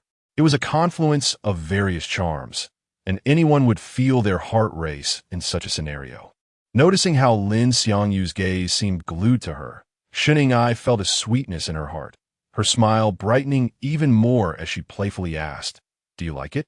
"Indeed," Lin Xiangyu replied, unable to suppress the urge to lick his lips, his throat dry as he swallowed hard, his eyes revealing a longing that spoke volumes. Virtual reality game. Start. Having risen early, they soon felt a wave of drowsiness after playing a couple of rounds and ended up embracing each other as they drifted off to sleep. It was as if they shared a mental connection. When Ai awoke and gazed at Lin Xiangyu, he opened his eyes the very next moment. "Shall we play another round?" Ai asked, her eyes sparkling with anticipation. "Let us do it," Lin Xiangyu replied, not declining her suggestion, his voice tinged with excitement and anticipation, as if he would never tire of playing virtual games with her. After this round concluded, Lin Xiangyu made his way to the bathroom, preparing to take a shower since the afternoon was fast approaching. He had plans to meet Han Yinxi later, and certainly could not go covered in sweat from their earlier activities. In the room, Lin Xiangyu's phone chimed with a message notification, which he did not hear while showering. Meanwhile, Ai, lying on the bed, caught the sound of his phone and, unable to resist her curiosity, picked up Lin Xiangyu's phone. Chapter 71. The veteran actor Ai could no longer suppress her curiosity and attempted to unlock the screen, only to discover that Lin Xiangyu's phone was not password protected. After gaining access, she found herself in the Kakao chat interface.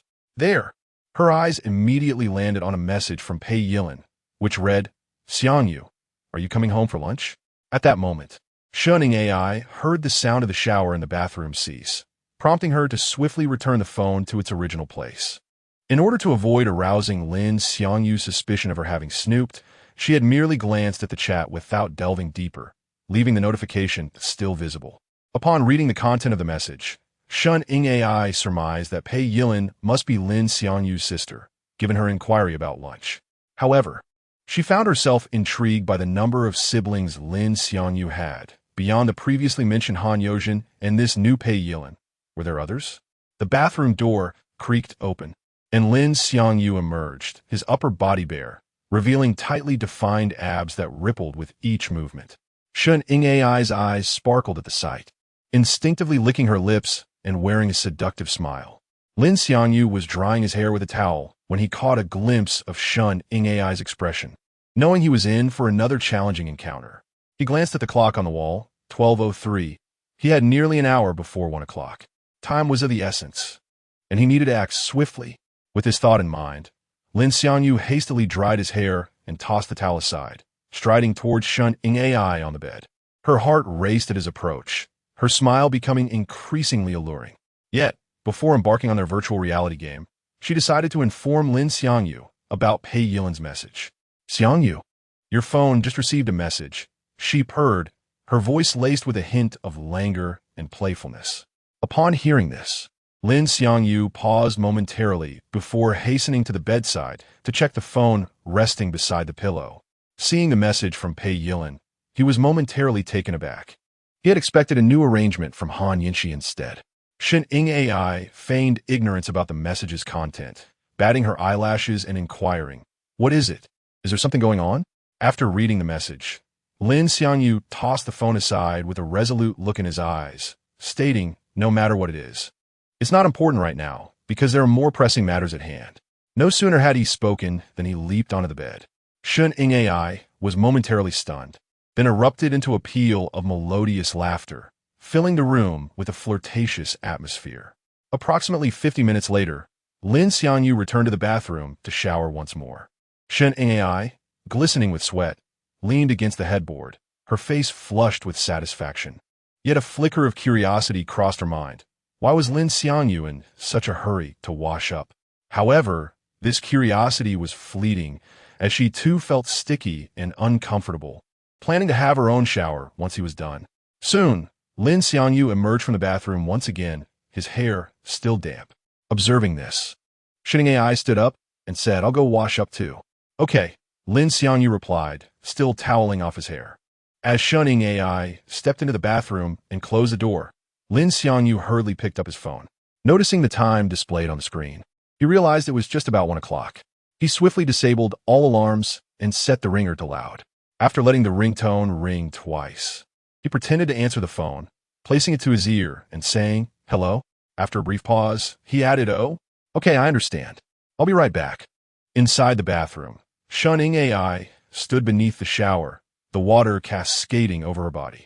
Upon hearing Lin Xiangyu's phone ring, she instinctively reduced the flow of water, straining to catch the conversation outside. When she heard Lin Xiangyu's words, her heart tightened as she quickly turned off the shower and poked her head out of the bathroom door, anxiously asking, "Xiangyu, is something wrong?" "Nothing's wrong. I just need to head home for a bit," Lin Xiangyu replied, gripping his phone tightly, striving to maintain a serious demeanor. The more nonchalant he appeared, the more Shun Ing Ai felt that something was amiss. However, since Lin Xiangyu was unwilling to elaborate, she refrained from pressing him further, simply saying, "All right, then you should go back quickly." After a brief pause, she inquired, "Should I wait for you here or go home?" "I don't know right now." Lin Xiangyu sighed, his expression revealing complexity. At that moment, Lin Xiangyu's acting skills rivaled those of a seasoned performer. Seeing this, Shun Ing Ai urged, "Xiangyu, please hurry back. Don't take too long. I'll wait for you here, and if anything comes up, just message me." "Okay." Lin Xiangyu nodded earnestly, then began to hurriedly dress. Shun Ing Ai chose not to return her shower, instead peering out to watch him get dressed, her eyes filled with reluctance. Once he was clothed, Lin Xiangyu approached the bathroom door, gently cupping Shun Ing Ai's face with his hand and leaning down to kiss her sweet, soft lips. After the kiss, he murmured, "I'll do my best to come back." "Okay, I'll wait for you," Shun Ing Ai replied, her eyes glistening with unshed tears, nodding twice, filled with love and anticipation. Lin Xiangyu turned and quickly made his way to the elevator. After descending to the first floor, he texted Han Yinshi to inquire about the meeting location while walking towards the exit of the motel. Along the way, he sensed the front desk receptionist's gaze lingering on him, stealing glances more than once. However, the message he sent to Han Yinshi went unanswered, leaving him no choice but to call her as he walked along the street to avoid being seen by Shun Ing Ai. After several rings, the call was finally answered. Han Yinshi's languid voice came through. "Hello?" Chapter 72. Unprecedented proportions. Upon hearing the voice of Han Yinshi, Lin Xiangyu inquired, slightly astonished, "Have you not yet awakened?" "Indeed, you called me. Is there something you wish to discuss?" Han Yinshi replied, "Dear sister, do take a look at the time," Lin Xiangyu said with a hint of displeasure. "If we are not meeting today, I shall attend to my own affairs." "Do not be so hasty. Allow me to check the time first," Han Yinshi said, stifling a yawn as she picked up her phone to glance at it. After checking, she remarked, "But it is only 1 p.m., is it not? Shouldn't we have decided on a place by now? Am I expected to teleport there?" Lin Xiangyu bombarded Han Yinshi with a series of pressing questions. "Well," Han Yinshi, unfazed by Lin Xiangyu's tone, replied with a smile, "I am uncertain where to go. Do you have any suggestions? Do you know where couples typically go on dates?" Sighing in resignation, Lin Xiangyu suppressed his growing frustration and said, "I will send you a few locations. You can choose one." With that, he decisively ended the call, swiftly scrolling through his phone to send the previously suggested date spots to Han Yinshi. After sending the message, Lin Xiangyu stood at the roadside, raising his hand to hail a taxi. Although he was not yet aware of Han Yinshi's choice, he understood that lingering in place was not an option. He cast a furtive glance towards the motel, anxious that Shun Ing Ai might spot him idly waiting for a ride, which would surely complicate matters. After all, if one were to act, it must be done thoroughly. Once seated in the taxi, Lin Xiangyu instructed the driver without hesitation, "To Lime and Firstage, please." This way, regardless of where Han Yinshi decided to go, he could await her arrival at the entrance of her residence. As the taxi traversed the streets, Han Yinshi made her decision and messaged Lin Xiangyu, "Let us go to the amusement park. My family has never taken me there." Lin Xiangyu was taken aback by Han Yinshi's choice, mirroring that of Zhang Xiuying, and was further surprised that a girl of her affluent background had never visited an amusement park. After reading her message, he promptly replied, "All right, I will wait for you at the entrance of your community." Having risen from her bed and in the midst of brushing her teeth, Han Yinchi heard the notification sound from her phone. She reached for her device, which she had placed by the sink, and checked Lin Xiangyu's message. A wave of sweetness washed over her as she read that he would be waiting for her at the community entrance, causing her to smile involuntarily. She hastened her pace, brushing, rinsing, washing her face, applying makeup, and selecting her outfit, determined not to keep Lin Xiangyu waiting too long. Upon arriving at the entrance of the community, Lin Xiangyu did not rush Han Yinchi. Instead, he leaned against a large tree, lost in thought about his upcoming date with Zhang Xiaoying. He was uncertain of her intentions for their meeting that evening, as she had not contacted him since sending the location of the motel the previous night. After the incident where he had embarrassed Zhang Xiaoying in public, he felt a lingering sense of guilt whenever he faced her. He contemplated whether he should bring her a small gift as a gesture of apology, perhaps a bouquet of flowers. Just as Lin Xiangyu was engrossed in his thoughts, a melodious voice interrupted his reverie. "Have you been waiting long?" Upon hearing this, Lin Xiangyu looked up to see the elegantly dressed Han Yinchi, shyly standing beside him. It was in this moment that Lin Xiangyu fully comprehended the extraordinary proportions of her figure. Chapter 73. One more time, Lin Xiangyu gazed at Han Yinchi before him and mused to himself. She bears a striking resemblance to Sister Yozhen. As Han Yinchi felt Lin Xiangyu's scrutiny, a blush crept on her cheeks, a mix of shyness and secret delight. She cleared her throat softly, attempting to draw his attention back. Upon hearing her gentle cough, Lin Xiangyu snapped back to reality, a warm smile gracing his face as he replied, "I haven't waited long. I've only just arrived a short while ago." Although she recognized his words as a gentle fib, she understood the kindness behind them, intended to spare her any guilt for being late. "Shall we go, my boyfriend?" Han Yinchi said playfully, winking as she extended her hand toward Lin Xiangyu. Naturally, he could not refuse such an overture. He reached out and grasped her hand. The moment their hands met, it felt as if an electric current coursed between them, causing a slight tremor. "How shall we get there?" Lin Xiangyu inquired, pondering that someone like Han Yinchi, residing in an upscale neighborhood, would surely have a chauffeur at her disposal. "Taxi or bus, the choice is yours," Han Yinchi replied with remarkable ease. Lin Xiangyu was taken aback by her response. After all, a unit in Mayon firstage was worth over 10 million yuan, and he could hardly fathom a young lady of her status choosing between a taxi and public transport. It exceeded his expectations. He speculated that perhaps she preferred to keep their outing discreet from her driver, so he tentatively asked, "Do you not own a car?" "No, I don't drive," Han Yinchi answered nonchalantly, her tone devoid of hesitation, as if she saw nothing amiss in her admission. Hearing her response, Lin Xiangyu's mind raced with possibilities. Perhaps her family harbored a bias towards sons, resulting in her being raised with modesty. Yet, he refrained from voicing such thoughts.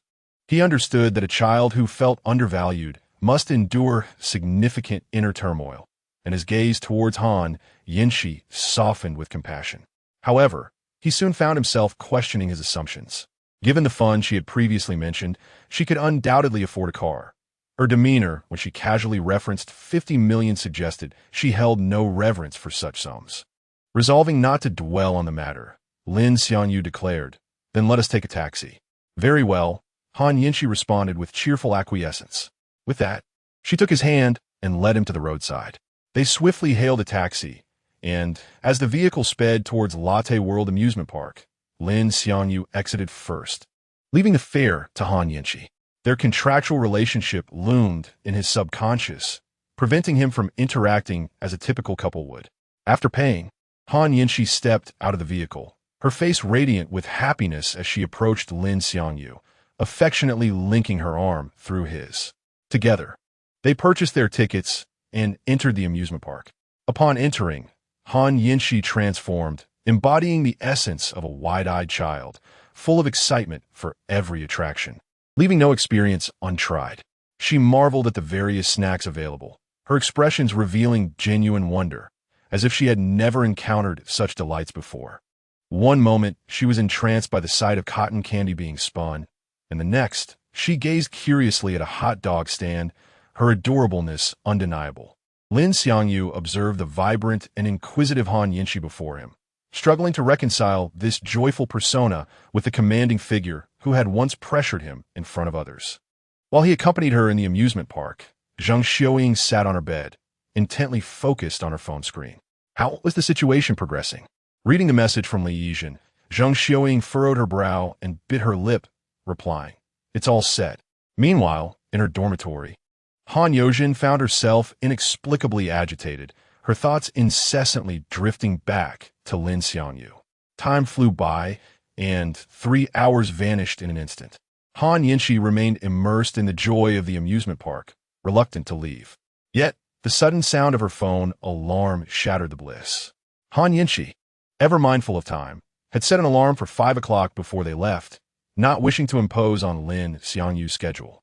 As the alarm sounded, she turned slightly and looked at Lin Xiangyu with a glimmer of hope in her eyes, saying, "Lin Xiangyu, the time has come. I wish to go for one more ride." Chapter 74. The romantic encounter. Lin Xiangyu, upon hearing Han Yinshi express her desire for another round, instinctively reached for his phone to check the time. Although he had yet to finalize a meeting with Zhang Xiaoying, it was already 5 p.m. If he acquiesced to Han Yinshi's request for an additional 3 hours, their engagement would conclude at 8 p.m., and he feared that Zhang Xiaoying might reach out unexpectedly. He was reluctant to keep her waiting. After a moment of contemplation, Lin Xiangyu gently replied to Han Yinshi, "It seems we have enjoyed ourselves sufficiently here, and I have some matters to attend to shortly. How about we explore other places tomorrow?" "All right, fine," Han Yinshi pouted, though she was somewhat reluctant. Deep down, she understood that this week's mandatory dates were dwindling, and the notion of visiting different venues tomorrow was, albeit begrudgingly, acceptable. "Then may I ask you to accompany me home?" Han Yinshi inquired, gazing into Lin Xiangyu's eyes. "Of course," he responded without hesitation, finding no reason to refuse her modest request. After escorting Han Yinshi to her residential complex, Lin Xiangyu glanced at the time again. It was now 5:30 p.m. He decided it would be prudent to call Zhang Xiaoying to confirm their meeting time. If it was relatively late, he would return to the Pleasure Hotel to keep Shan Ying-ai company for a while, as she was still waiting there. Conversely, if it was earlier, he would inform Shan Ying-ai not to wait any longer and return home to avoid unnecessary delays. With these thoughts in mind, Lin Xiangyu dialed Zhang Xiaoying's number. The call rang until it was finally answered. "Hello." Zhang Xiaoying's voice was soft, laced with a hint of uncertainty. Upon recognizing her voice, Lin Xiangyu asked, "Xiaoying, what time should we meet?" "Let us say later, perhaps around 9 p.m., Zhang Xiaoying stammered slightly in her response. Lin Xiangyu did not dwell on her hesitance, simply replying, "Oh, all right then. I'll hang up now." Zhang Xiaoying, sounding as if she were evading something, promptly ended the call. She then stared at the call log with a complex expression. At that moment, a middle-aged woman's voice echoed from the living room, urging, "Xiaoying, are you ready to leave?" "I'm coming," Zhang Xiaoying replied, locking her phone screen, inhaling deeply, and rising to exit her room. After hanging up, Lin Xiangyu noticed he still had ample time.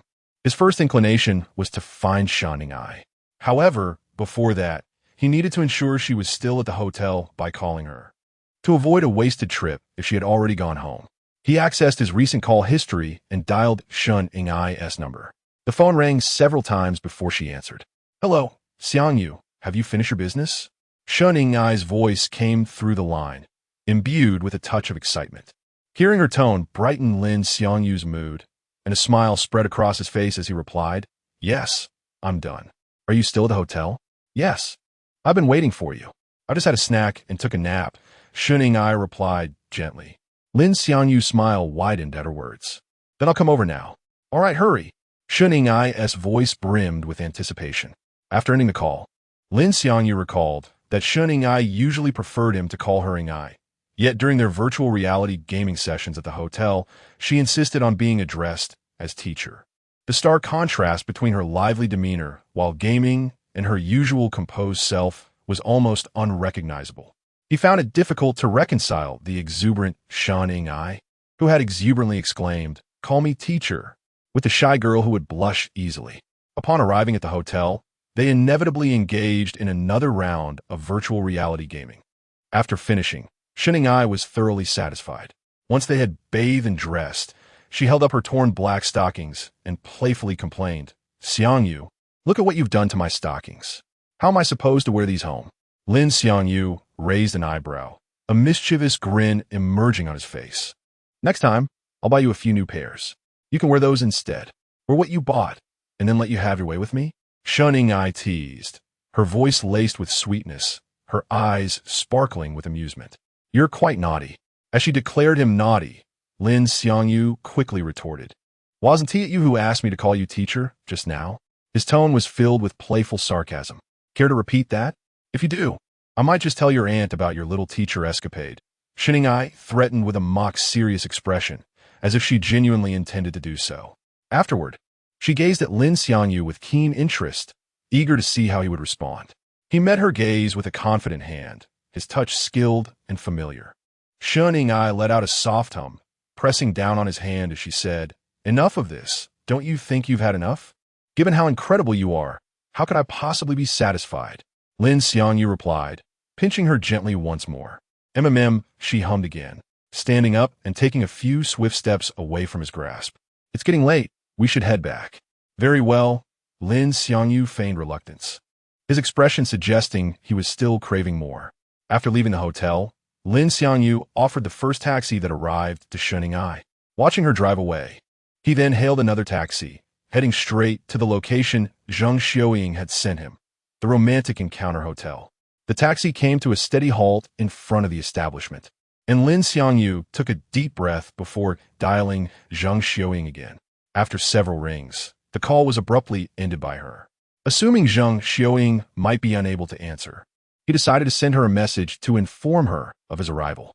Just as he was composing the message, Zhang Xiaoying's text arrived first. Just come up when you arrive. Upon reading her message, Lin Xiangyu deleted his half-composed reply and simply sent back OK.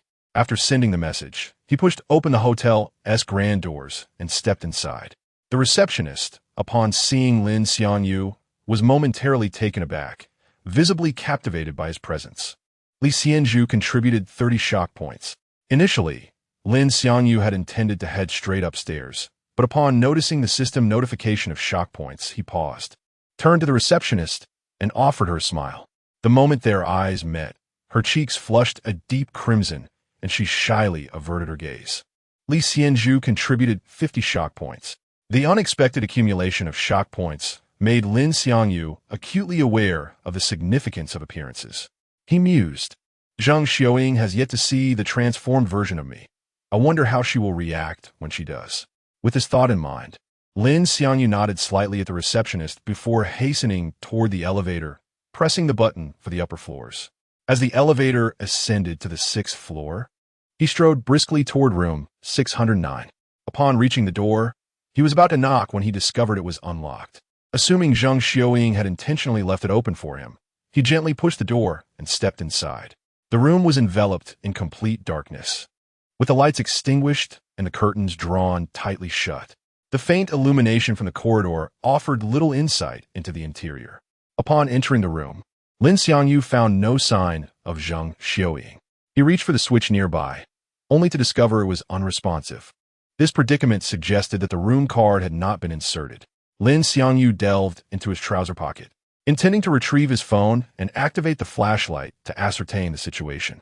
Just as he extracted the device and the screen illuminated, the bathroom door suddenly swung open with a loud bang, startling him.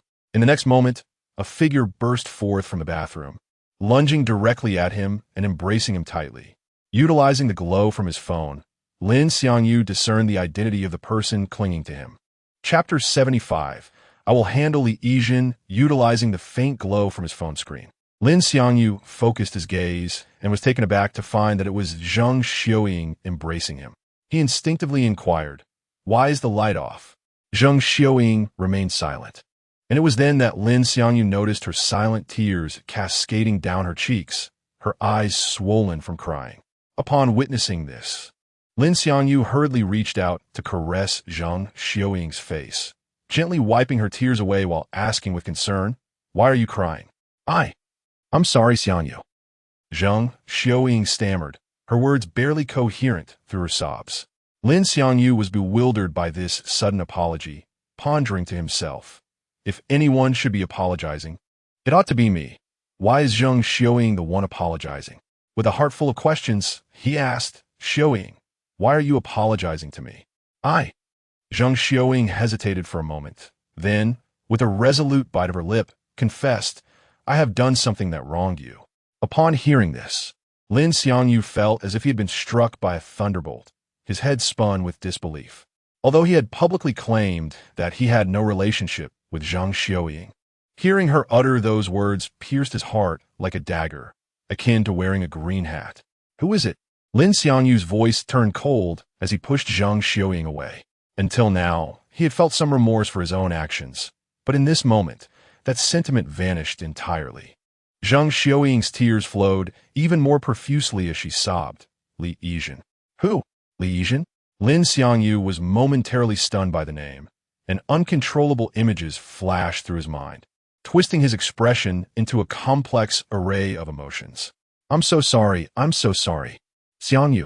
Zhang Xiaoying cried uncontrollably, repeatedly apologizing. Faced with Zhang Xiaoying's apologies, Lin Xiangyu did not respond immediately. His mind was a tumult of emotions, and the feeling of being wronged by a woman was indescribable. Although Zhang Xiaoying's apology had not yet earned his forgiveness, she expressed her deep concern about her parents potentially seeing the video of Lin Xiangyu feeding her in the classroom. Pleading, Xiangyu, can you agree to go to the motel with Li Yizhen tomorrow? What? Lin Xiangyu's eyes widened in shock upon hearing this. He had thought the antics of women were already exaggerated, but this was beyond absurd. What was happening? Was he being asked to confront her boyfriend or girlfriend? What on earth are you all doing? Lin Xiangyu questioned in exasperation. Despite his curiosity about this peculiar situation and his willingness to get involved, he needed to understand the circumstances first. Li Yizhen recorded the video of us in the classroom that day. She is using it to threaten me, insisting that I arrange for you to meet her at the motel, Zhang Xiaoying explained before bursting into tears. Xiangyu, I beg you, please go, she implored, her emotions suddenly surging as she fell to her knees before Lin Xiangyu, pleading, if you don't go, she will release our video online. At last, Lin Xiangyu comprehended the gravity of the situation. Zhang Xiaoying's apology was not about any wrongdoing with Li Yizhen, but rather an act of self-preservation to prevent the video from being exposed. However, to Lin Xiangyu, this was not an offense against him. Instead, he found the entire affair rather intriguing. Moreover, if the video were to be released online, it would undoubtedly reach the eyes of the 4 women in his life, and he could scarcely imagine facing them, particularly managing. The thought of his caregiver witnessing provocative footage of him with another woman was simply overwhelming. Yet, while overwhelming was one thing, crossing the line was another. Although this might generate a frenzy of shock among the public in H country, it also signified his potential social demise there. Even if he were not doing it for Zhang Xiaoying, Lin Xiangyu had to devise a plan to resolve this issue. Furthermore, though Li Yizhen may not possess the beauty of Zhang Xiaoying and Shun Yingai, the seemingly obedient girl behind glasses often harbor surprises. Personal encounters could reveal a different reality, as many videos in the domestic market would attest. Nevertheless, Lin Xiangyu harbored question. Why on earth was Li Yizhen behaving this way? Was she desperate? Indebted?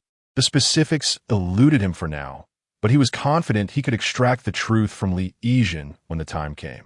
Rest assured, Xiaoying, Lin Xiangyu assured as he reached down to lift Zhang Xiaoying from her kneeling position. Do not worry about the video, I will handle Li Yizhen. As he spoke, he realized he had inadvertently emphasized the word handle. Upon hearing this, Zhang Xiaoying's eyes widened in astonishment. Chapter 76. The first game with Zhang Xiaoying ahem. Lin Xiangyu cleared his throat twice, composed his expression, and inquired, when did you arrange to meet Li Yizhen? Tomorrow evening, Zhang Xiaoying replied promptly. Oh, Lin Xiangyu acknowledged. Then pressed on. So, did you invite me here tonight just to tell me this? Not quite, Zhang Xiaoying said, her cheeks flushing a deeper shade of crimson, becoming increasingly conspicuous. What is it then? Lin Xiangyu's tone carried a hint of curiosity. Zhang Xiaoying's face grew even warmer as she gently slid her shoulder strap aside, causing her white dress to cascade down. Lin Xiangyu, gazing at Zhang Xiaoying before him, found himself parched, unable to suppress a swallow. Before you meet Li Yizhen, I wish to offer myself to you, Zhang Xiaoying murmured, her voice tinged with shyness. Lin Xiangyu swallowed again. Confronted with such an unexpected opportunity, he could hardly refuse. Virtual reality game. Initiating. Zhang Xiaoying clasped Lin Xiangyu tightly in her embrace, a solitary tear escaping the corner of her eye. Tomorrow, the only man she had ever loved would accompany another woman to help her resolve the issue of a secretly taken video. More poignantly, she was the one who had set this in motion. Had she not insisted on completing the second transaction in the classroom that day, Li Yijin would never have recorded the video, leaving her engulfed in guilt. Tears brimming in her eyes, Zhang Xiaoying gazed at Lin Xiangyu, who lay atop her, silently vowing, "No matter what you ask of me in the future, I shall never refuse. I will embrace whatever you propose." Taking a deep breath, Lin Xiangyu lifted his head, locking eyes with Zhang Xiaoying. Noticing the tears welling in her eyes, he quickly asked, "Did I hurt you just now?" Initially, Zhang Xiaoying shook her head, then nodded, and finally, she closed her eyes and vigorously shook her head again. Tears streamed down her cheeks. Lin Xiangyu raised his arm to wipe away her tears, his voice gentle, tinged with remorse. "I'm sorry. It's all my fault for being too." Before he could finish, Zhang Xiaoying covered his mouth with her hand, saying, "It's not your fault, Xiangyu. Remember, no matter what you do to me in the future, I will never blame you." Her face suddenly flushed. She continued, "As long as it is something you desire, I am willing to do anything." Lin Xiangyu felt a swell of emotion and excitement at her words. After all, he possessed an abundance of knowledge in this realm that he could share with Zhang Xiaoying. The knowledge had become a jumbled mess. Now, he could practice with Zhang Xiaoying to categorize this once chaotic information. No, it wasn't merely categorization. Perhaps it was segmentation. That didn't quite capture it either. It should be classification. Never mind the terminology. The essence remained the same. Zhang Xiaoying observed Lin Xiangyu's exuberance and exclaimed, "Again? We've only just..." Before she could finish her sentence, Lin Xiangyu had forcibly drawn her into the battle of the virtual reality game. This time, Zhang Xiaoying did not exhibit the shyness she had shown previously. From the outset, she actively collaborated with Lin Xiangyu to complete the game. Even when he proposed using a smaller pot that had never been cooked with before, she did not object. In that moment, her sole intention was to bring joy to Lin Xiangyu. Chapter 77. The truth revealed to Zhang Xiaoying. It was not until the sun rose the following morning that Lin Xiangyu and Zhang Xiaoying finally embraced in slumber. Zhang Xiaoying's stamina paled in comparison to Lin Xiangyu's. Had it not been for her indomitable will, she would have likely succumbed like a lifeless fish. Fueled by her formidable determination, she managed to remain engaged until the very last moment of their ordeal, continuously supporting Lin Xiangyu in various ways. The two of them slept soundly until the afternoon, only to be roused by the ringing of Lin Xiangyu's phone. Propped up on the bed, Lin Xiangyu, with eyes closed, reached for his phone placed beside his pillow. Bringing the device closer, he squinted to read the screen. Upon seeing that the caller was Han Yanqi, his hazy mind instantly jolted awake.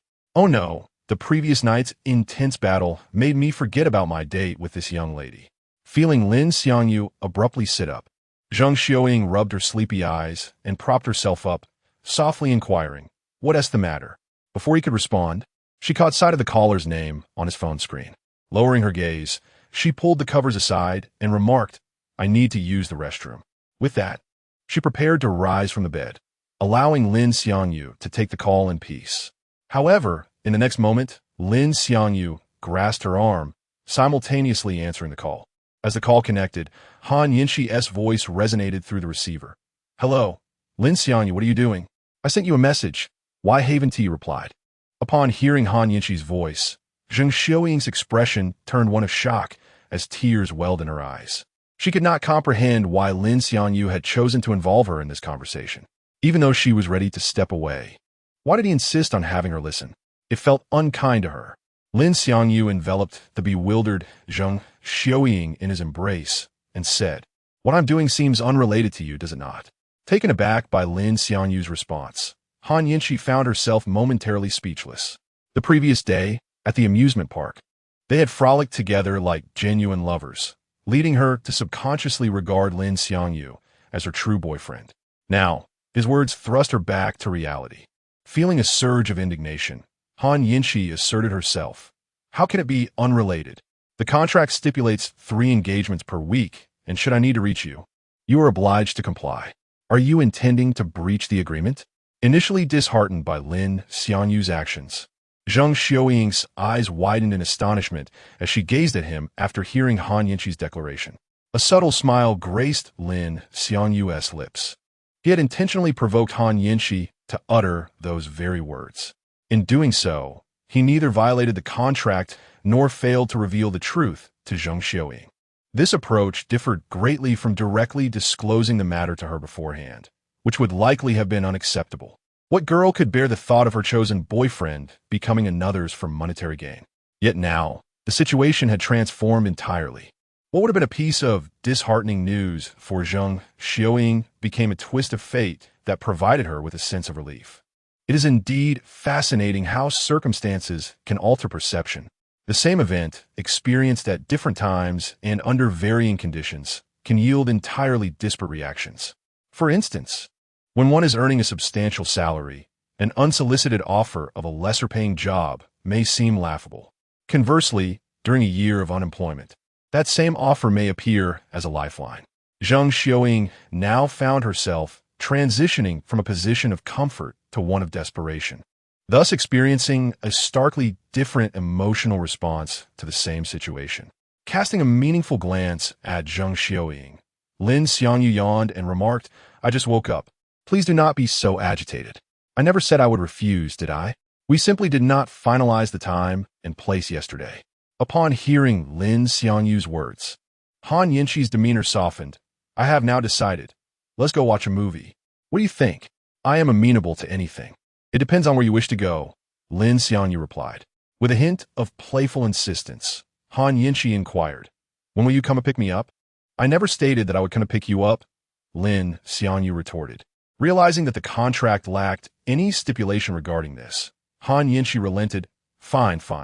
I will check what films are available during this time and will message you after purchasing the tickets." Her tone bore a hint of displeasure as she ended the call. After hanging up, Han Yinshi, miffed, tossed her phone onto the bed, preparing to grumble about Lin Xiangyu. Yet, as the words lingered on her lips, she suddenly froze. What is happening? I merely intended to use Lin Xiangyu to deter the persistent nuisances at school, yet now I find myself feeling oddly affected by him. I usually remain emotionless towards most matters, yet he has effortlessly stirred my feelings. What is the matter with me?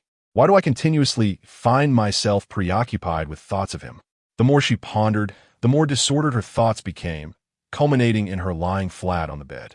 Simultaneously, the troubled Han Yuzheng lay on her back in the school dormitory, clutching her phone tightly, the screen displaying her chat with Lin Xiangyu. Chapter 78.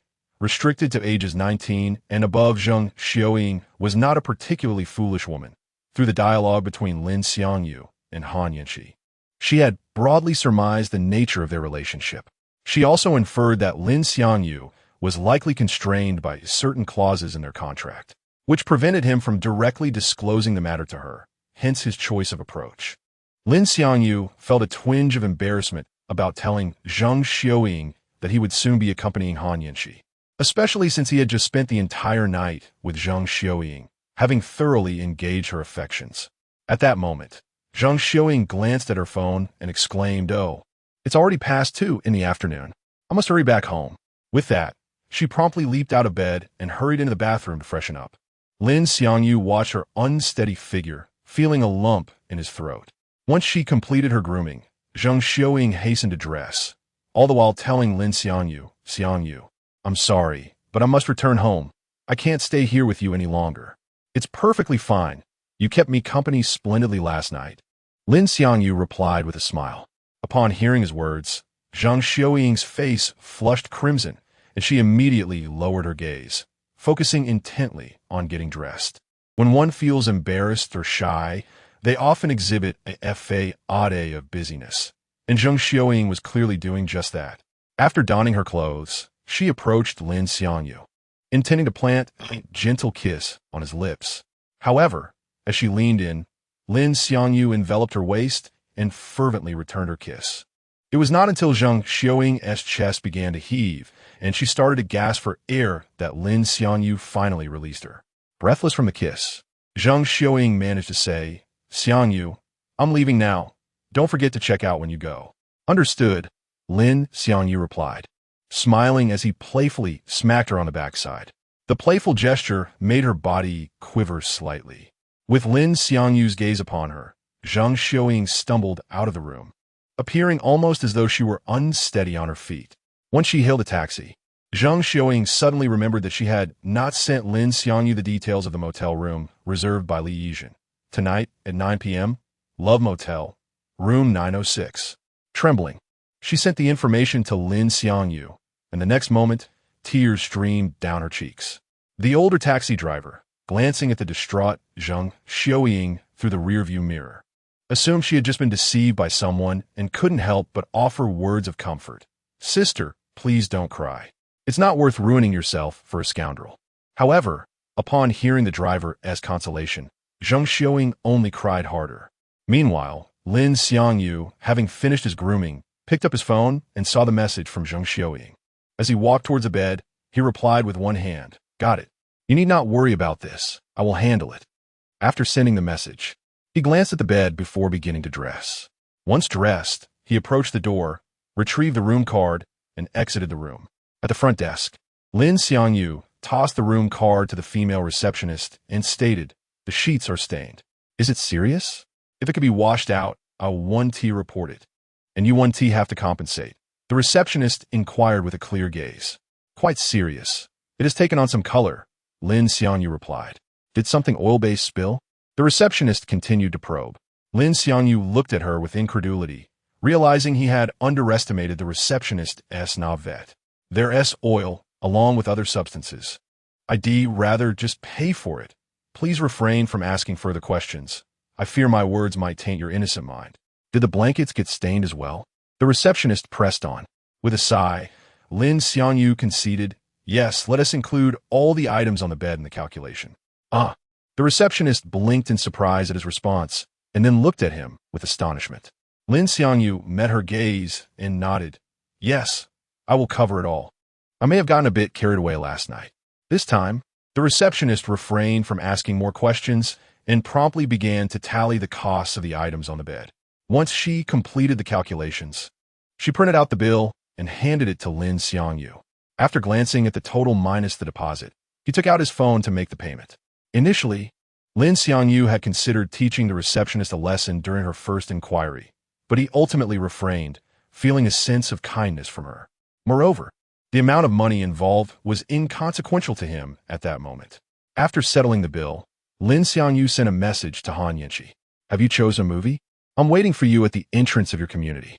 Han Yinshi, rolling around on her bed, picked up her phone upon hearing the notification. When she saw Lin Xiangyu's message about waiting at her community entrance, her heart fluttered with sweetness, and her previously pouting lips broke into a smile. In the next moment, she sprang out of bed and rushed to the mirror to check her appearance. When Lin Xiangyu arrived at the entrance of her community, he was somewhat surprised to find Han Yinshi already waiting for him. "Have you been waiting long?" he asked as he approached her. With a gentle smile, Han Yinshi replied, "Not for long. I just arrived a little while ago." After exchanging smiles, Lin Xiangyu asked, "Have you decided on the movie?" Han Yinshi's cheeks flushed at the question, and she tiptoed, leaning her head close to Lin Xiangyu's ear, whispering softly, "I want to watch a film restricted to ages 19 and above." Chapter 79. A cinema without seats. Lin Xiangyu felt the warmth of Han Yinshi's breath and moistened his parched lips, his Adam's apple bobbing as he swallowed. Observing Lin Xiangyu's reaction, Han Yinshi chuckled, a hint of mischief in her eyes. "Just kidding, you big lecher." Lin Xiangyu, who had been contemplating his response, realized he had been teased. Fortunately, he had already expended his reserves on Shanning Ai and Zhang Xiuying the previous day, so his body did not react too violently.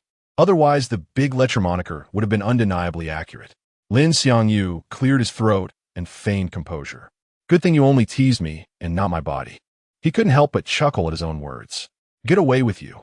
Who's after your body?" Han Yinshi playfully raised her small fist. advancing toward Lin Xiangyu, as if to strike him. However, she stumbled and fell directly into his embrace. Caught off guard, Lin Xiangyu was taken by surprise. Han Yinshi coughed lightly and removed Lin Xiangyu's hand from her body. After extricating herself, she walked towards the side of the street, her face flushed with a deepening blush. Lin Xiangyu followed her, refraining from apologizing for his earlier touch, knowing that her lack of anger indicated her acceptance of his actions. In such situations, it was best to avoid mentioning the incident altogether. An apology might only make her feel embarrassed and compel her to feign anger. "Is there a movie you'd like to see?" Lin Xiangyu inquired tentatively. As he had anticipated, Han Yinshi did not mention the previous incident. Instead, she turned her face away, avoiding his gaze, and said, "Just follow me." With that, she hailed a passing taxi. Lin Xiangyu silently followed her into the car, both taking seats in the back. Once inside, Han Yinshi instructed the driver, "Please take us to Cine de Chef." Unfamiliar with the place Han Yinshi mentioned, Lin Xiangyu looked at her with surprise and asked, "I thought we were going to see a movie. Why are we going to a restaurant?" "Don't worry about it. I've already made reservations. Just come with me." "En yang s'il te plaît."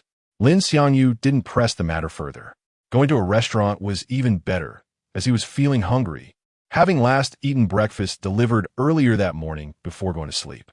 Notably, he and Zheng Xiaoying had played another round of games while waiting for the delivery, which arrived halfway through their match.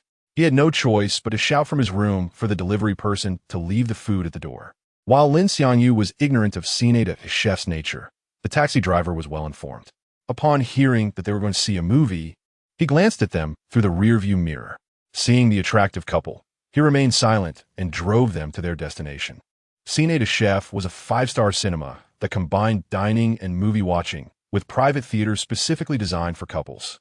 After a while, the taxi pulled up at Cine de Chef. As before, Lin Xiangyu immediately got out of the car, leaving Han Yinshi to pay the fare. Although Lin Xiangyu's actions were the same as before, this time, Han Yinshi felt a slight pang of disappointment. After paying the fare, she stepped out of the car and stared at Lin Xiangyu. Sensing Han Yinshi's unusual behavior, Lin Xiangyu asked in surprise, "What's wrong?"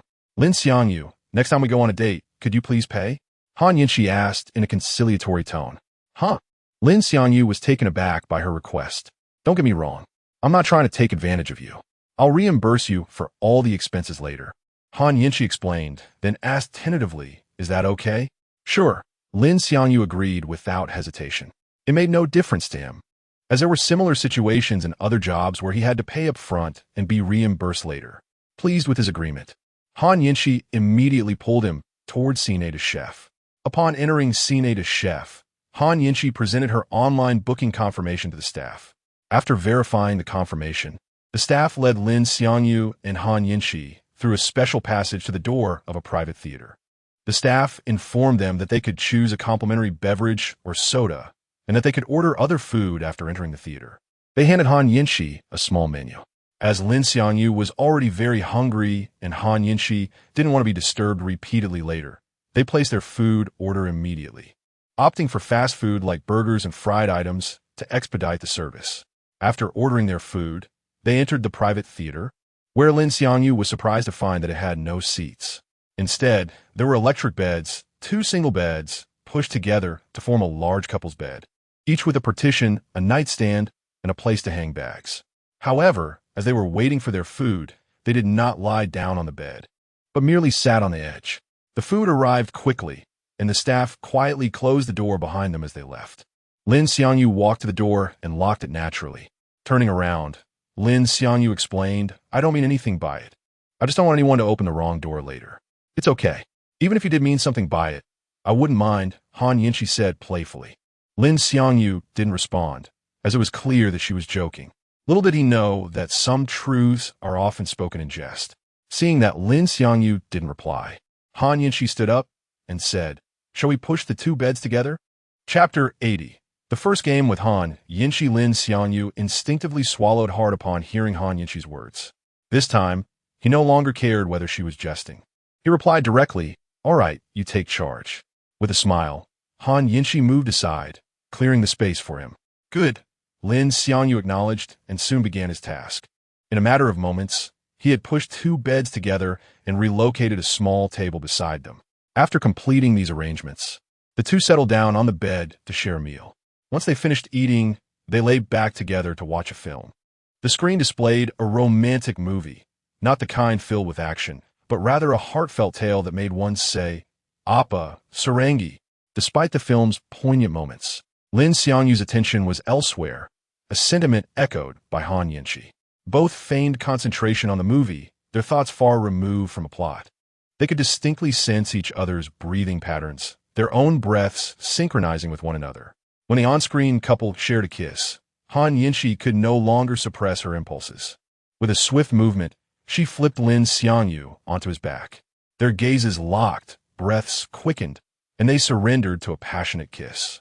At that moment, an odd thought flickered in Lin Xiangyu's mind. Was Han Yinshi's motivation to avoid pain? It felt reminiscent of a joke he had once heard.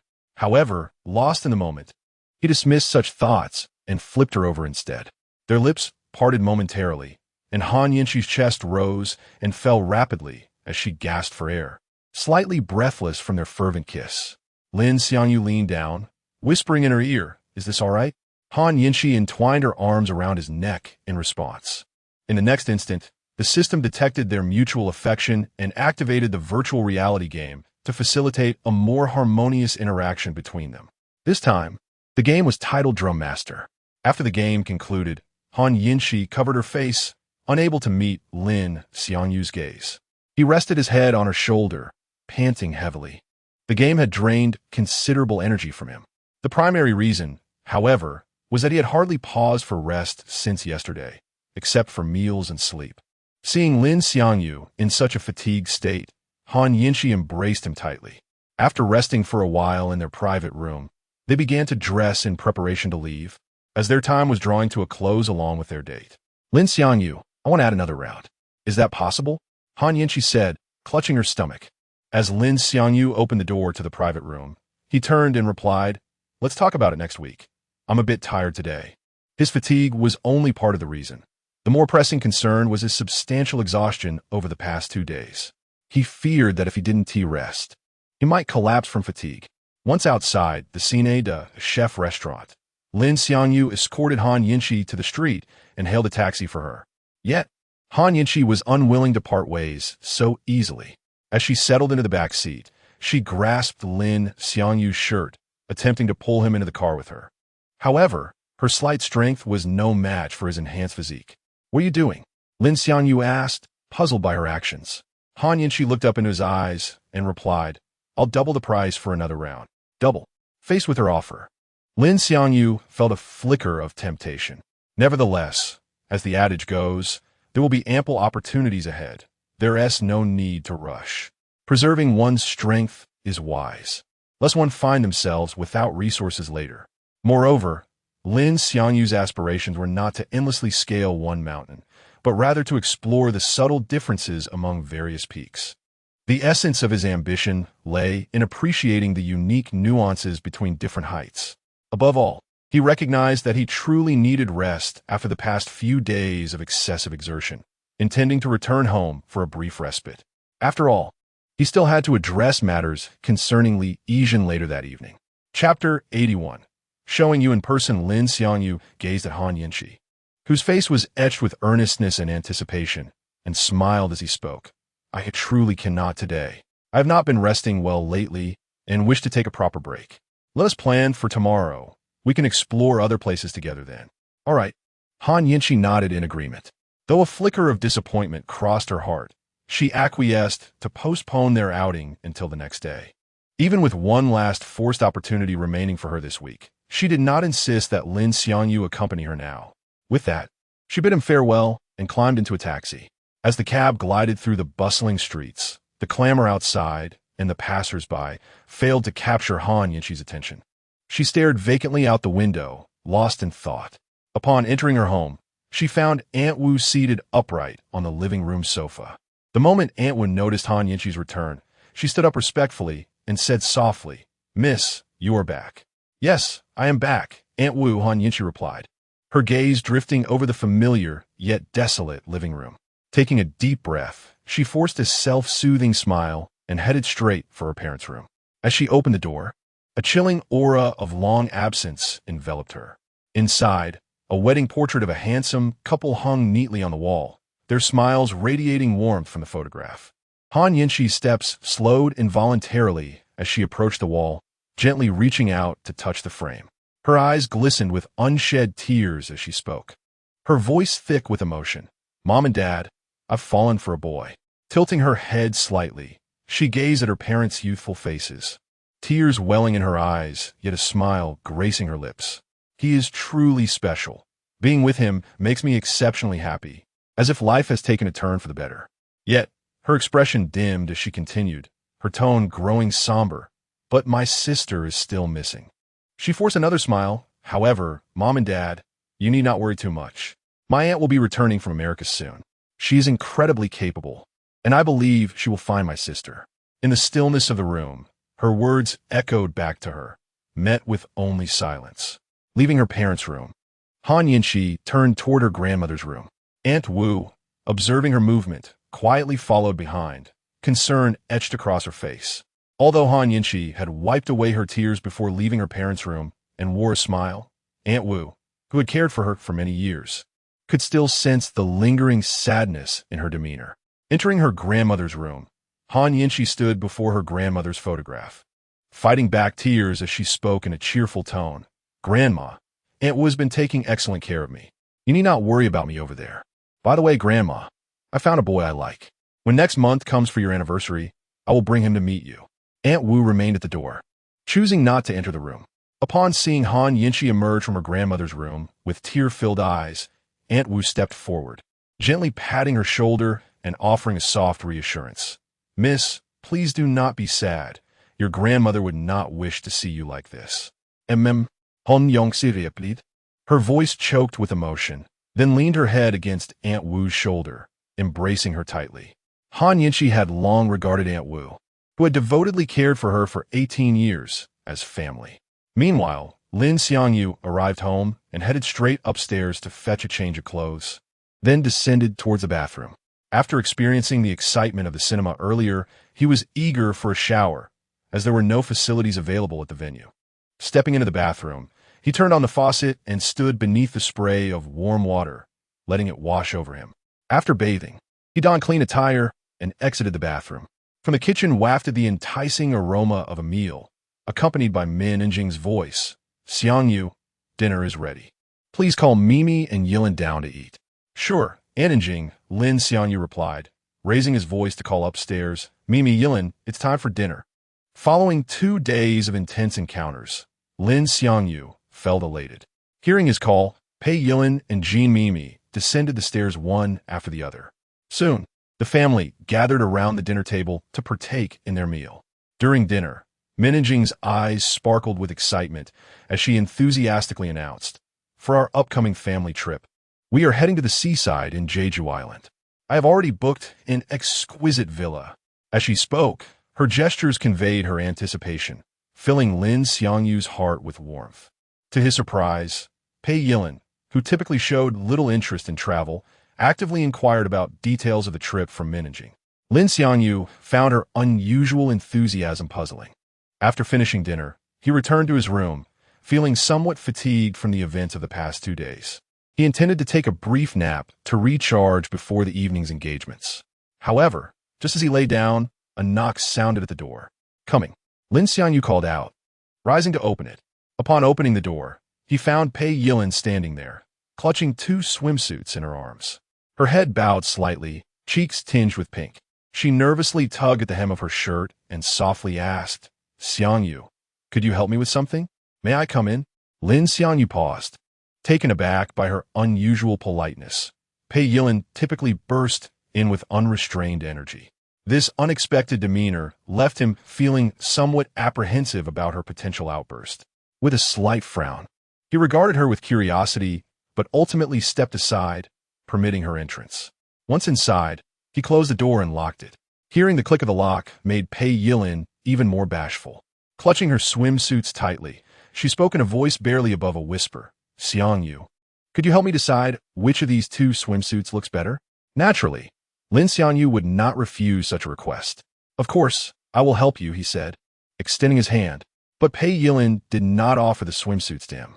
Instead, she shook her head, her voice quivering slightly as she shyly said, "Not like that. I mean, I want to show you in person." As she spoke, her cheeks flushed a deep crimson, her lips slightly bitten. Her gaze filled with a blend of anticipation and nervousness directed at Lin Xiangyu. Chapter 82. Do you like it? Can you show me? Lin Xiangyu was taken aback, his eyes widening in disbelief at Pei Yilin's unexpected request.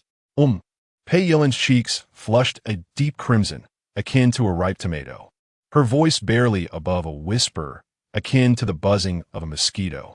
Could you help me decide which one looks better? Today, Pei Yilin's behavior felt utterly foreign to Lin Xiangyu. Although Min and Jing was at home, instilling a sense of trepidation in him, the mere thought of seeing Pei Yilin in a swimsuit made his heart race with rhythmic anticipation. After all, he had only ever viewed such sights through the screen of his phone. He had never witnessed a woman donning a swimsuit before his very eyes. While family vacations offered glimpses, he felt an overwhelming desire to feast his eyes on her now, akin to an alcoholic yearning for the scent of wine. Desperate for a sip, Lin Xiangyu swallowed hard, his throat dry, and asked earnestly, "Where will you change?" Pei Yilin's head drooped even lower, nearly resting against her chest as she mumbled, "Right here. This place." Lin Xiangyu's eyes widened in astonishment, fixated on Pei Yilin. In an instant, his mind was inundated with inappropriate images, rendering him parched. "Yes," Pei Yilin nodded gently, explaining, "I can't very well run around in a swimsuit inside the house.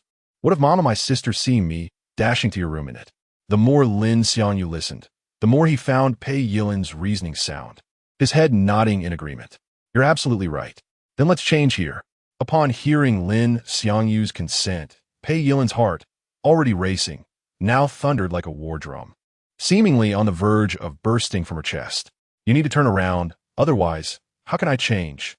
Pei Yilin glanced up shyly, catching Lin Xiangyu's unwavering gaze, her voice laced with bashfulness and playful reproach. Realizing the situation, Lin Xiangyu snapped back to reality with an "oh," promptly turning away. Even with his back turned, Pei Yilin's heart continued its frenetic rhythm, her breath quickening, almost inducing a slight dizziness. Lin Xiangyu, hearing her labored breathing behind him, felt his throat grow parched, repeatedly swallowing hard as his Adam's apple bobbed. The subtle rustling of fabric reached his ears, and an invisible force seemed to pull his neck, almost compelling him to turn around and investigate. Though he had recently seen the bodies of 3 different women, witnessing a woman change into such intimate attire before him was a first. Perhaps next time, he should arrange for teacher Shun to change into something special in his presence. While he procured some enticing outfits for her online, Lin Xiangyu mused to himself. Just as he spiraled into these thoughts, Pei Yilin's gentle voice broke through. "I've changed. You could turn around now." With alacrity, Lin Xiangyu turned back. Before him stood Pei Yilin, her face flushed with shyness, hands instinctively shielding her chest. Her head bowed as she focused on her delicate, pale feet. Her legs were tightly pressed together, exuding a sense of modesty and bashfulness. Yet, despite her attempts to conceal herself, Lin Xiangyu found himself entranced. Pei Yilin's smooth, taut skin appeared even more alluring against the backdrop of her swimsuit, radiating a soft glow. Particularly striking were her ample curves, perfectly accentuated by the swimsuit, rendering her utterly captivating. How do I look?" Pei Yilin ventured hesitantly, her voice tinged with anticipation and nervousness. Lin Xiangyu struggled to swallow again, his voice slightly hoarse from dryness as he replied, "You look absolutely stunning." "Really?" Upon receiving Lin Xiangyu's praise, Pei Yilin's tone brightened with joy, her eyes sparkling with delight. Then, blushing, she softly inquired, "So, do you like it?" Chapter 83. An evening rendezvous with Li Yijin. Lin Xiangyu discerned a veiled implication in Pei Yilin's words, yet he nodded, his voice betraying a hint of nervousness as he affirmed, "I do." Upon hearing Lin Xiangyu's affirmative response, Pei Yilin's cheeks, already flushed, blossomed into an unparalleled smile, tinged with bashfulness and brimming with delight. The atmosphere within the room began to thicken with an undeniable allure, the very air seeming to coalesce. carrying with it a subtle, yet palpable sensuality. Lin Xiangyu, gazing upon the blushing Bei Yilin before him, felt his throat parch, and he instinctively moistened his lips, swallowing hard. Bei Yilin, overcome with shyness and anticipation, found her delicate features growing ever more crimson, a fine sheen of perspiration adorning her skin. At that moment, Lin Xiangyu felt an oppressive dryness in his mouth, his heart pounding fervently within his chest, his blood surging uncontrollably, as if an inferno raged within his being. If this continues, I fear I may lose control, Lin Xiangyu inwardly lamented, his hands clenching into fists as he struggled to suppress his burgeoning desires. Just then, Bei Yilin bit her lip, her voice barely audible, like the faintest hum of a mosquito. Xiangyu, could you turn around again? I'll change into another outfit, and you can tell me which one looks better. Of course, Lin Xiangyu responded with alacrity, swiftly turning his back and closing his eyes. As Lin Xiangyu turned away, the rustling of clothing filled the room once more. The subtle friction of fabric against skin tugged at his senses, and he imagined he could hear the faint snap of the swimsuit material against Bei Yilin's skin as she adjusted it. The sounds quickened his pulse and caused a tremor to run through his body. However, instead of hearing Bei Yilin instruct him to turn around, he heard the click of a door opening. Click! The sound echoed starkly in the otherwise silent room. Startled by the sound, Lin Xiangyu was bewildered, for he distinctly remembered locking the door moments before. Without hesitation, he spun around, only to find the room empty, Bei Yilin nowhere to be seen. The lingering traces of their intimate encounter hung in the air, yet one of its protagonists had vanished, leaving Lin Xiangyu sitting on the bed in utter bewilderment. It was evident that Bei Yilin had not changed into another swimsuit, but had instead donned her previous attire and stealthily slipped out of the room. Lin Xiangyu was perplexed. Why would Bei Yilin, who had initiated the moment, suddenly flee halfway through? While Lin Xiangyu grappled with Bei Yilin's sudden departure, she had already dashed back to her own room in a flustered state. Clasping her thighs together, she leaned against the door, her chest heaving as she gasped for air, her cheeks still flushed with color. I almost embarrassed myself in front of Xiangyu, Bei Yilin thought, her mind replaying the recent events, a sense of trepidation washing over her. She slowly made her way to the bed, her legs giving way beneath her, and collapsed onto the mattress. Her mind was filled with images of Lin Xiangyu, and she closed her eyes. His gaze, his voice, and their awkward yet intimate interactions replayed in her mind like a carousel of memories. A sweet, bashful smile crept across her lips as she succumbed to her reverie. After Bei Yilin's departure, Lin Xiangyu locked the door and promptly collapsed onto the bed, succumbing to exhaustion. He was completely oblivious to the small puddle of water on the floor and remained unaware of the true events that had just transpired. At 8:30 p.m., Lin Xiangyu was roused by his preset alarm. After lingering in bed for a few minutes, he reluctantly rose.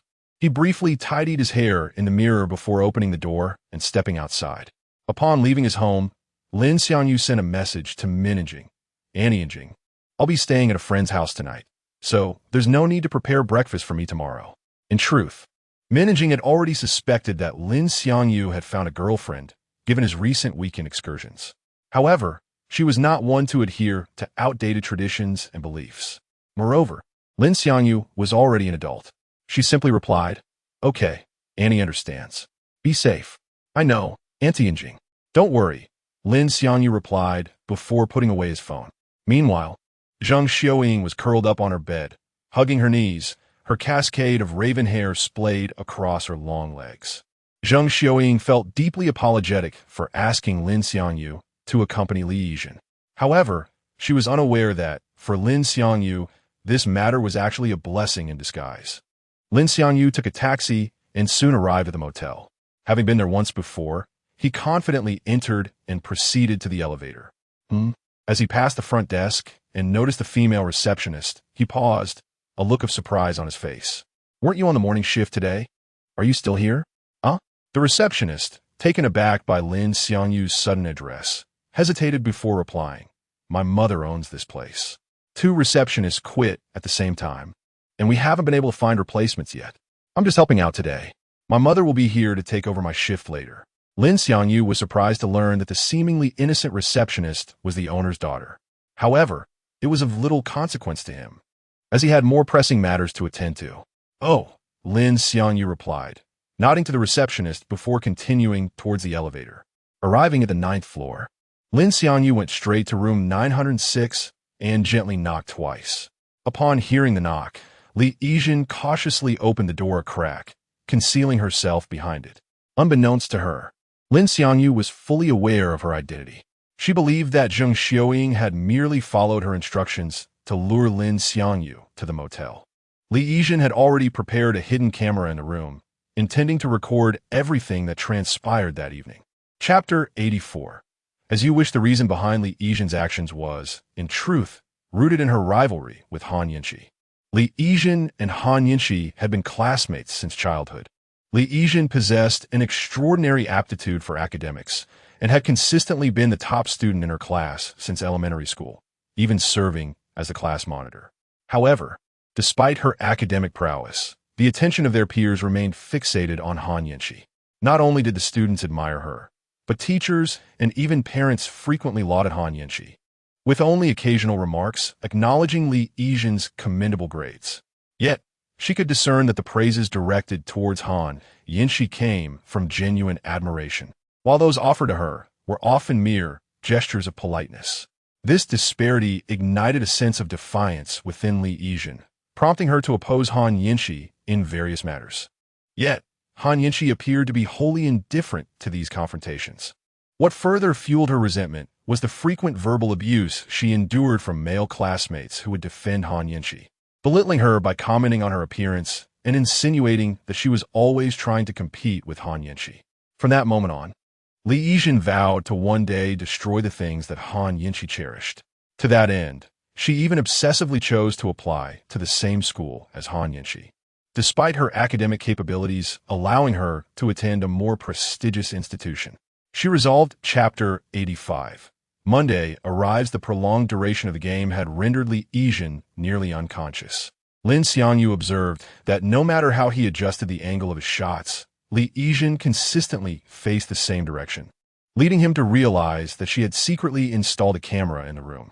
"Delete the recorded videos," Lin Xiangyu commanded as he took a shot. Upon hearing his words, Li Yijin mistakenly believed he had discovered her threat against Zheng Xiuying, and she gasped. "You, don't worry.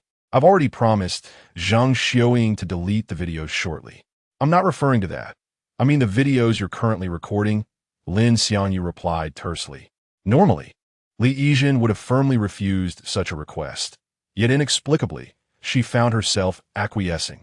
Without pausing the game, she gradually moved to retrieve her phone and completely erase the footage captured by the pinhole camera, subsequently disassembling the device.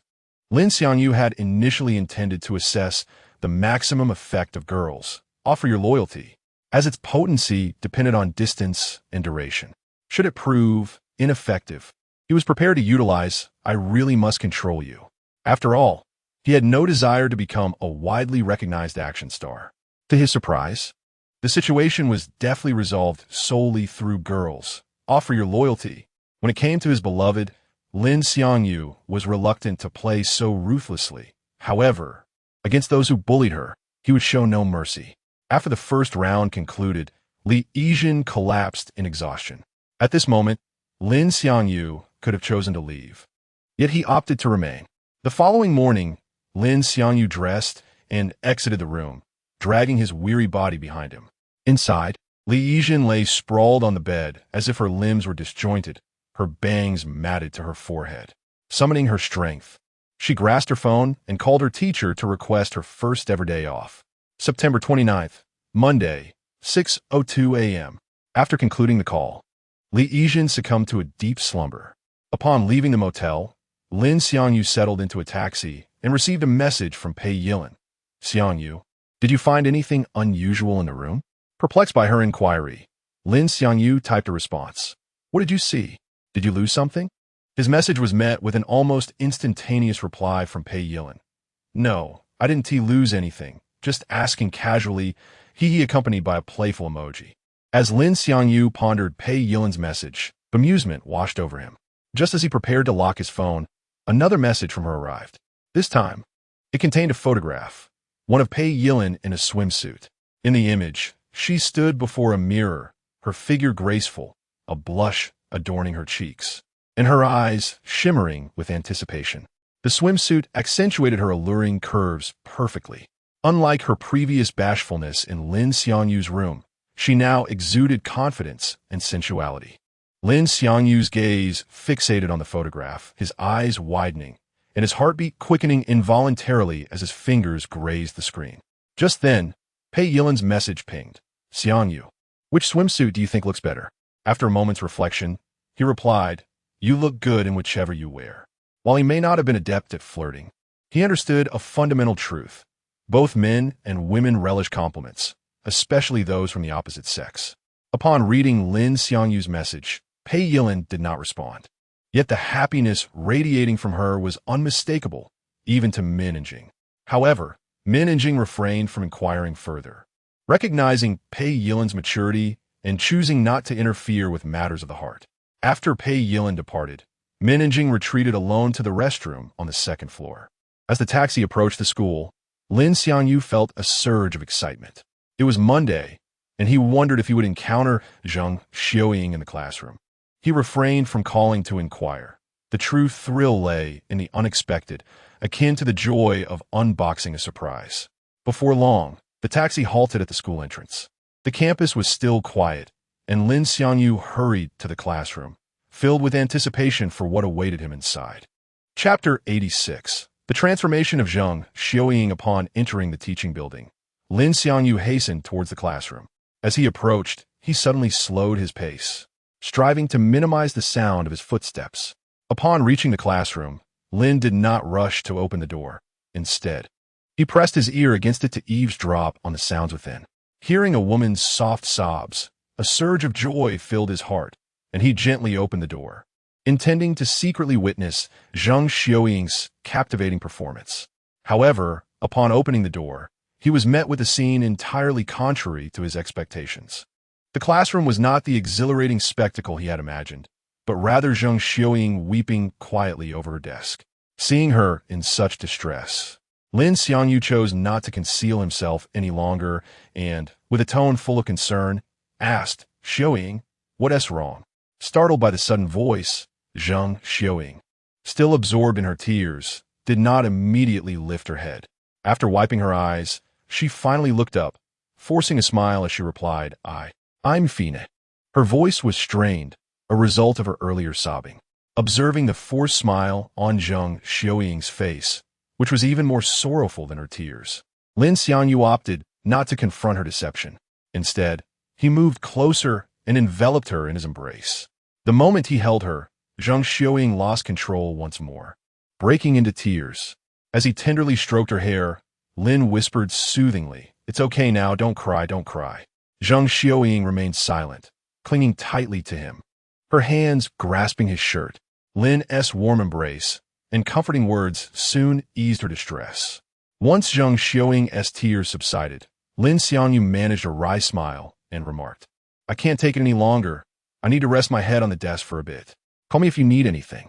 Having scarcely slept in the past few days and exerting himself greatly, he genuinely feared that he might suddenly collapse from exhaustion. Zhang Xiaoying responded with a firm nod. Witnessing Lin Xiangyu's weariness, she realized he must have had a particularly tough night, and a wave of guilt washed over her. In her heart, she silently vowed to repay Lin Xiangyu for his kindness from that day forth. Lin Xiangyu soon fell asleep at his desk, utterly worn out from the preceding days. Zhang Xiaoying rose from her seat and moved to the desk in front of Lin, gazing at him intently. After a while, she took out her phone and became absorbed in the screen. As classmates trickled into the room, a boy who had initially occupied the seat in front of Lin Xiangyu noticed Zhang Xiaoying sitting there and, understanding the situation, chose to sit elsewhere. With only a minute remaining until class began, Zhang Xiaoying tucked her phone away and covered Lin Xiangyu's ears with her hands to shield him from the ringing bell. As the bell rang, Shen Ying'ai entered the classroom, dressed in a professional ensemble, her legs adorned with sheer black stockings and her feet in striking red high heels. Upon seeing Shen Ying'ai, several male students whispered among themselves, "Don't you think Teacher Shen looks even more stunning lately?" I agree. And I feel like Zhang Xiaoying has become more beautiful as well, another boy chimed in. Hearing this, a girl seated in front turned to them, reproaching softly. Are you infatuated? You think everyone looks better. The boy retorted, it has nothing to do with infatuation. You, however, haven't changed at all. The girl began to respond. But the class bell rang, silencing her as she straightened her posture and faced the front. Upon entering, Xin'ai immediately glanced towards Lin Xiangyu's seat. A surge of jealousy coursed through her when she saw Zhang Xiaoying sitting in front of him, covering his ears. Yet, she refrained from scolding Zhang Xiaoying or instructing her to return to her own seat. Since the incident involving Han Yanhui, she had come to terms with her feelings, understanding that a man as exceptional as Lin Xiangyu could not be entirely devoted to her. For her, it sufficed that as long as Lin was near, there remained a place for her in his heart. In contrast, Zhang Xiaoying was oblivious to the relationship between Lin Xiangyu and Xin'ai, which allowed her to act freely in front of Shun. In her mind, she believed herself to be Lin Xiangyu's true girlfriend, not Han Yanhui. Though Zhang Xiaoying held this conviction, her classmates viewed the situation differently. They observed her openly displaying affection for Lin in the classroom and began to speculate about her being a third party, even capturing photos to share with students from other classes.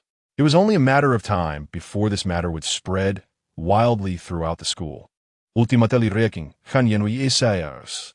Chapter 87. An unexpected turn of events until the first class concluded. Lin Xiangyu remained oblivious to his surroundings. As the bell rang, Shun Ai cast a fleeting glance at him before departing the classroom, her high heels clicking rhythmically against the floor. A few male classmates, captivated by the sound, could not resist licking their lips in anticipation. Throughout the morning, Zhang Xiaoying stayed seated beside Lin Xiangyu, keeping him company as he slumbered.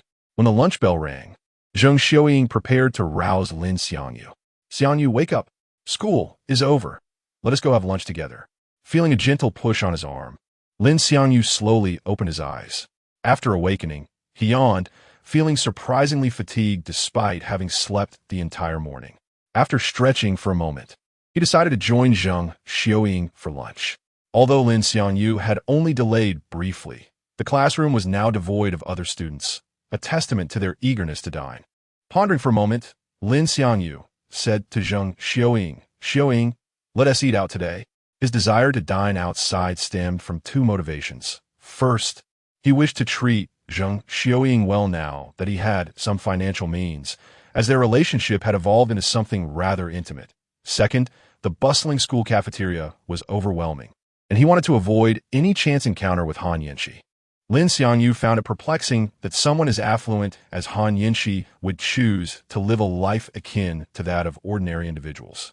Upon hearing Lin Xiangyu's invitation to dine out, Zhang Xiaoying beamed with joy, her face radiating happiness. Sure, what do you want to eat? It's on me. No need for you to pay. I'll treat you, Lin Xiangyu replied with a smile. At that moment, Han Yanxi had quietly approached the doorway of Lin Xiangyu's classroom. Overhearing his last remark, with a hint of resentment in her eyes, she clapped her hands and remarked, Am I interrupting something? Outside the classroom, the corridor was filled with onlookers, all eagerly awaiting the unfolding drama. Zhang Xiaoying, upon spotting Han Yanxi, did not flinch, but instead took Lin Xiangyu's hand and walked toward her. The scene rendered Lin Xiangyu somewhat awkward, and just as they reached Han Yanxi, she suddenly declared, Come have lunch with me. The crowd held its breath, anticipating what would transpire next. Lin Xiangyu recognized that Han Yanxi was exercising her right to compel him for lunch, a privilege she could invoke 3 times a week. Not wishing to feign ignorance, and aware that Zhang Xiaoying was already privy to the situation, he turned to her and said, I'm sorry, it seems I cannot have lunch with you today. This declaration sent shockwaves through the onlookers, sparking murmurs that Zhang Xiaoying was merely a third party. However, this time, Zhang Xiaoying was far from passive. Understanding the general context, she released Lin Xiangyu's hand, smiled, and replied, All right, I understand. I'll go alone for lunch today, and we can dine together tonight. Her response ignited further speculation among the crowd. What is happening? Are these two school beauties actually competing fairly? Why couldn't such a fortunate occurrence happen to me? But that was a thought for later, for now. I must find a mirror to check my reflection. Amidst the chatter, Han Yinshi was taken aback by Zhang Xiuying's composure. She had intended to crush Zhang Xiuying's dignity beneath her feet, yet she was astonished to find the situation unfolding in an entirely unexpected manner. Chapter 88. The third well, let's talk about it tonight, Lin Xiangyu remarked, turning to Zhang Xiuying.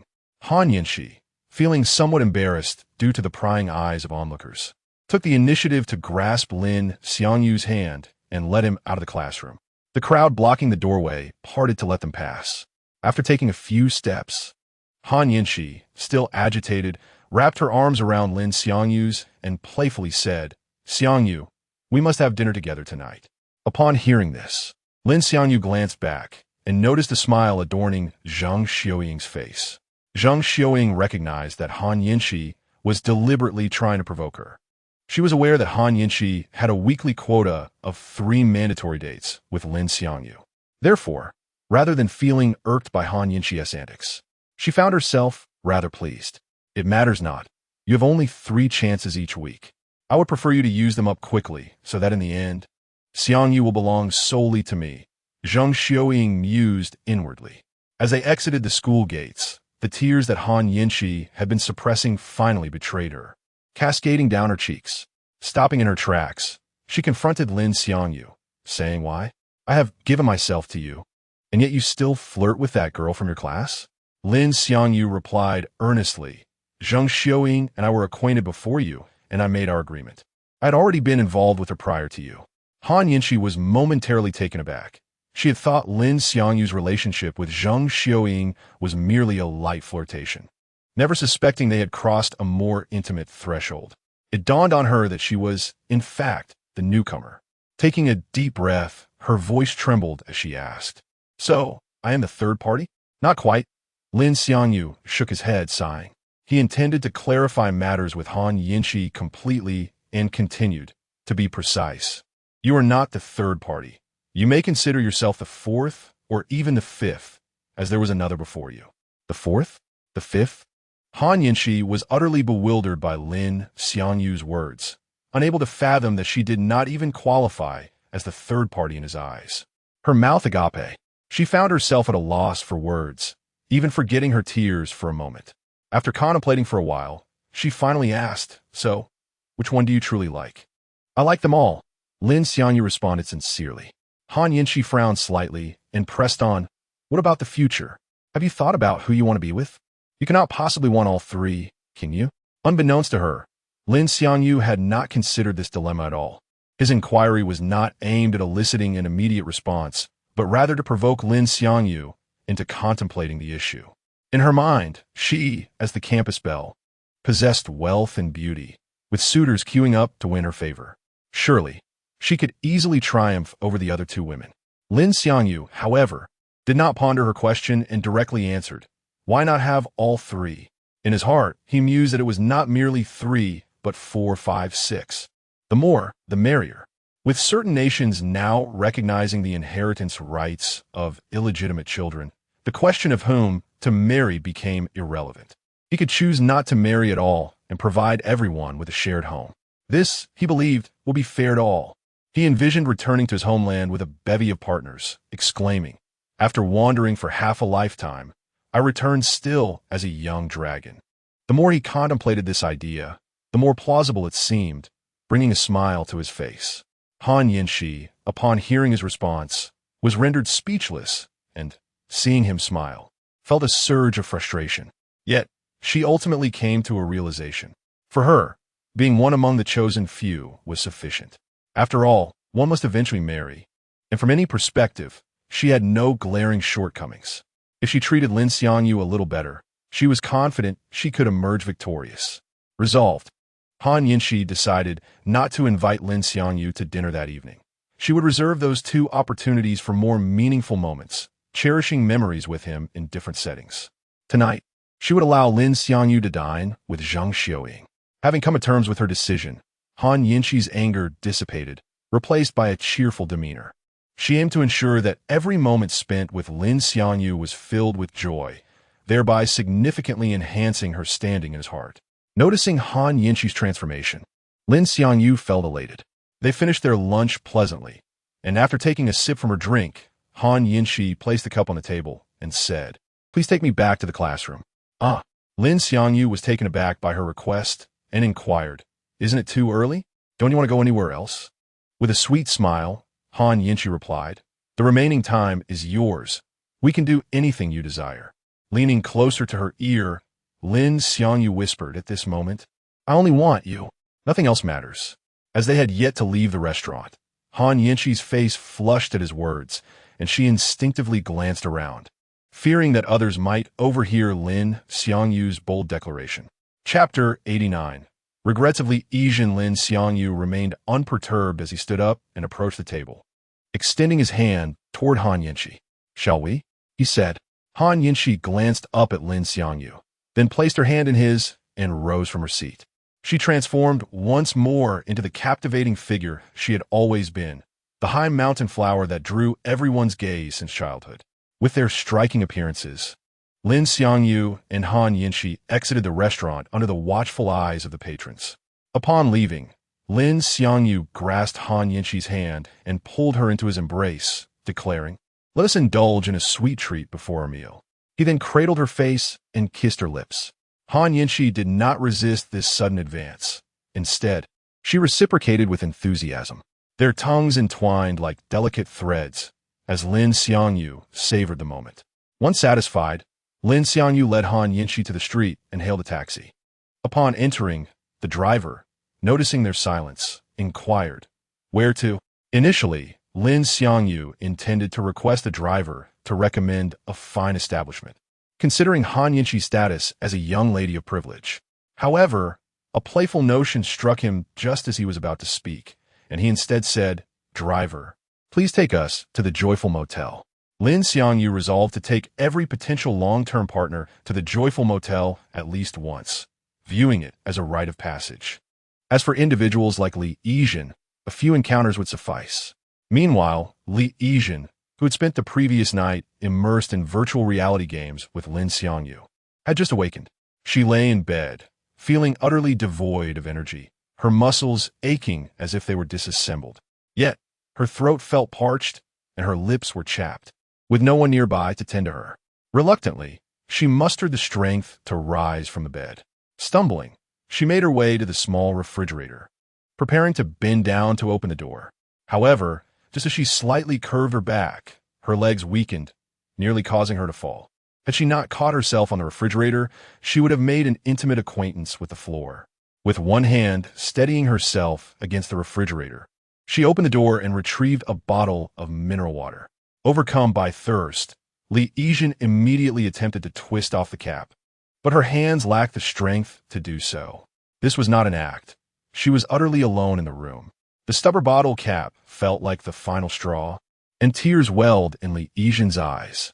She had planned to record a video of her and Lin Xiangyu to retaliate against Han Yinxi, yet the video had not materialized, and she had instead been treated like an object by Lin Xiangyu throughout the night, leaving her feeling utterly intact yet emotionally shattered. Sitting on the floor, she buried her face in her hands and wept. In that moment, she regretted her choices, lamenting the loss of her most cherished possession in her quest for revenge against Han Yinxi. However, she soon found solace in the realization that in today's society, how many could truly preserve their most treasured possession until they donned a wedding gown? Most lost it before shedding their school uniforms. She was merely one among many. Furthermore, giving herself to a man like Lin Xiangyu was not entirely a loss. Her only regret was not being treated with genuine affection. Coming to terms with her grave misjudgment, Li Yizhen wiped her tears, wrapped the bottle cap in a bedsheet, and mustered all her strength to twist it open. After gulping down half the bottle, she donned the clothes Lin Xiangyu had carelessly discarded the night before and picked up her phone to message Zhang Xiaoying and Han Yinxi. P.S. The previous chapter was sent in error. It has been corrected. Chapter 90, Room 306, while attending a class. Zhang Xiaoying felt her phone vibrate and discreetly glanced at it beneath her desk. Initially, she assumed it was a message from Lin Xiangyu, but upon seeing that it was from Li Yizhen, An unsettling feeling washed over her. Nevertheless, she promptly opened the message to read its contents. Xiaoying, I apologize for all the things I've done to you during this time. I do not dare to hope for your forgiveness. I merely wish to express my remorse. After reading Li Yizhen's message, Zhang Xiaoying inhaled deeply, her expression shifting from worry to relief. With a single-handed reply, she wrote, I no longer hold any grudges against you. It is thanks to you that I have come to realize what I truly desire. Thank you. A smile graced Zhang Xiaoying's face as she sent the message. Simultaneously, Han Yanxi, who had just arrived at the joyful motel, received a message as well. Lin Xiangyu was checking in when she decided to read her notifications. Yanxi, over the years, I have made many mistakes, and I'm truly sorry. I do not expect your forgiveness. I merely hope you understand that I have recognized my errors. Upon reading Li Yizhen's message, Han Yanxi felt no emotional upheaval. Instead, she calmly replied, Yizhen, please do not say that. Have we not been friends since elementary school, attending the same school together? You can share anything with me, and I will assist you. The messages from Han Yanxi and Zhang Xiaoying reached Li Yizhen's phone almost simultaneously. After reading their responses, an indescribable smile emerged on her face. At that moment, she felt like a clown, one whom even Batman would not deign to confront. Inside the joyful motel, after completing the check-in process, Lin Xiangyu turned and handed Han Yanxi her ID. Noticing her engaged in messaging, he curiously inquired, What is up? Is everything all right? Nothing, Han Yanxi replied, putting her phone away. Lin Xiangyu smiled and wrapped his arm around her waist, saying if all is well, then let us proceed upstairs. Yes, all right, Han Yanxi responded, smiling and nodding at the female receptionist who had been watching them. The girl at the front desk was not Wen Yuqiong, but a new hire, unaware of Lin Xiangyu's history at the motel. Her gaze lingered on the attractive couple simply because of their good looks. When Han Yanxi acknowledged her, she politely returned the gesture and shifted her attention elsewhere. As Lin Xiangyu led Han Yanxi into the elevator, he pressed the button for the third floor. Given that it was midday on a Monday, many rooms were unoccupied. He specifically chose room 306, which had been occupied by Han Yozhen during her previous stay. The thought of sharing the same room, where he and Han Yozhen had once spent the night playing virtual reality games with Han Yanxi, who bore a resemblance to her sister, filled him with exhilaration. Oblivious to his anticipation, Han Yanxi, noticing Lin Xiangyu's eagerness, wore a radiant smile. Upon exiting the elevator, she took the initiative to grasp Lin Xiangyu's hand as they headed toward room 306. Having diligently studied the night before, she was eager to put her newfound knowledge into practice. Lin Xiangyu was slightly taken aback by Han Yanxi's assertiveness. They had only recently crossed a threshold, and yet here she was, brimming with enthusiasm. Nevertheless, this was precisely what he had hoped for. As the enjoyment of a virtual reality game heightened when both participants were fully engaged, if one were to be unenthusiastic, the experience would lose its charm. Arriving at the door of room 306, Lin Xiangyu expertly swiped his card to unlock it, flipping the switch to illuminate the space. As soon as they entered, Han Yanxi eagerly initiated her advance toward Lin Xiangyu, intent on swiftly applying what she had learned the previous night. Chapter 91. Zhang Xiaoying, what are you planning to do? As Lin Xiangyu observed Han Yanhui preparing to engage in the bread-eating game, he interjected, I haven't showered yet. It doesn't matter. I adore your scent, Han Yanhui replied, tossing her head. Virtual reality game. Initiating. Han Yanhui trembled uncontrollably, although they had merely played a single round. The contrasting experiences of the two different virtual reality games left Lin Xiangyu immensely exhilarated. He embraced Han Yanhui, relishing the warmth that followed the gaming session. Han Yanhui, utterly exhausted, found her legs still quivering. Of course, it was also possible that her state was not solely due to fatigue. The two held each other tightly, both gasping for breath. After a brief respite, they proceeded to the front desk to check out. The female receptionist, witnessing Han Yanhui's visibly trembling long legs, added another wave of astonishment for Lin Xiangyu. Following the earlier commotion at school, Lin Xiangyu had accrued over 5,000 points of astonishment. However, he was not inclined to spend them just yet. He intended to amass up to 10,000 to see if he could upgrade the lottery wheel once more. Having experienced the power of the king cards, his curiosity regarding the mysterious cards intensified, while the allure of the diamond cards had completely waned. He also wondered if upgrading the lottery wheel again would yield a guaranteed mysterious card. Lin Xiangyu and Han Yunhui took a taxi back to school, arriving as the second class was in session. Rather than heading directly to his classroom, Lin Xiangyu first escorted Han Yunhui to the entrance of her classroom, standing there to watch her enter. This gesture garnered him yet another substantial amount of astonishment points. Since noon, their classmates had been fervently discussing the gossip surrounding Han Yunhui, Lin Xiangyu, and Zhang Xiuying. Particularly noticeable was the stir caused by Han Yunhui's absence from school that afternoon. Some even ventured to Lin Xiangyu's class to ascertain his presence and gauge Zhang Xiuying's reaction. Indeed, since noon, there had been a steady stream of contributions to Lin Xiangyu's astonishment points. Gossip related to the school beauty spread rapidly throughout the institution, with some embellishing the tales as they circulated, leading to increasingly outrageous narratives. Whispers circulated that Lin Xiangyu, Han Yunhui, and Zhang Xiuying had shared a bed the previous night. Others claimed that Zhang Xiuying had secretly borne Lin Xiangyu a child, using the infant to bind him, thus explaining why he maintained contact with her even after gaining the affections of the school beauty. Some even suggested that Lin Xiangyu was the interloper, disrupting the fabled partnership between Han Yunhui and Zhang Xiuying. In summary, the fabrications ranged widely in absurdity, and even the teachers discreetly indulged in these tales, which was a significant reason for Lin Xiangyu's impressive accumulation of astonishment points. After escorting Han Yunhui back to her classroom, Lin Xiangyu made his way to his own. Upon knocking on the door and receiving permission from the teacher, he opened it. Yet, before he could reach his seat, he saw Zhang Xiuying stand up from her own and approach him directly.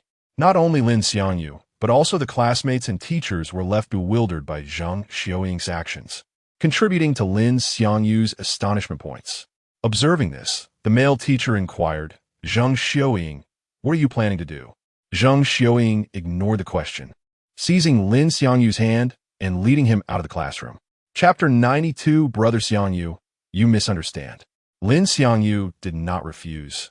He merely told the male teacher, "I'm sorry, teacher, we have something to attend to, but we'll be back shortly." The male teacher, having heard about Lin Xiangyu's recent altercations and his connections with Zhang Xiuying and Han Yunhui, chose not to intervene. After all, his monthly salary was fixed, and it was not worth incurring unnecessary trouble. Once the classroom door was closed, Lin Xiangyu turned to Zhang Xiuying and whispered, "What's the matter?" Instead of answering his question, Zhang Xiuying rose on her toes and kissed him softly. Although Lin Xiangyu found this sudden gesture somewhat surprising, he reciprocated willingly. After the kiss, Zhang Xiuying said, "It's nothing, I just missed you." Hearing her words, Lin Xiangyu smiled and asked, "How about now? Do you still miss me?" "Yes." Zhang Xiuying nodded without hesitation.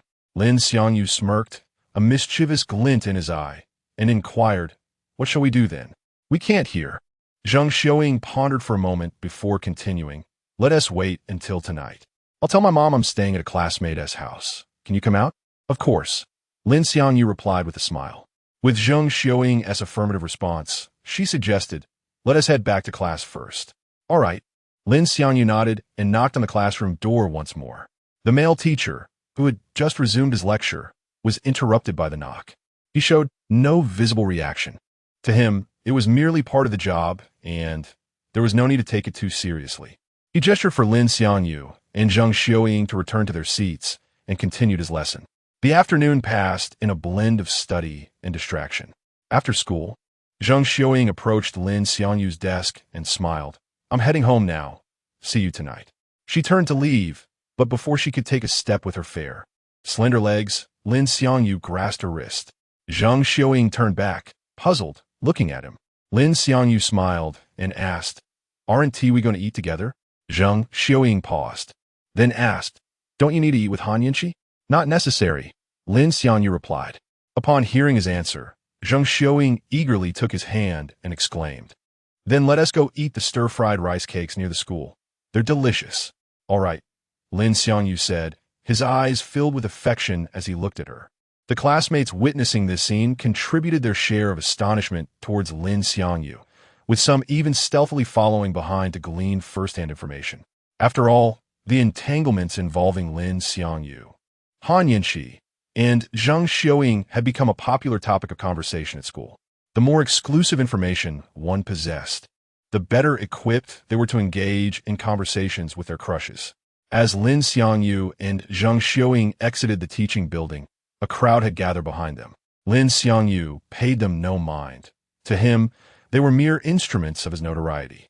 Conversely, Zhang Xiaoying was keen for more eyes to witness their connection, hoping it would reach Han Yinshi's ears, letting her know that unlike the contractual constraints she had imposed on Lin Xiangyu, she was cherished by him. Even the students who had exited before them paused to stare when they saw the pair together. Just as they were heading toward the school gate, Zhu Jinshua suddenly stepped in front of them. Lin Xiangyu was taken aback to see Zhu Jinshua, who had remained subdued since their last confrontation. It seemed audacious for him to seek trouble again today. Lin Xiangyu was uncertain of what had given him the courage, as he had not heard Liang Jingru's song in a long time. Lin Xiangyu shielded Zhang Xiaoying behind him and addressed Zhu Jinshua, "Are you looking for another beating? I was inclined to engage with you, yet you dare to stir trouble?" Zhu Jinshua, seeing Lin Xiangyu's misunderstanding, quickly clarified, "Brother Xiangyu, you're mistaken. After our last encounter, I've completely submitted to you. Then why are you blocking our path?" Lin Xiangyu queried. Zhu Jinshua dared to approach closer, saying, "Brother Xiangyu, it seems Zheng Taijun has brought a gang to confront you outside." Lin Xiangyu replied, slightly surprised. It had been a while since their last altercation, and he thought Zheng Taijun had given up on troubling him. Zhang Xiaoying's face turned pale with shock and concern as she immediately pulled out her phone to call Zheng Taijun. Zhu Jinshua continued, "Brother Xiangyu, there are too many of them. A wise man avoids immediate danger. You should report to the authorities." "Report?" Lin Xiangyu retorted. Reporting would be futile as no crime had yet been committed. The police could only mediate. If the issue remained unresolved, they would always find another opportunity to strike. It was better to confront the problem head-on rather than risk an ambush later. Furthermore, with so many students observing, Lin Xiangyu felt compelled to address the situation directly for the sake of his reputation. With this thought, Lin Xiangyu declared, "Thanks, Zhu Jinshua, but I want to report to the authorities. I will handle this myself." Hearing this, Zhu Jinshua quickly advised, "Brother Xiangyu, I know you're formidable, but they aren't just students. They're gang members, including a retired professional fighter. If you go out there, you'll surely suffer." Meanwhile, Zhang Xiaoying was still trying to reach Zheng Taijun on the phone, but to no avail. "It doesn't matter if he's a retired fighter or not. If I can't handle him, then my years of veterinary training would be for naught. Just watch," Lin Xiangyu asserted, continuing toward the school gate. Zhang Xiaoying, desperate, seized Lin Xiangyu's arm. He turned to her, and she insisted, "Xiangyu, don't go out there. Let me make a call first. Allow me to resolve this." "It's fine, Xiaoying. Trust that your man can handle this," Lin Xiangyu replied, pressing on toward the exit. Zhang Xiaoying felt small in his presence. She couldn't persuade him otherwise and could only follow behind, scrolling through her contacts for the number she needed. As Lin Xiangyu stepped outside the school gates, he felt a twinge of regret. What exactly was this retired fighter Zhu Jinshua mentioned? He seemed to be built like a bull, towering over him at nearly 6.5 feet and weighing around 250 to 260 pounds. If he landed a punch, Lin Xiangyu feared he might be knocked out cold. Upon spotting Lin Xiangyu, the group immediately surrounded him. Chapter 93. The standoff. Zheng Taijun stood at the forefront of the group, addressing Lin Xiangyu with a menacing tone. "You dare deceive my sister? Today, I shall render you incapacitated." Zhang Xiaoying, who had not yet connected her call, witnessed Zheng Taijun encircling Lin Xiangyu and promptly positioned herself protectively in front of him.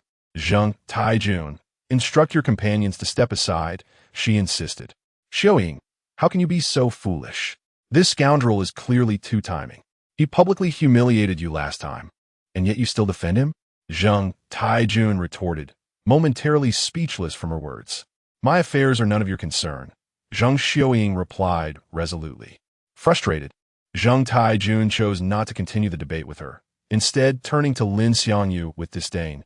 Lin Xiangyu, if you possess any manhood, do not cower behind a woman. Lin Xiangyu had no intention of hiding.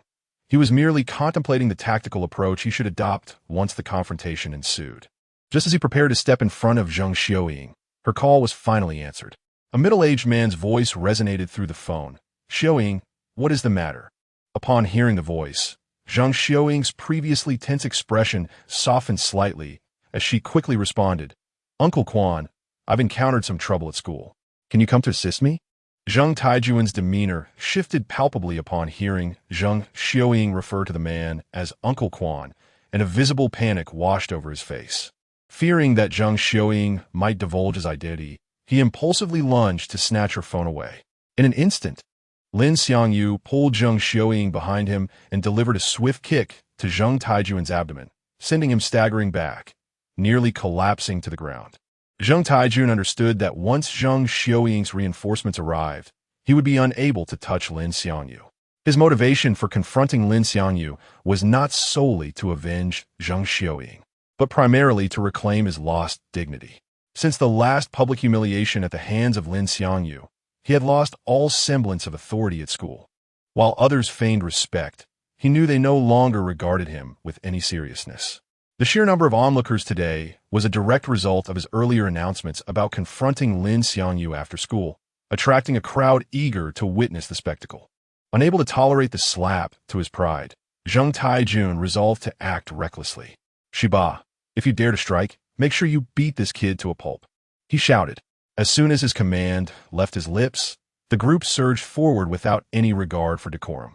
Fearing that a brawl would endanger Zheng Xiaoying, Lin Xiangyu urgently called out to Gu Jinshua, "Take Zheng Xiaoying into the school." With that, he charged towards the approaching foes. Lin Xiangyu was acutely aware that once surrounded, his chances of victory would diminish significantly, and thus he needed to create an opening to disperse his opponents and defeat them one by one. However, fortuitously, standing in his path was none other than the burly black man, larger than any ox. Without a moment's hesitation, Lin Xiangyu activated a disposable golden skill card, Master of Jeet Kune Do.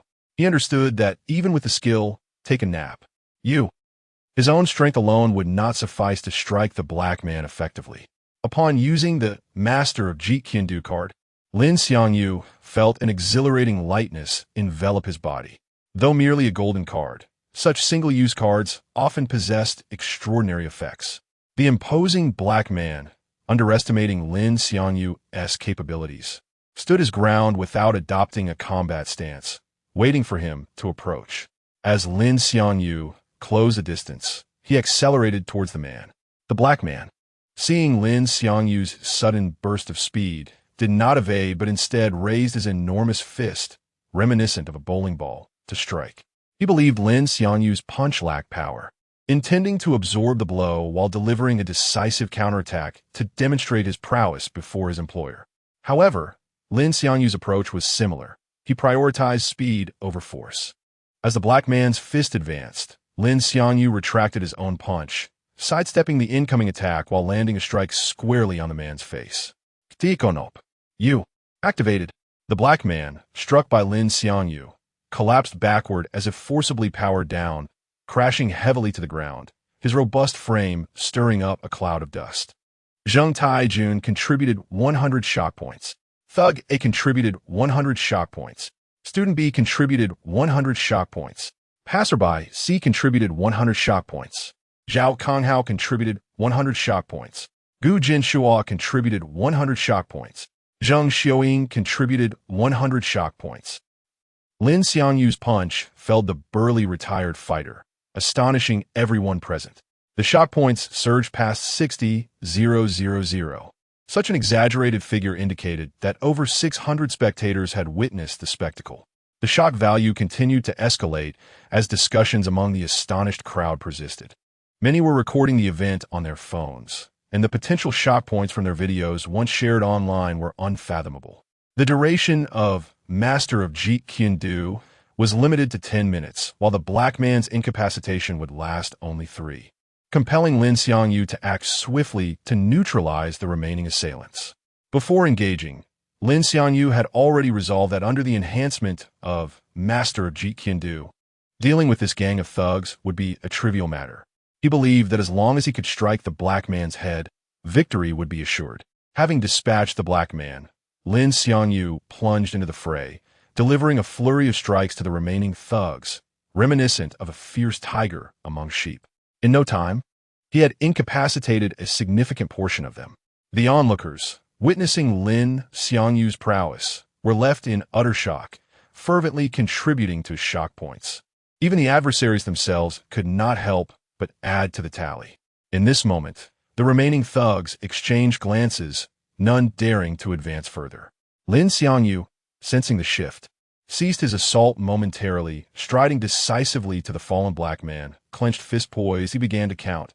5, 4, 3, 2. Chapter 94. Zheng Xiaoying's uncle. As Lin Xiangyu counted to 1, the burly man opened his eyes.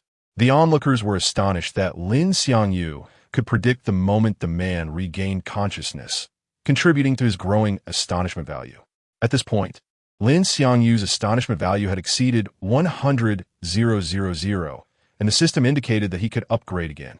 However, he hesitated to upgrade immediately, fearing that he might need his astonishment value for a lottery draw in the impending fight.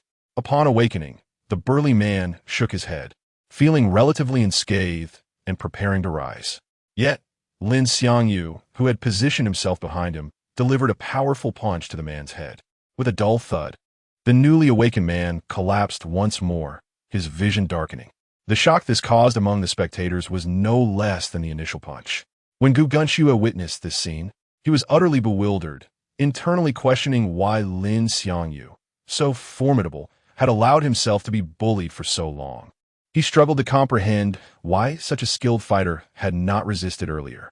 At that moment, Zheng Taijun began to feel fear, and the gang of little brothers was even more terrified, especially since their leader had been taken down twice in quick succession, the second time precisely timed. The precision required to control such power was astounding. They had witnessed the burly man's ferocity in fights before, single-handedly overpowering groups of adversaries, far more fearsome than any cinematic portrayal. Thus, their trepidation towards Lin Xiangyu grew, with some trembling and fear. Lin Xiangyu understood that while the group had yet to confront him, they would surely attack once the burly man regained consciousness. Therefore, he knew he must strike first. As Lin Xiangyu relentlessly targeted the hesitant little brothers, a few spectators began to criticize his actions, their voices echoing in indignation. To his annoyance, some who had initially been indifferent joined in the condemnation after hearing others speak against him. Hearing their remarks, Lin Xiangyu lamented the loss of independent thought in society, which he found utterly tragic. He chose not to respond to the critics, but instead intensified Chapter 95, the background of Zheng Xiaoying Uncle Quan. I'm here. Zheng Xiaoying emerged from the school gate, a smile gracing her face as she held her phone. Gu Gunshua, initially tasked by Lin Xiangyu to watch over her, found himself unable to impede her upon encountering the commanding presence of the middle-aged man. "Xiaoying, are you all right?"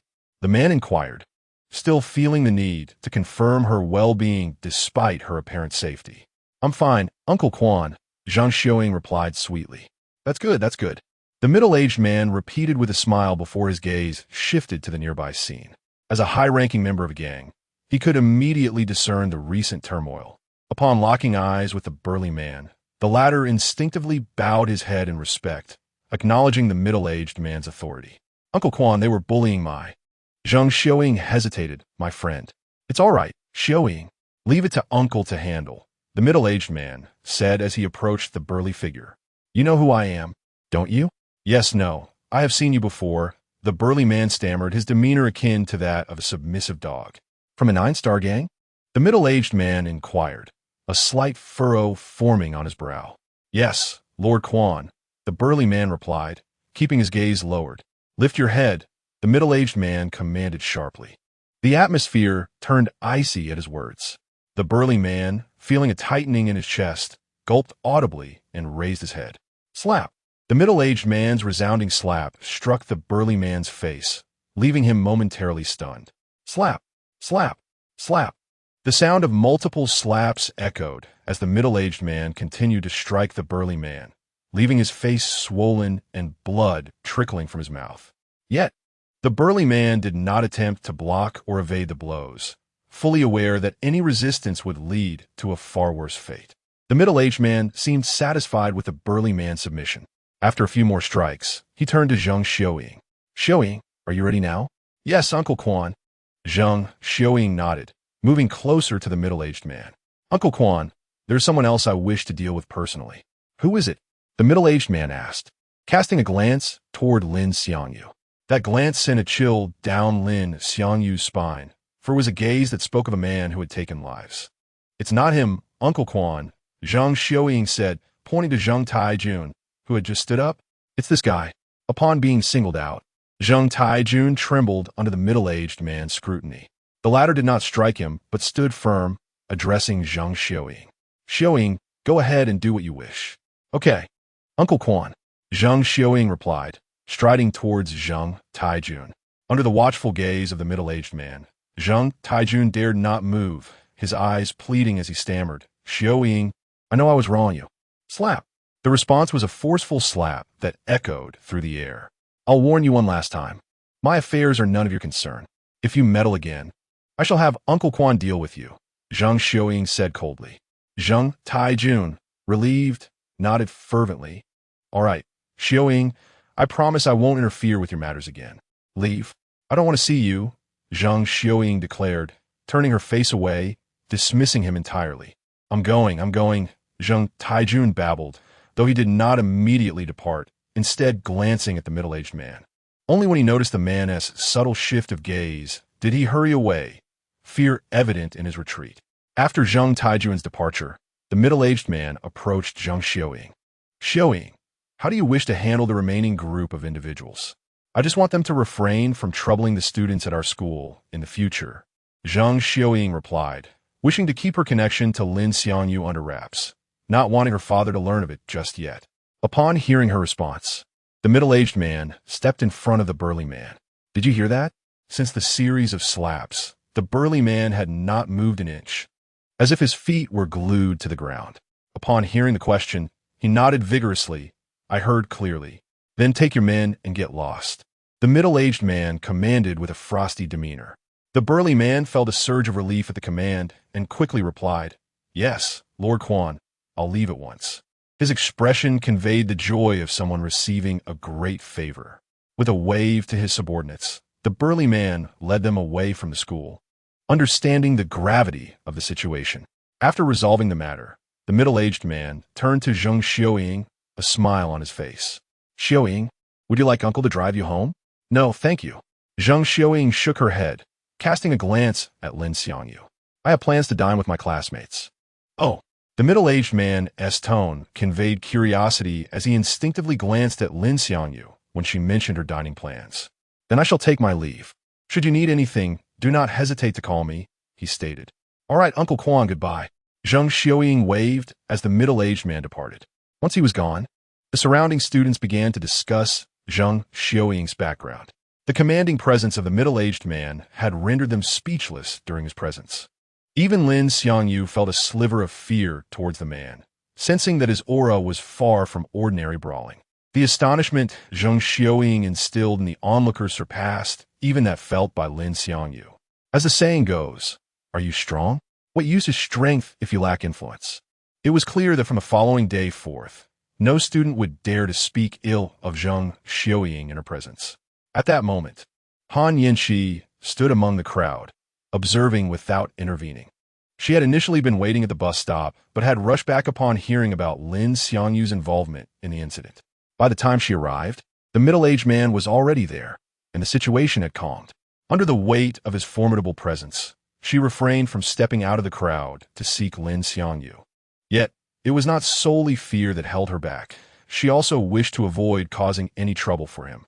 However, at this moment, upon recognizing the formidable background of Zhang Xiaoying, she was compelled to reassess her ultimate chances of victory. Furthermore, Lin Xiangyu had mentioned another individual, whose identity remained a mystery to her. Unbeknownst to her, the person Lin Xiangyu referred to was also present at the scene. Chapter 96. scene recreation unlike Han Yanhui, who only arrived halfway through. Xin Yangyi was already among the onlookers when the conflict first erupted.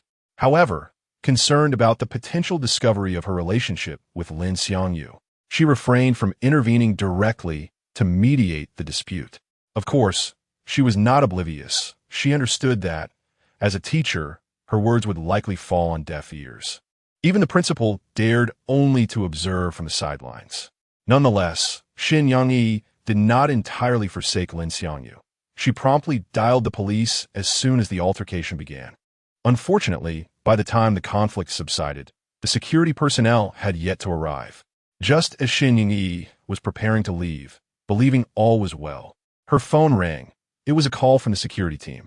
Upon answering, she informed them that the situation had resolved, yet instead of inquiring further, the officer brusquely warned her about the limited police resources and advised her not to misuse the emergency line before hastily ending the call. Xin Yangyi found this somewhat exasperating, though not entirely surprising, given her humble origins in H country. Like Han Yanhui, after the commotion had settled, Xin Yangyi discreetly departed. Meanwhile, Lin Xiangyu and Zheng Xiaoying ventured to a nearby tekbaki shop to indulge in the spicy rice cakes highly recommended by Zheng Xiaoying. The moment the dish was served, Zheng Xiaoying's eyes sparkled with excitement. Lin Xiangyu, however, was less captivated by the food and more intrigued by the identity of the middle-aged man. Xiaoying, Lin Xiangyu called out casually after taking a bite of the tekbaki. Zheng Xiaoying, who was poised to take a bite herself, paused and looked up at Lin Xiangyu, a curious smile gracing her face. Yes, she inquired, her eyes glimmering with intrigue. After pondering how to phrase his question, Lin Xiangyu asked, "What does Uncle Quan do for a living?" "I'm not sure what Uncle Quan does," Zheng Xiaoying replied honestly, her large eyes blinking innocently. "Is something the matter?" "Not at all. I merely wish to learn more about you," Lin Xiangyu said with a warm smile. Zheng Xiaoying's face brightened at this, and she began to share freely. "Well, I only know that Uncle Quan is a friend of my father's. My father asked him to look after me and told me to contact him if I ever needed help." "Oh."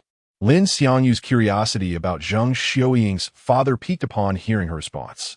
"I mean, no offense, but I wonder why your father wouldn't want you to reach out to him directly?" Zheng Xiaoying took a sip of her grapefruit-flavored soda before continuing. "My father is very busy with work, often not even returning home. When we do meet, it's usually with different uncles taking my mother and me to see him in various places." Upon hearing Zheng Xiaoying's explanation, Lin Xiangyu realized that her father's identity was likely quite significant. He speculated on two possible scenarios. One, that Zheng Xiaoying's father was a gang leader with many enemies who sought to protect his family from danger. Or two, that he held a more clandestine role, perhaps as an undercover agent. While the conversation between the middle-aged man and the imposing figure suggested a strong likelihood of the former, Lin Xiangyu refrained from making any hasty assumptions about the specifics of her father's identity. Not wishing to press Zheng Xiaoying further, Lin Xiangyu finished the tekbaki and then hailed a cab to take her home. Upon their arrival at the entrance of Zheng Xiaoying's apartment complex, they were greeted by a classmate of hers who had been waiting for her. This girl had been summoned by Zheng Xiaoying specifically to help her deceive her mother, as she had only recently used the excuse of staying over at a former classmate's house to avoid suspicion. After making plans to meet later that evening at the Joyful Motel, Zheng Xiaoying led her classmate into the complex while Lin Xiangyu opted to take a taxi directly to the motel, anxious not to miss out on room 306. During the ride, he sent a message to Min Unjing to request leave. She responded simply, reminding him to stay safe, knowing that as a young man, he was generally less vulnerable when out and about, provided he remained cautious. Before long, the taxi arrived at the entrance of the Joyful Motel. Lin Xiangyu alighted and promptly approached the front desk to confirm the availability of room 306, receiving an affirmative response. Since he had just reserved the room earlier that afternoon with Han Yanhui, the other guests had been allocated to different rooms. After securing the reservation, Lin Xiangyu ascended to the room, eager to await Zheng Xiaoying's arrival. Once inside, he sent the motel address and room number to Zheng Xiaoying, then took a refreshing shower. After bathing, Lin Xiangyu lay on the bed, a sudden idea sparking a mischievous grin upon his face. He quickly got up, drew the curtains, removed the room card from the power slot, and recreated the same dim atmosphere that had enveloped his previous rendezvous at the motel. Chapter 97. Upgrade complete. Lin Xiangyu returned home with her female classmate, employing the clever tactic of asking for leave. The sweet calls of Annie from her friend led her mother to easily acquiesce.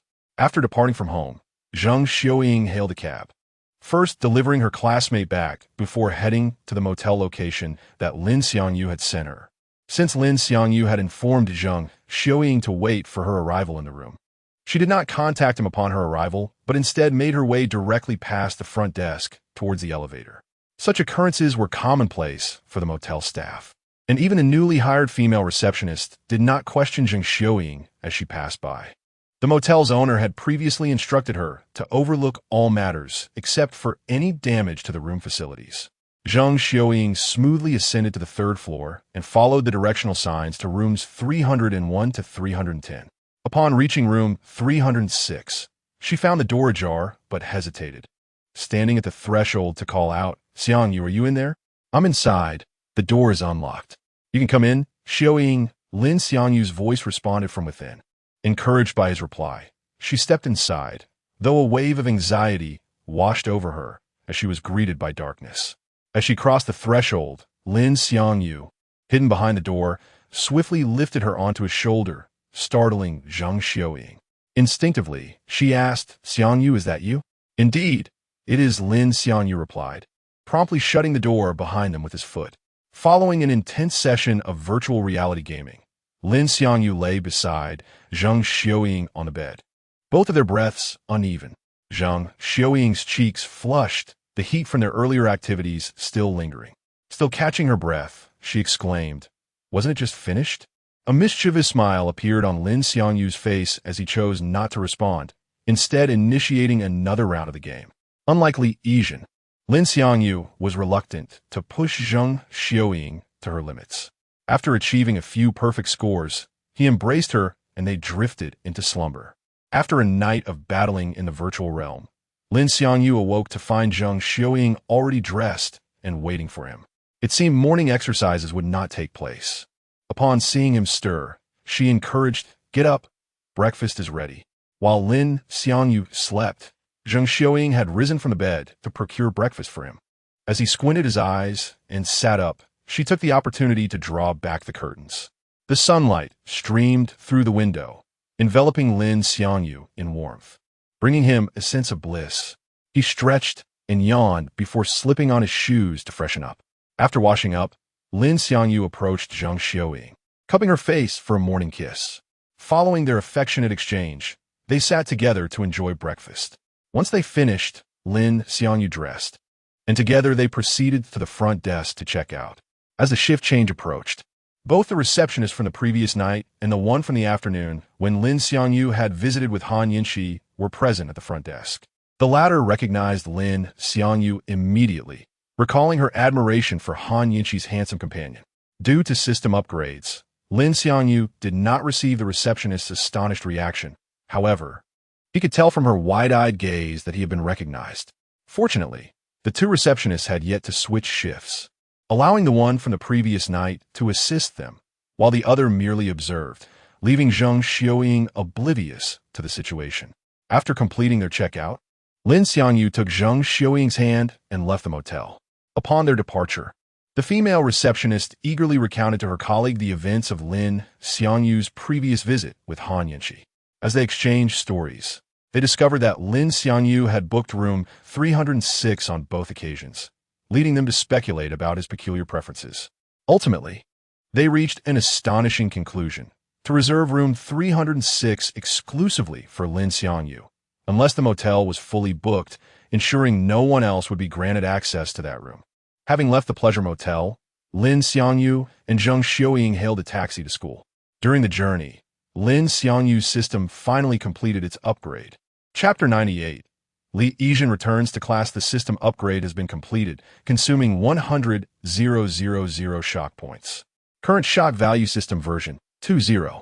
Introduction to new features of version 2.0.1. Base card function. Allows storage of up to 10 disposable item or skill cards as base cards. These base cards can be recharged using shock points, and those with 0 recharge can be replaced at any time. The shock points required for recharging depend on the card's grade. Diamond card, 5,000 shock points. MasterCard, 10,000 shock points. King card, 20,000 shock points. Mysterious card, 100,000 shock points. 2. Limit breaker. Shock points can be used to enhance physical limits. While this enhancement does not increase immediate combat power, it allows for training or other cards to elevate the body to its limit. Each increase of 1 in physical limit requires 10,000 shock points. In essence, it temporarily lifts the inherent restrictions of humanity. After reviewing the newly added features of the system upgrade, Lin Xiangyu felt a surge of excitement. Firstly, the ability to store potent disposable cards as base cards and recharge them was invaluable. With this feature, he would no longer hesitate to use those cards recklessly. Although the shock points required for recharging were considerable, Lin Xiangyu deemed it worthwhile, as it meant he could specifically select cards rather than relying on a random lottery. For instance, the card he currently possessed, Turn the Tide, theoretically granted him immortality as long as he maintained a steady influx of shock points. Indeed, it was that extraordinary. Secondly, the limit breaker function needed no elaboration. Anyone familiar with the series One Punch Man understood what it entailed. While it only partially lifted restrictions, theoretically, a continuous supply of shock points could even surpass Saitama in the end. It was indeed astonishing. However, he was yet to ascertain how much a single point of physical limit enhancement could truly elevate his abilities. After inspecting the system features, Lin Xiangyu promptly checked his remaining shock points, only to discover he had merely a few hundred left. It dawned on him that the system had upgraded itself, just as his shock points exceeded 100,000, thus leaving him with minimal subsequent points. This was a significant loss. Such an opportunity was rare, and he likely missed out on tens of thousands of shock points. Fortunately, the commotion from yesterday was substantial enough that even now, some individuals were still contributing shock points to Lin Xiangyu. It seemed that upon arriving at school, discussions about the previous day's events had reignited, with the individual contributing 100 points, likely someone who had not witnessed the spectacle. Before long, a taxi arrived at Lin Xiangyu's school and came to a halt at the entrance. Nearby students observed as Lin Xiangyu and Zhang Xiaoying alighted from the taxi, promptly showering them with shock points.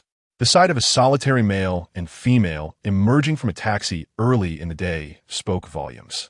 Although the effect was not as pronounced as the previous day, it was still sufficient to yield a modest harvest.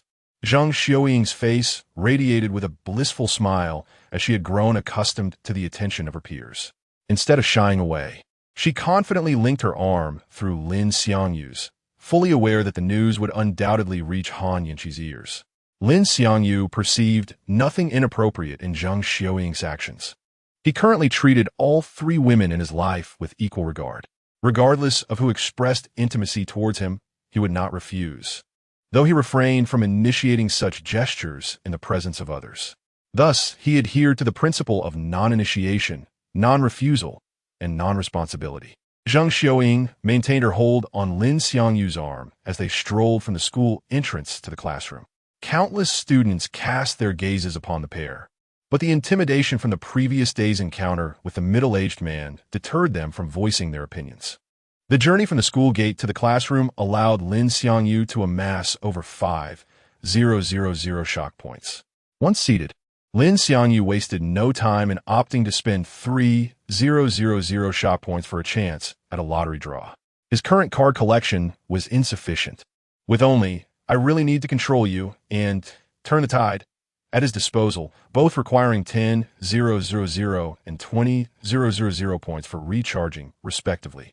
Thus, investing 3,000 shock points for a shot at acquiring additional cards was undoubtedly a prudent gamble. As the 3,000 shock points were spent, the pointer on the lottery wheel began to spin rapidly. After a brief period, it finally settled within the diamond reward zone. It appeared fortune would not always favor him. Diamond skill card, 1,000 pound weight. Skill effect. Upon use, The body weighs 1,000 pounds, lasting for 5 seconds, with a maximum of 3 uses per day and a cooldown of 5 minutes. Upon reviewing the skill's effects, Lin Xiangyu deemed it quite favorable, as it could yield remarkable results during critical moments. For instance, employing the skill while pinning an opponent could render them utterly incapacitated. However, the positioning required careful consideration to avoid causing serious harm. Although the skill could only be used thrice daily, it did not consume stamina. In contrast, it lacked the flexibility of take a nap. The latter could be activated simultaneously upon striking an opponent's head, ensuring every use would result in stunning the target, regardless of their strength. In a one-on-one scenario, being knocked out for 3 minutes could lead to dire consequences. After the lottery draw, Lin Xiangyu began idly toying with Zhang Xiuying's hair. Since she had switched seats with Lin Xiangyu's former deskmate, she had not returned to her original position. As he twirled her lustrous black hair around his fingers, Li Yizhen entered the classroom. Upon spotting Lin Xiangyu, Li Yizhen's face flushed crimson. Prior to coming to school that day, she had pondered how their encounter would unfold, mentally preparing herself for the moment. Yet upon seeing Lin Xiangyu, all her psychological preparations proved futile. She felt incredibly awkward, especially witnessing Lin Xiangyu and Zhang Xiuying display affection, which only deepened her sense of embarrassment. Similarly, Lin Xiangyu and Zhang Xiuying felt a twinge of awkwardness upon seeing Li Yizhen. Compared to encountering Han Yinshi, Li Yizhen's presence was even more uncomfortable for Zhang Xiuying, as Lin Xiangyu had accompanied Li Yizhen out of concern for her. Though she had never inquired about the events of that night, she could surmise what had transpired. Lin Xiangyu, too, found Li Yizhen's appearance the most awkward of all. That night, he had taken it upon himself to vent for Zhang Xiuying's sake, subjecting Li Yizhen to quite the ordeal. Even the editor had been thoroughly exhausted. The three exchanged fleeting glances before hastily averting their gazes. As Lin Xiangyu shifted his focus elsewhere, a sudden sound emitted from his hand. Upon hearing the notification from his phone, Lin Xiangyu instinctively retrieved it and lowered his gaze to check the message. It was from Shan Ying'ai, reading, "Xiangyu, I have no class during the first period today. Would you consider skipping class to come to my office?" In her office, after sending the message, Shan Ying'ai wore a complex expression. As a teacher, she understood that enticing her students to skip class for her company was morally questionable. Yet, she felt powerless. After witnessing Lin Xiangyu displaying affection with Han Yinshi and Zhang Xiuying at school yesterday, she yearned for a portion of his time for herself. To achieve this, she was willing to disregard her initial stipulation that Lin Xiangyu should not engage in frivolous behavior within school premises. Upon receiving Shan Ying'ai's message, a smile illuminated Lin Xiangyu's face. He was acutely aware that her message signified shift. Their battlefield was no longer confined to the outside of the school. However, instead of rushing to her immediately, he took a moment to reply to her from beneath the desk. Although he harbored no fear of being seen by Zhang Xiuying, he deemed it unnecessary to confront her if it could be avoided. "Shall I come now, or wait until class starts?" he inquired. Almost instantaneously, he received her response. "Now?" Chapter 99, Teacher Shun, May I Trouble You? Upon receiving the message from Shan Ying'ai, Lin Xiangyu felt a flicker of surprise. He anticipated that she would suddenly exhibit such boldness at this hour, knowing well that their actions would be observed by other students and teachers. Yet, if Shan Ying'ai was unafraid, he certainly would not hesitate. While the thought of visiting the motel with her was exhilarating, it paled in comparison to the allure of being in her office.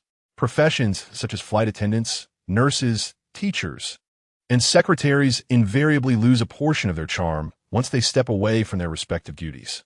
It can be likened to the allure of a massage therapist. Once detached from her professional role, her appeal diminishes significantly. Perhaps this is what one might call the ambience. "Xiuying, I'm stepping out for a moment," Lin Xiangyu announced to Zhang Xiuying, seated before him, before rising and striding towards the door without awaiting her response. Zhang Xiuying, caught off guard by Li Yizhen's arrival, was momentarily slow to react.